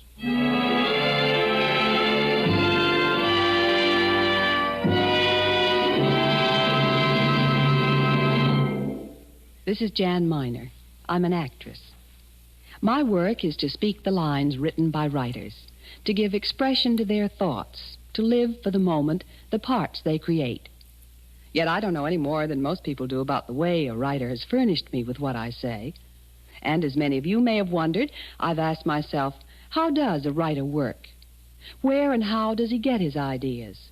What is the so-called creative process? Is it entirely by inspiration? Or can creativity be induced? All this is what the workshop investigates tonight. And writer Hector Chevigny has been asked to be the subject. Well, he should be able to satisfy our curiosity, having been a professional writer for 28 years. During his long and successful career, Mr. Chevigny has published 5 books, won a literary prize winner, and some 30 short stories and articles. He has also written for motion pictures and for radio and television, has written more than 1,000 plays. What the workshop will do tonight will be to show this writer actually at work through tape recording. Then the finished script, the result of his work, will be produced. Here is Mr. Chevigny in a brief preliminary interview. I'm willing to take part in this thing tonight, providing no one concludes that I believe that I'm a typical writer. There are no typical writers. Writers are highly individualistic and tend to vary sharply in temperament and character. But there's one thing that they all do, and that is work and work hard. The successful ones, that is. They don't sit around waiting for the inspiration. They induce it by working. Oh, their methods of working vary. Some prefer a typewriter, some prefer a pencil, some dictate, some can't stand to have anyone around them. I know one man who thinks he can write well only on blue paper. But all the writers that I know follow the maxim of the late, great Haywood Broun. As Mr. Broun said, success in writing is achieved by the application of the seat of the pants to the seat of the chair. Mr. Chevigny does appear to follow the Haywood Broun maxim. He works 7 days a week, month in and out. His weekday work schedule calls for 7 hours a day. And on Saturdays, Sundays, and holidays, he puts in 3 to 4 hours. And this is at his desk in his workroom. Now, perhaps this tough grind is for the reason that Mr. Chevigny's assignment these 4 years has been the CBS daytime serial, The Second Mrs. Burton. It calls for 5 scripts a week. Now, is it because of the Burton show that you, Hector, work this way? Not entirely. I've been following that work schedule for the last 17 years, or since I became a self-employed writer. Mm-hmm. Why, Hector? You see, there's such a fixed notion in people's minds that a writer's work has to be spasmodic, that he has to wait for the inspiration. And it comes as sort of a shock to hear that a writer's a drudge. Well, Jan, a famous woman novelist that I used to know quite well once said to me, I have to put in a certain number of hours every day without fail. It has often struck me that my mind is a little like the muscles of a pianist, who, if he stays away from his keyboard even for 1 day, finds it doubly difficult to return to it. Other writers have told me the same thing. Regularity is the essential. Mm-hmm. Otherwise, the so-called creative process seems to leave you. That's right. It seems to quit on you. Hence the need for the long daily application. That's right. Well, I'll be fascinated on hearing the recording made of you working, Hector. And the script on which Mr. Chevigny worked as he was recorded was for The Second Mrs. Burton. Now, that is a story about a family, the Burton family. And they're supposed to live in a town up the Hudson Valley. And the dominant figure is wealthy Mother Burton, who insists on running the lives of her son and daughter and everyone else around her. Her daughter is Marcia, who's married to Lou Archer, and her son is Stan, who's married to Terry, which part I have the daily satisfaction of playing. So that everyone will have an impression of the characters, here's a brief scene from Burton life, as it might be if the family were having after-dinner coffee at, say, Mother's house.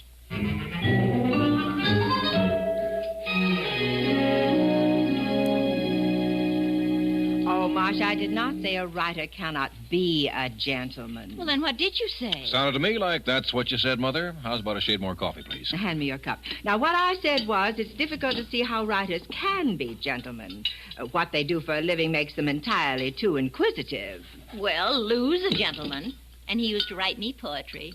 Didn't you, darling? Yes, Angel, but what do you say we don't go into that now? Well, it seems to me that some writer could make a fortune putting this family into a book or one of those serials. Oh, Terry, please. Oh, but how could a story about us get published or go on the air? I wouldn't want to be the writer who tried it.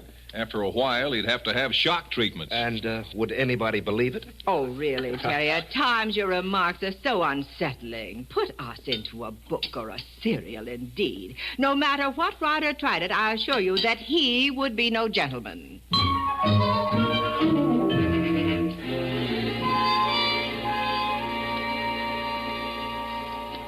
Now we're going to put on the recording of Mr. Chevigny in his workroom, which is the word he himself uses for what was formerly called the library in the rambling, high-ceilinged old apartment on Manhattan's Gramercy Park, where Chevigny also lives with his family. He happens to work with a secretary, so his work process is audible, which is another reason he was the writer asked to be the subject of this investigation. Every morning, Mrs. Eleanor Lone comes to function as secretary, and this is the way things went near the start of the day at about 9:30 a.m.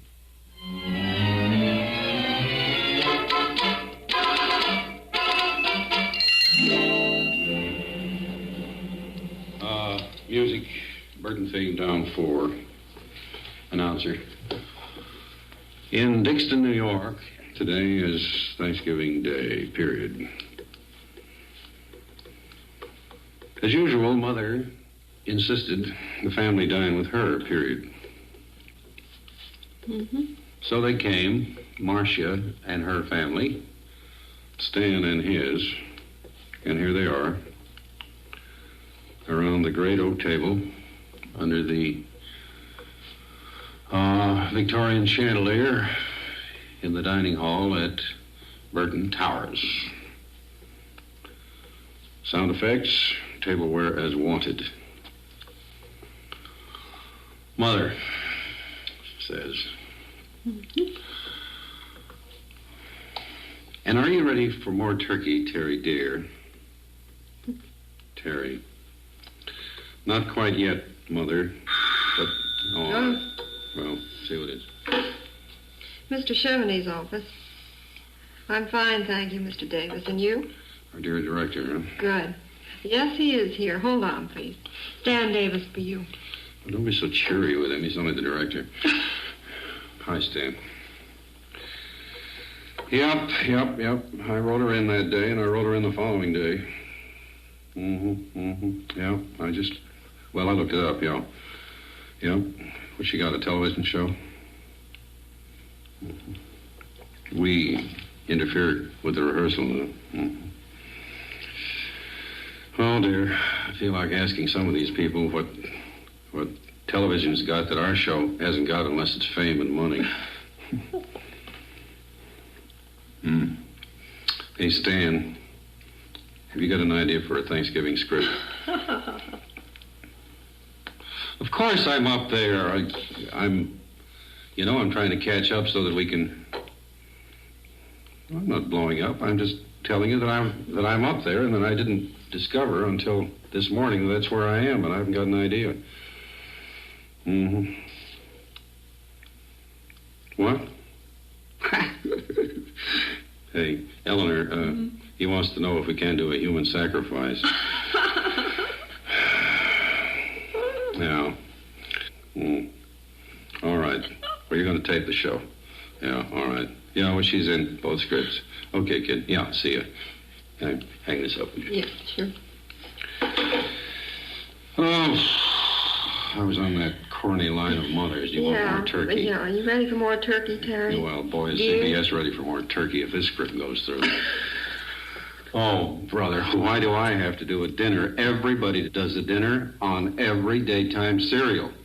Eleanor, what I'm going to do, I'm going to get back to the correspondence we laid aside there after all, and I will answer that letter to Paul Franklin, see if I can't get off this kick here and on something else there. If I can find it, this desk is such a mess. Yeah, well, it's in the box there, I think.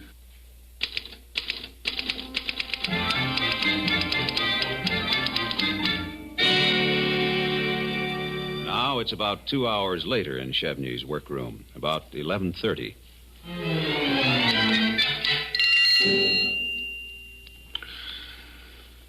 All right, we get going again there.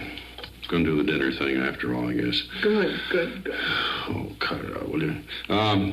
Announcer, Today in Dixon, New York, is Thanksgiving Day. Mother, well, I tell you, use the rest of the narration as I had it there the first time. The family going to have dinner at Mother's house. Down to sound effects, tableware is wanted.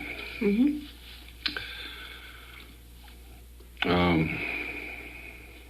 Mother,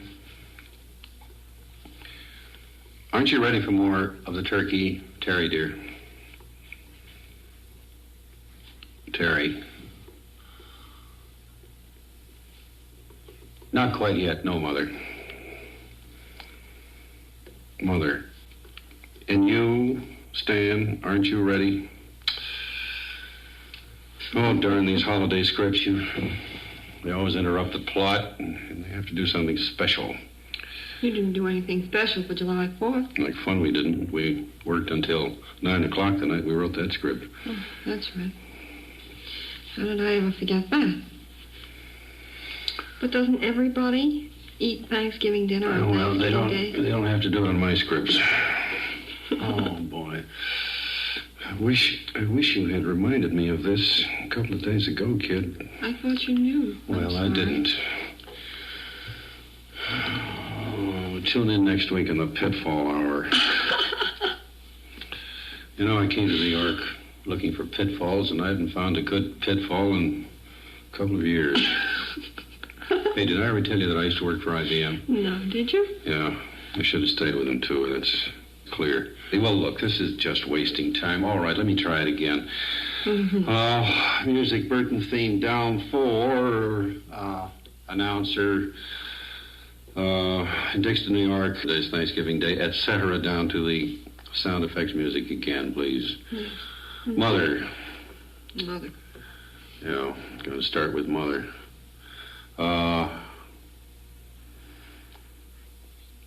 Yes, Marcia, in my opinion, you did speak of Thanksgiving Day flippantly. Marcia, flippantly, exclamation point. Stan, I didn't hear her say anything flippant about Thanksgiving Day, Mother. Oh, cut it. You see, you gotta have a beginning, a middle, and an end to a script. All I got is a great big fat middle. Well, look, it isn't funny.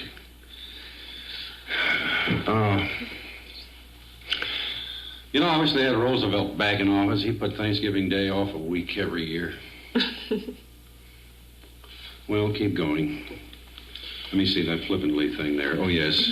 Stan, I didn't hear Marcia say anything flippant. Mother, Marcia. There, Mother. Stan didn't hear me say anything flippant. We got to bring the kids in here somehow. Mm-hmm. Sound. Dish suddenly overturned. Marcia. Oh, Ralphie! Exclamation point. Ralphie sets up howl.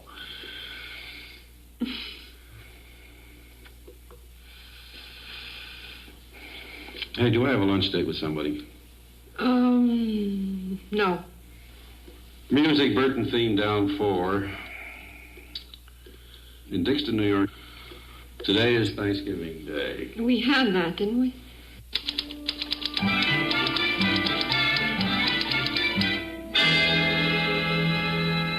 The time is now 2:30. Read me from the top of page 7, please. Lou, I didn't say that, Stan. I just said that I'm not a person who would prefer to have lived in the past. Brilliant. Marcia, what Lou is satisfied with is to live in the present day, but with the antiques of 300 years ago. Lou, I'm living with you, Angel. Are you 300 years old? Marcia, oh, you know what I mean. Terry, I feel the way Lou does. Mother, you do, Terry? Well, I must disagree. The graciousness of the past, the greater leisure and respect for the fine things of life. Stan, oh, Mother, how do you really know what life was like 300 years ago? That's as far as you go. It's all just nothing but dialogue all the way through. You don't like the little joke about Marcia being an antique? No. I like it all right, but I shouldn't try to sell it.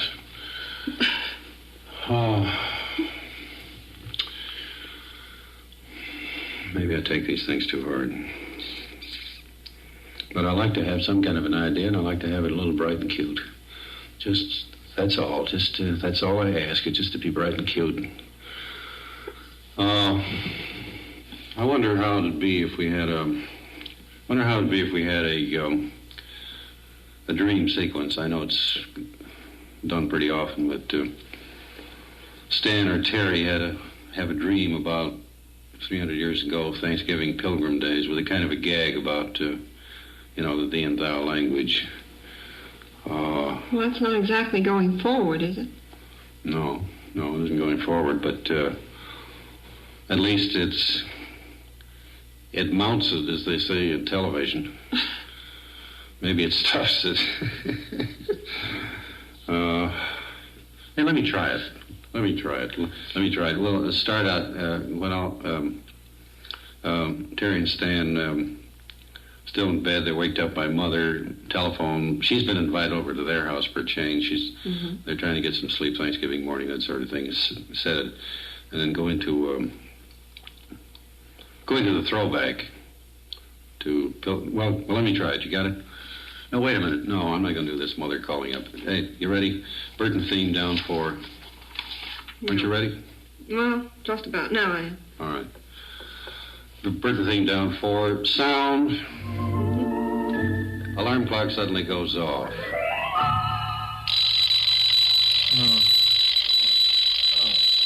Doggone that clock. I can't find it. Oh, here. Oh, you found it. Good. It's time to get up, I guess. For me, but you can sleep a while yet, but not too long. I want you to help me. What are you talking about? Oh, Stan, darling, this year we're having the whole family right here. We're having the whole family? Yes, this is Thanksgiving Day, remember? Oh, yeah. Well, Thanksgiving. Up and doing, Terry Burton. Yeah, and we've got to go to that pageant at Wendy's school, too, don't we? Of course we do. Pageant. The teacher staging that thing knows less about our pilgrim ancestors than I do. She would know which way to point a blunderbuss. Oh, yeah. You say I can sleep a little longer? Until about 9:30, and then I need your help. All right. You wake me when you want me, will you? You just wake me when you want me.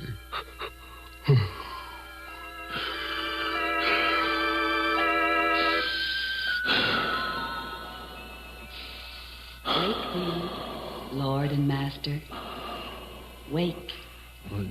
What? Oh, Terry. Oh, time to get up, is it? Aye, that it is. Arise. Okay. No sooner said than done. Wait a minute. I am all dressed. And what kind of a get-up is this, anyway? And you, where'd you get the funny clothes? Why, I do not comprehend thee, Lord and Master. Lord and Master? Hey, cut it out, will you? What's this, a gag? And look, what are all those old blunderbusses doing hanging on the walls? Where am I, anyway? Why, thou art in the loft of thine own dwelling. In the loft of mine own dwelling? What ails thee? I don't know. I feel fine. Oh, stop jesting with me. I have much too much to do. For today thy dear mother cometh to dinner, and thy sister Marcia and her family, and of course thy son Brad is already here. Well, how come Brad's home? Then why should Mother and everybody be here for dinner? Oh, my husband, hast thou forgotten what day it is? Why, this is... Oh, Brad. My dear stepmother, Why, Grandmother yes, Burton Brad. has arrived. Oh, thy grandmother? Oh, I must go below. I was not there to greet her. Hurry thee, Stan. Hurry thee. Yes. All right, Terry. Holy cow. What is it, Father? You're dressed the same way I am. Art thou surprised? You talk that way, too, huh? I do not comprehend thee, Father. I don't dig thee either, I'll tell you that. Wait a minute. What year is this? The year? Why, it is the year 1656. 1656? A.D.? Oh, A.D. Well, look, how come you're home from college? You do go to college, don't you? I mean, you will. That is, you're supposed to. I attend Yale College, yes, indeed. And I'm home because this is Thanksgiving Day. Thanksgiving? Aye. The day appointed by the governor and commended to the observance of the colonies. I see. And the family's coming here for dinner.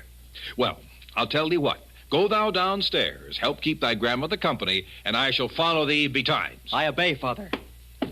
Oh, great situation. 1656. Huh? Wonder if I'm dreaming. Well, even if I am, I guess I'd better get me below. 1656. Oh, it doth my Look heart at that. so much good to see thee home, dear grandson. Hast thou been well? Aye, Grandmother. Ah, here is Father. Aye, Mother. Oh, 'tis good to see thee, son. I am none the less discomfited by thy behavior. My behavior? On no day shouldst thou loll abed to so late an hour, contrary to the virtues in which I have raised thee. Why, Mother, today I got up 300 years early. Eh? No, pay no attention. It's only a gag. Well- A jest. Well, do not jest about such matters. Note thy wife, who has been up since dawn, how diligently she goeth about her domestic duties. Yes, I've been watching her work that old cooking fireplace. Oh, so that's how they... Can I give thee some help, Terry? Canst thou give me some help? Why, Father. Son, what hast thou said? Oh, I just offered to help with some of the work. Turning that haunch of venison on that hot spit can't be too easy. Stand thou art now the master in thine own house. Aye, Father, that is what thou art. Thou wouldst insult me by asking if I need help.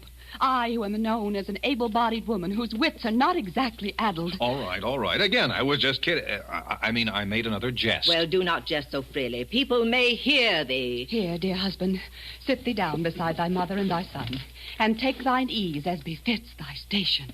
Okay. That's fine with me. Yes, sir. Say, where's our daughter Wendy? She playeth without. Without?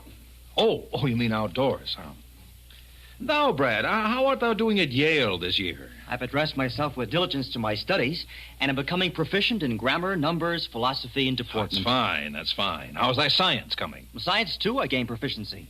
I've learned, for example, that the tomato may be eaten. That the tomato may be eaten. What's so surprising about that? What is so surprising about that? Oh, Stan, everyone knows that the tomato is poisonous. You watch. Over the years, somebody will come to eat tomatoes. Well, I am sure that I will never be able to touch one. Methinks heresy may be creeping in at Yale. Tomatoes, indeed. Mother! What is it, Wendy? My dear Aunt Marcia, her husband Lou Archer, and Cousin Ralphie have arrived. I bring thee a present, brother-in-law. Well, what dost thou know? A goose. As we came hither on the trail, Lou downed the bird with one shot from his trusty blunderbuss. Thank thee, Lou. Want to take charge of this bird, Terry? Oh, just what thou needst today, a goose. I shall hang him with the other game. May I take Cousin Ralphie out to play? Aye, may Wendy and I go out to play until dinner? And what must ye remember as ye play, children? We must remember to conduct ourselves with proper sobriety, courtesy, gravity, forbearance, and trust. Also, thou must not throw any rocks, Ralphie. I never throw any rocks. It's thou who throwest rocks. I do not throw Now, rocks. children. Guard thy speech against pugnacity, hostility, and contumely. And no rocks. Come, Wendy. Aye, let us go now.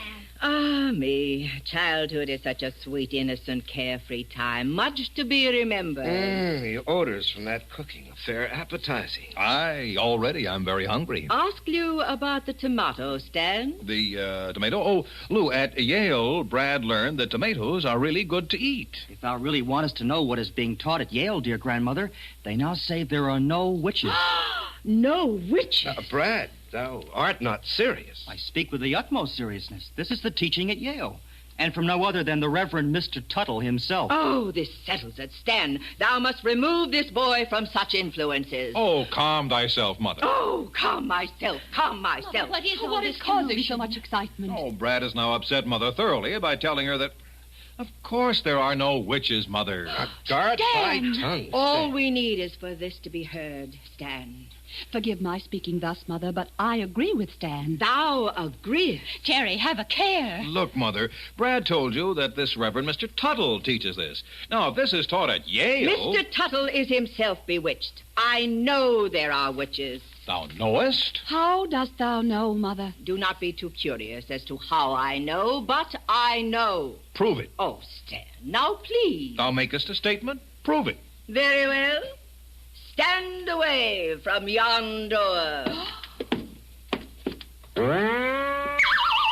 Holy cow. Mother flew out the door. Look, she took the broom. The broom? Mommy! What is it, Ralphie? Wendy and were playing without, and Grandmother went over our heads flying on a broom. Really, Stan? Thou shouldst have thy head examined, brother-in-law. Why jump on me? I wasn't the one who first said there are no witches. But didst thou have to make Mother prove there are? Well, now at last we know all about Mother, don't we? Aye.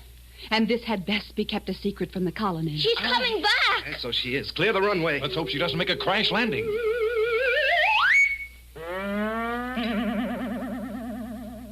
Here is thy broom, Terry. Now see thou stand. Mother is always right.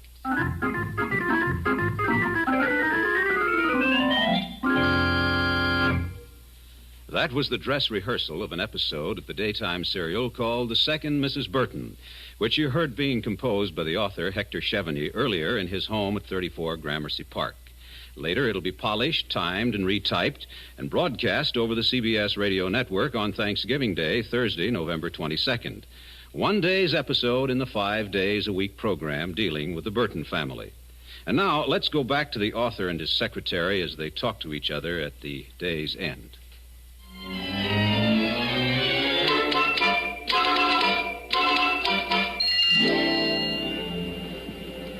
Yes, I think it was a good day, too, Hector. Yeah. I think it was a very good day. Well, okay, kid, I'm sorry I kept you a little late tonight. I'll see you tomorrow morning. Oh, that's all right, Hector.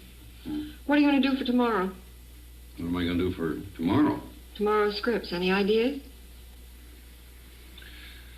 My dear Mrs. Long, sufficient unto the day is the evil thereof. I shall see thee tomorrow morning.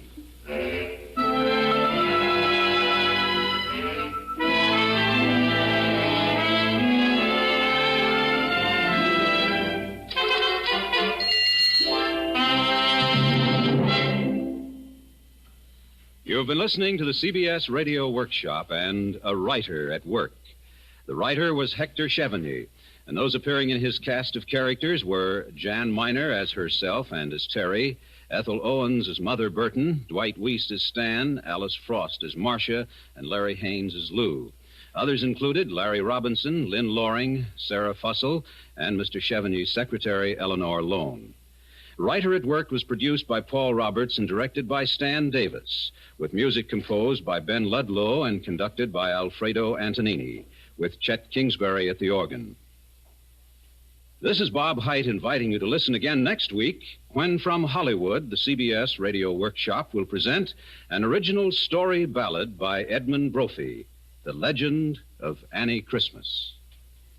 America listens most to the CBS Radio Network.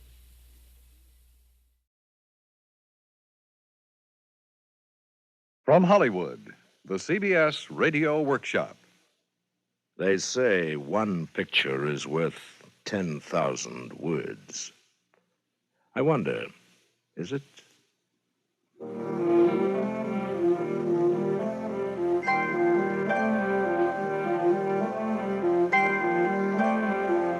CBS Radio presents the CBS Radio Workshop, dedicated to man's imagination, the theater of the mind.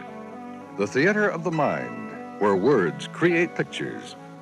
Here, then, are 1,489 words, the voice of William Conrad and the music of Jerry Goldsmith. Mr. Conrad.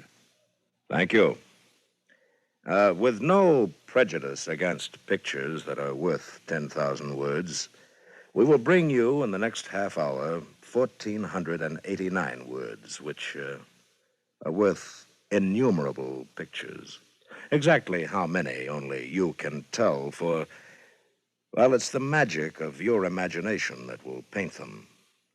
We begin with 956 words arranged by the English poet Alfred Noyes into a pattern he called The Highwayman. Mr. Goldsmith, if you please, overture for The Highwayman.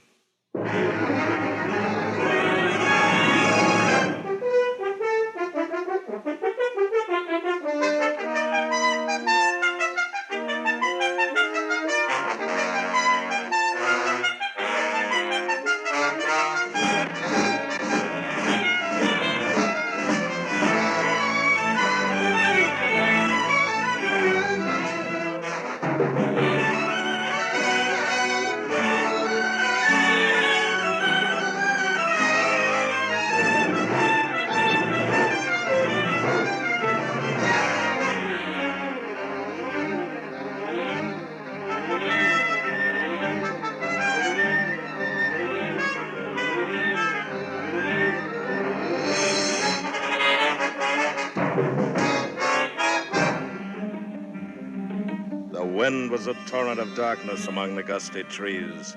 The moon was a ghostly galleon tossed upon cloudy seas. The road was a ribbon of moonlight over the purple moor. And the highwayman came riding, riding, riding. The highwayman came riding up to the old inn door. He'd a French cock hat on his forehead, a bunch of lace at his chin, a coat of the claret velvet, and his breeches of brown doeskin. They fitted with never a wrinkle. His boots were up to the thigh, and he rode with a jeweled twinkle. His pistol butts a twinkle, his rapier hilt a twinkle under the jeweled sky.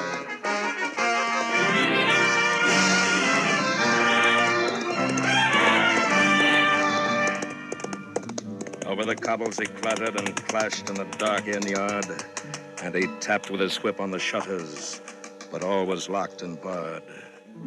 He whistled a tune to the window, and who should be waiting there but the landlord's black-eyed daughter, Bess, the landlord's daughter, plaiting a dark red love knot into her long black hair.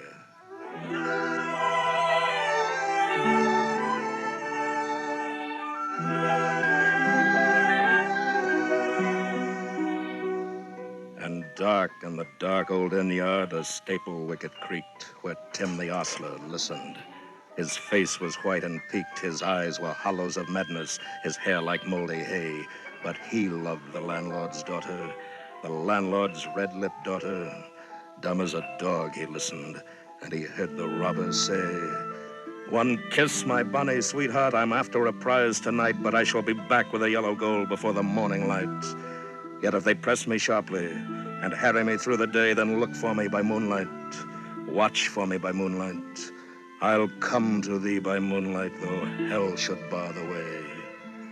He rose upright in his stirrups. He scarce could reach her hand, but she loosened her hair in the casement. His face burned like a brand as the black cascade of perfume came tumbling o'er his breast. And he kissed its waves in the moonlight.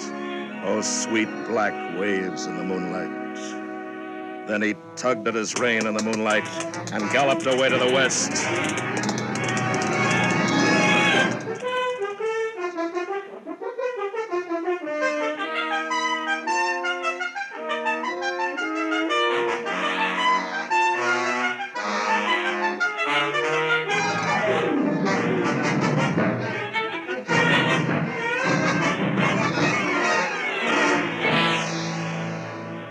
He did not come in the dawning. He did not come at noon. And out of the tawny sunset before the rise of the moon, when the road was a gypsy's ribbon looping the purple moor, a red-coat troop came marching, marching, marching. King George's men came marching up to the old inn door. They said no word to the landlord. They drank his ale instead.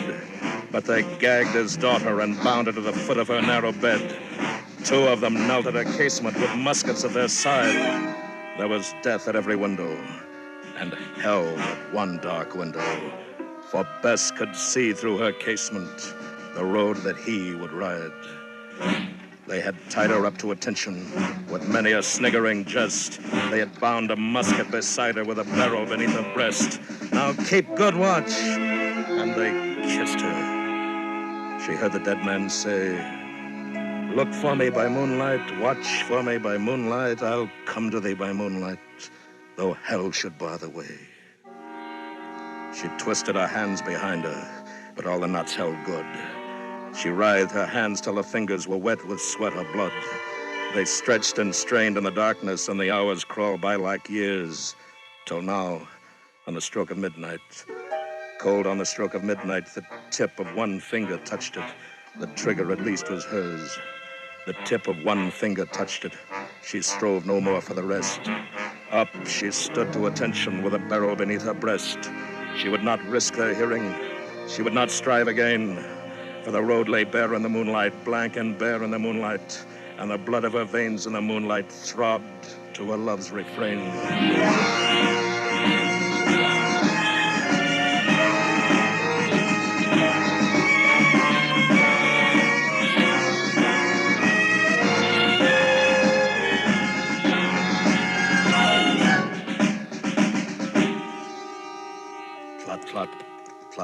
Hedley heard it, the horse hoofs ringing clear.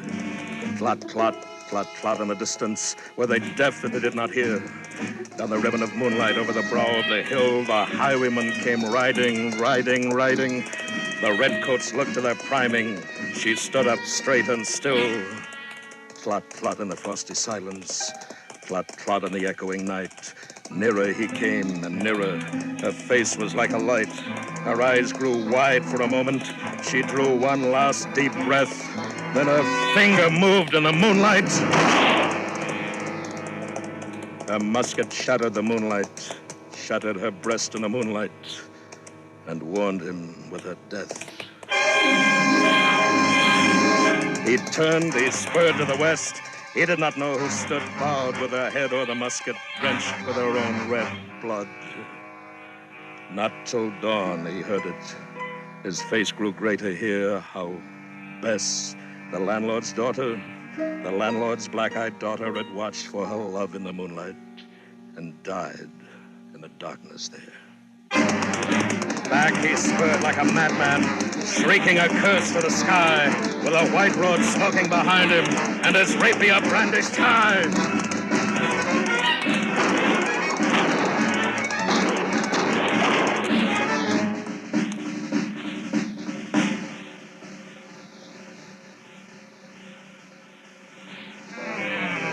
Blood red were his spurs in the golden noon. Wine red was his velvet coat when they shot him down on the highway, down like a dog on the highway, and he lay in his blood on the highway with a bunch of lace at his throat.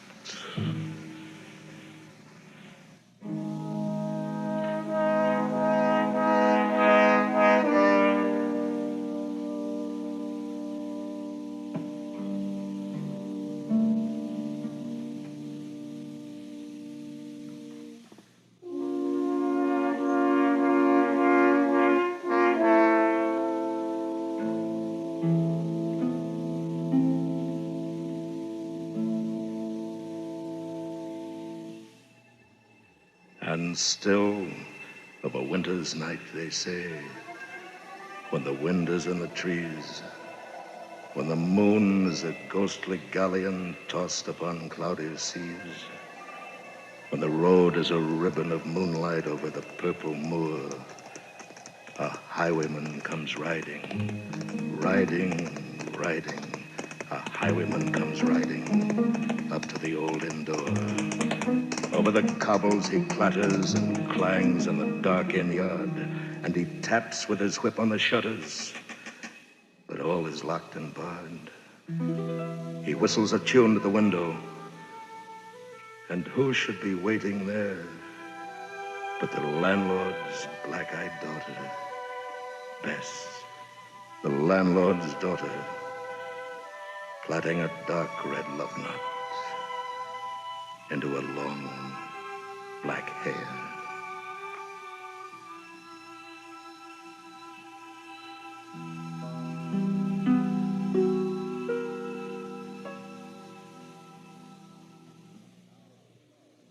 Now, love has always been the special province of poets, and who of us, having fallen in love or thought we had, has not tried to express this overwhelming passion in a poem? Well, more than 100 years ago, there was in London a young woman who managed this rather more successfully than most of us. Her name was Elizabeth Barrett. Her lover was Robert Browning, who tenderly called her his little Portuguese because of her dark complexion. As their romance progressed, she wrote him a series of sonnets inscribed From the Portuguese. Here is the immemorial Sonnet 43, 128 words of love.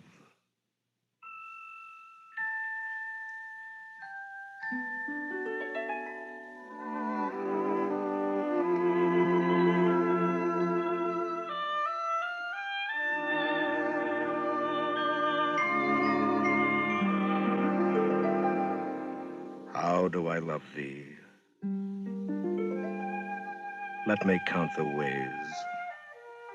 I love thee to the depth and breadth and height my soul can reach, when feeling out of sight for the ends of being and ideal grace.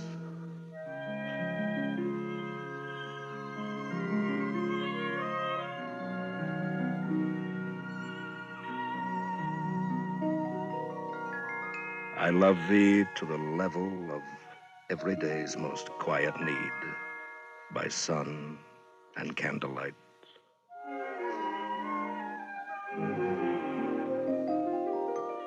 I love thee freely as men strive for rights. I love thee purely as they turn from praise.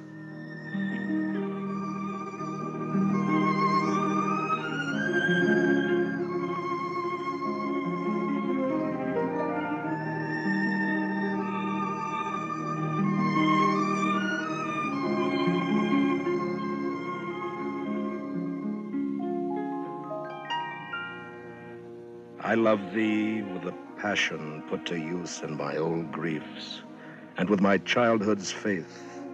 I love thee with a love I seem to lose with my lost saints.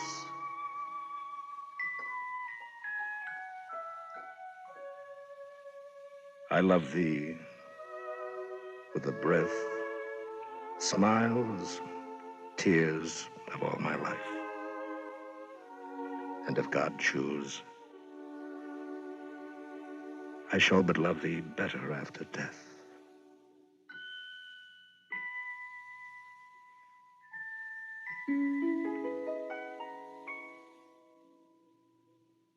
They say one picture is worth 10,000 words. Do you still believe it?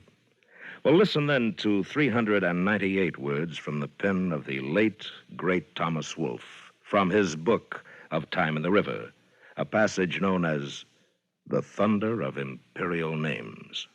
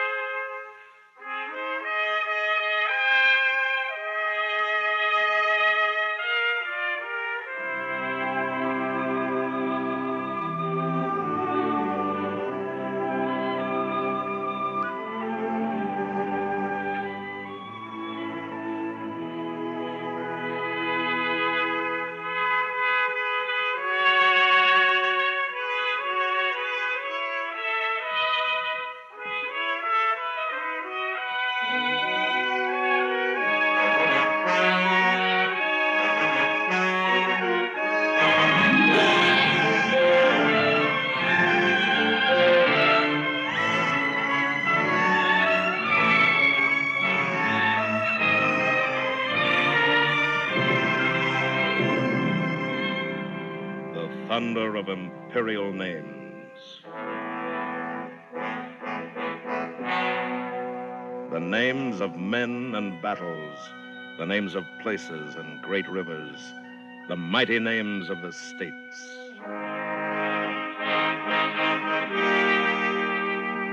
The name of the wilderness, and the names of Antietam, Chancellorsville, Shiloh, Bull Run, Fredericksburg, Cold Harbor, the wheat fields, Ball's Bluff, and the Devil's Den.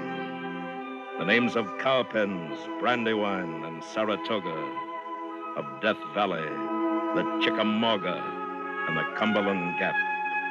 The names of the Nantahallas, the Badlands, the Painted Desert, the Yosemite, and the Little Bighorn. The names of Yancey and Cabarrus counties, and the terrible name of Hatteras.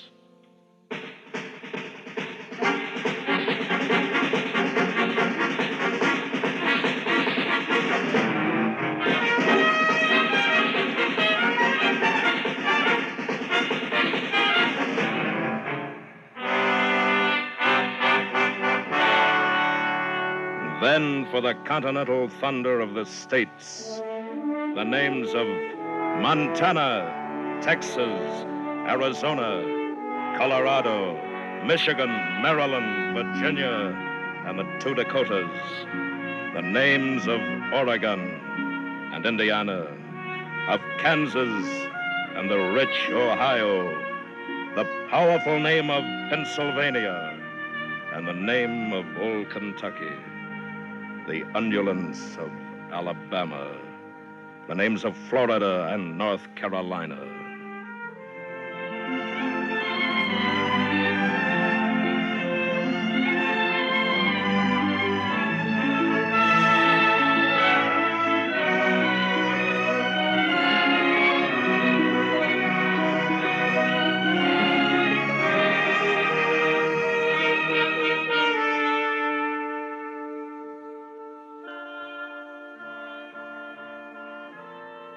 In the red oak thickets at the break of day, long hunters lay for bear.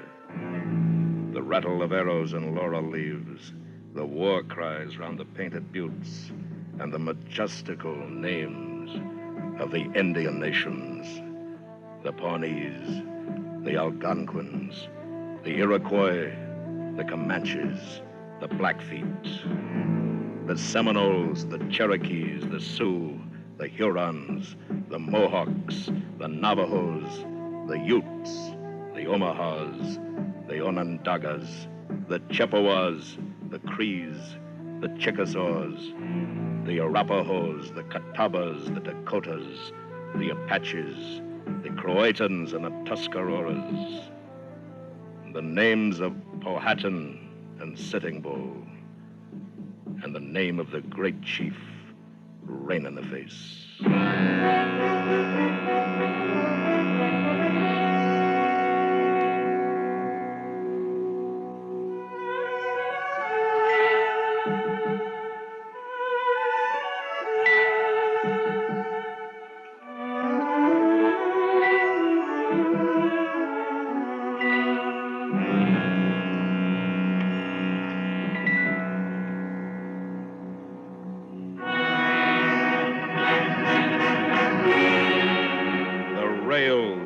Westward in the dark.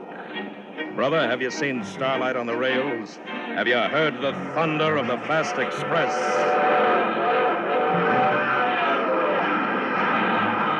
The names of the mighty rails that bind the nation, the wheeled thunder of the names that net the continent, the Pennsylvania, the Union Pacific, the Santa Fe, the Baltimore and Ohio, the Chicago and Northwestern, the Southern, the Louisiana and Northern, the Seaboard Airline, the Chicago, Milwaukee, and St. Paul, the Lackawanna, the New York, New Haven, and Hartford, the Florida East Coast, the Rock Island, and the Denver and Rio Grande.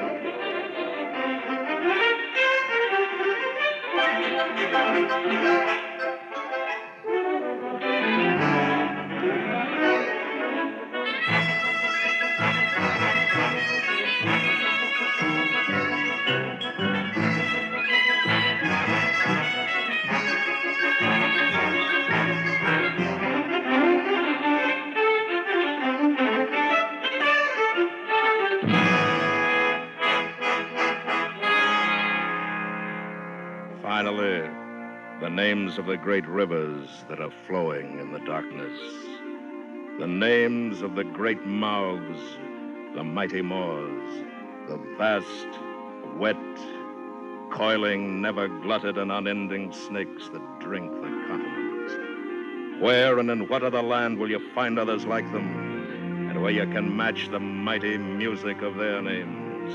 The Monongahela, the Colorado, the Rio Grande, the Columbia, the Tennessee, the Hudson, the Kennebec, the Rappahannock, the Delaware, the Penobscot, the Wabash, the Chesapeake, the Swannanoa, the Indian River, the Niagara, the St. Lawrence, the Susquehanna, the Tombigbee, the Nantahala, the French Broad, the Chattahoochee, and the Potomac.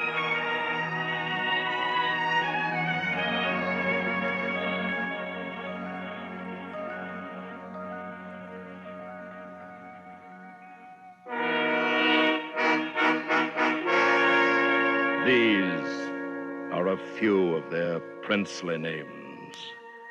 These are a few of their great, proud, glittering names, fit for this immense and lonely land that they inhabit.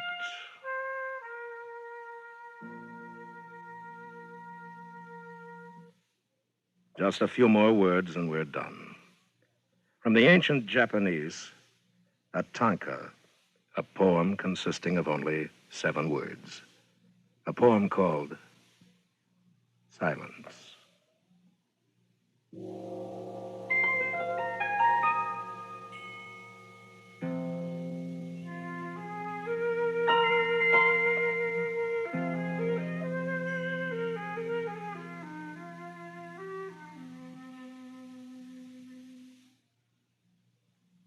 The butterfly sleeps on the temple bell.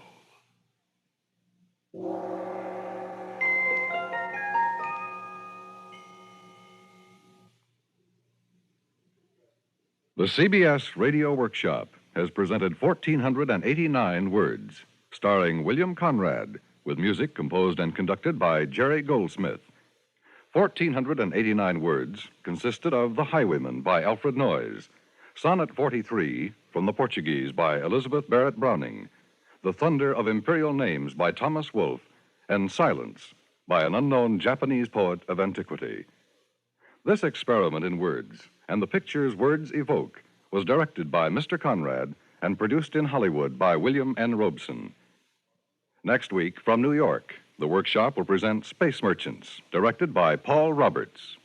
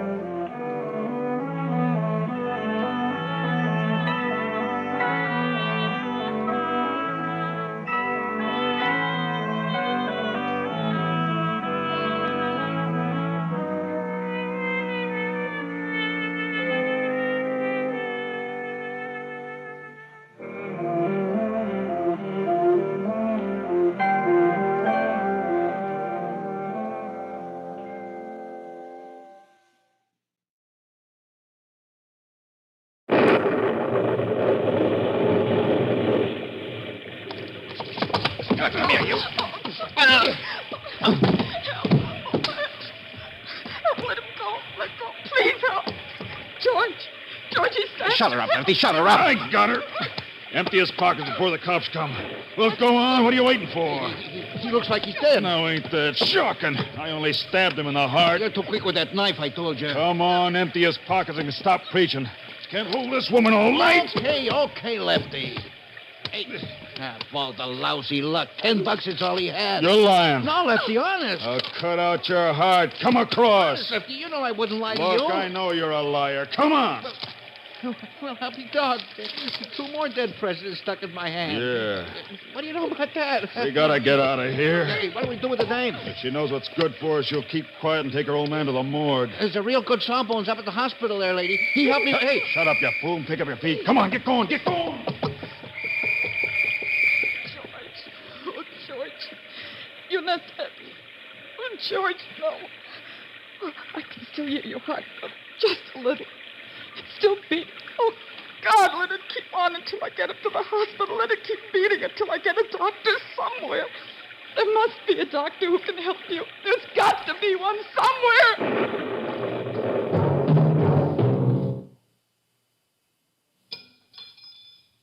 The CBS Radio Workshop, the theater of the mind, dedicated to man's imagination. Today, let the proscenium of that imagination encompass the heart. Our story, written by Peabody Award winner Richard Durham, titled The Heart of the Man.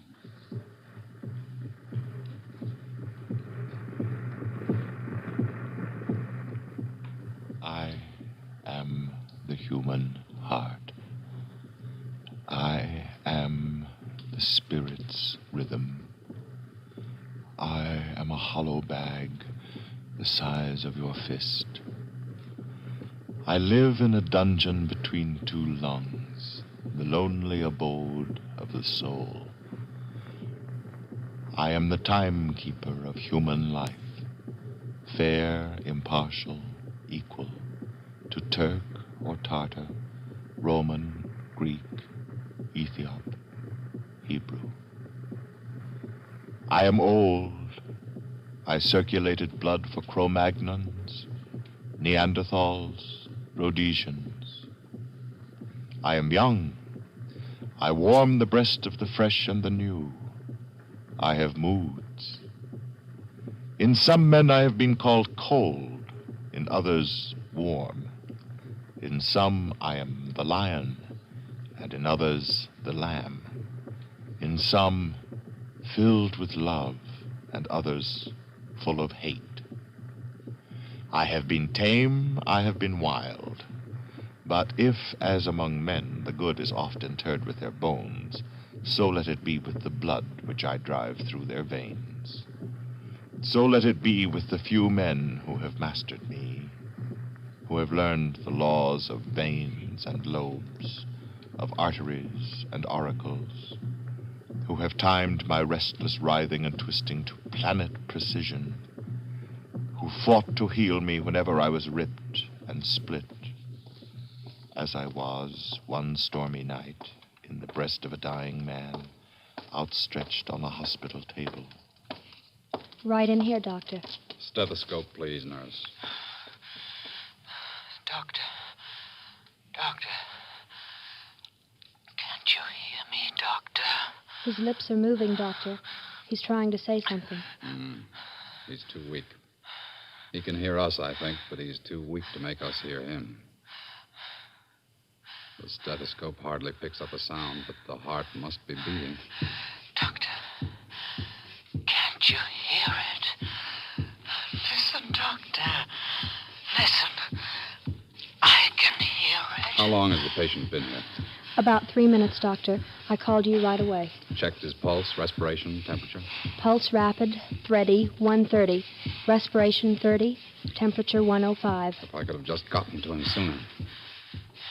This wound in his chest goes down to his heart. Don't.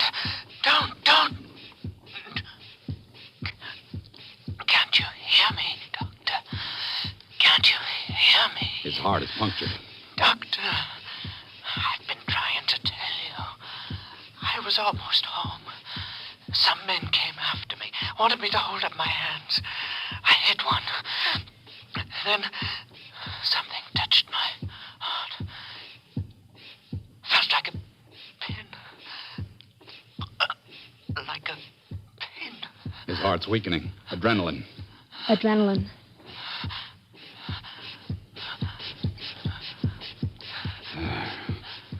That'll hold it a while. His heart's been split. Only one thing we can do. There's nothing you can do. Nothing. Don't let him move, nurse. Call the emergency staff into the operating room. His heart's split and leaking badly. He'll die if we can't sew it up. Prepare him for surgery. We must operate immediately. No. You can't operate on my heart. Not on my heart. There's one chance in 1,000. If we take it, he may live. No. I'll die. You don't fool me. I'll never see the sun rise again. I know it. You hear that, Doctor? I'm speaking to you. I'm speaking to you. Yes, I am the heart, and I speak to you, Doctor. You here, scrubbing your arms while red sand drips down an hourglass, dusting your hands with powder, flexing your fingers for the rubber gloves, while inside your brain and nerves is etched the memory of the long, long search for my secrets. A long search which began for you 20 years ago, Doctor. 20 years ago, when you were a young pre-medical student and whatever spare time you could find was spent in the home of a Texas surgeon.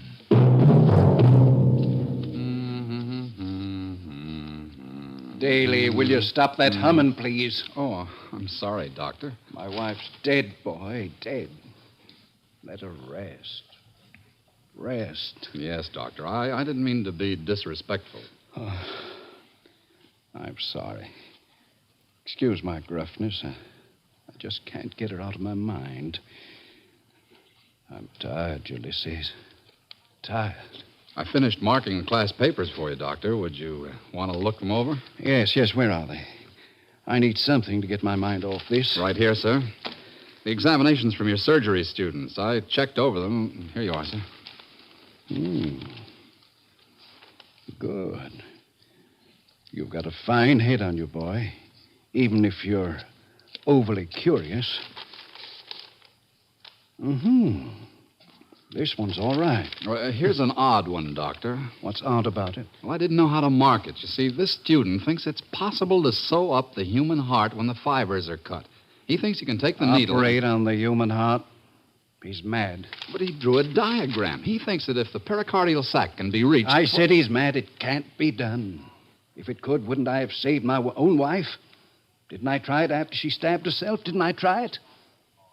Yes, Doctor, you did. Not just me, but doctors everywhere in Germany, Italy, France, Switzerland have tried for years and failed. It just can't be done. Don't you see that? How shall I mark it? 0. Oh, just talking of it makes me hear the way our heart beat that night. I can't forget it. Son, you've got nimble fingers and a good head. You'll be a fine surgeon someday. You'll find we surgeons can do something with the kidney, the bladder, the stomach, the scalp, nigh everything in the body, except the human heart. The poet put it correctly. The heart's a lonely hunter. But when it's wounded, there's not a chance in a million to heal it. Not a chance in a million. Everything's ready, Doctor. All assistants are here. Good. Let's look this way, please. We'll cut a window in the chest wall above the heart. A half-circle incision this way. Every move counts. We can't afford a single slip. Scalpel. Scalpel. Clamps. Clamps. More clamps. Clamps.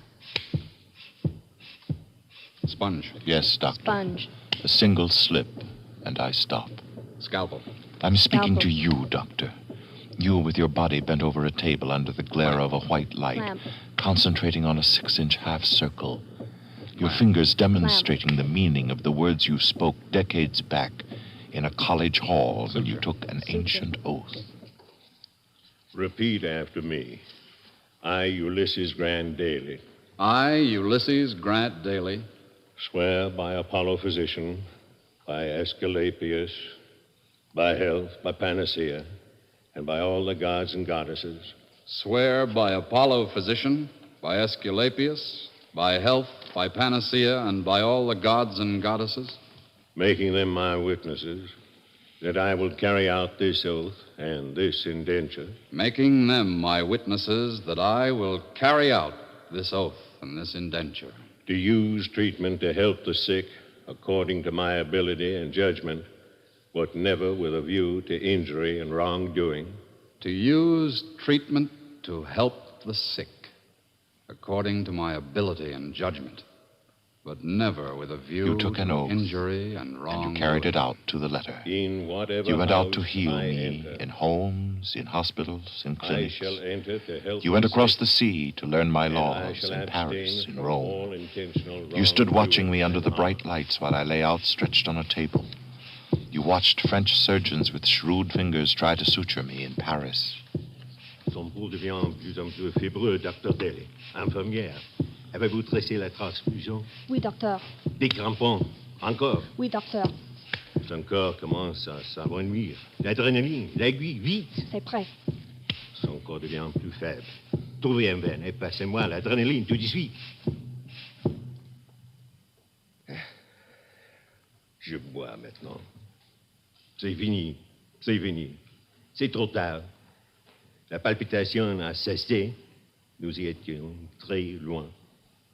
Vous pouvez le voir vous-même, Dr. Daly. C'est impossible, impossible. And in Rome, you watched. Confiteor Deo omnipotente, beatae Mariae semper Virgini, beato Michaeli Arcangelo. Infermiera, siamo quasi al cuore. Incastri. Sì, dottore.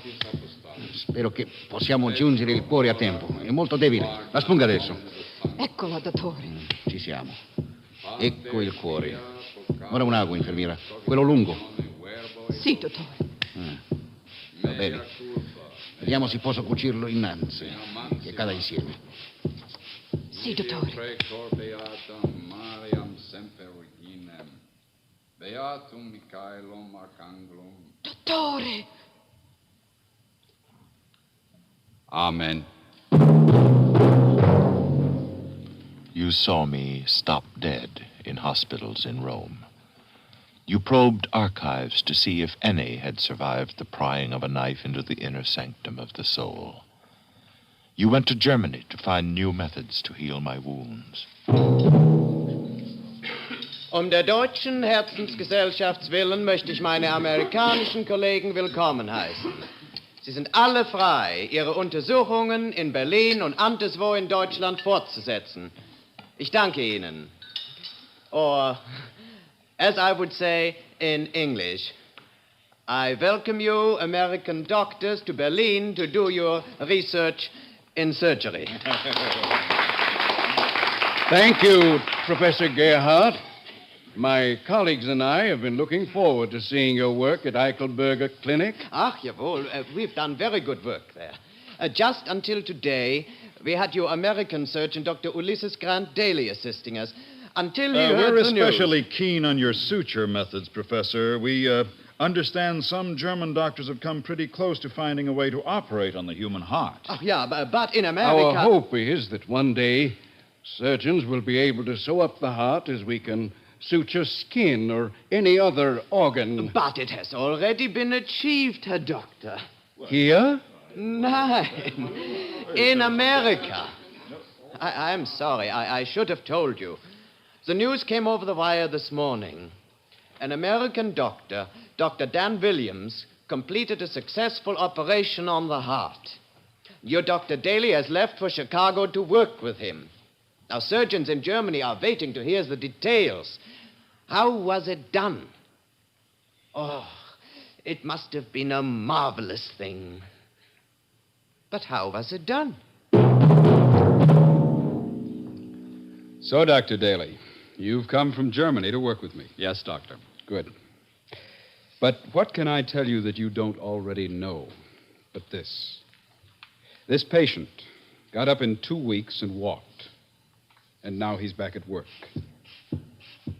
When they brought him to me, his heartbeat was so faint I had difficulty picking up a sound with the stethoscope. But I followed that sound until I found it. I tell you, Doctor, there is no sound on heaven or earth more beautiful and poignant than the beat of a human heart. I took him into the operating room. As I recall, it was 2 o'clock in the morning. What a morning. Rain, thunder, and lightning. The elements seemed out to extinguish life, not give it. There was no time for my staff or even for proper equipment. I had to work fast. I got inside, and with these hands, then I took out his heart and stitched it 6 times. I did it for one patient, and I've done it for another. Now we know it can be done. How? How can I say it? This heart, this great human heart, is not only delicate like a butterfly's wing, but it's tough and strong and can fight with a fury. Yet It acts as though it's got a soul of its own. It's sensitive as a baby's body. And be pious when you pressure it. And when you go in to handle it. It's the little things that you do that'll make the difference between life and death. Doctor, remember this when you're calling for your scalpel, sponge, sutures, clamps. You cannot give the patient much anesthesia. Scalpel. Scalpel. He's too weak to stand it. The patient will have his eyes open, watching you all the time. Clamp. Clamp. Cut your window over the fourth rib. Scalpel. Tie off the vessels. When you lift the window, then you'll see the heart. Clamp 2. Clamp 2. The heart. The first time you see it naked and alive, it's an awesome sight. Clamp 3. It's like some strange animal come up out of the sea. It slips and writhes, twists and struggles like a captive trying to break free. Clamp 4. But you must be bold. Take the stitches in between the heartbeats. Suture. And if the stitches hold back the flow of blood, you've got a chance. But remember, keep in rhythm with the heartbeat. Keep the rhythm. Never break that rhythm.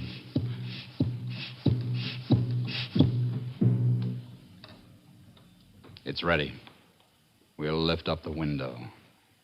Steady. Easy now. Easy. Doctor, what are you taking out of me? Doctor. There, it's off. The heart. Doctor. Oh, doctor. Keep check on his respiration. Transfusion ready? It's on the rack, Doctor. I feel so weak, Doctor. So weak. Pressure?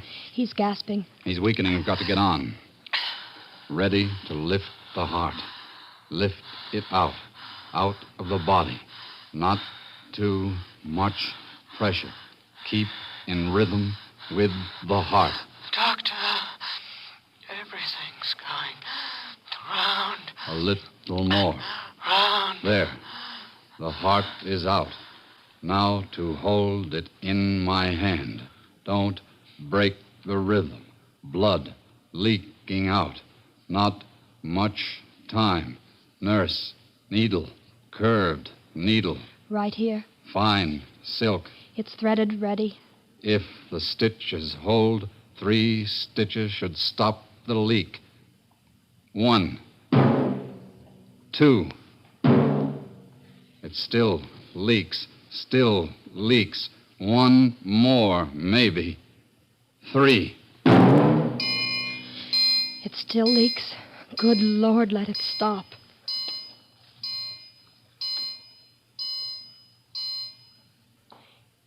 It stopped. Thank heavens. But his pressure, it's gone down. His heart's hardly beating. Doctor, I'm falling.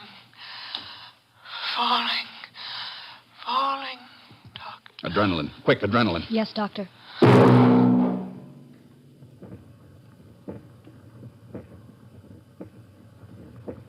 Good.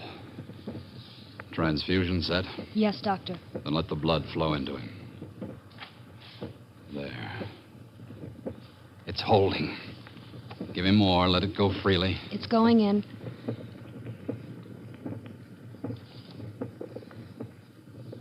The beat's picking up. Good. Clean the incision. Sprinkle sulfur. Take off the clamps. Sew up the vessels. Doctor, I'm so weak. I'll never see the sun rise again, will I, Doctor? Will I, Doctor?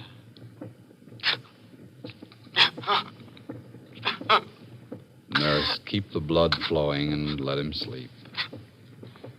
He's crying. I know. His heart's lonely. Oh, so lonely. Let him cry. We've won. you'll make it.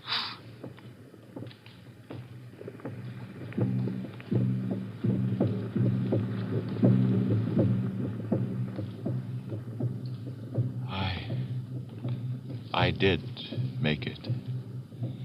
I am the human heart, a hollow bag the size of your fist, the timekeeper of life, fair, impartial, equal to Turk or Tartar, Roman, Greek, African, Anglo-Saxon, or Arab, to Mongoloid or Caucasoid, the common denominator of us all. I salute the men who first mastered me, who timed my writhing and twisting to planet precision, as I drive my blood through the endless arteries of the living. I am your heart, a mortal part of us all.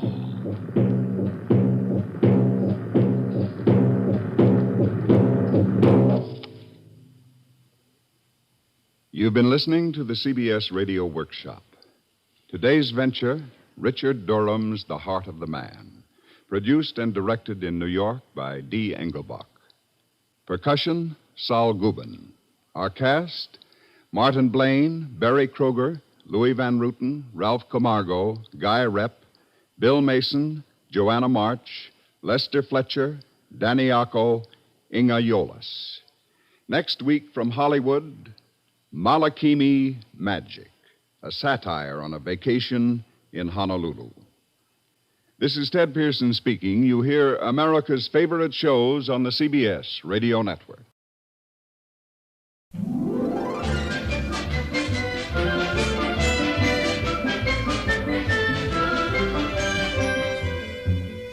Being an old research man myself with an advertising agency named Blair, Thomas & Kane, I once looked up the source of that old chestnut about coming events casting their shadows before. It's from a rather obscure poem called Lochiel's Warning by an English poet named Thomas Campbell. I've used the quotation many times, but actually you never know what shadow is foretelling what event. I know I didn't have the slightest inkling that I was in for the biggest event in my life when Dr. Johnson said to me, "Well, as a matter of fact, since midnight, every baby that's been born in the hospital has been a boy." The CBS Radio Workshop, dedicated to man's imagination, the theater of the mind. Today, The Big Event, a fantasy for radio by Gloria Dapper and Draper Lewis. A fantasy about the law of averages and the day the law of averages ran out.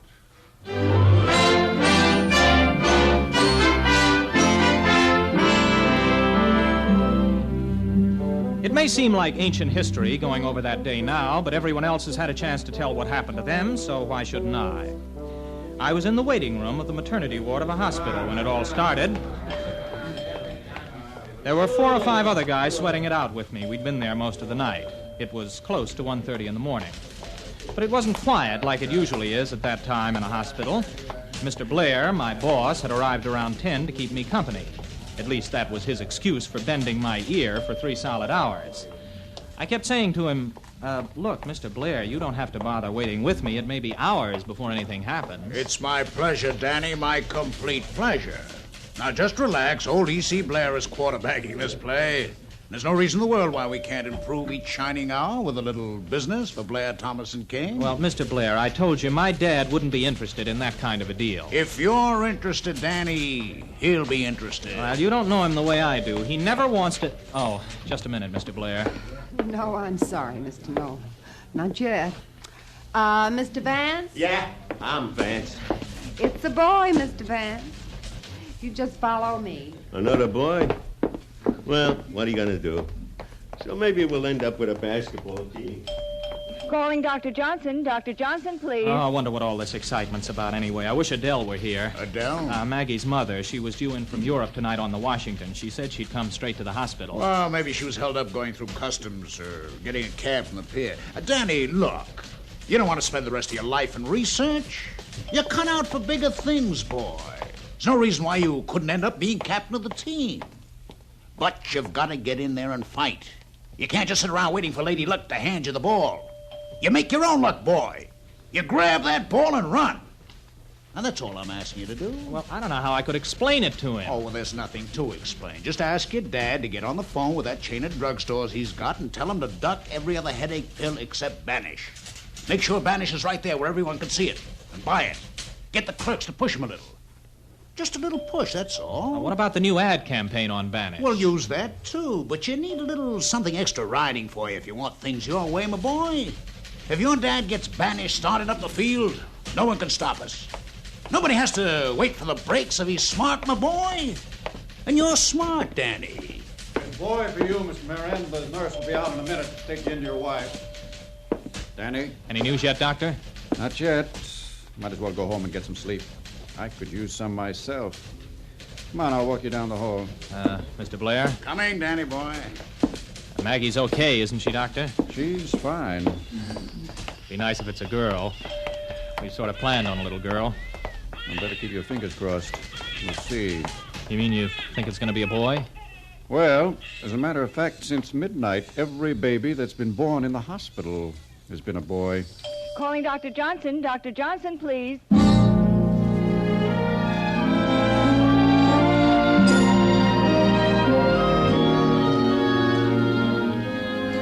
We left the hospital on the Lexington Avenue side. Mr. Blair hailed a cab and offered to drop me off. But just then a second cab pulled over to the curb, and I told him I'd take my own since I was going over to the west side, and he lived east on Sutton Place. As the cab pulled out into the early morning traffic, I kept thinking about what Mr. Blair had told me, the call he wanted me to make to Dad in the morning. And especially I kept thinking about Maggie and the baby and how much easier it would be if we had a little extra dough coming in. I didn't even hear the driver when he said... Funny thing about the traffic tonight, it's all been going the same direction. Was it really midnight. right to try to twist chance your way? And what would happen if you did? It's all gone west, too. Lucky thing you live on the west side. Now what? I said it's a lucky thing you live on the west side. The traffic's all been going west since midnight. Anything strange about that? No. It's all been going downtown, too. Every place except near Pier 32. Oh, what a mess that is. Pier 32, that's where the Washington docked. Brother, what a mess. You might even call it a riot. Get me over there, fast.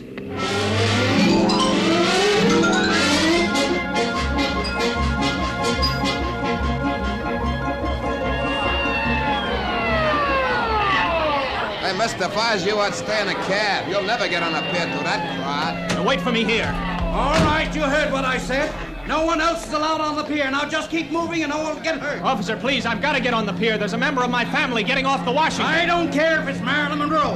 No one's allowed out on the pier. It ain't safe the way it is now. Well, what's happened? What's going on out there? Look for yourself. There hasn't been a passenger off that liner yet that hasn't had the baggage under the letter R. Well, that's ridiculous. That's impossible. Ridiculous or impossible, that's the way it is. 1,800 passengers getting off that liner and all the names starting with the letter R.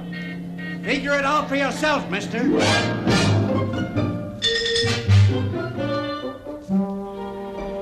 I went home, made a pot of coffee, and sat down to wait. 2 hours later, the front doorbell rang. I opened the door, and Adele said to me, "The next time I marry a man named Robertson, please drag me away from the altar. Oh, where's my bedroom? I'm dead."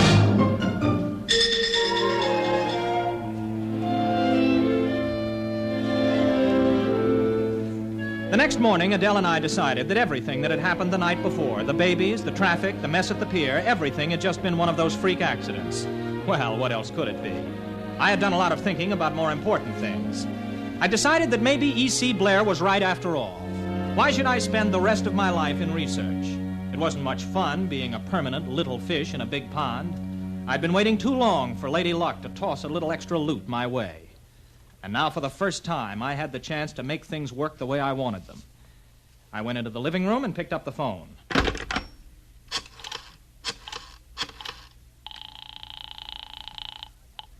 Long distance. I want to make a person-to-person call to Mr. John Nolan, Sunshine Drug Corporation, Chicago. The number is Temple 34573.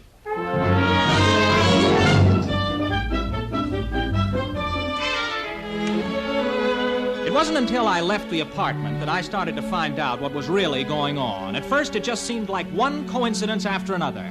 I stopped by the newsstand, and Pete said to me, "You're going to have to take another paper this morning, Mr. Nolan. I've been all sold out of the Times since 7:30. And the bus driver was yelling, No, I can't change another 5. Aren't they making anything except $5 bills? Now stop it, will you? Stop it. But that was just the beginning. When we pulled into Madison and 53rd, all the passengers got off at the same stop. All of them. They all went into the same building where I work. They all got on the same elevator. All right, don't push. Floors, please. And they all got out at the same floor. My floor. I have an appointment with Mr. Elmore. I can talk to you, Mr. Look, I have to get in line or something. Blair, Thomas & Kane reception. No, Mr. Thomas. I'm sorry. I'm trying to... I'm sorry, miss, but I'm already 10 minutes late for my appointment. Would you please Lady, see if please, he's I only there? have one pair of hands. If you'll just be quiet and give me a chance. What? Oh, no, I wasn't talking to you, Mr. Thomas. No, sir. Okay, everyone. Now quiet down and let's take it one at a time. One at a time!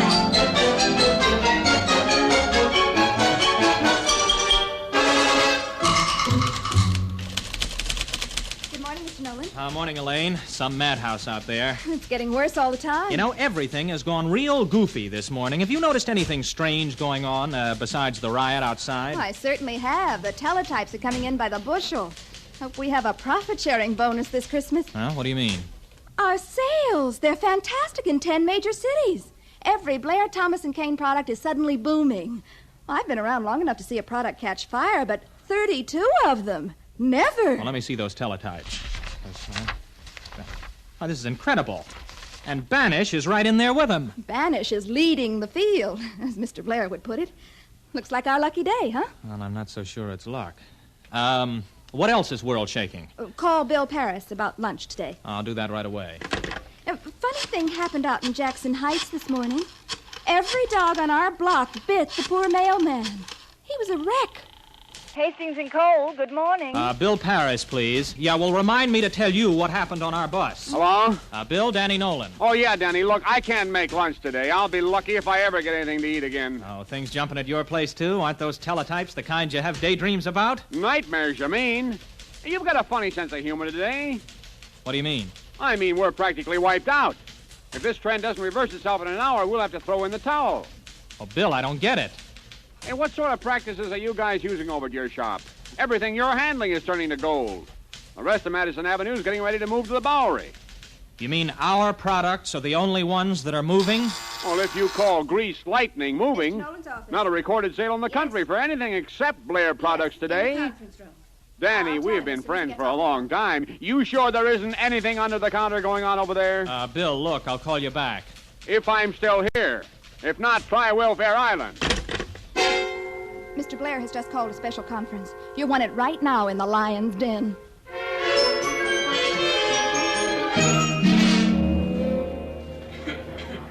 Okay, men. Let's get in unison here. Well, I suppose you've noticed the teletypes. I'd say that this is a 14-chart day for Blair, Thomas & Kane. Men have brought you in here to see that this roller coaster stays on the track. But it doesn't make sense, Mr. Blair. I've been talking to a friend of mine over at Hastings and Cole. They're worried. Worried? They're frantic. Walker, Algren, and Marley have already pulled down the flag. Hastings is next. He'll be turning in his diner's card before noon. Take my word for it. Well, you mean they're out of business? Yep. And we're just starting the jet fuel, pumping it in. When we really start to travel. Va-voom!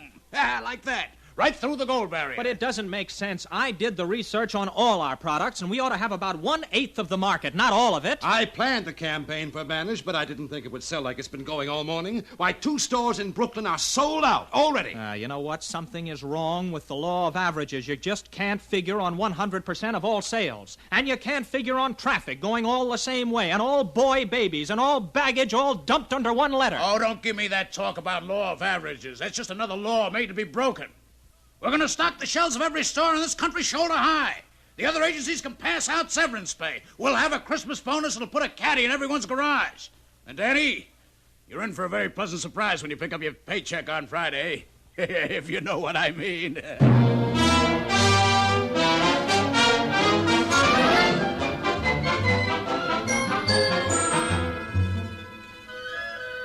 Now, by lunchtime, everyone knew that something was going on. It was all around you. The traffic on Madison Avenue was jammed going downtown, just a few cars coming uptown. One store would be packed to the door, another store almost empty. There were extras on the street with headline stories from all over the world. Strange, half funny, half frightening stories. Dateline, London. There was an unusual scene at the famed Ascot Club this noon when Sir John Avery answered a waiter in the dining room. No mutton! No... I beg your pardon. No mutton. Why, my good man, I have been having lunch at this club every Thursday since 1921. And every Thursday I've had mutton for lunch. And do you mean to stand there and tell me that the... No mutton, Sir John. Deadline, Lucerne, Switzerland. It is with considerable embarrassment that we are forced to report that last night at exactly 12 o'clock midnight, every Swiss watch and clock in Lucerne stopped. In an interview with this reporter, Francis Basler, president of the world-famous Basler Watch Company, said, I can't explain it. There is no explanation. Pardon me, but do you happen to have the correct time? Dateline, Moscow. It has been reported to the Kremlin that this morning nobody rode to work on the subway. Everyone walked to work. Since it is known throughout the world that the subway was invented by Russia, and since Moscow has the most beautiful subway system ever built, it is hereby ordered that everyone will ride the subway on their way home from work. Everyone! That is an order!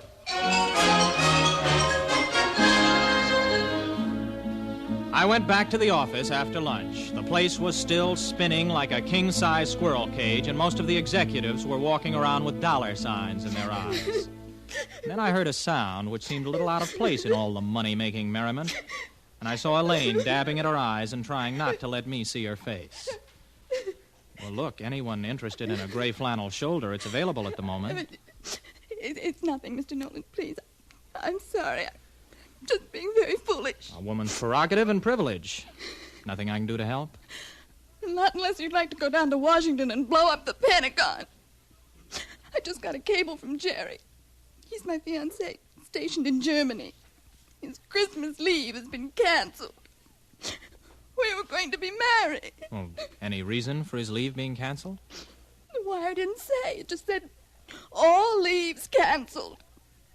Oh, who wants to get married anyhow? I suddenly had a sort of strange feeling in the pit of my stomach. I guess maybe that was the first time I began to feel a little frightened. The world seemed to be slowly sliding off its axis. And all at once I wanted to be with Maggie and Adele, and in my own apartment where I could shut the door and feel reasonably safe.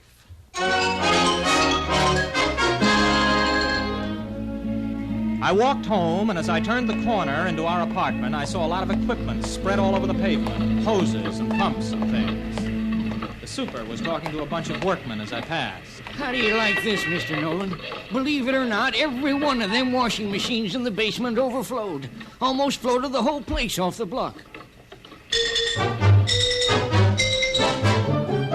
I walked into the lobby, and there was a sign saying, all elevators out of order. I climbed the 10 flights to my apartment. Adele met me at the door. Mr. Blair has called 3 times. He wants you to come back to the office. Well, if he calls again, I'm not here.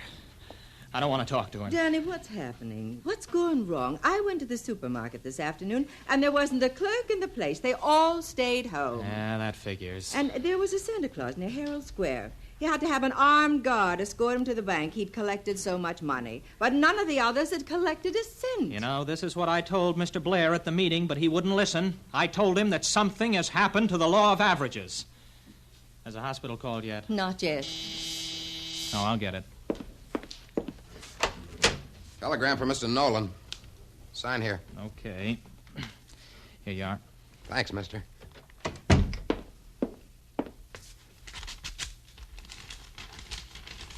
Danny, it isn't about Maggie. Is it? Oh, Danny, what is it? It's from the commanding officer of my reserve unit. I've been ordered to report for active duty in 24 hours.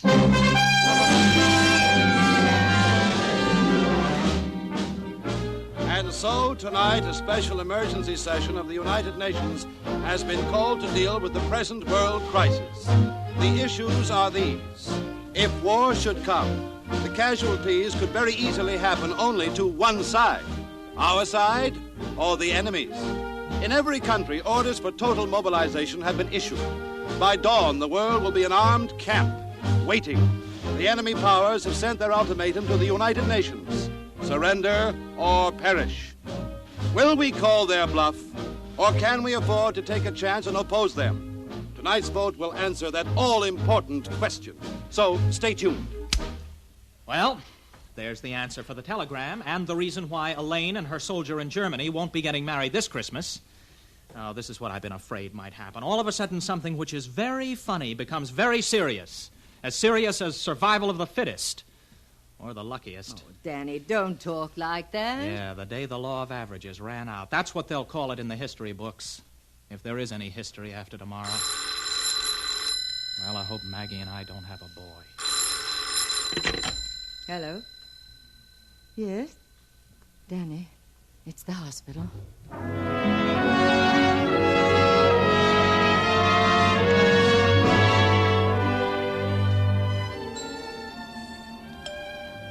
Shouldn't be too long now, Mr. Nolan. Would you like to listen to the radio? We've got one on in the recreation room. No, thanks. It's awful, isn't it? I mean, about the UN. Have they voted yet? No, sir, not yet. Danny. Danny, may I see you for a minute? I'll call you as soon as anything happens. About the baby, I mean. Thank you. Well, Mr. Blair? I tried to get you this afternoon. Yeah, I know. I wanted to talk to you, Danny. What for? Break some more laws? Don't you know what's happened? The agency's out of business, Danny. What do you mean? We haven't a single account left. Everything's down the drain. Gone. So, it's happened to you, too. The clients decided they didn't need an agency anymore. With everything selling like wildfire, why have salesmen? Why have advertising? Why radio, TV? Why an agency? They all cancel their contracts. All of them. What do you plan to do? Well, under the circumstances, nothing. I'm going to the Pentagon in the morning, see if they need me. Later, when this is all over, maybe I'll try again. There's a chance of getting a foothold, even in the ad business. You mean you're starting to believe that there is such a thing as chance? Well, sure there is. Well, at least there used to be. But not anymore. It'll come back. How? You're going to make it come back? You didn't want anything to do with it before because it got in your way. And you got me hoping to beat it, too. Now look what's happened. Mr. Nolan? Yes? Doctor told me to tell you that it's a boy. A boy? Yes, sir. What are we going to do, Danny? What's the matter, Danny? You can't have everything you want, you know. Well, yes, Doctor, but... a boy. The other baby's fine, too. First twins we've had all day. A healthy boy and a beautiful, beautiful girl.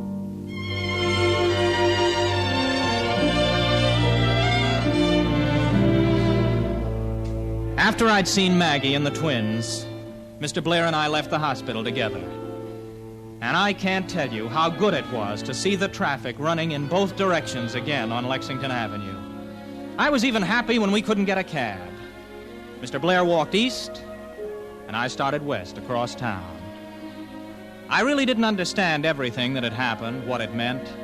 24 hours out of our lives with nothing working right. Why had it happened? Mr. Blair had been so sure of a golden future, so sure you could force your luck, so sure that laws were made to be broken. And now the laws were back again, and things were normal again. Christmas was on its way, singing down from a gray-blue spire of a lonely Madison Avenue church. And then, just for a few moments, I had a glimpse of what it all might have meant. Maybe we can twist fate to get our own way, but we'd better be careful. Where you break a law of nature, you do so at your own peril. And you better hope that the law you've broken remains in force to be broken again. This day was the shadow of what would happen if we all followed separate tracks and denied each other an equal chance. That was the warning of the big event.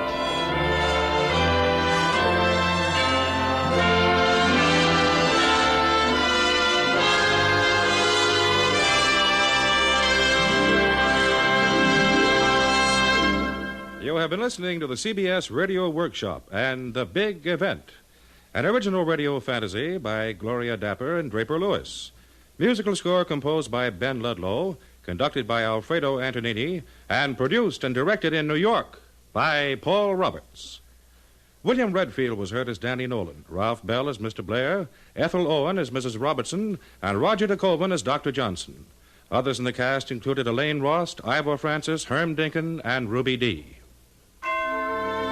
This is Warren Sweeney inviting you to listen again next week when, from New York, the CBS Radio Workshop presents All Is Bright by Henry E. Fritsch, the story of the fabulous search for the origin of one of the best-loved Christmas carols, finally traced to the singing of a trained songbird. Next week on the CBS Radio Workshop.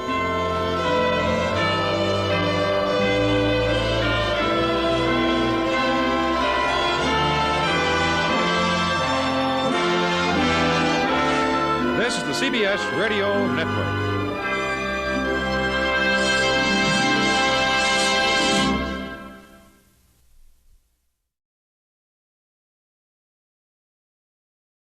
This is the CBS Radio Workshop.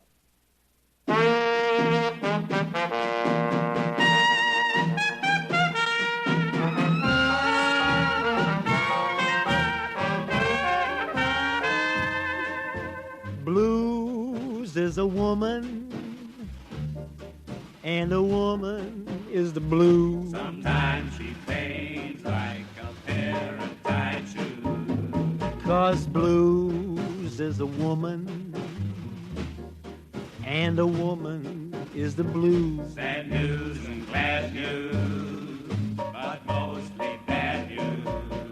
One ain't enough, and two is too many.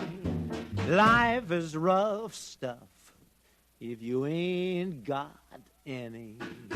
Love is a hunger that few of us can fill. True love's as rare as a $3 bill. Love is a heartache that you take and you choose. Sometimes you win, boy, and sometimes you lose. 'Cause blues is a woman, and a woman is the blues.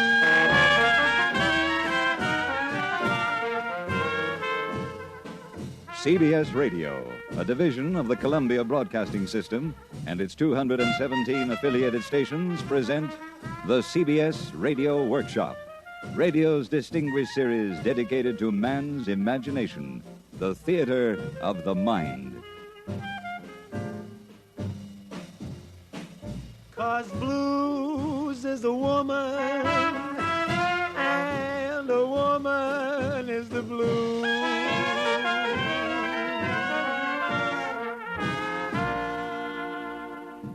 Tonight, transcribed, an original story ballad, The Legend of Jimmy Blue Eyes, by Edmund Brophy, with original music by Ray Noble, starring William Conrad as the narrator and Jimmy Dodd as Jimmy Blue Eyes, horn by Manny Klein.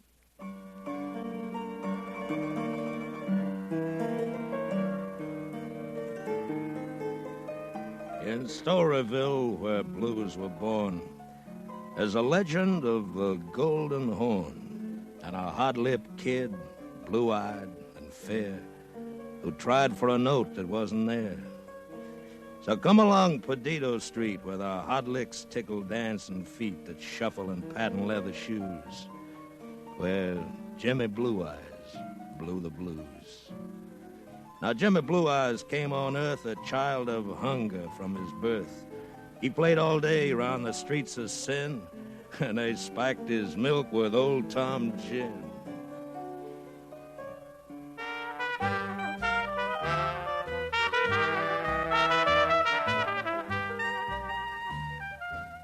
He second lined each funeral band, rushed the can when they made a stand. He held their horns with loving care while his face lit up like a county fair. He followed the tailgate players round when the wagons rolled through back of town. And the only prayers he ever knew were the kind of blue note trumpet blew. He roamed the streets from sun to moon, his bare feet beat to each tonky tune as it crept through the gin mill's swinging doors, and the sawdust danced on the white tile floors. He stole free lunch from barrel house places and hustled a buck at the fairgrounds races.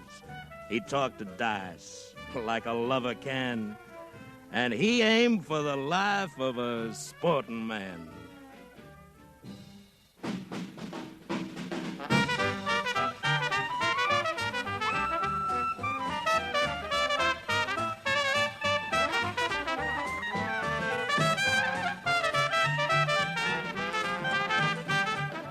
When Jimmy Blue Eyes turned 16, he joined Aunt Jill, a blues song queen.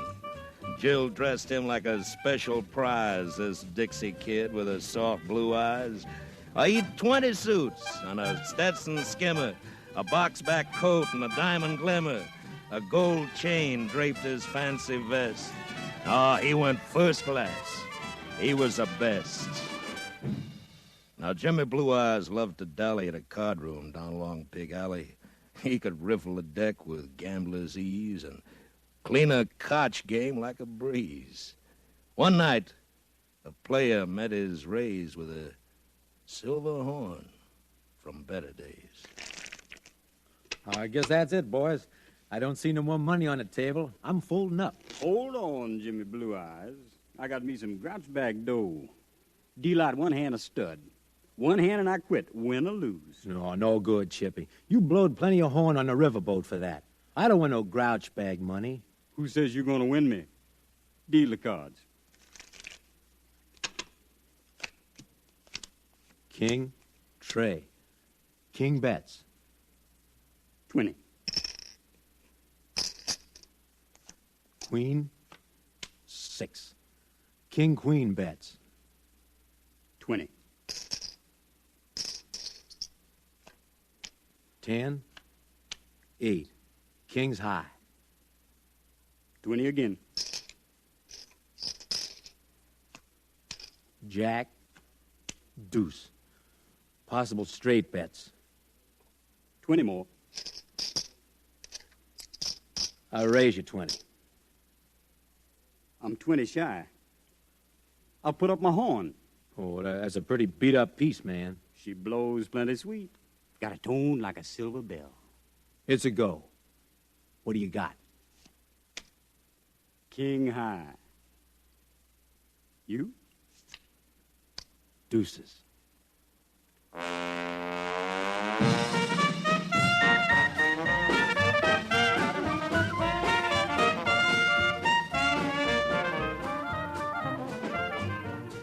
Jim showed his win to his loving Jill in her fancy flat in the morning still. Why, Jimmy, honey, you couldn't call home the cows at sundown with that old thing. Why, she's a singing dream, baby. I'll call the children home like Buddy Bolden used to do. I tried her out walking up Rampart Street. You could hear the echo down the riverside.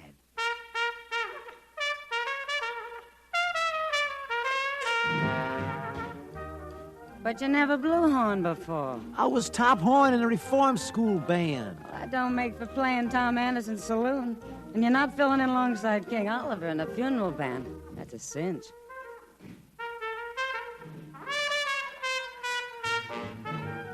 Sweet Jill, I'm sure no fancy Dan, but I'm a dead bang natural music man. I'll take this battered silver horn and make it talk come Mardi Gras morn. Jimmy, my love, since I was born, I've loved the music of a horn. You learn to make it weep and shout. I'll love you till the stars burn out.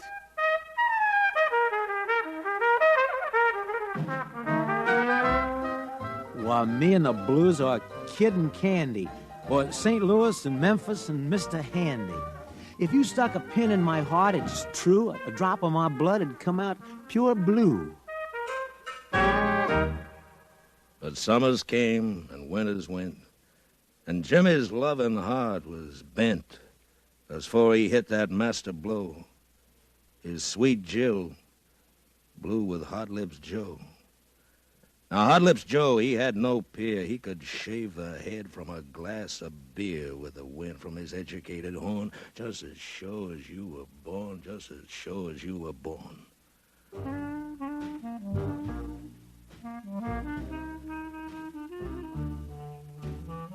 The kiss-off gave poor Jim a jolt. He loaded up his blue steel colt and headed for the circus house to croak at double-crossing loss. Hot Lips Joe was holding the floor when a Colt spit lead type 44. The bullet sang around his head. Jim killed a tourist guy instead. In sheer disgust, a gun he slammed upon the floor, and then he lammed. Along the streets of Jazz Mad Night while whistles blew to halt his flight. And back at Minnie's circus house, Hot Lips Joe, that heart thief, lost case a sucker on the floor and smiled and whispered, "Nevermore." He dead? Put a mirror to his mouth, Hot Lips. Don't need no looking glass. Man got no pulse. He's a goner, dead as a mackerel. Jimmy Blue Eye's gonna get himself fitted for a hemp necktie. And the executing man gonna bag his pretty head with a little old black bag. Oh, it's curtains for Jimmy, boy. I say amen to that. Amen.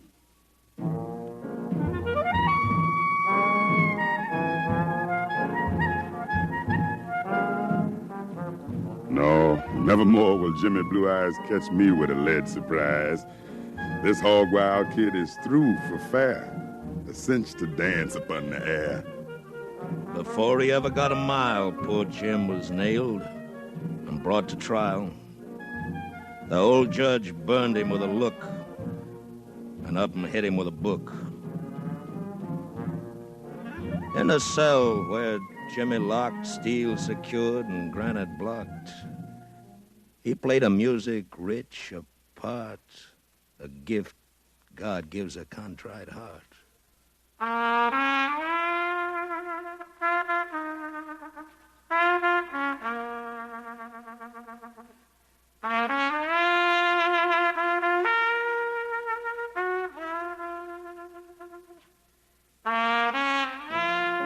Long summers came, long winters went, and all of Jimmy's time was spent to reach a chord, to cut the air and blow that note that wasn't there.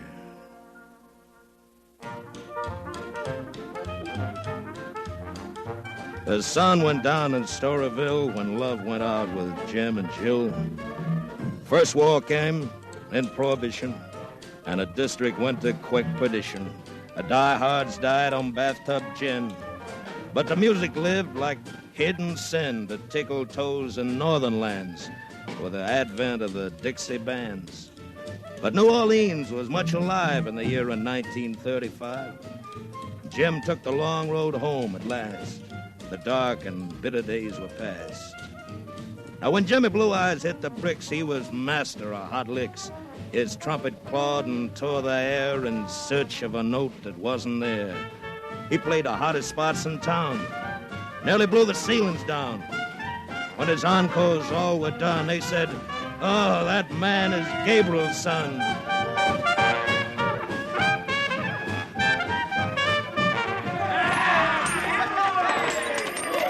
The throw money fell at Jimmy's feet in full-blown gale, a silver sleet. He smiled and played right on until his mind ran back to his heartbeat, Jill. Now, you show me an artist, fine or fair, who seeks a note that isn't there, and I'll show you a guy that most men ain't. He's alone in the clouds, an uncrowned saint, for he scatters joy to his fellow man, though he might wind up and also ran. To drive past glory, fortune, fame, it's nirvana, sure, but a heartbreak game.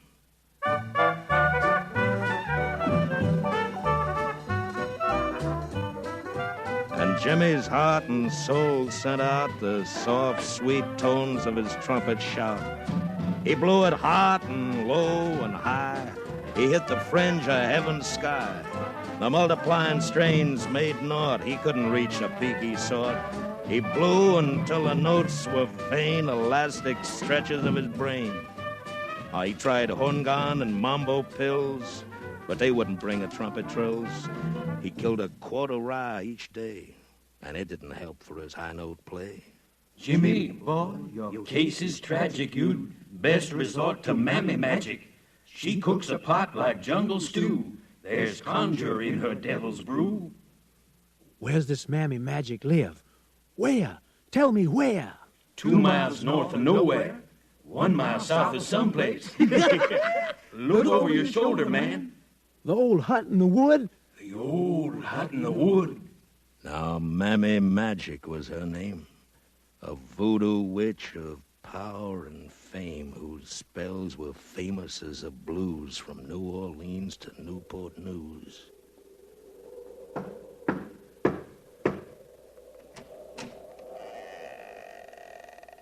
Monsieur Jimmy Blue Eyes, entrez.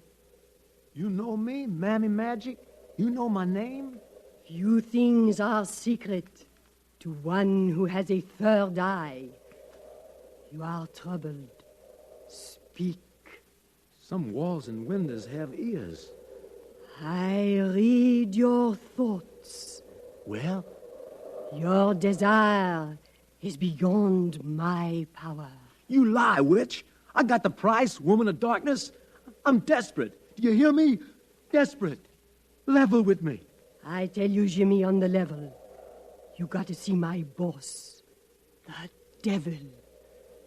You're asking one thing I can't do, despite the magic I can brew. I'll have no truck with devils. I'm selling. You are here to buy. What's he asking for price? I don't make out his bills. He keeps them plenty private. Well, get your devil man. We'll cut up a deal, me and him. So Mammy Magic cast a spell to summon up the king of hell. Dambala. Dambala.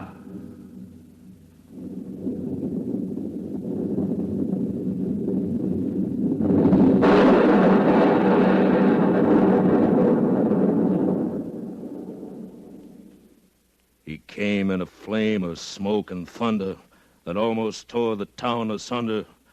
He smelled like absinthe and smoking mud. His eyes were rubies, pigeon blood. He stood erect in a manner bold, and his tail was 80-karat gold. Your very humble servant, sir. Yeah, Speak up, sir. There is no occasion for fear. I pride myself on an understanding heart. Well, here's the situation, Mr. Just call me Red. I'm a very democratic chap. All souls being equal before my eyes. What is your problem, Jimmy Blue Eyes? And what is your heart's desire? Okay, Mr. Red. Here's the setup. I want to blow the...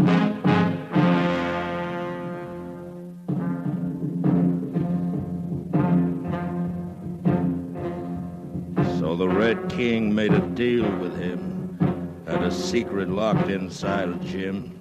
And then with the evil art of old Red turned that silver horn to gold. Jimmy Blue Eyes walked on feet which never touched upon the street. He wore a broad smile upon his face, for that never, never note was his. That long, elusive note was there, the most immortal anywhere. But when he blew it, come what may, he had an awful price to pay.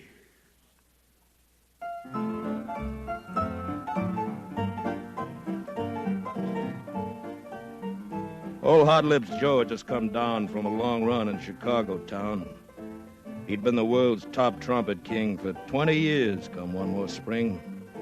The jazz folk down in New Orleans dug folding money from their jeans to bet on Jim or Hot Lips Joe to contest for the master blow. Put your money where your mouth is. I got a century that says Jimmy takes it. Well, you get it up, man. It's like shooting fish in a rain barrel. Kansas City bets on Joe. And Memphis takes your bet. Chicago goes for Hot Lips. That boy can really blow up a storm. Here's money, marbles, chalk, and beans on Jimmy, the pride of New Orleans. Who'll cover 5 G's with cash, not talk? It's Jimmy Blue Eyes for old New York. Most ever parish up and down bet scads on Jimmy's horn renown. The high and low of fortune's birth came on from ever end of earth. The joint was jammed, and the 88 was under the dukes of a solid gate. The SRO sign hung outside, and there was Hot Lips Joe and his beauty bride, Sweet Jill, the nightingale's song. A dead wrong broad, dead wrong, dead wrong. Playing a puff at a ringside table, sipping a amber, draped in sable. And Joe took a stage with a master's pride and cut his trumpet open wide.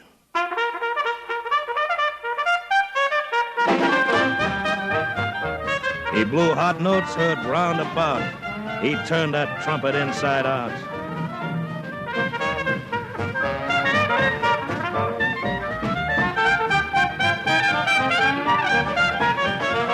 He blew till all the glass was broken. He blew so hot the joint was smoking. His horn turned inside out and curled. The last note traveled round the world.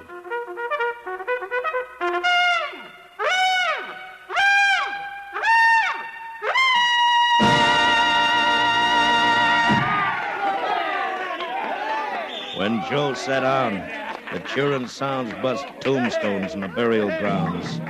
His look told Jim with unfeigned joy, "Go peddle your papers, little boy." Get a handcart, Jim. You can use that horn to peddle fish. You ain't got a prayer, Blue Eyes. It's like stacking a cellar door dance up against Bill Robinson. Jim took the stage and struck a stance bold for a guy with a Chinaman's chance.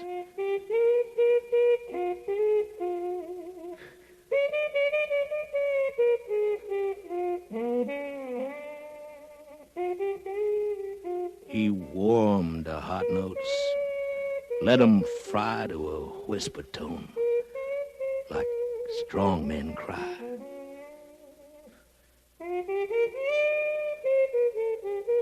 They felt his lonely, bitter years as the horn wept soft, metallic tears. Then quick, mad laughter with a jeer. Go cry in your beer, go cry in your beer.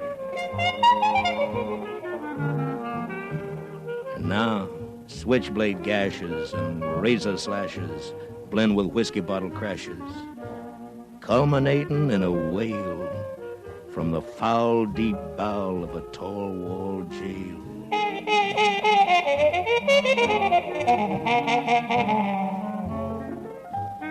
He ran the scale of man's emotions like changing tides upon the ocean. A harsh note cursed, another prayed, "Have mercy, brother, I'm sore afraid."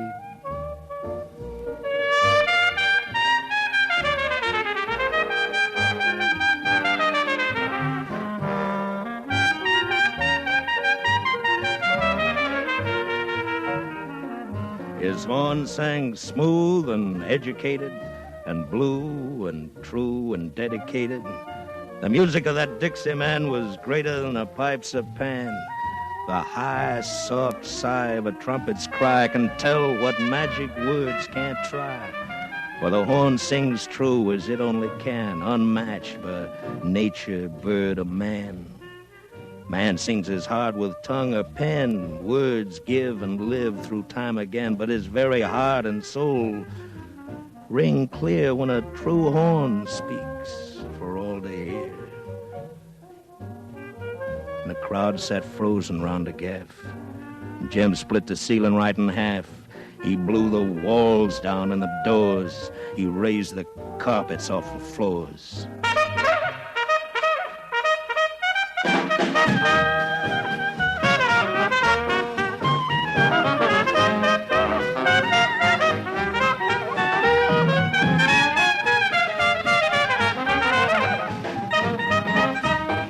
This genius boy from a land of cotton, this disinherited, misbegotten son of a slum and sin and gin, blew that scatter outside in.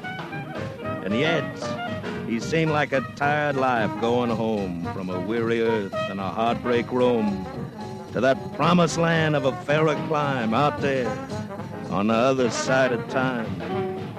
Tail it for Jill, sweet. Blow it high, and you might love it till I die.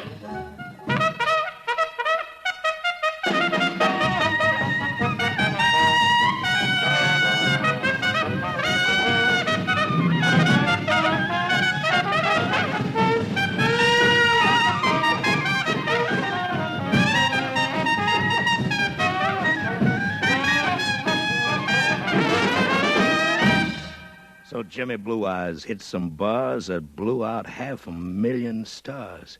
And then, that never, never note went clear 10 jillion miles to heaven's ear.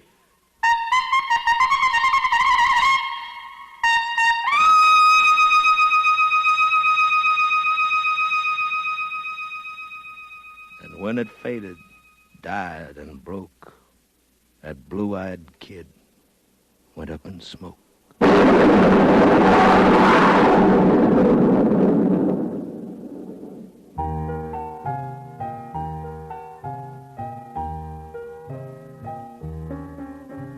Now, some rounders claim they're in the know that Jimmy Blue Eyes fries below. But in New Orleans, they'll lay you odds he's playing trumpet with the gods. For a deacon man was there who preached that before the last note cut and reached the edges of eternity and died, "Father, forgive me," his trumpet cried. No matter where or when hot music blows, if you're not here past Dad, he knows. Jim's golden horn, the love of faithless Jill, when blues and we were young in Storyville. Now Jimmy Blue Eyes came on earth a child of hunger from his birth. They spiked his milk with old-time gin, and he played all day round the streets of sin. So come along Perdido Street, where the hot licks tickle dancing feet that shuffle in patent leather shoes. But Jimmy Blue Eyes blew the blues. In Storyville, where jazz was born, there's a legend of the golden horn and a hot-lipped kid, blue-eyed and fair, who hit that note that wasn't there.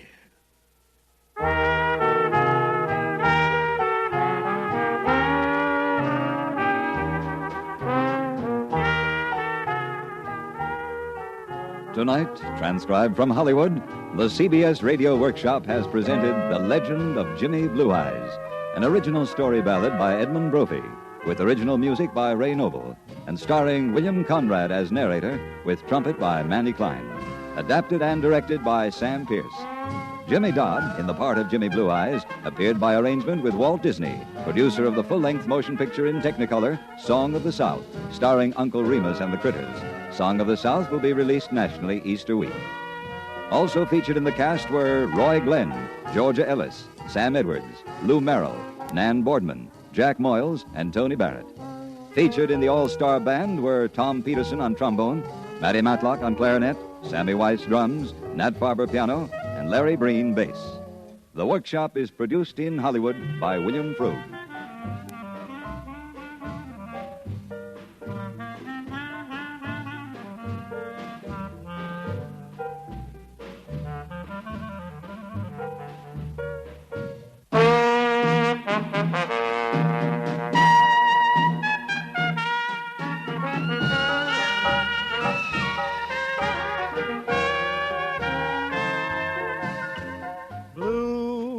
blues is a woman,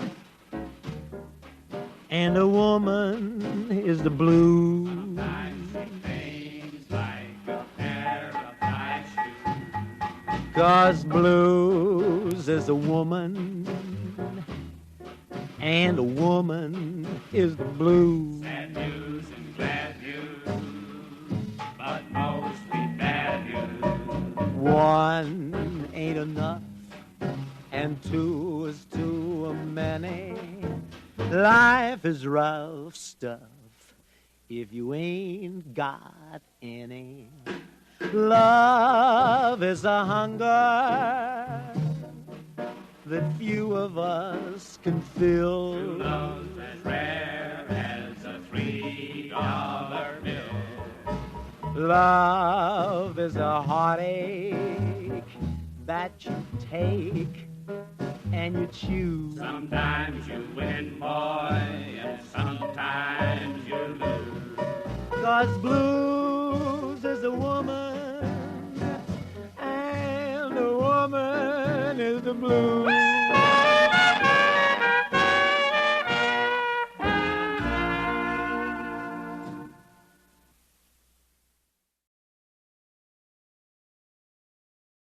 Long time coming, man will yet win. Brother may yet line up with brother. The CBS Radio Workshop, dedicated to man's imagination, the theater of the mind. Today, Carl Sandburg, poet, historian, novelist, the minstrel voice of America, the teller of stories and the singer of songs, recorded on his 79th birthday. I've been on early and late, New York City to the Golden Gate. And it looks like I'm never going to cease my wandering.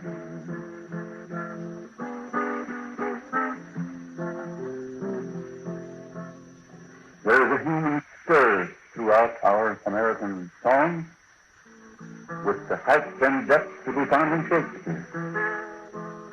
The rich and the poor, robbers, murderers, hangmen, fathers and wild boys, mothers with the soft words for their babies, workmen on railroad steamboat ships, wanderers and lovers of home. They tell what life has been for them. It seems like every day when I'm at all in health, I just sing. I gotta go find the guitar and pluck a little at it and go over old songs and new songs, and as long as I live, I'm going to be learning songs. Born from the world of tyrants beneath this western sky, we formed a new dominion, a land of liberty. The world shall reign freeman he, and such shall ever be. Huzzah, huzzah, huzzah, for free America. Lift up your hands, ye heroes, and swear with proud disdain. The wretch that would ensnare ye shall allay his snares in vain. Should you repent to all her force, we will learn her parade. And fight and shout and fight for brave America. The call to hardship, toil, and combat runs like a blood-scarlet thread woven through the story of our people. It has cost to build this nation. Willing men and women in struggle and risk, in self-denial and pain, in familiarity with sacrifice, wound and death. Those living men of the past paid that cost. And all the record of American youth in the last war, the Korea War, but more particularly the World War. They're epics of valor and endurance and imagination out of our rivers. It's so on so colossal a scale that very hard to get it. As heroism now, I think, in proportion to the population, there's many heroes now as there ever were. Never said man. But it's a long, long while from May to December, and the days go on when you reach September. And I lost one too, and I walk a little lane, and I haven't got time for the wedding game. And the days turn to gold, and the days grew few. September, November, and these two golden days I spend with you. These precious days I spend with you.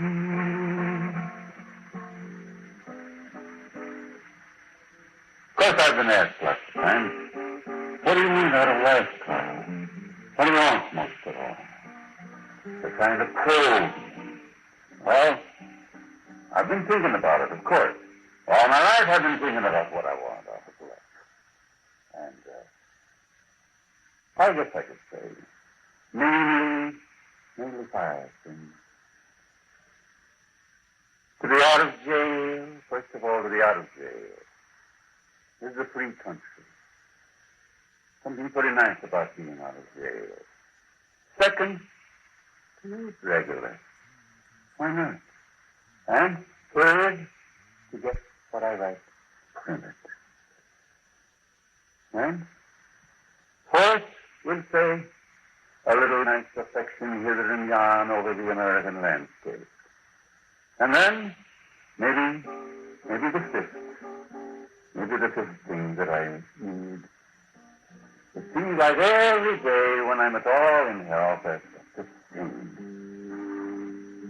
And these two golden days I spend with you. These precious days I will spend with you. What do I miss most at 80 that I would still like to have that I had in the 60s? Most. At 60, I could still run 50 yards at a fair speed. And I could run up most any stairs. Now I walk very slowly up the stairs. Not that I got any heart condition, but there are compensations. Seneca, the Roman philosopher, wrote about old age. I don't like the phrase. Frank Lloyd Wright and I are agreed that we have done some of our best work in our 70s, and he has done some of his best work in his 80s. I like the privilege of calling myself old if I like, but I don't like to be called old man. Because for one thing, I have a much younger heart for the things that the young love and enjoy over the world than most of the poets now setting forth their obscurantist lines. A whole lot of it is anti-democracy. The big general run of it, they'd be ashamed to write a poem for what they term the herd, the common people, politics, anything that might lead men to act. What they want is involved pleasure, high intellectual windings. They are latitudinous and sepulchral. The most of them ain't never had no fun, just plain fun. When I was a boy, only, even in the small towns now, there's the sidewalk, there's the concrete sidewalks, and there's the streets that are concrete. Very few kids nowadays that have known the luxury of running barefoot in dust and in mud. And going to a corner and playing with a gang of kids till 8:30 or 9 o'clock, and then going home and putting your feet under a pump. A luxury, doggone. As the years go by and the longer I live, the more I feel sorry for those who have a few millions and gotta have more millions, and never learn what Pascal meant in saying that the miseries of men come from not being able to sit alone in a quiet room. They gotta have radio now, they gotta have TV. The books were enough for Pascal. You listen to the World Series, and unless you step out and turn the darn sound off, you think that we're just millions of men running around wondering how they get a shave. I use extra blades.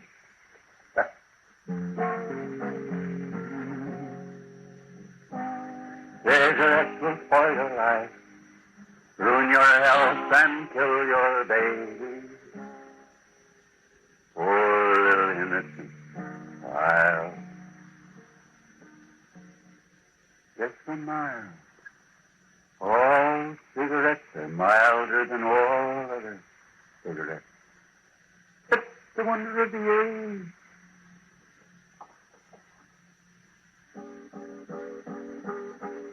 I have often thought of the difficulties of running an apparatus that has its cultural phases, where in a radio station, a TV station, reaching millions of people a day, and in the going, 18, 20 hours a day, 52 weeks a year, 365 days, just endless, that pressure on them. What to feed the listening public. And there are some operators of stations who are indifferent. And then there are those who understand responsibility. Freedom to print whatever you want. Freedom to put human utterance out on the air for millions of people to hear. That means responsibility, too. I was motion picture reviewer of the Chicago Daily News for 7 years. I wrote over 1,000 motion picture reviews. The number of classics among what they have produced out there, the number of classics is very low. Maybe 100. Certainly not more than 200. They don't take themselves seriously. The game of playing with the public. Most of them try to strike at the subconscious, the blood, rather than the brain, the primitive. Violence, sex, of course, those are in most of the great dramas and novels of all time. But the stress on them out there is a little too great. Velvet precious, love me tenderly. Don't be cruel.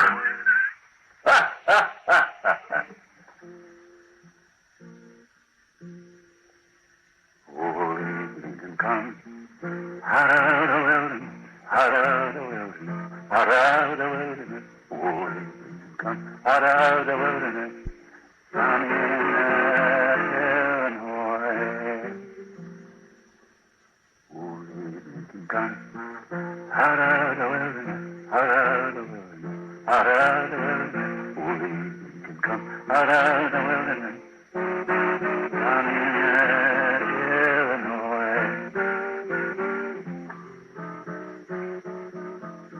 The American family of man runs through our song, and they give us the fluent atmosphere, the layout and lingo of regions, of breeds of men, of customs and slogans, in a manner and air not given in regular written history. As a boy, politicians, the preachers, the 4th of July orators, they talked about Lincoln without going into details, in the vague figures, to me as a boy. And after I had written the Rutabaga story, I began asking why there was no good book about Lincoln for children. And I planned a book to be titled The Life of Lincoln for Young People. And then as I got into the material about his early life, I found there was so much that hadn't been presented as I would like to have had it presented to myself years previous. So I went to work on the prairie years and soon had him elected and on the way to Washington. And the work ended up in 6 volumes that had something like 1.5 million words. The book to follow, Always the Young Strangers, that book about the first 20 years of my life, will be Ever the Winds of Chance, How They Blew Hither and Yon. In that book now I'll swear I'm going to meet a gal that midnight black hair, still a few bronze hairs, yes, bronze hair, figment of youth. And I think she's smarter than I am. She was Phi Beta Kappa, the University of Chicago. She run arenas around me in chemistry or mathematics. Well, I tie up with her, and it lasts 48 years. When I was writing pretty cool poetry, she told me to go on.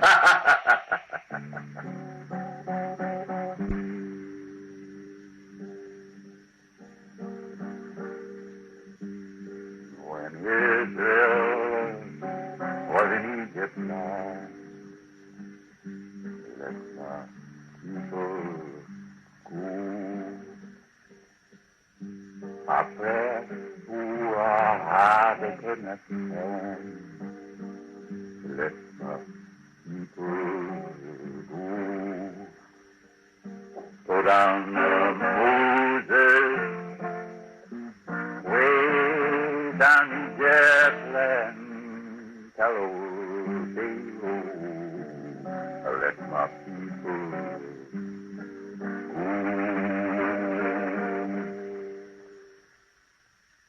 Out of 1922, when the Ku Klux Klan was going pretty big in Illinois, a man starts a restaurant.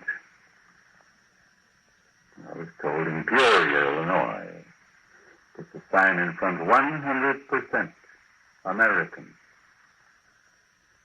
Another man starts a restaurant across the street and puts a sign in the window, 200% American. And the first one comes across the street and he says, what do you think you're trying to do here? You looking for trouble? Brother, you got me wrong. You got me wrong. You hate only the Negroes and the Jews and the Catholics, but I hate the whole human race, without regard to race, creed, or color.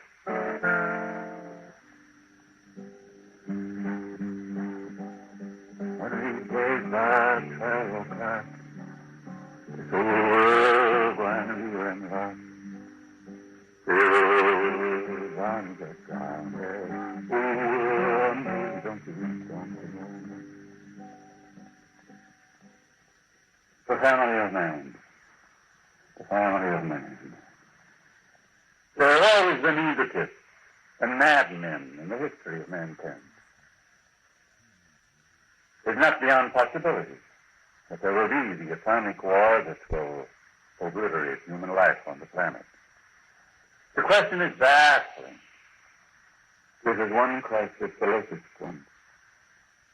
There have been others in the making of this nation. It has cost to build this nation. The living men of the past paid that cost. My children and yours have been given this heritage, this land of ours, by their toil and struggle. And has it been worth the cost they paid? I think it has.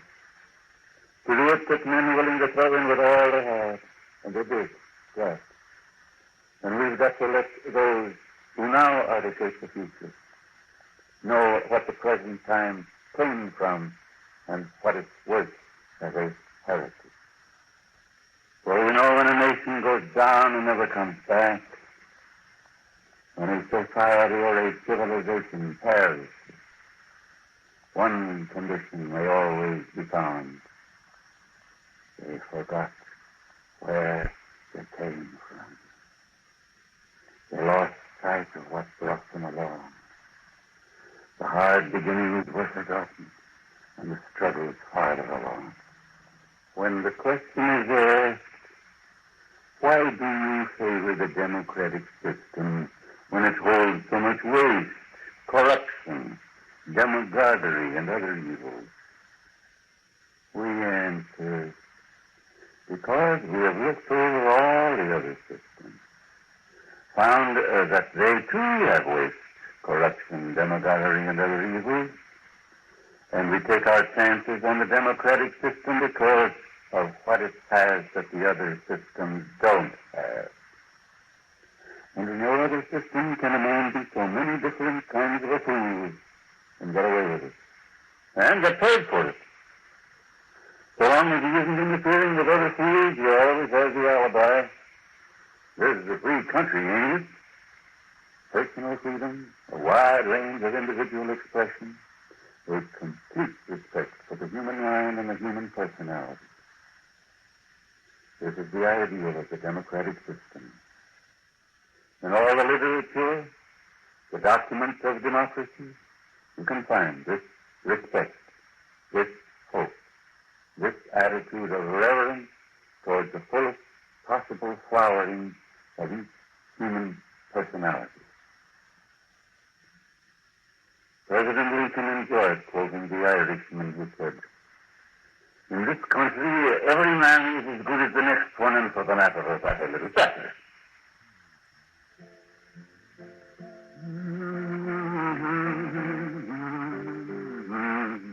Carl Sandburg, at 79, historian, novelist, American minstrel, seeker of the American dream, and poet.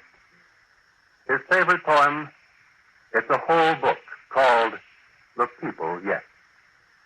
And here are some lines. The people will live on. The learning and blundering people will live on. They will be tricked and sold and again sold, and go back to the American earth for loopholes. The people just to kill and renew and come back. You can't laugh off the capacity that takes. Brother may yet line up with brothers. There are men who can't be bought. There are women beyond purchase. The fireborn are the home and fire. The stars make no noise. You can't hinder the wind from blowing. Time is a great teacher. Who can live without hope? In the darkness, with a great bundle of grief, the people march.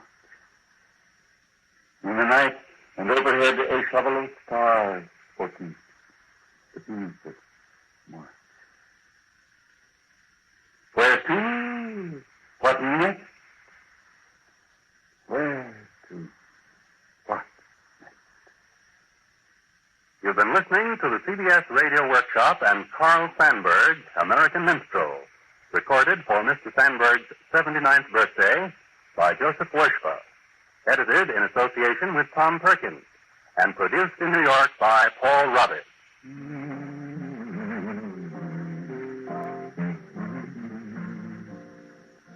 Acknowledgements are made to Mr. Gregory D'Alessio and to Harcourt Brace and Company, publishers of Mr. Sandburg's work.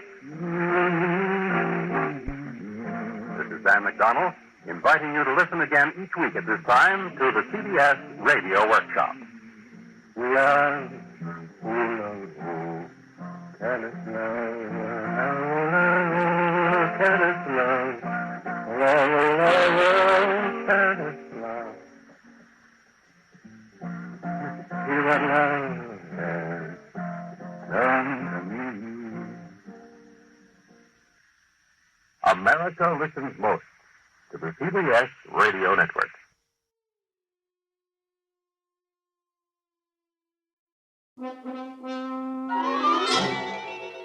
My name is Poe, Edgar Allan Poe. I write stories.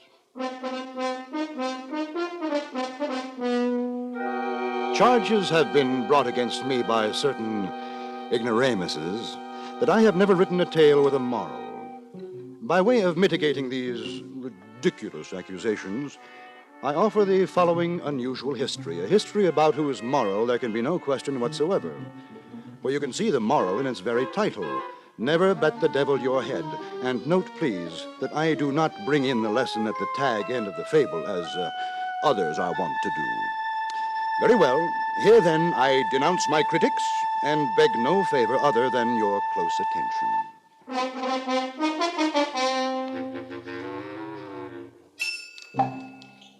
From Hollywood, the CBS Radio Workshop, dedicated to man's imagination, the theater of the mind. The world too long thought of Edgar Allan Poe as a dour misogynist who concerned himself with black cats, gold bugs, pits, pendulums, and murder. Few realize, and fewer would believe, that this man of gloom had a sense of humor. This, the workshop now seeks to prove in William N. Robeson's production of Edgar Allan Poe's satiric story, Never Bet the Devil Your Head, starring John Dehner, with music conducted by Amerigo Marino, and with Jack Johnstone as guest director.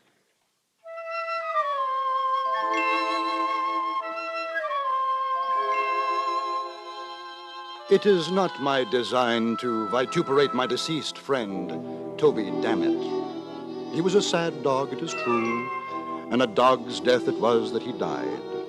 But he himself was not to blame for his vices. They grew out of a personal defect in his mother.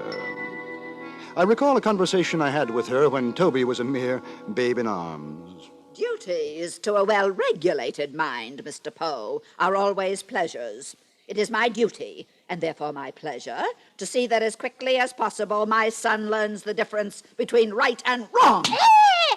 But must you flog him so, Mrs. Dammit? Babies, like tough steaks, are invariably the better for beating.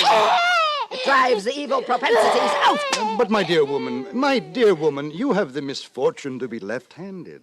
I do not consider left-handedness a misfortune. No, you fail to understand me. Madam, a child flogged left-handedly had better be left unflogged. And deign to tell me why? The world revolves from right to left. If each blow in the proper direction drives out an evil propensity, it follows that every thump in an opposite one knocks its quota of wickedness in.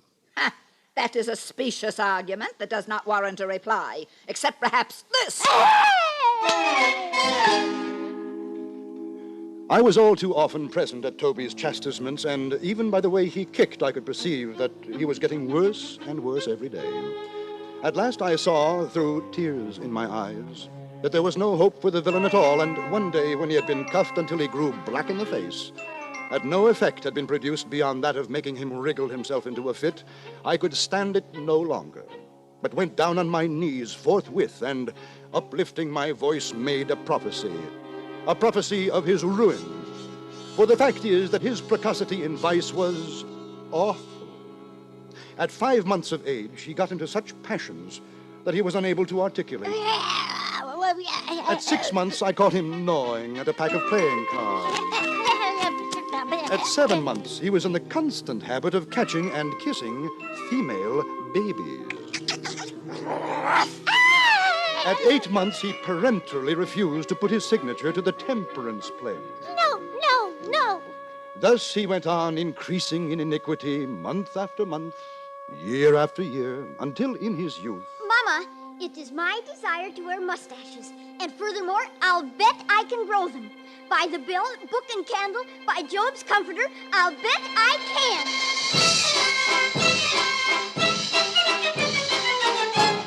As you see, he had even contracted a propensity for cursing and swearing, and for backing his assertions with bets. Not that he actually laid wagers. No, I will do my friend the justice to say that he would as soon have laid eggs. With him, the thing was a mere formula, nothing more. You see, he was detestably poor, another vice which the physical deficiency in his mother had entailed upon him. And this was the reason, no doubt, that his expletive expressions about betting seldom took a pecuniary turn. It was usually, "I'll bet you what you please," or I'll bet you what you dare," or "I'll bet you a trifle," or else, more significantly still, "I'll bet the devil my head." At all events, through this most ungentlemanly practice, the ruin which I predicted for Toby Dammit overtook him at last. For indeed the fashion had grown with his growth and strengthened with his strength, to the point that when he finally came to be a man, he could hardly utter a sentence without interlarding it with a proposition to gamble. Devil me, Mr. Poe. It is and remains my contention that these United States shall serve as an arrow to the target of liberty. My wager on that, sir. I'll bet you what you please. Toby, this habit of yours is an immoral one, and I feel constrained to tell you so. Pish-posh, Mr. Poe. It is vulgar. I beg you to believe me. Twaddle. It is discountenanced by society. I say nothing but the truth. Tush! Gambling has been forbidden by an act of Congress. I entreat you, I implore you. Utter foolishness. Then, by heaven, I shall have to knock some sense into you.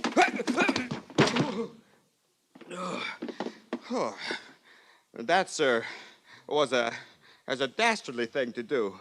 Should you venture to try such an experiment again, I shall necessarily return in kind, and you will rue the result. I'll bet the devil my head you will.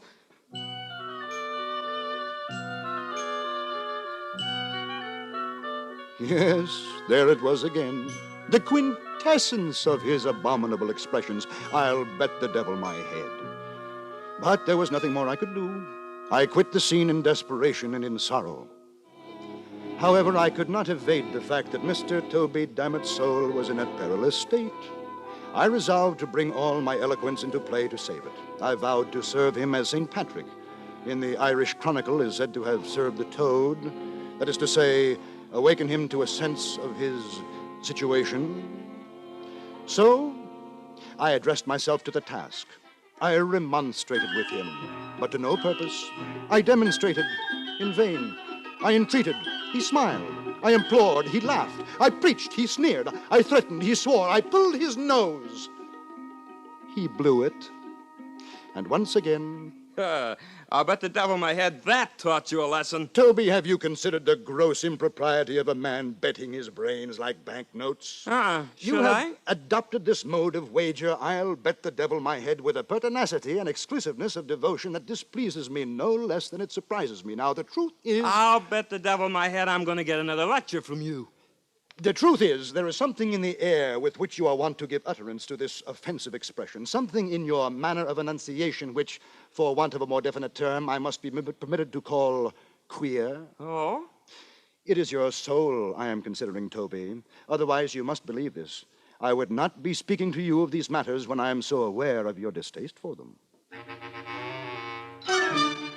For some moments he remained silent, merely looking me inquisitively in the face, but presently he threw his head to one side and elevated his eyebrows to a great extent.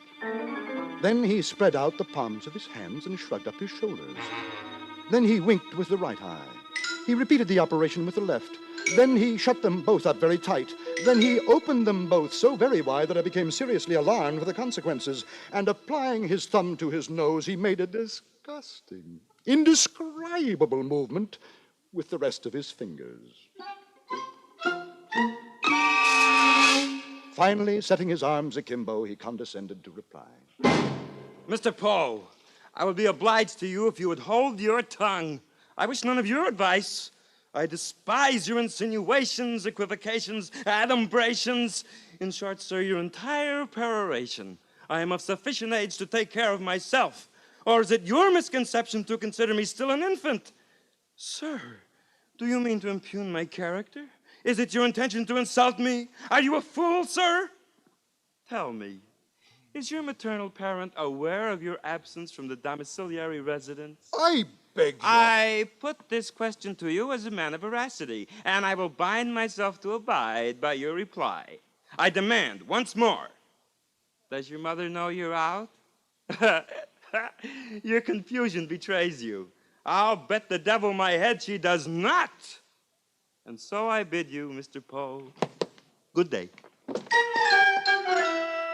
He left my presence in quite undignified haste. It were well for him that he did so. My anger had been aroused. For once, I would have taken him up on his insulting wager, bet the devil my head indeed. And I would have won for Satan, Mr. Dammit's little head, because, you see, the fact is my whereabouts was known by my mother. Ah, well, it was in the pursuance of my duty that I had been insulted, so I bore the insult like a man. And it now seemed to me that I had done all that could be required of me in the case of this miserable individual. I resolved to trouble him no longer with my counsel, but to leave him to his conscience and himself. But I must confess that although I forbore to intrude with my advice, I could not quite bring myself to give up his society altogether. Worse, I even went so far as to humor some of his less reprehensible propensities, and there were times when I found myself lauding his wicked jokes, but with tears in my eyes. So profoundly did it grieve me to hear his evil talk. Oh, by the great horned toad, Mr. Poe, your aptitude for companionship, without censure or reprimand, has taken a turn for the better. It puts me in mind of the gentleman from New York, Mr. Greeley, who importuned a man of tender years to seek the western shores, remember? Yet, to my knowledge, never made the trek himself. Oh, yes. Unsought advice is like a woman left waiting at the church. Uncalled for. Well, perhaps. Zounds and hellions, sir. I'll bet the devil my head if you cannot agree on that. Well, all right, Toby. Toby, what's to become of you? Oh, your concern is, touching, Mr. Poe. But it smacks of your former attitude, and I shall have none of it. None, I say. Come, it's too fine a day to spend it on peradventure and mayhap pursuits. Let us stroll the roadside and the country lane, commune with nature in her pristine glory, seek the unfettered pleasures of the here and the now. Well, sir? Very well, Toby.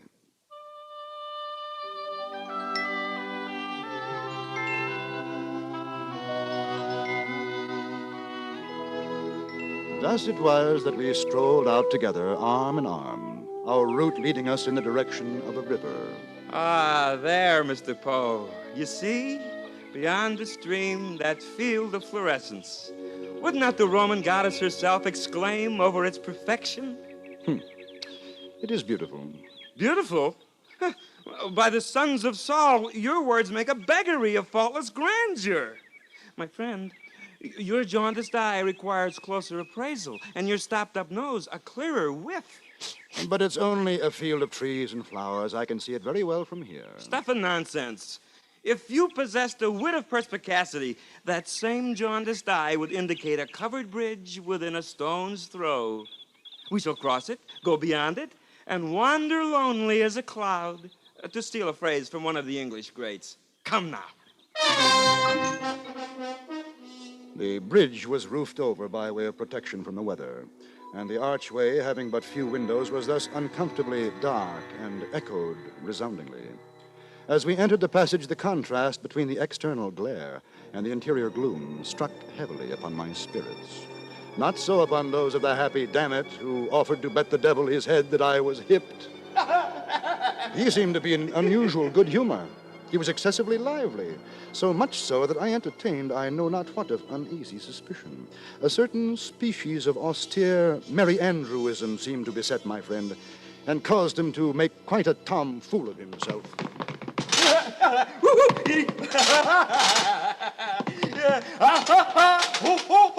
Edgar Allan Poe!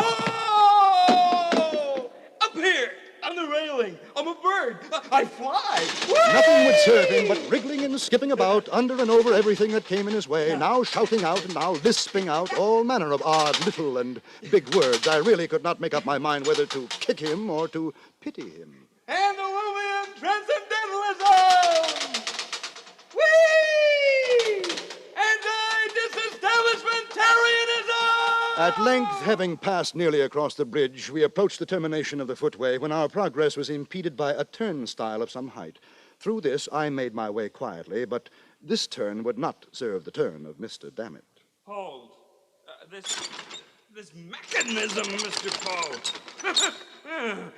Are we cattle to be impeded in this manner? It's merely a turnstile. I passed through it without It's any... merely a turnstile. Well, me, I defy it. How can you defy an inanimate object? By leaping over it. Not only shall I leap over it, but I shall perform a buck and wing at the apex of my jump. Oh, but Toby, it's nearly 5 feet in height. A bagatelle. Oh, you're a braggadocio. You cannot do it, and you know you can't. No? I'll bet the devil my head I can. You hear me? I'll bet the devil my head. I was about to reply, notwithstanding my previous resolution, with some remonstrance against his impiety, when suddenly I heard, close at my elbow, a slight cough, which sounded very much like the ejaculation. Ahem. I started and looked about me in surprise. My glance at length fell into a nook in the framework of the bridge, and there upon the figure of a little old gentleman of, shall we say, venerable aspect, yes, and of reverend appearance, for he not only had on a full suit of black, but his shirt was perfectly clean, and the collar turned very neatly down over a white cravat, while his hair was parted in front like a girl's. His hands were clasped pensively together over his stomach, and his 2 eyes were carefully rolled up into the top of his head. Upon observing him more closely, I perceived that he wore a black silk apron over his small clothes, and this was a thing which I thought very odd. Before I had time to make any remark, however, upon so singular a circumstance, he interrupted me. To this second observation, I was not immediately prepared to reply. The fact is, remarks of this laconic nature are nearly unanswerable. I am not ashamed to say, therefore, that I turned to Mr. Toby Dammit for assistance. Dammit, what are you about? Don't you hear? The gentleman says, ahem. I looked sternly at my friend while I thus addressed him, for, to say the truth, I felt particularly puzzled. And when a man is particularly puzzled, he must knit his brows and look savage, else he looks like a fool. Toby, damn it! Although this sounded very much like an oath, believe me, nothing was further from my thoughts. Damn it! The gentleman says, ahem! I do not attempt to defend my remark on the score of profundity. I did not think it profound myself, but I have noticed that the effect of our speeches is not always proportionate to their importance in our own eyes. But if I had knocked Toby on the head with the turnstile itself, he could hardly have been more discomfited than when I addressed him with those simple words. You don't say so. Are you quite sure he said that? Well, at all events, I'm for it now, and may as well put a bold face upon the matter. Here goes then. Strangely, the little old gentleman seemed pleased. God only knows why. He left his station at the nook of the bridge, came forward with a gracious air, took Dammit by the hand, and shook it cordially, looking all the while straight up in his face with an air of the most unadulterated benignity it is possible for the mind of man to imagine. Finally, he spoke. Well, Toby Dammit. That's right, good sir. And what think you of my assertion and my wager? That you can leap the turnstile? Correct you are, and perform with consummate skill a buck and wing at the apex of my leap. I am quite sure you will win your wager.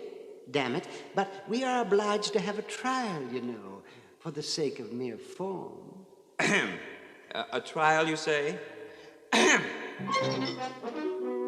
My friend took off his coat with a deep sigh and tied a pocket handkerchief around his waist. He produced an unaccountable alteration in his countenance by twisting up his eyes and bringing down the corners of his mouth. I did not express myself aloud, but I thought this is quite a remarkable silence on the part of Toby, damn it, and is no doubt a consequence of his verbosity upon a previous occasion. I wonder if he has forgotten the many unanswerable questions which he propounded to me so fluently on the day when I gave him my last lecture. Him! The old gentleman now took him by the arm and led him more into the shade of the bridge, a few paces back from the turnstile. My good fellow, I make it a point of conscience to allow you this much run. Wait here till I take my place by the stile, so that I may see whether you go over it handsomely and don't omit any flourishes of the buck and wing. A mere form, you know. I will say 1, 2, 3, and away! And mind you start at the word away. The little gentleman stood there a moment, looking quietly at Toby as though appraising him. Then he turned, walked away, and took his position by the stile. Again he paused a moment, as if in profound reflection, then looked up and smiled very slightly, tightened the strings of his apron, and took a long, long look at Dammit. I thought to myself, what right has the old gentleman to make any other gentleman jump? Who is he? If he asks me to jump, I won't do it, and that's flat, and I don't care who the devil he is.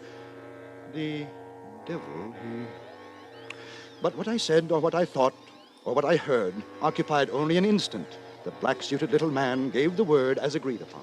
1, 2, 3, and away! I saw Toby run nimbly and spring grandly from the floor of the bridge, cutting the most awful flourishes with his legs as he went up. I saw him high in the air, buck and winging it to admiration.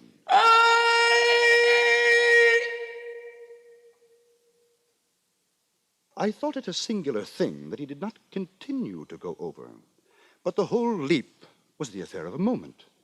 And before I had a chance to make any profound reflection, down came Mr. Dammit on the flat of his back, on the same side of the stile from which he had started. At the same instant, I saw the old gentleman running off at the top of his speed. But ere leaving us, he had caught and wrapped up in his apron something that fell heavily into it from the darkness of the arch just over the turnstile. At all this, I was much astonished, but I had no leisure to think, for Mr. Dammit lay particularly still, and I concluded that his feelings had been hurt and that he stood in need of my assistance. I hurried up to him and found that he had received what might be termed a serious injury, quite serious. Quickly, I threw open an adjacent window of the bridge, and the sad truth flashed upon me. About 5 feet above the top of the turnstile, there extended a flat iron bar that served to strengthen the structure. With the edge of this brace, it appeared evident, the neck of my unfortunate friend had come precisely in contact. And alas, the truth is, he had been deprived of his head. He did not long survive his terrible loss. Despite the efforts of the physicians, he grew worse and, at length, died. So I bedewed his grave with my tears, worked a bar sinister on his family escutcheon, and assumed the general expenses of his modest funeral. Exit Toby Dammit. Toby Dammit, a lesson to all riotous livers, and proof absolute of my initial assertion that every tale should have, must have, does have a moral.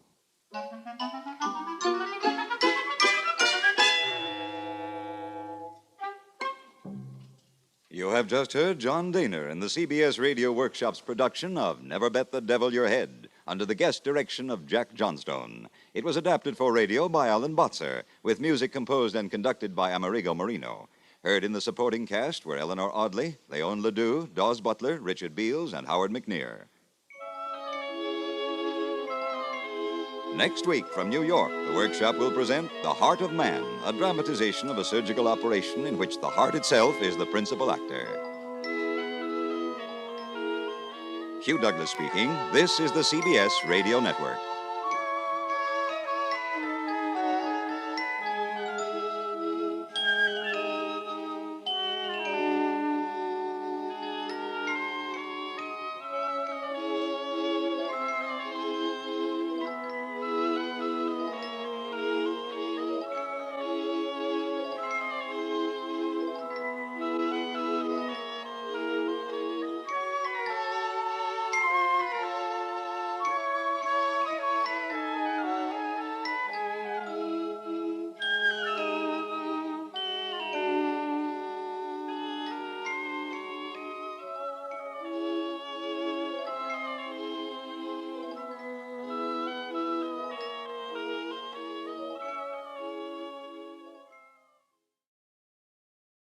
From Hollywood, the CBS Radio Workshop.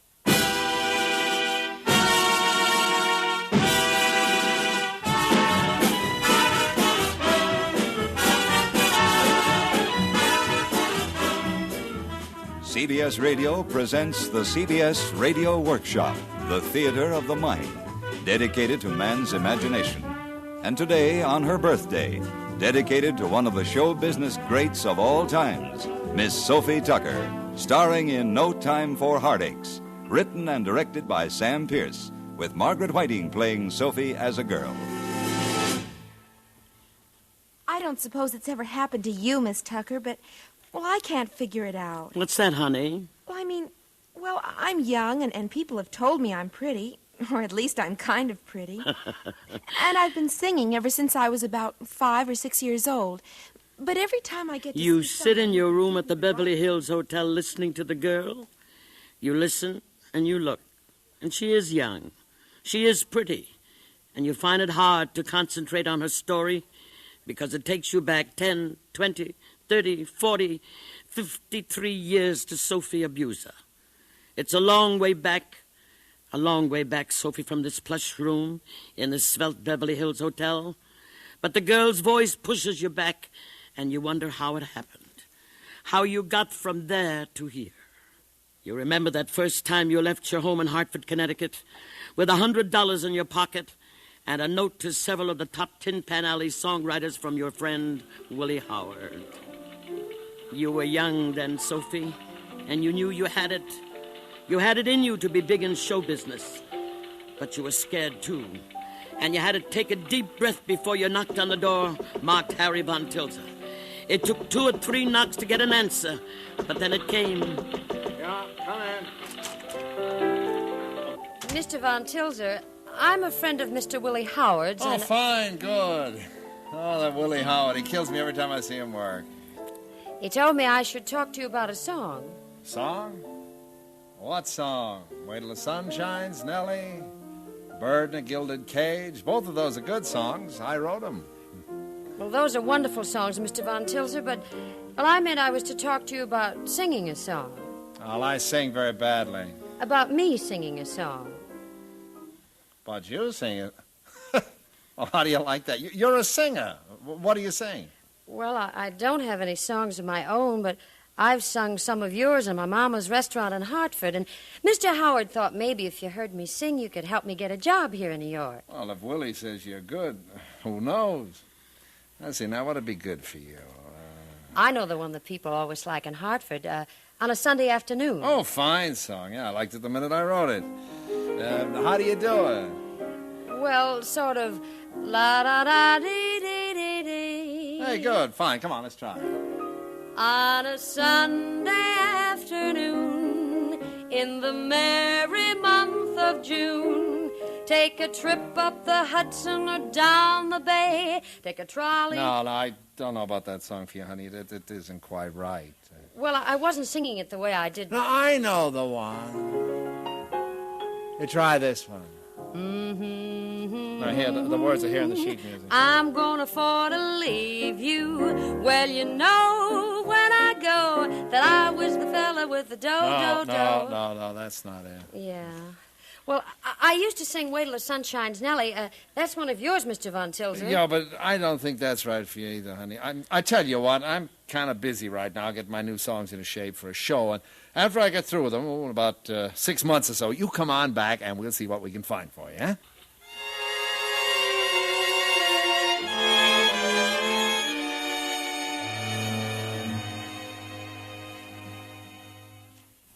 The thing that I really can't understand, Miss Tucker, is the way the studios always think they know what's best for you. I mean, well, like last week, I got a call from Paramount, and they had a part they wanted me to test for. And the minute I saw it, I knew it wasn't right for me. It was a kind of a stupid girl, not even pretty or anything, and she had to wear frumpy clothes, and I just couldn't do it, Miss Tucker. I wasn't right for the part.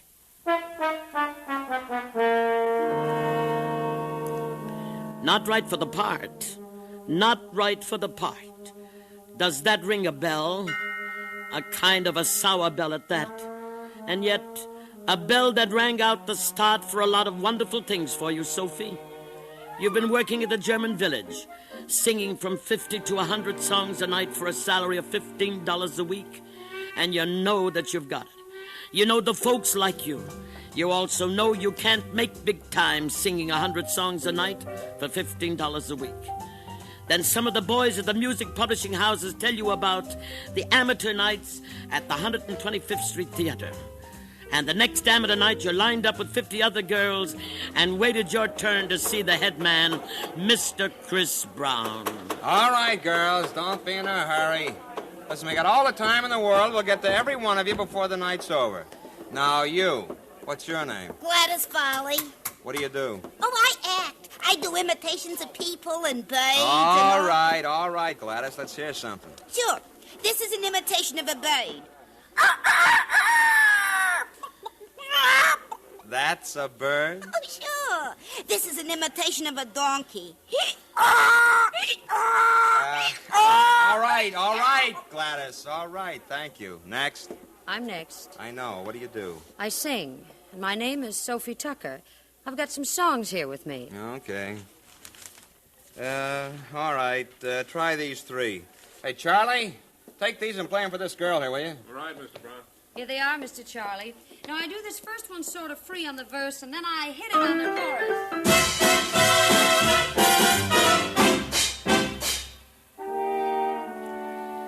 You sang the 3 songs for Mr. Chris Brown, and he said you could work the amateur night, and you knew this was the really big break. All the producers and booking agents would be there, listening and looking, and your hopes go up like a kid's balloon. And then, when you're walking out of the theater, you hear Chris Brown's voice, and he's talking to his assistant, and you can't help hearing what he's saying or knowing he's saying it about you. All right, Eddie, and look, that last one, the big one, she's so big and ugly the crowd out front will razz her, so you better get some cork and black her up. She'll kill him.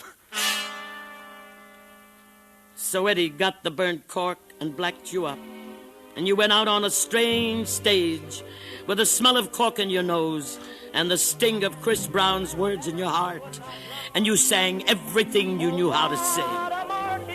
For old Mark Anthony, a real Egyptian well-dressed man wore nothing but a coat of tan in old King Tut, King Tutty's day. And they liked you. You're a hit. And you started an act that took many years to get away from. Sophie Tucker in blackface.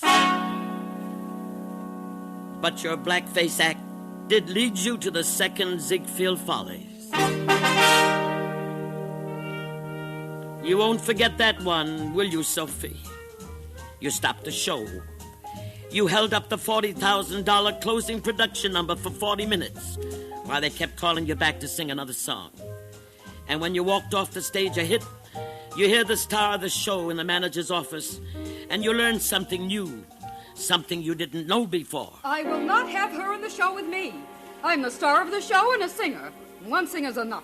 I want her out of the show, and that's final.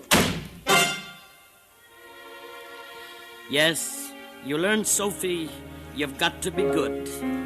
But you've got to choose your time and place to be good in. Miss Tucker. Miss Tucker. Oh, I'm sorry, but I guess you weren't listening to what I was saying. Forgive me, honey. I was listening. I was just sort of thinking of something else at the same time.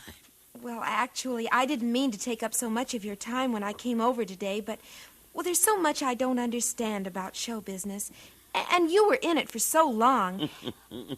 I'm still in it, child, very much so. Oh, I didn't mean it that way, Miss Tucker. But, well, take this business of an agent always telling you what to do. I don't see why that's right. I'll bet you didn't always have some old agent telling you what you could or couldn't do. I mean, well, like yesterday, he told me that I was wrong about not taking... You look at the girl. She's sincere. She really means it. And you wonder how you can tell her what a good agent and friend can mean to any performer. And you remember the man who meant so much to your career, William Morris Sr., the boss.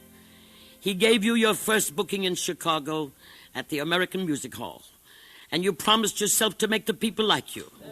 You went on number 4 out of 20 acts, and they wouldn't let you off. Virginia, I'm as lonesome as the lonesome pine. Say I would give my soul. And later, Jack Lake, the publicity man for the William Morris circuit, spreads the word to the critics to come to the American Music Hall and hear the Merry Garden of Ragtime. And they came, didn't they, Sophie? Percy Hammond. Sophie Tucker's songs are not for parlor use, but they're certainly a success with the audience. Amy Leslie. Her songs are near to shocking, but Miss Tucker's fairness, her calm amiability, ready smile, and emphatic gestures carry her through, even without a bump. And Ashton Stevens in the Chicago Herald-American. That was a piece, wasn't it, Sophie? And speaking of elephants and ladies, there's Sophie Tucker. If life were as large as Sophie Tucker, there would be room for all of us. I don't mind saying at once that Sophie Tucker is my headliner. Some of her songs are red, white, and blue, and some of them omit the red and white, but they are never quite dark navy blue. Rather, they are inclined to be evil only to the fellow who brings evil with him. If your heart is pure and your mind like the beautiful snow, you will have a lovely time while Miss Tucker is singing, "But He Only Stays Till Sunday." And I just couldn't make my feelings behave. Even less secular is the New York rag, Carrie, which becomes a syncopated Harry Carey before Miss Tucker is finished with it. Miss Tucker can move an audience or a piano with equal address. Don't miss any of her.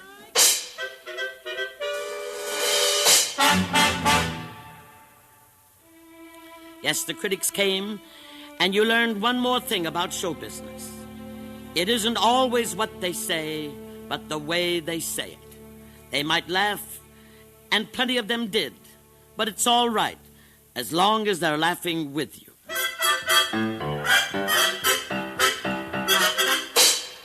You know, Miss Tucker, my agent is always talking about what I should do. He even wants to tell me what kind of songs I should sing. Gosh, I know I have to sing things that people like, but I can't see where it makes such a big... You can hear the girl talking, and yet you can almost see the earnest face of your wonderful friend and maid for so many years, Molly. The way she looked and sounded that day in Chicago in another hotel room. Molly had named you Patsy because she said you always be the one to take it on the chin, the Patsy. Patsy, I don't understand something about you. I don't understand lots of things about me, Molly. I ain't fooling. I mean it. Now, I've known you for a long time. Ever since the day I got tossed out of the Follies. Mm-hmm. And the only things I've ever tried to tell you were for your own good. Isn't that so, Patsy? Of course it is. Well, then, why is it that you won't listen to my friend's song? Your friend's song? What are you talking about? Patsy, I've been trying to get you to listen to me about my friend Shelton Brooks for 2 weeks now. And I never get further than the opening line when you think of something that has to be done. Right now. This minute. Honey, I don't ever remember hearing the name Shelton Brooks. Oh, that's 'cause you haven't waited for me to get to it before now. All right. So you have a friend who wrote a song and you want me to hear it. All right, Molly. Tell your friend I'll hear his song. You can tell him yourself, Patsy, 'cause he's right outside the door. Come on in, Shell. Patsy, this is my friend Sheldon Brooks. I guess you know Miss Tucker, Shell. Yeah, sure do. I caught your act at the theater, Miss Tucker, and it's really great. Guess you hear that from everybody, though. Listen, I may hear it from time to time, but don't ever let that stop you from saying it. It's the kind of music any performer likes. Now, Molly tells me you've written a song. Well, I have one that Molly thinks you might like. It's kind of a fast, bright song, Miss Tucker. But you're good with fast songs. Go ahead. Play it once the way you like it. I'll join in with you as you go. All right. Wait a minute. Stop just a second. Let's try it a little slower. Some of these days you'll miss me, honey. Some of these days you'll be so lonely. You'll miss my hugging. You're gonna miss my kissing. You're gonna miss me, honey, when I'm far away. I feel so lonely for you only, 'cause you know, honey, you've always had your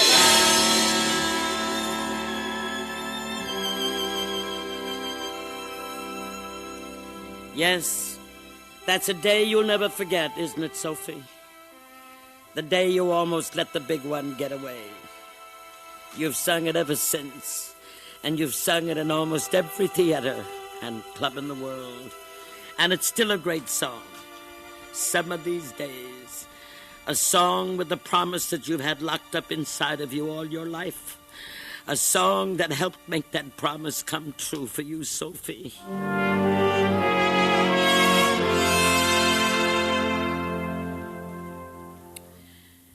Yes, you were going great, headlining in big-time vaultable houses, rolling up successes from coast to coast. And then you open up a letter one day from William Morris. You call him the boss. He tells you he sold your act to Reisenweber's for a 4-week contract. Reisenweber's, a restaurant, which is just how you started so long ago. And it makes you mad. But the boss tells you it'll be the start of something new for you. So you open at Reisenweber's, and it starts a whole new era. After you've gone and left me crying, after you've gone, there's no denying. You'll feel blue, you'll feel sad. The list of names that played the room or came to have fun was the who's who of show business. Paul Whiteman, Abe Lyman, Guy Lombardo, Eddie Cantor, Al Jolson, Ruby Keeler, Ray Bolger, Ethel Merman, Ted Lewis. The list is endless. And as always, the boss was right. From the Sophie Tucker room at Reisenweber's restaurant, the idea spread and linked arms with the jazz era to become the nightclubs of the future. Miss Tucker, your doorbell's ringing. Yes, of course. Come in. I have a message for you, Miss Tucker. Thank you, son, thanks. Thank you, Miss Tucker. Now, let me see. Oh, it's from my pianist, Ted Shapiro. You look at the familiar scrawled handwriting on the note, and you remember that time so very long ago when your regular pianist, Al Siegel, told you he was leaving. You were opening a new act the following week, and you called your pal Ruby Cowan and asked him who could play for you. And Ruby said he knew a fella, and he sent him over to see you at the hotel. He walked into the room, a tall, thin kid in horn-rimmed glasses, looking solemn as an owl. I'll never forget it. Miss Tucker, I'm Ted Shapiro. Yes, come on in. I was expecting you. Mr. Cowan said you were looking for a pianist, and I worked with Eva Tangway, and I played for Wellington and Cross. They're a dance team. Well, the main thing is to get the feel of working with me. I never do the song the same way twice, but I like to feel free and easy with what I'm doing. I see. Well, shall I try one here? Sure. Let's try this one.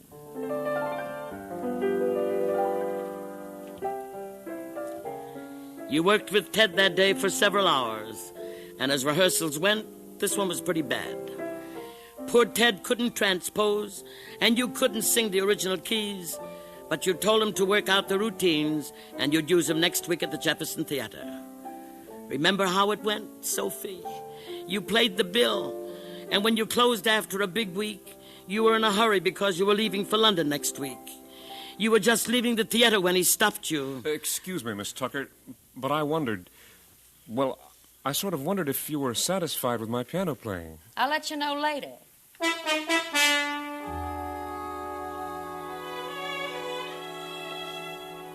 You know something, Sophie? He's been playing for you for 37 years, and you haven't told him yet. And you know something else? I'll bet he has a pretty good idea of your answer. 37 years is a long time to work with someone, and a lot of things can happen in those years. London, sleepless nights working with an English songwriter, changing the American words into English so the jokes would make sense, and finally, the Kit Kat Club, and the warmest welcome you've ever had anywhere. It's a long ways from the Kit Kat Club in London to your first experience in Hollywood, Sophie, but you'll never forget it. You signed up to make a picture for Warner Brothers called Honky Tonk, and from the minute you read the first script to the day the finished picture folded, you had but one thought: this is a stinker. The only two things you got out of Honky Tonk were the $500 you bet Jack Warner it wouldn't play over 2 weeks in New York, and the letter you got from a fan in Portaban, Algiers. My dear Miss Tucker, I saw your beautiful self in the cinema play Honky Tonk, and I wish to tell you that I think you are the most beautiful lady I have ever seen. Your generous proportions appeal to me more than I can say. If you'll do me the honor to come to Algiers, I shall make you the favorite of my harem. I also have a pet monkey which I shall be honored to present to you. Cordially, Sheikh Abel Rey.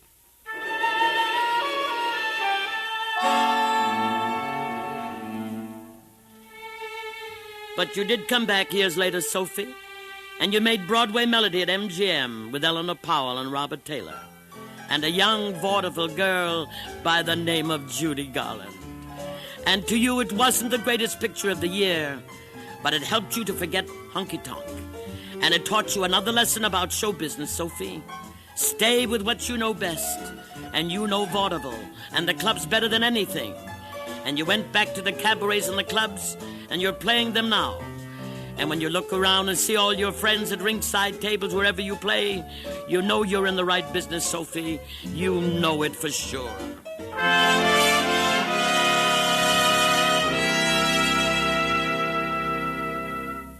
Well, I didn't mean to take up so much of your time, Miss Tucker, and I guess I've done an awful lot of talking, but I've always wanted to meet you, and I knew you could help me. Honey, I don't know whether I can help you or not.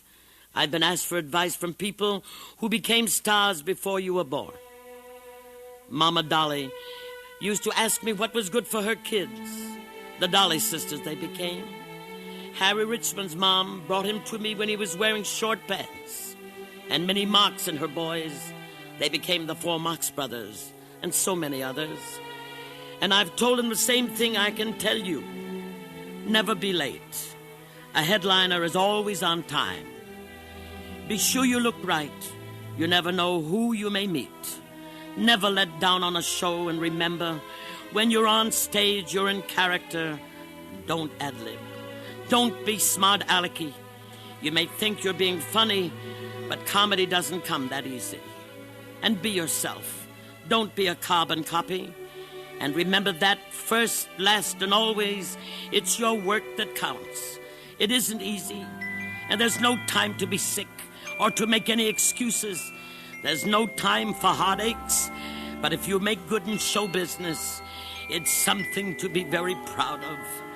It's well worth working for. And one thing more, one very important thing you must do: take a look at yourself every day.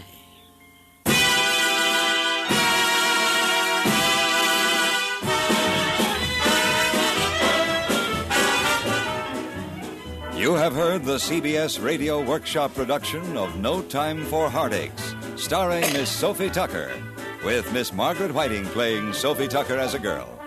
No Time for Heartaches was written and directed in Hollywood by Sam Pierce and produced by William N. Robeson, with music by Paul Barron. Featured in the cast tonight were Norma Jean Nielsen, Hans Conried, Dawes Butler, June Foray, Jay Novello, Amanda Randolph, Roy Glenn, and Byron Kane. Tonight on Face the Nation, the head of the British Labour Party, Hugh Gaitskell, faces a battery of top-flight Washington correspondents to answer many of the questions that are uppermost in your mind today. For the inside track on opinion inside governing circles, don't miss Face the Nation when it comes your way on most of these same stations tonight. Now stay tuned for Suspense, which follows immediately on most of these same stations.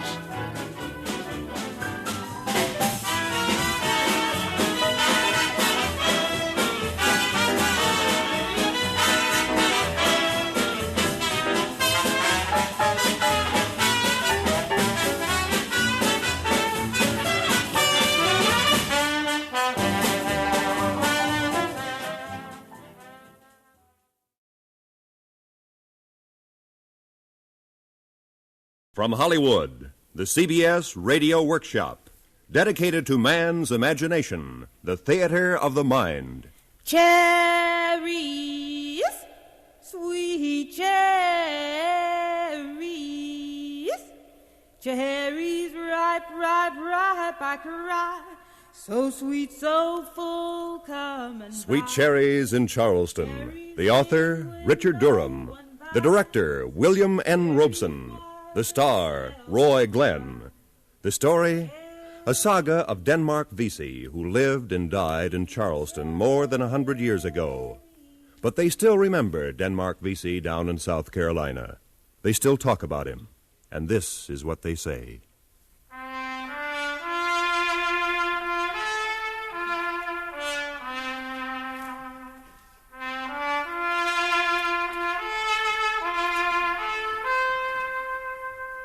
They say he walked as though he was the only free man in the courtroom. They say he walked as though the world watched him. They say a gamble was the beginning of it. A gamble one night at a carnival when he bought a $20 play on a lottery wheel. She's stopping on number 6, 7, 8, 9 blue. Number 9 pays 100 to 1. Now, who's got number 9, folks? No one's got number 9. I got it. You got number 9, fella. Yeah, how much am I worth? A number in sight saves a fight. Show it. Here you are.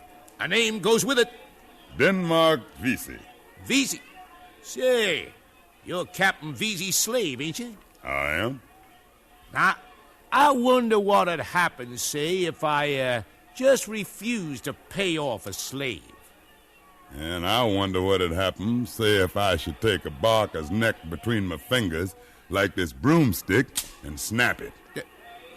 They'd hang you, know. I'll gamble on it. I always gamble heavy. All right, how much am I worth? $2,000. Take it and get out of here. They say Denmark wrapped his money in a cotton sack, went to see a lawyer, then went aboard his ship to see his master, Captain Vesey. Denmark? Denmark, is that you? Yes, master. What do you want? Master, how much am I worth? Oh, it's that talk again, huh? I warn you once, Denmark. I warn you again. Get those ideas out of your head. I'm asking... I'm telling you. This craving for freedom is a sickness. It's unbecoming to a slave. But, master... It's those books you read that turn your head. I watch you talk to slaves in the market. You read to them from the Bible. You read Tom Paine and Jefferson. You tell the slaves that all men are brothers and born equal, huh? Nonsense. No, it ain't, master. I know what you're up to. I know you working in your spare time for other masters. You get $50 here, $quarter there. You hope to save enough to buy your freedom. You know how long that would take you? A very long time. Methuselah could not live so long. I need money, too. I know how hard it comes these days. Then why don't you sell me? Where could I get your price? How much am I worth? Even at your most stubborn, you are a capable man, Denmark. You are worth at least $2,000. Here's $2,000. Denmark. Where? And here's a set of release papers. Will you sign them? Sign? Yeah, you need the money. Yeah, you sure? I need my freedom. $2,000. I talk hard, but I am not a hard man. And I know you find a way to escape if I didn't let you go. I see it in your eyes. Somehow I feel like I am releasing a tornado. Here are your papers. Well, what will you do with this freedom? What do you do with this money? I use it to help those I love, my wife, my children. I use my freedom to help those I love. Yeah, I know. You in love with that girl who sells cherries in the marketplace, huh? But her master will never set her free. Never. So what good will your freedom do her, huh? Denmark, get below and sweep up my cabin. You asking me or ordering me? You. Right away you begin. You know, Denmark, it's strange to have owned a man's body for 20 years, not to know the first thing about his mind. All right, go, Denmark. You're free.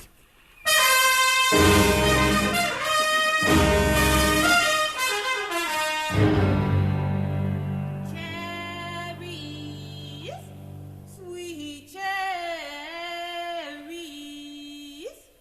cherries ripe, ripe, ripe, I cry. So sweet, so full, coming by. I'll buy you cherries. Denmark. All of them. How can you afford cherries? Yesterday I was a slave, Annie. Today I'm a free man. Then it's true about your luck. That can be the same kind of luck for you, Annie. You talk like a jackass. Where'd I get enough money to buy myself? Oh, it ain't the money alone that makes a person free. Money did all right by you. In a gamble. And I know a bigger gamble. Would you gamble? If the stakes were right. If the stakes was freedom. If I could show you that every slave in Charleston is ripe to rebel, to build a new life where all men are equal, where a man could marry the woman he loved without fear of having her torn from him in the night, or sold from out of his arms, would you gamble for that? Are my cherries red? Blood red. My stakes are in.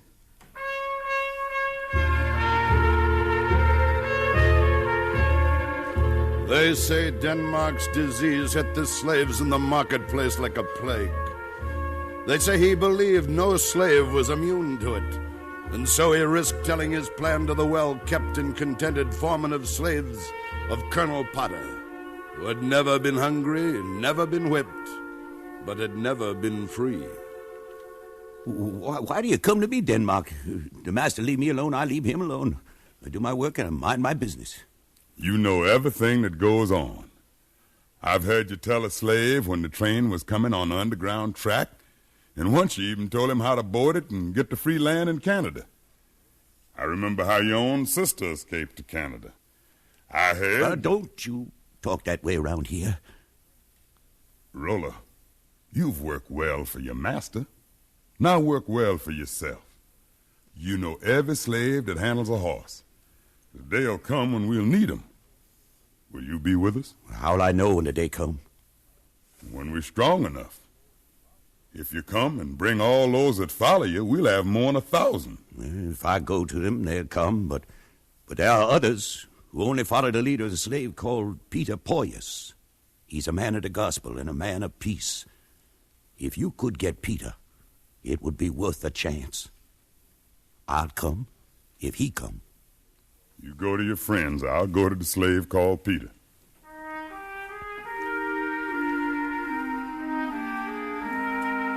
They say Denmark opened the Bible that evening and read through the night. Read Exodus and Leviticus, Joshua and Job. And in the gray morning before dawn went to the cabin of the slave Peter. Come marching in. Oh, when the saints come marching in. Oh, Lord, I want to be in that number. Morning, Peter. Why, morning, Denmark. Peter, I've been reading the Bible all night. I read it every night, Denmark.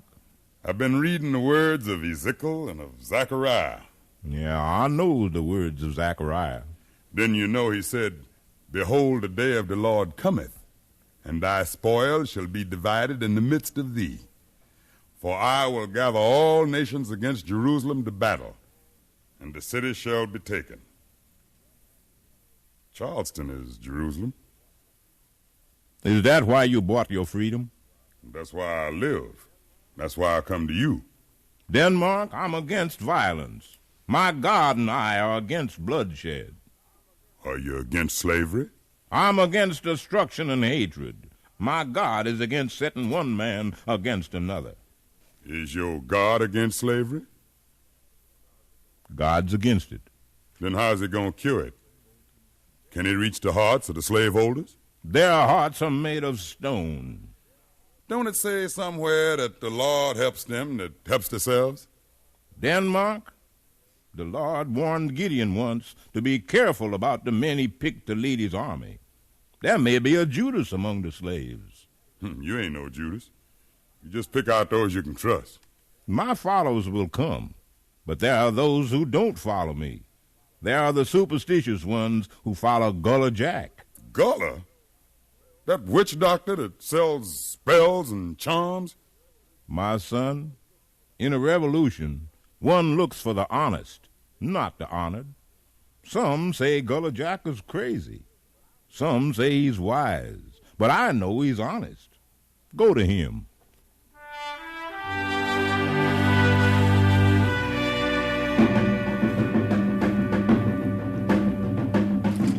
Who that?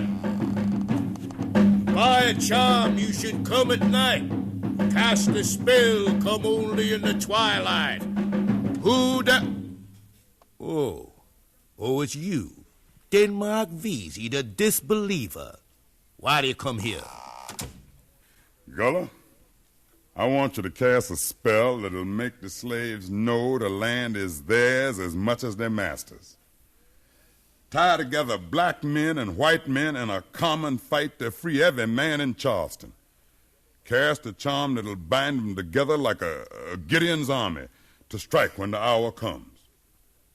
Now, if you the wizard they say you are... So, this is the reason you're here. Is there a better reason? There are better men than I to do what you want. Go back to your books. Leave me alone. But Gullah... I know you, Denmark. You come to laugh at me. You say, witch doctor, cast me a spell to make men free? Maybe I'm crazy. Yes, maybe. But I ain't no fool. But you, Denmark, you should have stayed a slave if you believe the masters can be changed by a spell. If I could cast a charm to free a man, wouldn't I cast one to free myself? Listen, Gullah. I read one time of a giant who fell asleep in a foreign land. And while he slept, hordes of little men tied him with ropes and chains. And as long as the giant was asleep, he's a slave. But when he woke up and stretched and shook himself, the chains snapped and the ropes broke, and the little men hopped off his back like fleas, and he stood up free and strong. Now the slaves are giants, and the justice that's in the heart of every fair-minded man in this land, justice is a giant.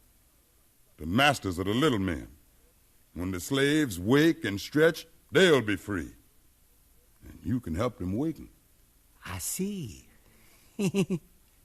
Maybe I can help. Maybe I... Who's that? Hold your place, Denmark. That's my master. He's a word man. He comes at night for a sleeping spell. I'll give it to him. Then we'll awaken the giant. They say Denmark and Gullah Jack Rollerhard and Peter Poyas made a pact to wake up the giant and put the slaveholders to sleep. They say month after month the fever spread, infecting thousands, the fever of freedom. And the day was near when Denmark's disease could not be quarantined. They say Denmark gathered his leaders together in the hayloft of a lonely barn to fix the hour. Roller, you done got together the horses and riders? Every slave who handles a horse will be ready to pull cannons once we get them. Gullah? I've been in the arsenal. I cast a spell for the captain just yesterday. The arsenal is full of cannon and powder. You, Peter? Denmark, the Lord spoke to me last night. Yeah? And he said, watch out for Judas. Yeah, we'll be watching. Now, we'll set the day and hour. I've noticed the stars, and they sit well for this month. Tomorrow the moon hangs low, and it'll be blood red. I've watched the way the militia moves, and we'll have to move quicker. Denmark! They found out. They're coming looking for us. What? Who's looking? Who's found out? Everybody. Who is everybody? Colonel Potter. Who told him? It wasn't me, not me. Jason, the houseboy. We gotta run. We won't run. We're gonna stand our ground. Roller? Yes? The Colonel's your master. You face him. What? Yeah, I can see him coming from here. The Colonel, his guards, and the houseboy. Go down and meet him, Roller. Why? You gotta face your accuser. You gotta out-talk him or we'll all hang. Now go on. Shall I cast a charm for Roller? Let Roller cast his own charm. Go on down, Roller. Face him. They say Denmark waited in the loft while Roller climbed down the ladder and walked to the door to face his accuser. They say at that moment the Colonel had the revolt resting at his gunpoint. Master, come in. You needn't say master to me anymore. When this is done, you'll be dead. Dead? Yes, dead. Jason told me about the plot. Before you die, you'll give me the name of every leader and recruit in your rebellion. What are you talking about, Master? Jason? Yes, Master? Jason, tell Roller what you overheard. I heard him say he'd get men to burn the plantations. Some slaves would escape to Canada, and others would go about the land free and the unfree. That's the way he put it. Well, Roller? I feel sorry for poor Jason. Feel sorry for yourself. And I feel sorry for you, Master, for believing him. You know Jason's run off twice. What's that got to do with you? I won't argue with him. Don't deny he's telling the truth. I don't deny I'm the best slave you got. I've worked harder and earned more for you than Jason, haven't I? You've done that? I'm the best treated slave in Charleston. I've never complained or asked for anything. Have I? No, you haven't. Then wouldn't it seem I like my slavery, that I love my master? It seems a sane, logical man would. If you kill me, who'll handle your crops as well as I do? Who'll earn money for you the way I do? You never give me trouble. It don't seem natural you'd start now. No, Master, it don't. Jason? Yes, Master? I'm going to teach you a lesson for trying to stir up trouble. But, Master... Guard, take him to the yard. 30 lashes. I didn't do nothing. And Roller? Yes, Master. Roller, you'd better be telling the truth, or there'll come a day. Yes, Master. There is coming a day.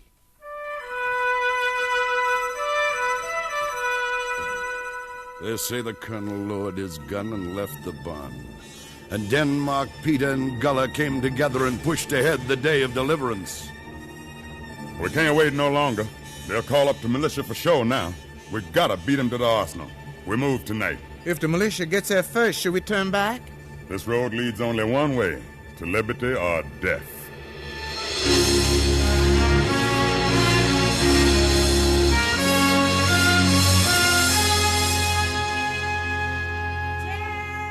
Cherries, sweet cherries, cherries, right back right. Is the road clear, Annie? It's clear now, but the militia will be coming soon. Yeah, you warn us when you see them. I'll warn you.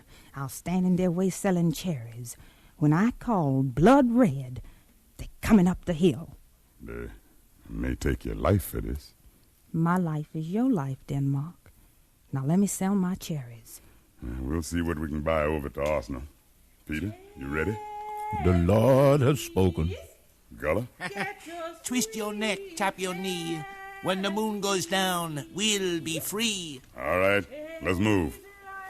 When the moon comes down to blood, oh, when the moon comes down to blood. They say a red moon hung low over Charleston. They say Denmark led, Peter sang, and the slaves fell in behind the moving men. They say on plantations and farms, in cabins and houses 100 miles around, men waited to hear the arsenal crack. But they say the militia got there first and charged through the marketplace before Denmark got to the gates of the arsenal. They say you could hear the cherry woman cry when her eyes caught sight of the soldiers. Blood red cherries, blood red cherries.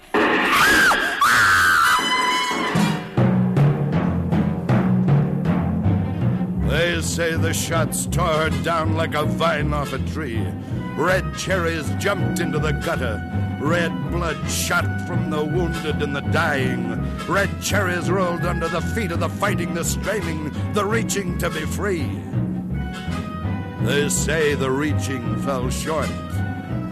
They say the militia took the arsenal. They say they took 100 dead slaves to their grave and 100 leaders to jail. And they took Denmark Vesey to the rack, and at last to court. Denmark Vesey. Yes, Your Honor.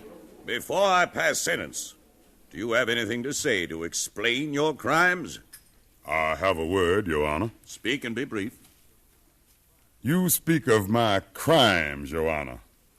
Yet I feel no guilt. On the contrary, I felt to be idle while other men yearned to be free was wrong. So I was not idle. Others talked, I acted. I'd act again.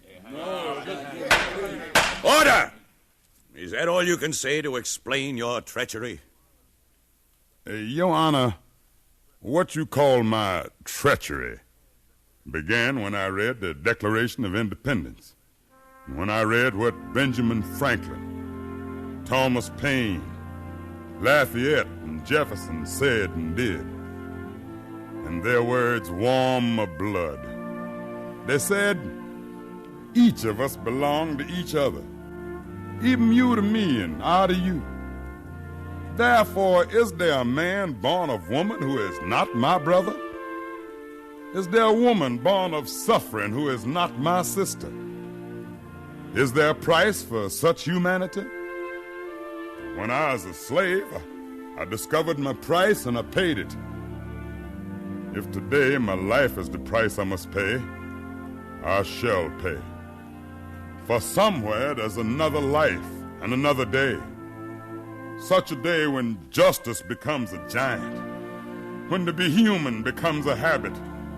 Such a day our children shall see, as bright as the cherries they sell in the market, as bright as the cherries of the woman I loved.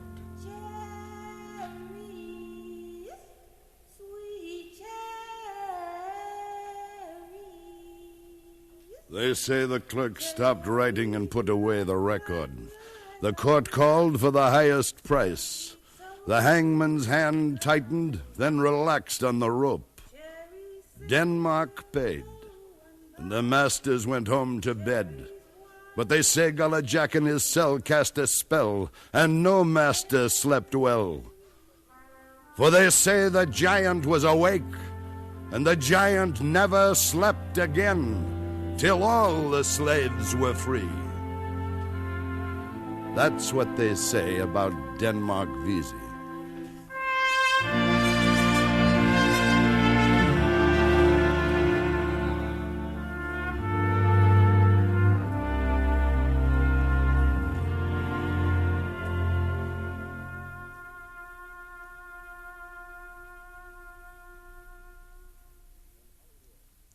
From Hollywood, the CBS Radio Workshop has presented Sweet Cherries in Charleston, written by Richard Durham, with Roy Glenn playing Denmark Vesey. Ted DeCorsia was the narrator, and the music was composed and conducted by Amerigo Marino. Included in the cast were Abby Shuford, Stotts Cotsworth, Eddie Marr, Paul Frees, Corny Anderson, Parley Bear, and Harry Bartell.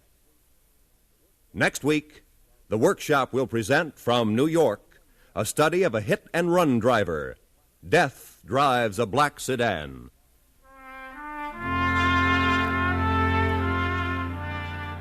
This is the CBS Radio Network.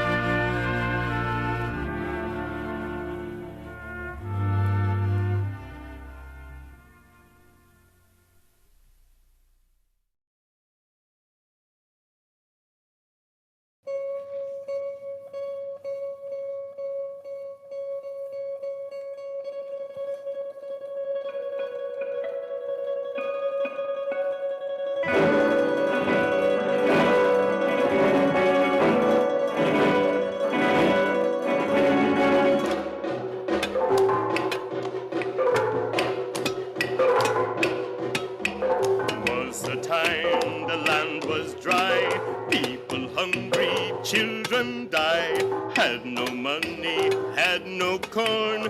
People sorry they was born.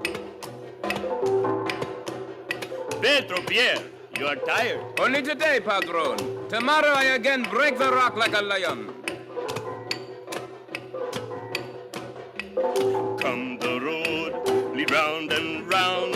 Chase your tail like old hound.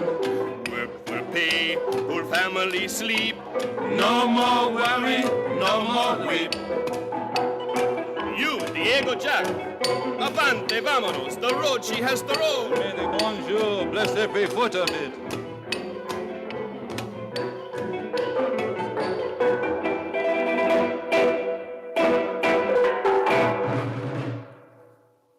The CBS Radio Workshop, dedicated to man's imagination, the theater of the mind. Today, the endless road, a fable of a highway which was built to lead nowhere, yet made everybody happy until one day it was linked to the outside world. Swing that hammer, swing that pick. Was a time our people sing. Tamp that pavement smooth and true. People happy, no more blue.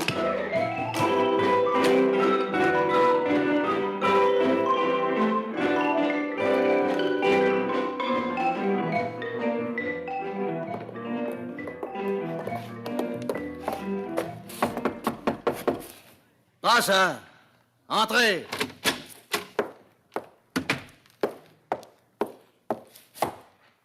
The gringos, mi jefe. Pardon, les American. Show them in. Sí, señor. His Excellency, the Commandant of the National Policia, will be pleased to receive you. Thanks. Ah, Mr. and Mrs. Ranson, I believe. Ranson, Chief. I'm glad you speak English. We speak almost any language in this country. Oh, please be seated. Thank you. Oh, what can I do for you, senor? Well, it's kind of hard to... our papers. I'm quite certain that these are in order, Mr. Ranson. Ranson. Oh, of course. Well, as I started to say, it's kind of hard to explain, but my wife, Mrs. Ranson here, well, she's pretty active in social work and all that kind of stuff, and she heard somewhere about that experiment you people are conducting down in the valley. Chilcopapan. Ah, yes, Chilcopapan, Saint-Cyril, a beautiful valley. I have a home there myself. You do? Yes, madame. But I regret to say we have no experiment there. Not by authority of this government, in any case. But what about that magnificent road? I hear it's done the most marvelous things for the people. It seems to be true, madame, that the highway is under construction in the Chilcopapan-Saint-Cyril Valley. But our government has nothing to do with it. If it has had beneficial effects upon the lives of our people, I am pleased to hear of them. Well, we want to go to that valley and see for ourselves. Don't we, Henry? Yeah. Indeed, madame. But it is an unfortunate fact that there is at the moment no way of getting into the valley except by walking, or perhaps by riding a burro. A burro? A jackass, honey. A donkey, madame. The only pass leading into the valley is too narrow for vehicles. Me? On a donkey? I tell you, Chief, I'm in the construction business back home. We've licked some pretty tough jobs. We found those helicopters mighty handy. Helicopter? Oh, yeah. Are those things with the egg beaters on top? Uh-huh. I could have my company fly one of them down here, no time at all, if you'll just put the right kind of stamps on my papers over there. Well, your papers are in order, and I suppose you could land even on the road itself. My compliments, senor. Et madame.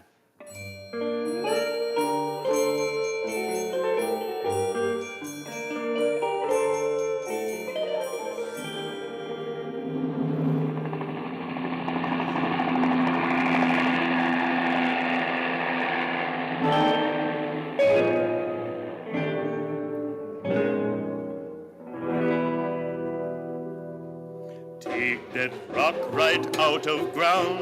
Build us roads going round and round. Leave us ditch all straight and clean. For bring us water, make land green. My, it is a beautiful highway, isn't it? That's not bad, honey.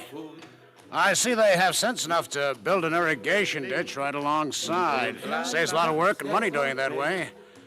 I wonder where they get their cement, though. Oh, now, Henry, does that matter? Well, honey, it kind of does to me, you know. Monsieur, I may be of some assistance, perhaps. Well, senor, Armando Mendez Mejeves, monsieur. I am the foreman here. I'm mighty interested in the way you're building this road. Not building it, monsieur, making it bigger. Yes, that's all very admirable. But I've seen several women walking along this famous road of yours barefoot. Barefoot? Without shoes. Ah, see. But, madame, what a pleasure it is to place your feet upon this polished pavement. But these women were carrying heavy bundles. But naturally, madame, who else is there to carry bundles? Besides the burro and the women. Well, really, where is your local commander? El Commandant? I understand El Jefe is back from the capital, senor. You will find him in the Presidencia in town.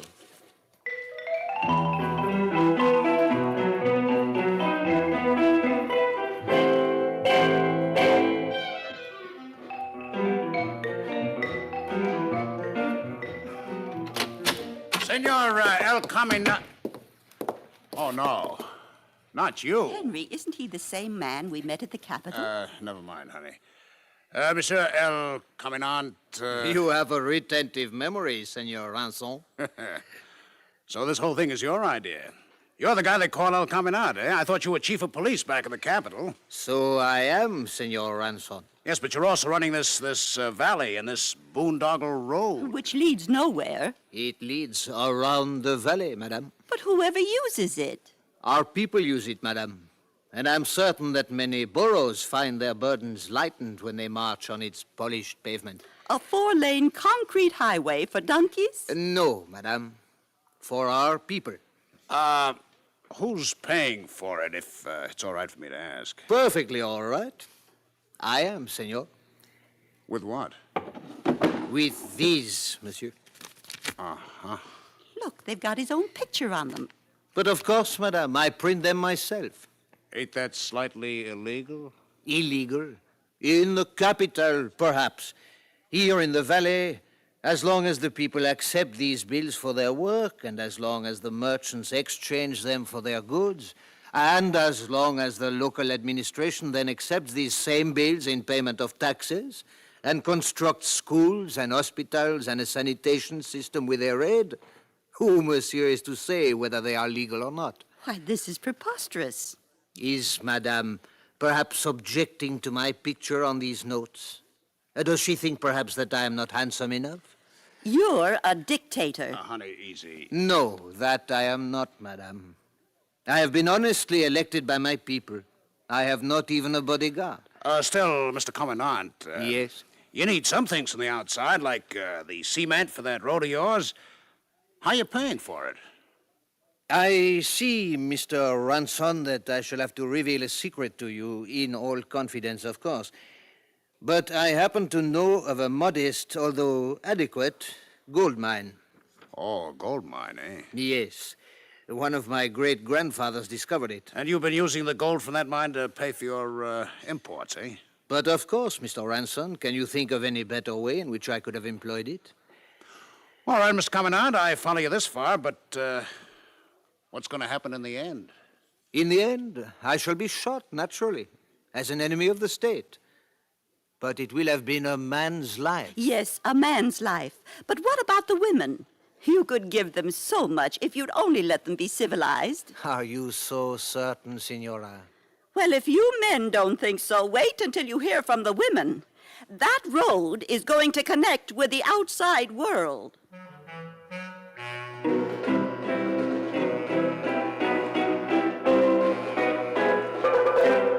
Got us a road, go round and round, like old tale on old pop hound. Got us a man, so don't you fret, outside folks ain't reached us yet. Got us a road, but where she run? Don't bring pretties for anyone. Don't go nowhere, road don't bring for any woman demanding lipstick! El nylon! El mixer eléctrico! Electric meat Exurbanites! Coca-Cola! Desodorantes! Hermana Travis, silly! Queremos estar rompantes del mundo! We want to belong to the world!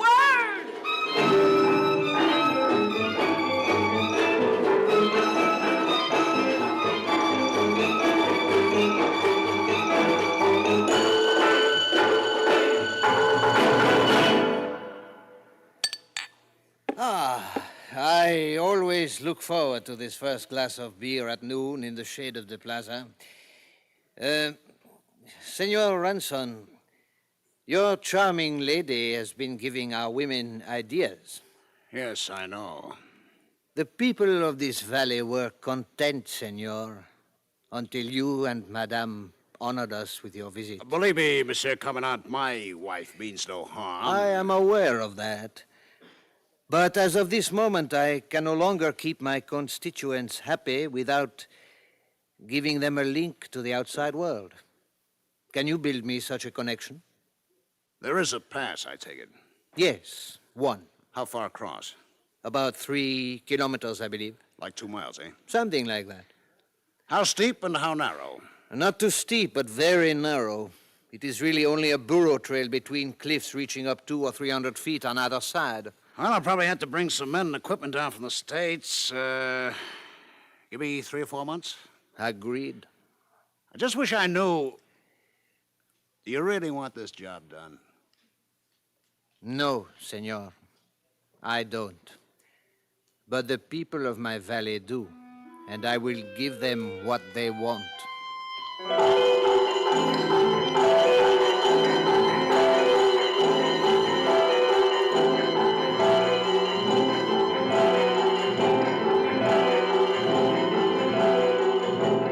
Got us a road, she lead right out. No more run, just bout and bout. Bring us good things, things galore. Won't be valley like before.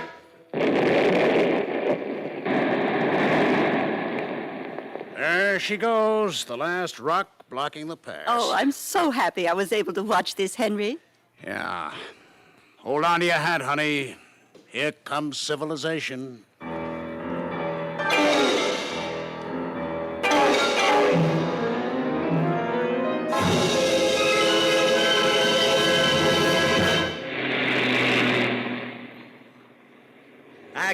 Aquí, senores.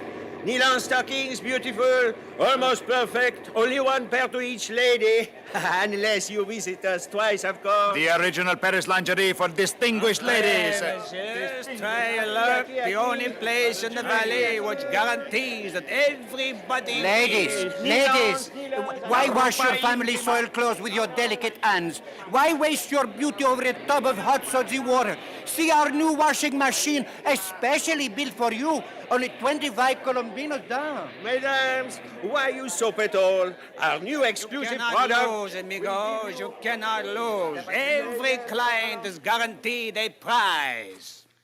Hey, Jose, you want to see some pictures? Want a real good address? I guarantee.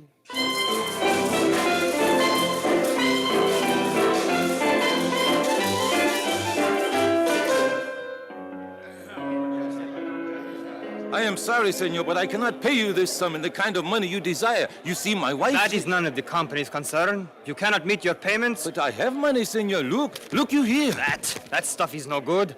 We want government money. But this is from the government. See, it has the picture of El Caminat. It was always good. Well, it isn't anymore. You can bury it in the ground. Money from the capital, or we take your farm. Take my farm? Sure. What do you expect? Why don't you keep your money from your wives? Perhaps, signore, you should control them more closely. Ladrón.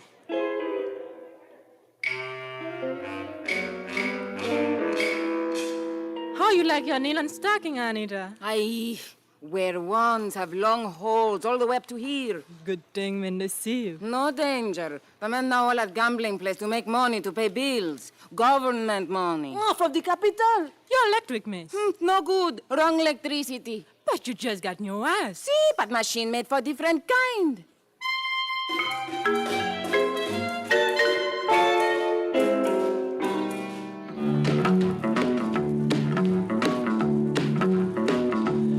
You know I can be found sitting home all alone. Comment ça va with the gamble? No good. Lost all my money. Gold too? Oui. Me too. Look what they give me as a prize, a little tin whistle. It is not tolerable. We should see the Jefe. The Jefe. And what do you expect the El Jefe to do? We have to ask someone what has gone wrong. Whom else but El Caminant?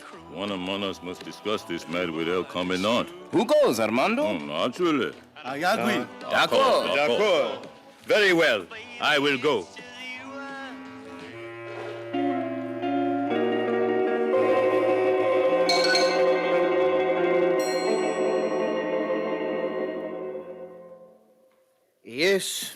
Yes, I have heard rumors of a proposed demonstration, madame. Why, I suppose all they want to do is to thank you for the new road. Well, that's one idea. I wish I were as confident as you appear to be, Senor Aranson. See. Armando, come in. Gracias, senor. You know Senor y Senora Aranson, Armando? Como no? Me complimente, madame et monsieur. How's it going, Armando? No sé. It depends on El Caminant. Se dependiente qué? The valley. The people are not happy, mi jefe. Not as they were before. So I hear, Armando. I have been appointed to speak for them, Senor Jefe. What do they think I can do? You could perhaps give them a few answers, Senor Jefe, about the money, for instance. It is no good. It is the new road that is no good, Armando. But there is nothing I can do about that now. The people wanted it. I gave it to them. Would you not tell the people about this yourself, senor? Está bien, Armando. Extend to our fellow citizens my most cordial invitation for an assembly before the Presidencia at noon tomorrow. I shall try to explain to them that I can do nothing. Armando, I'll see you out to the corridor. I want to thank you personally for the wonderful job you did for my outfit.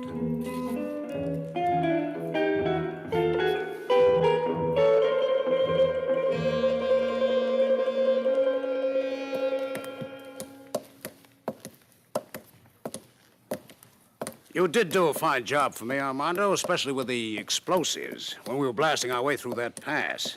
Gracias, senor. Oh, no, it's no thanks to me. I never could handle dynamite myself. You know, we are due to leave tonight, Mrs. Ranson and I. I regret it, senor. Oh, so do I, in a way.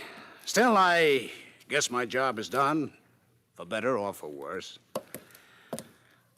Are the cliffs alongside the pass still as high and steep as they were about 5 months ago, Armando? Si, senor. I'd like to ask you to do me one last favor, Armando. You know, I promised to leave any explosives we didn't use with the Jefe. Would you draw up an inventory tonight? Just write down everything that'll be turned over tomorrow, and then turn your report in here at the Presidencia in the morning. Si, senor. Here are the keys to the Bang Bang Shack. You can leave them with your final inventory tomorrow. Si, senor. Adios, Armando. Adios, senor Ronson. And Armando, take good care of that dynamite.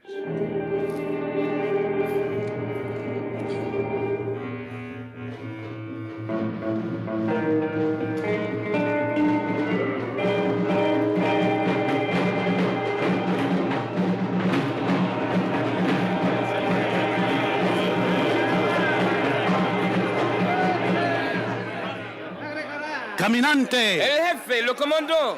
Road, la carretera. No nos gustan los extranjeros. Ladrones. Nuestro camino. Nuestro caminante. Amigos, mesdames, señoras, caballeros, messieurs y signori, I stand at your service. Señor el jefe, I believe it is the new branch of our road. But you asked for it, mes amis. It seems we were mistaken, Commandant. I agree with you, but I cannot undo what has already been done. How's it going, Jefe? Senora Ronson, I thought you had left for your own country last night. Well, we figured maybe we'd better stick around for the doings, Commandante. Henry, what was that?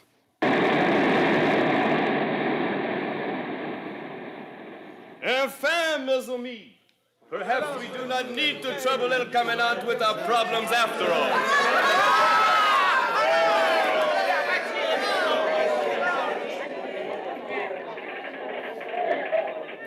Monsieur Ranson, you, of course, would know nothing about those two big explosions. They seem to have occurred in the direction of the pass. Yes. Might have wrecked my new road. Henry. Oh, your new road. You had an interesting farewell conversation with that fellow Armando yesterday, eh? A very capable man.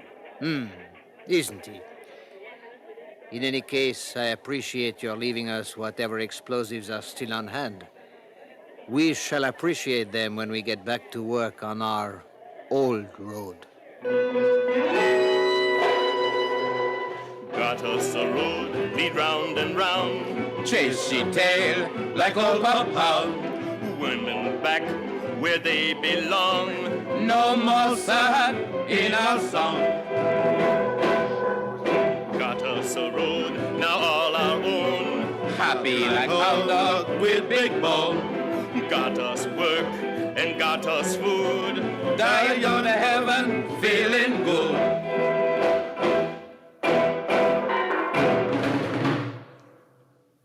You have been listening to the CBS Radio Workshop and The Endless Road, a fable written by Henry E. Fritsch, with music composed and conducted by Charles Paul and produced and directed in New York by Paul Roberts.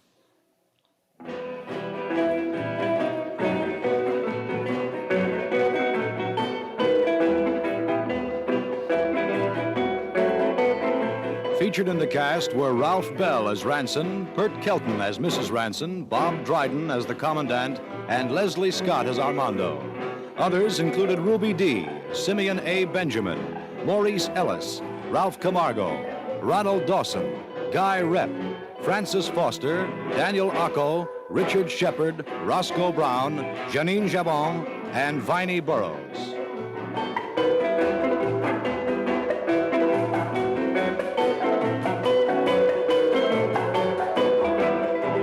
This is Dick Noel inviting you to listen again next week when, from Hollywood, the CBS Radio Workshop presents the story of an inexperienced replacement during the Second World War entitled Harmonica Solo.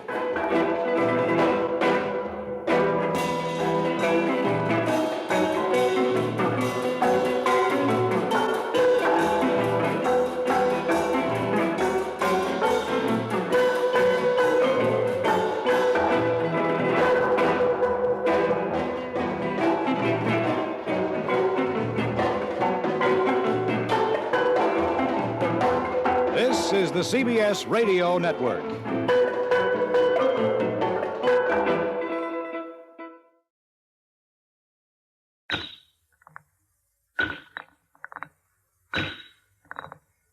There are many ways to tell a story. The most ancient of peoples, long since vanished, still speak to us through their tools of flint and the household shards which they left behind. Others have left us temples and monuments, or revealed themselves through their paintings, their sculptures, their songs, or the written word. But sounds, too, are a part of all life. And while the sounds of history are gone with the winds that bore them, we can reconstruct enough of them from our own experience to tell the story of our forebears through sound. From the time of their arrival upon this continent, through their trials and tribulations and triumphs.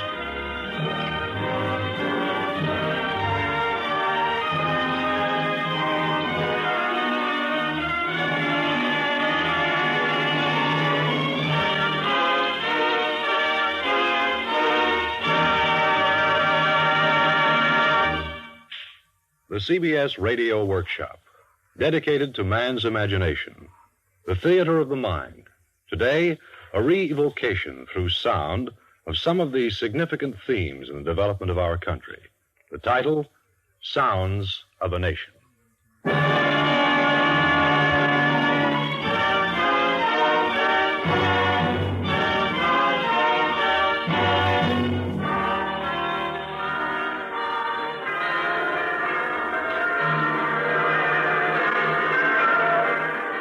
The bells are ringing throughout the land this week.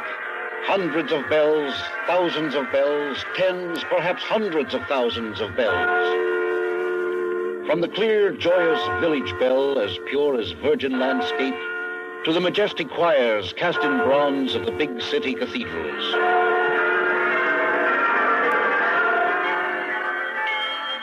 The little bells are ringing too.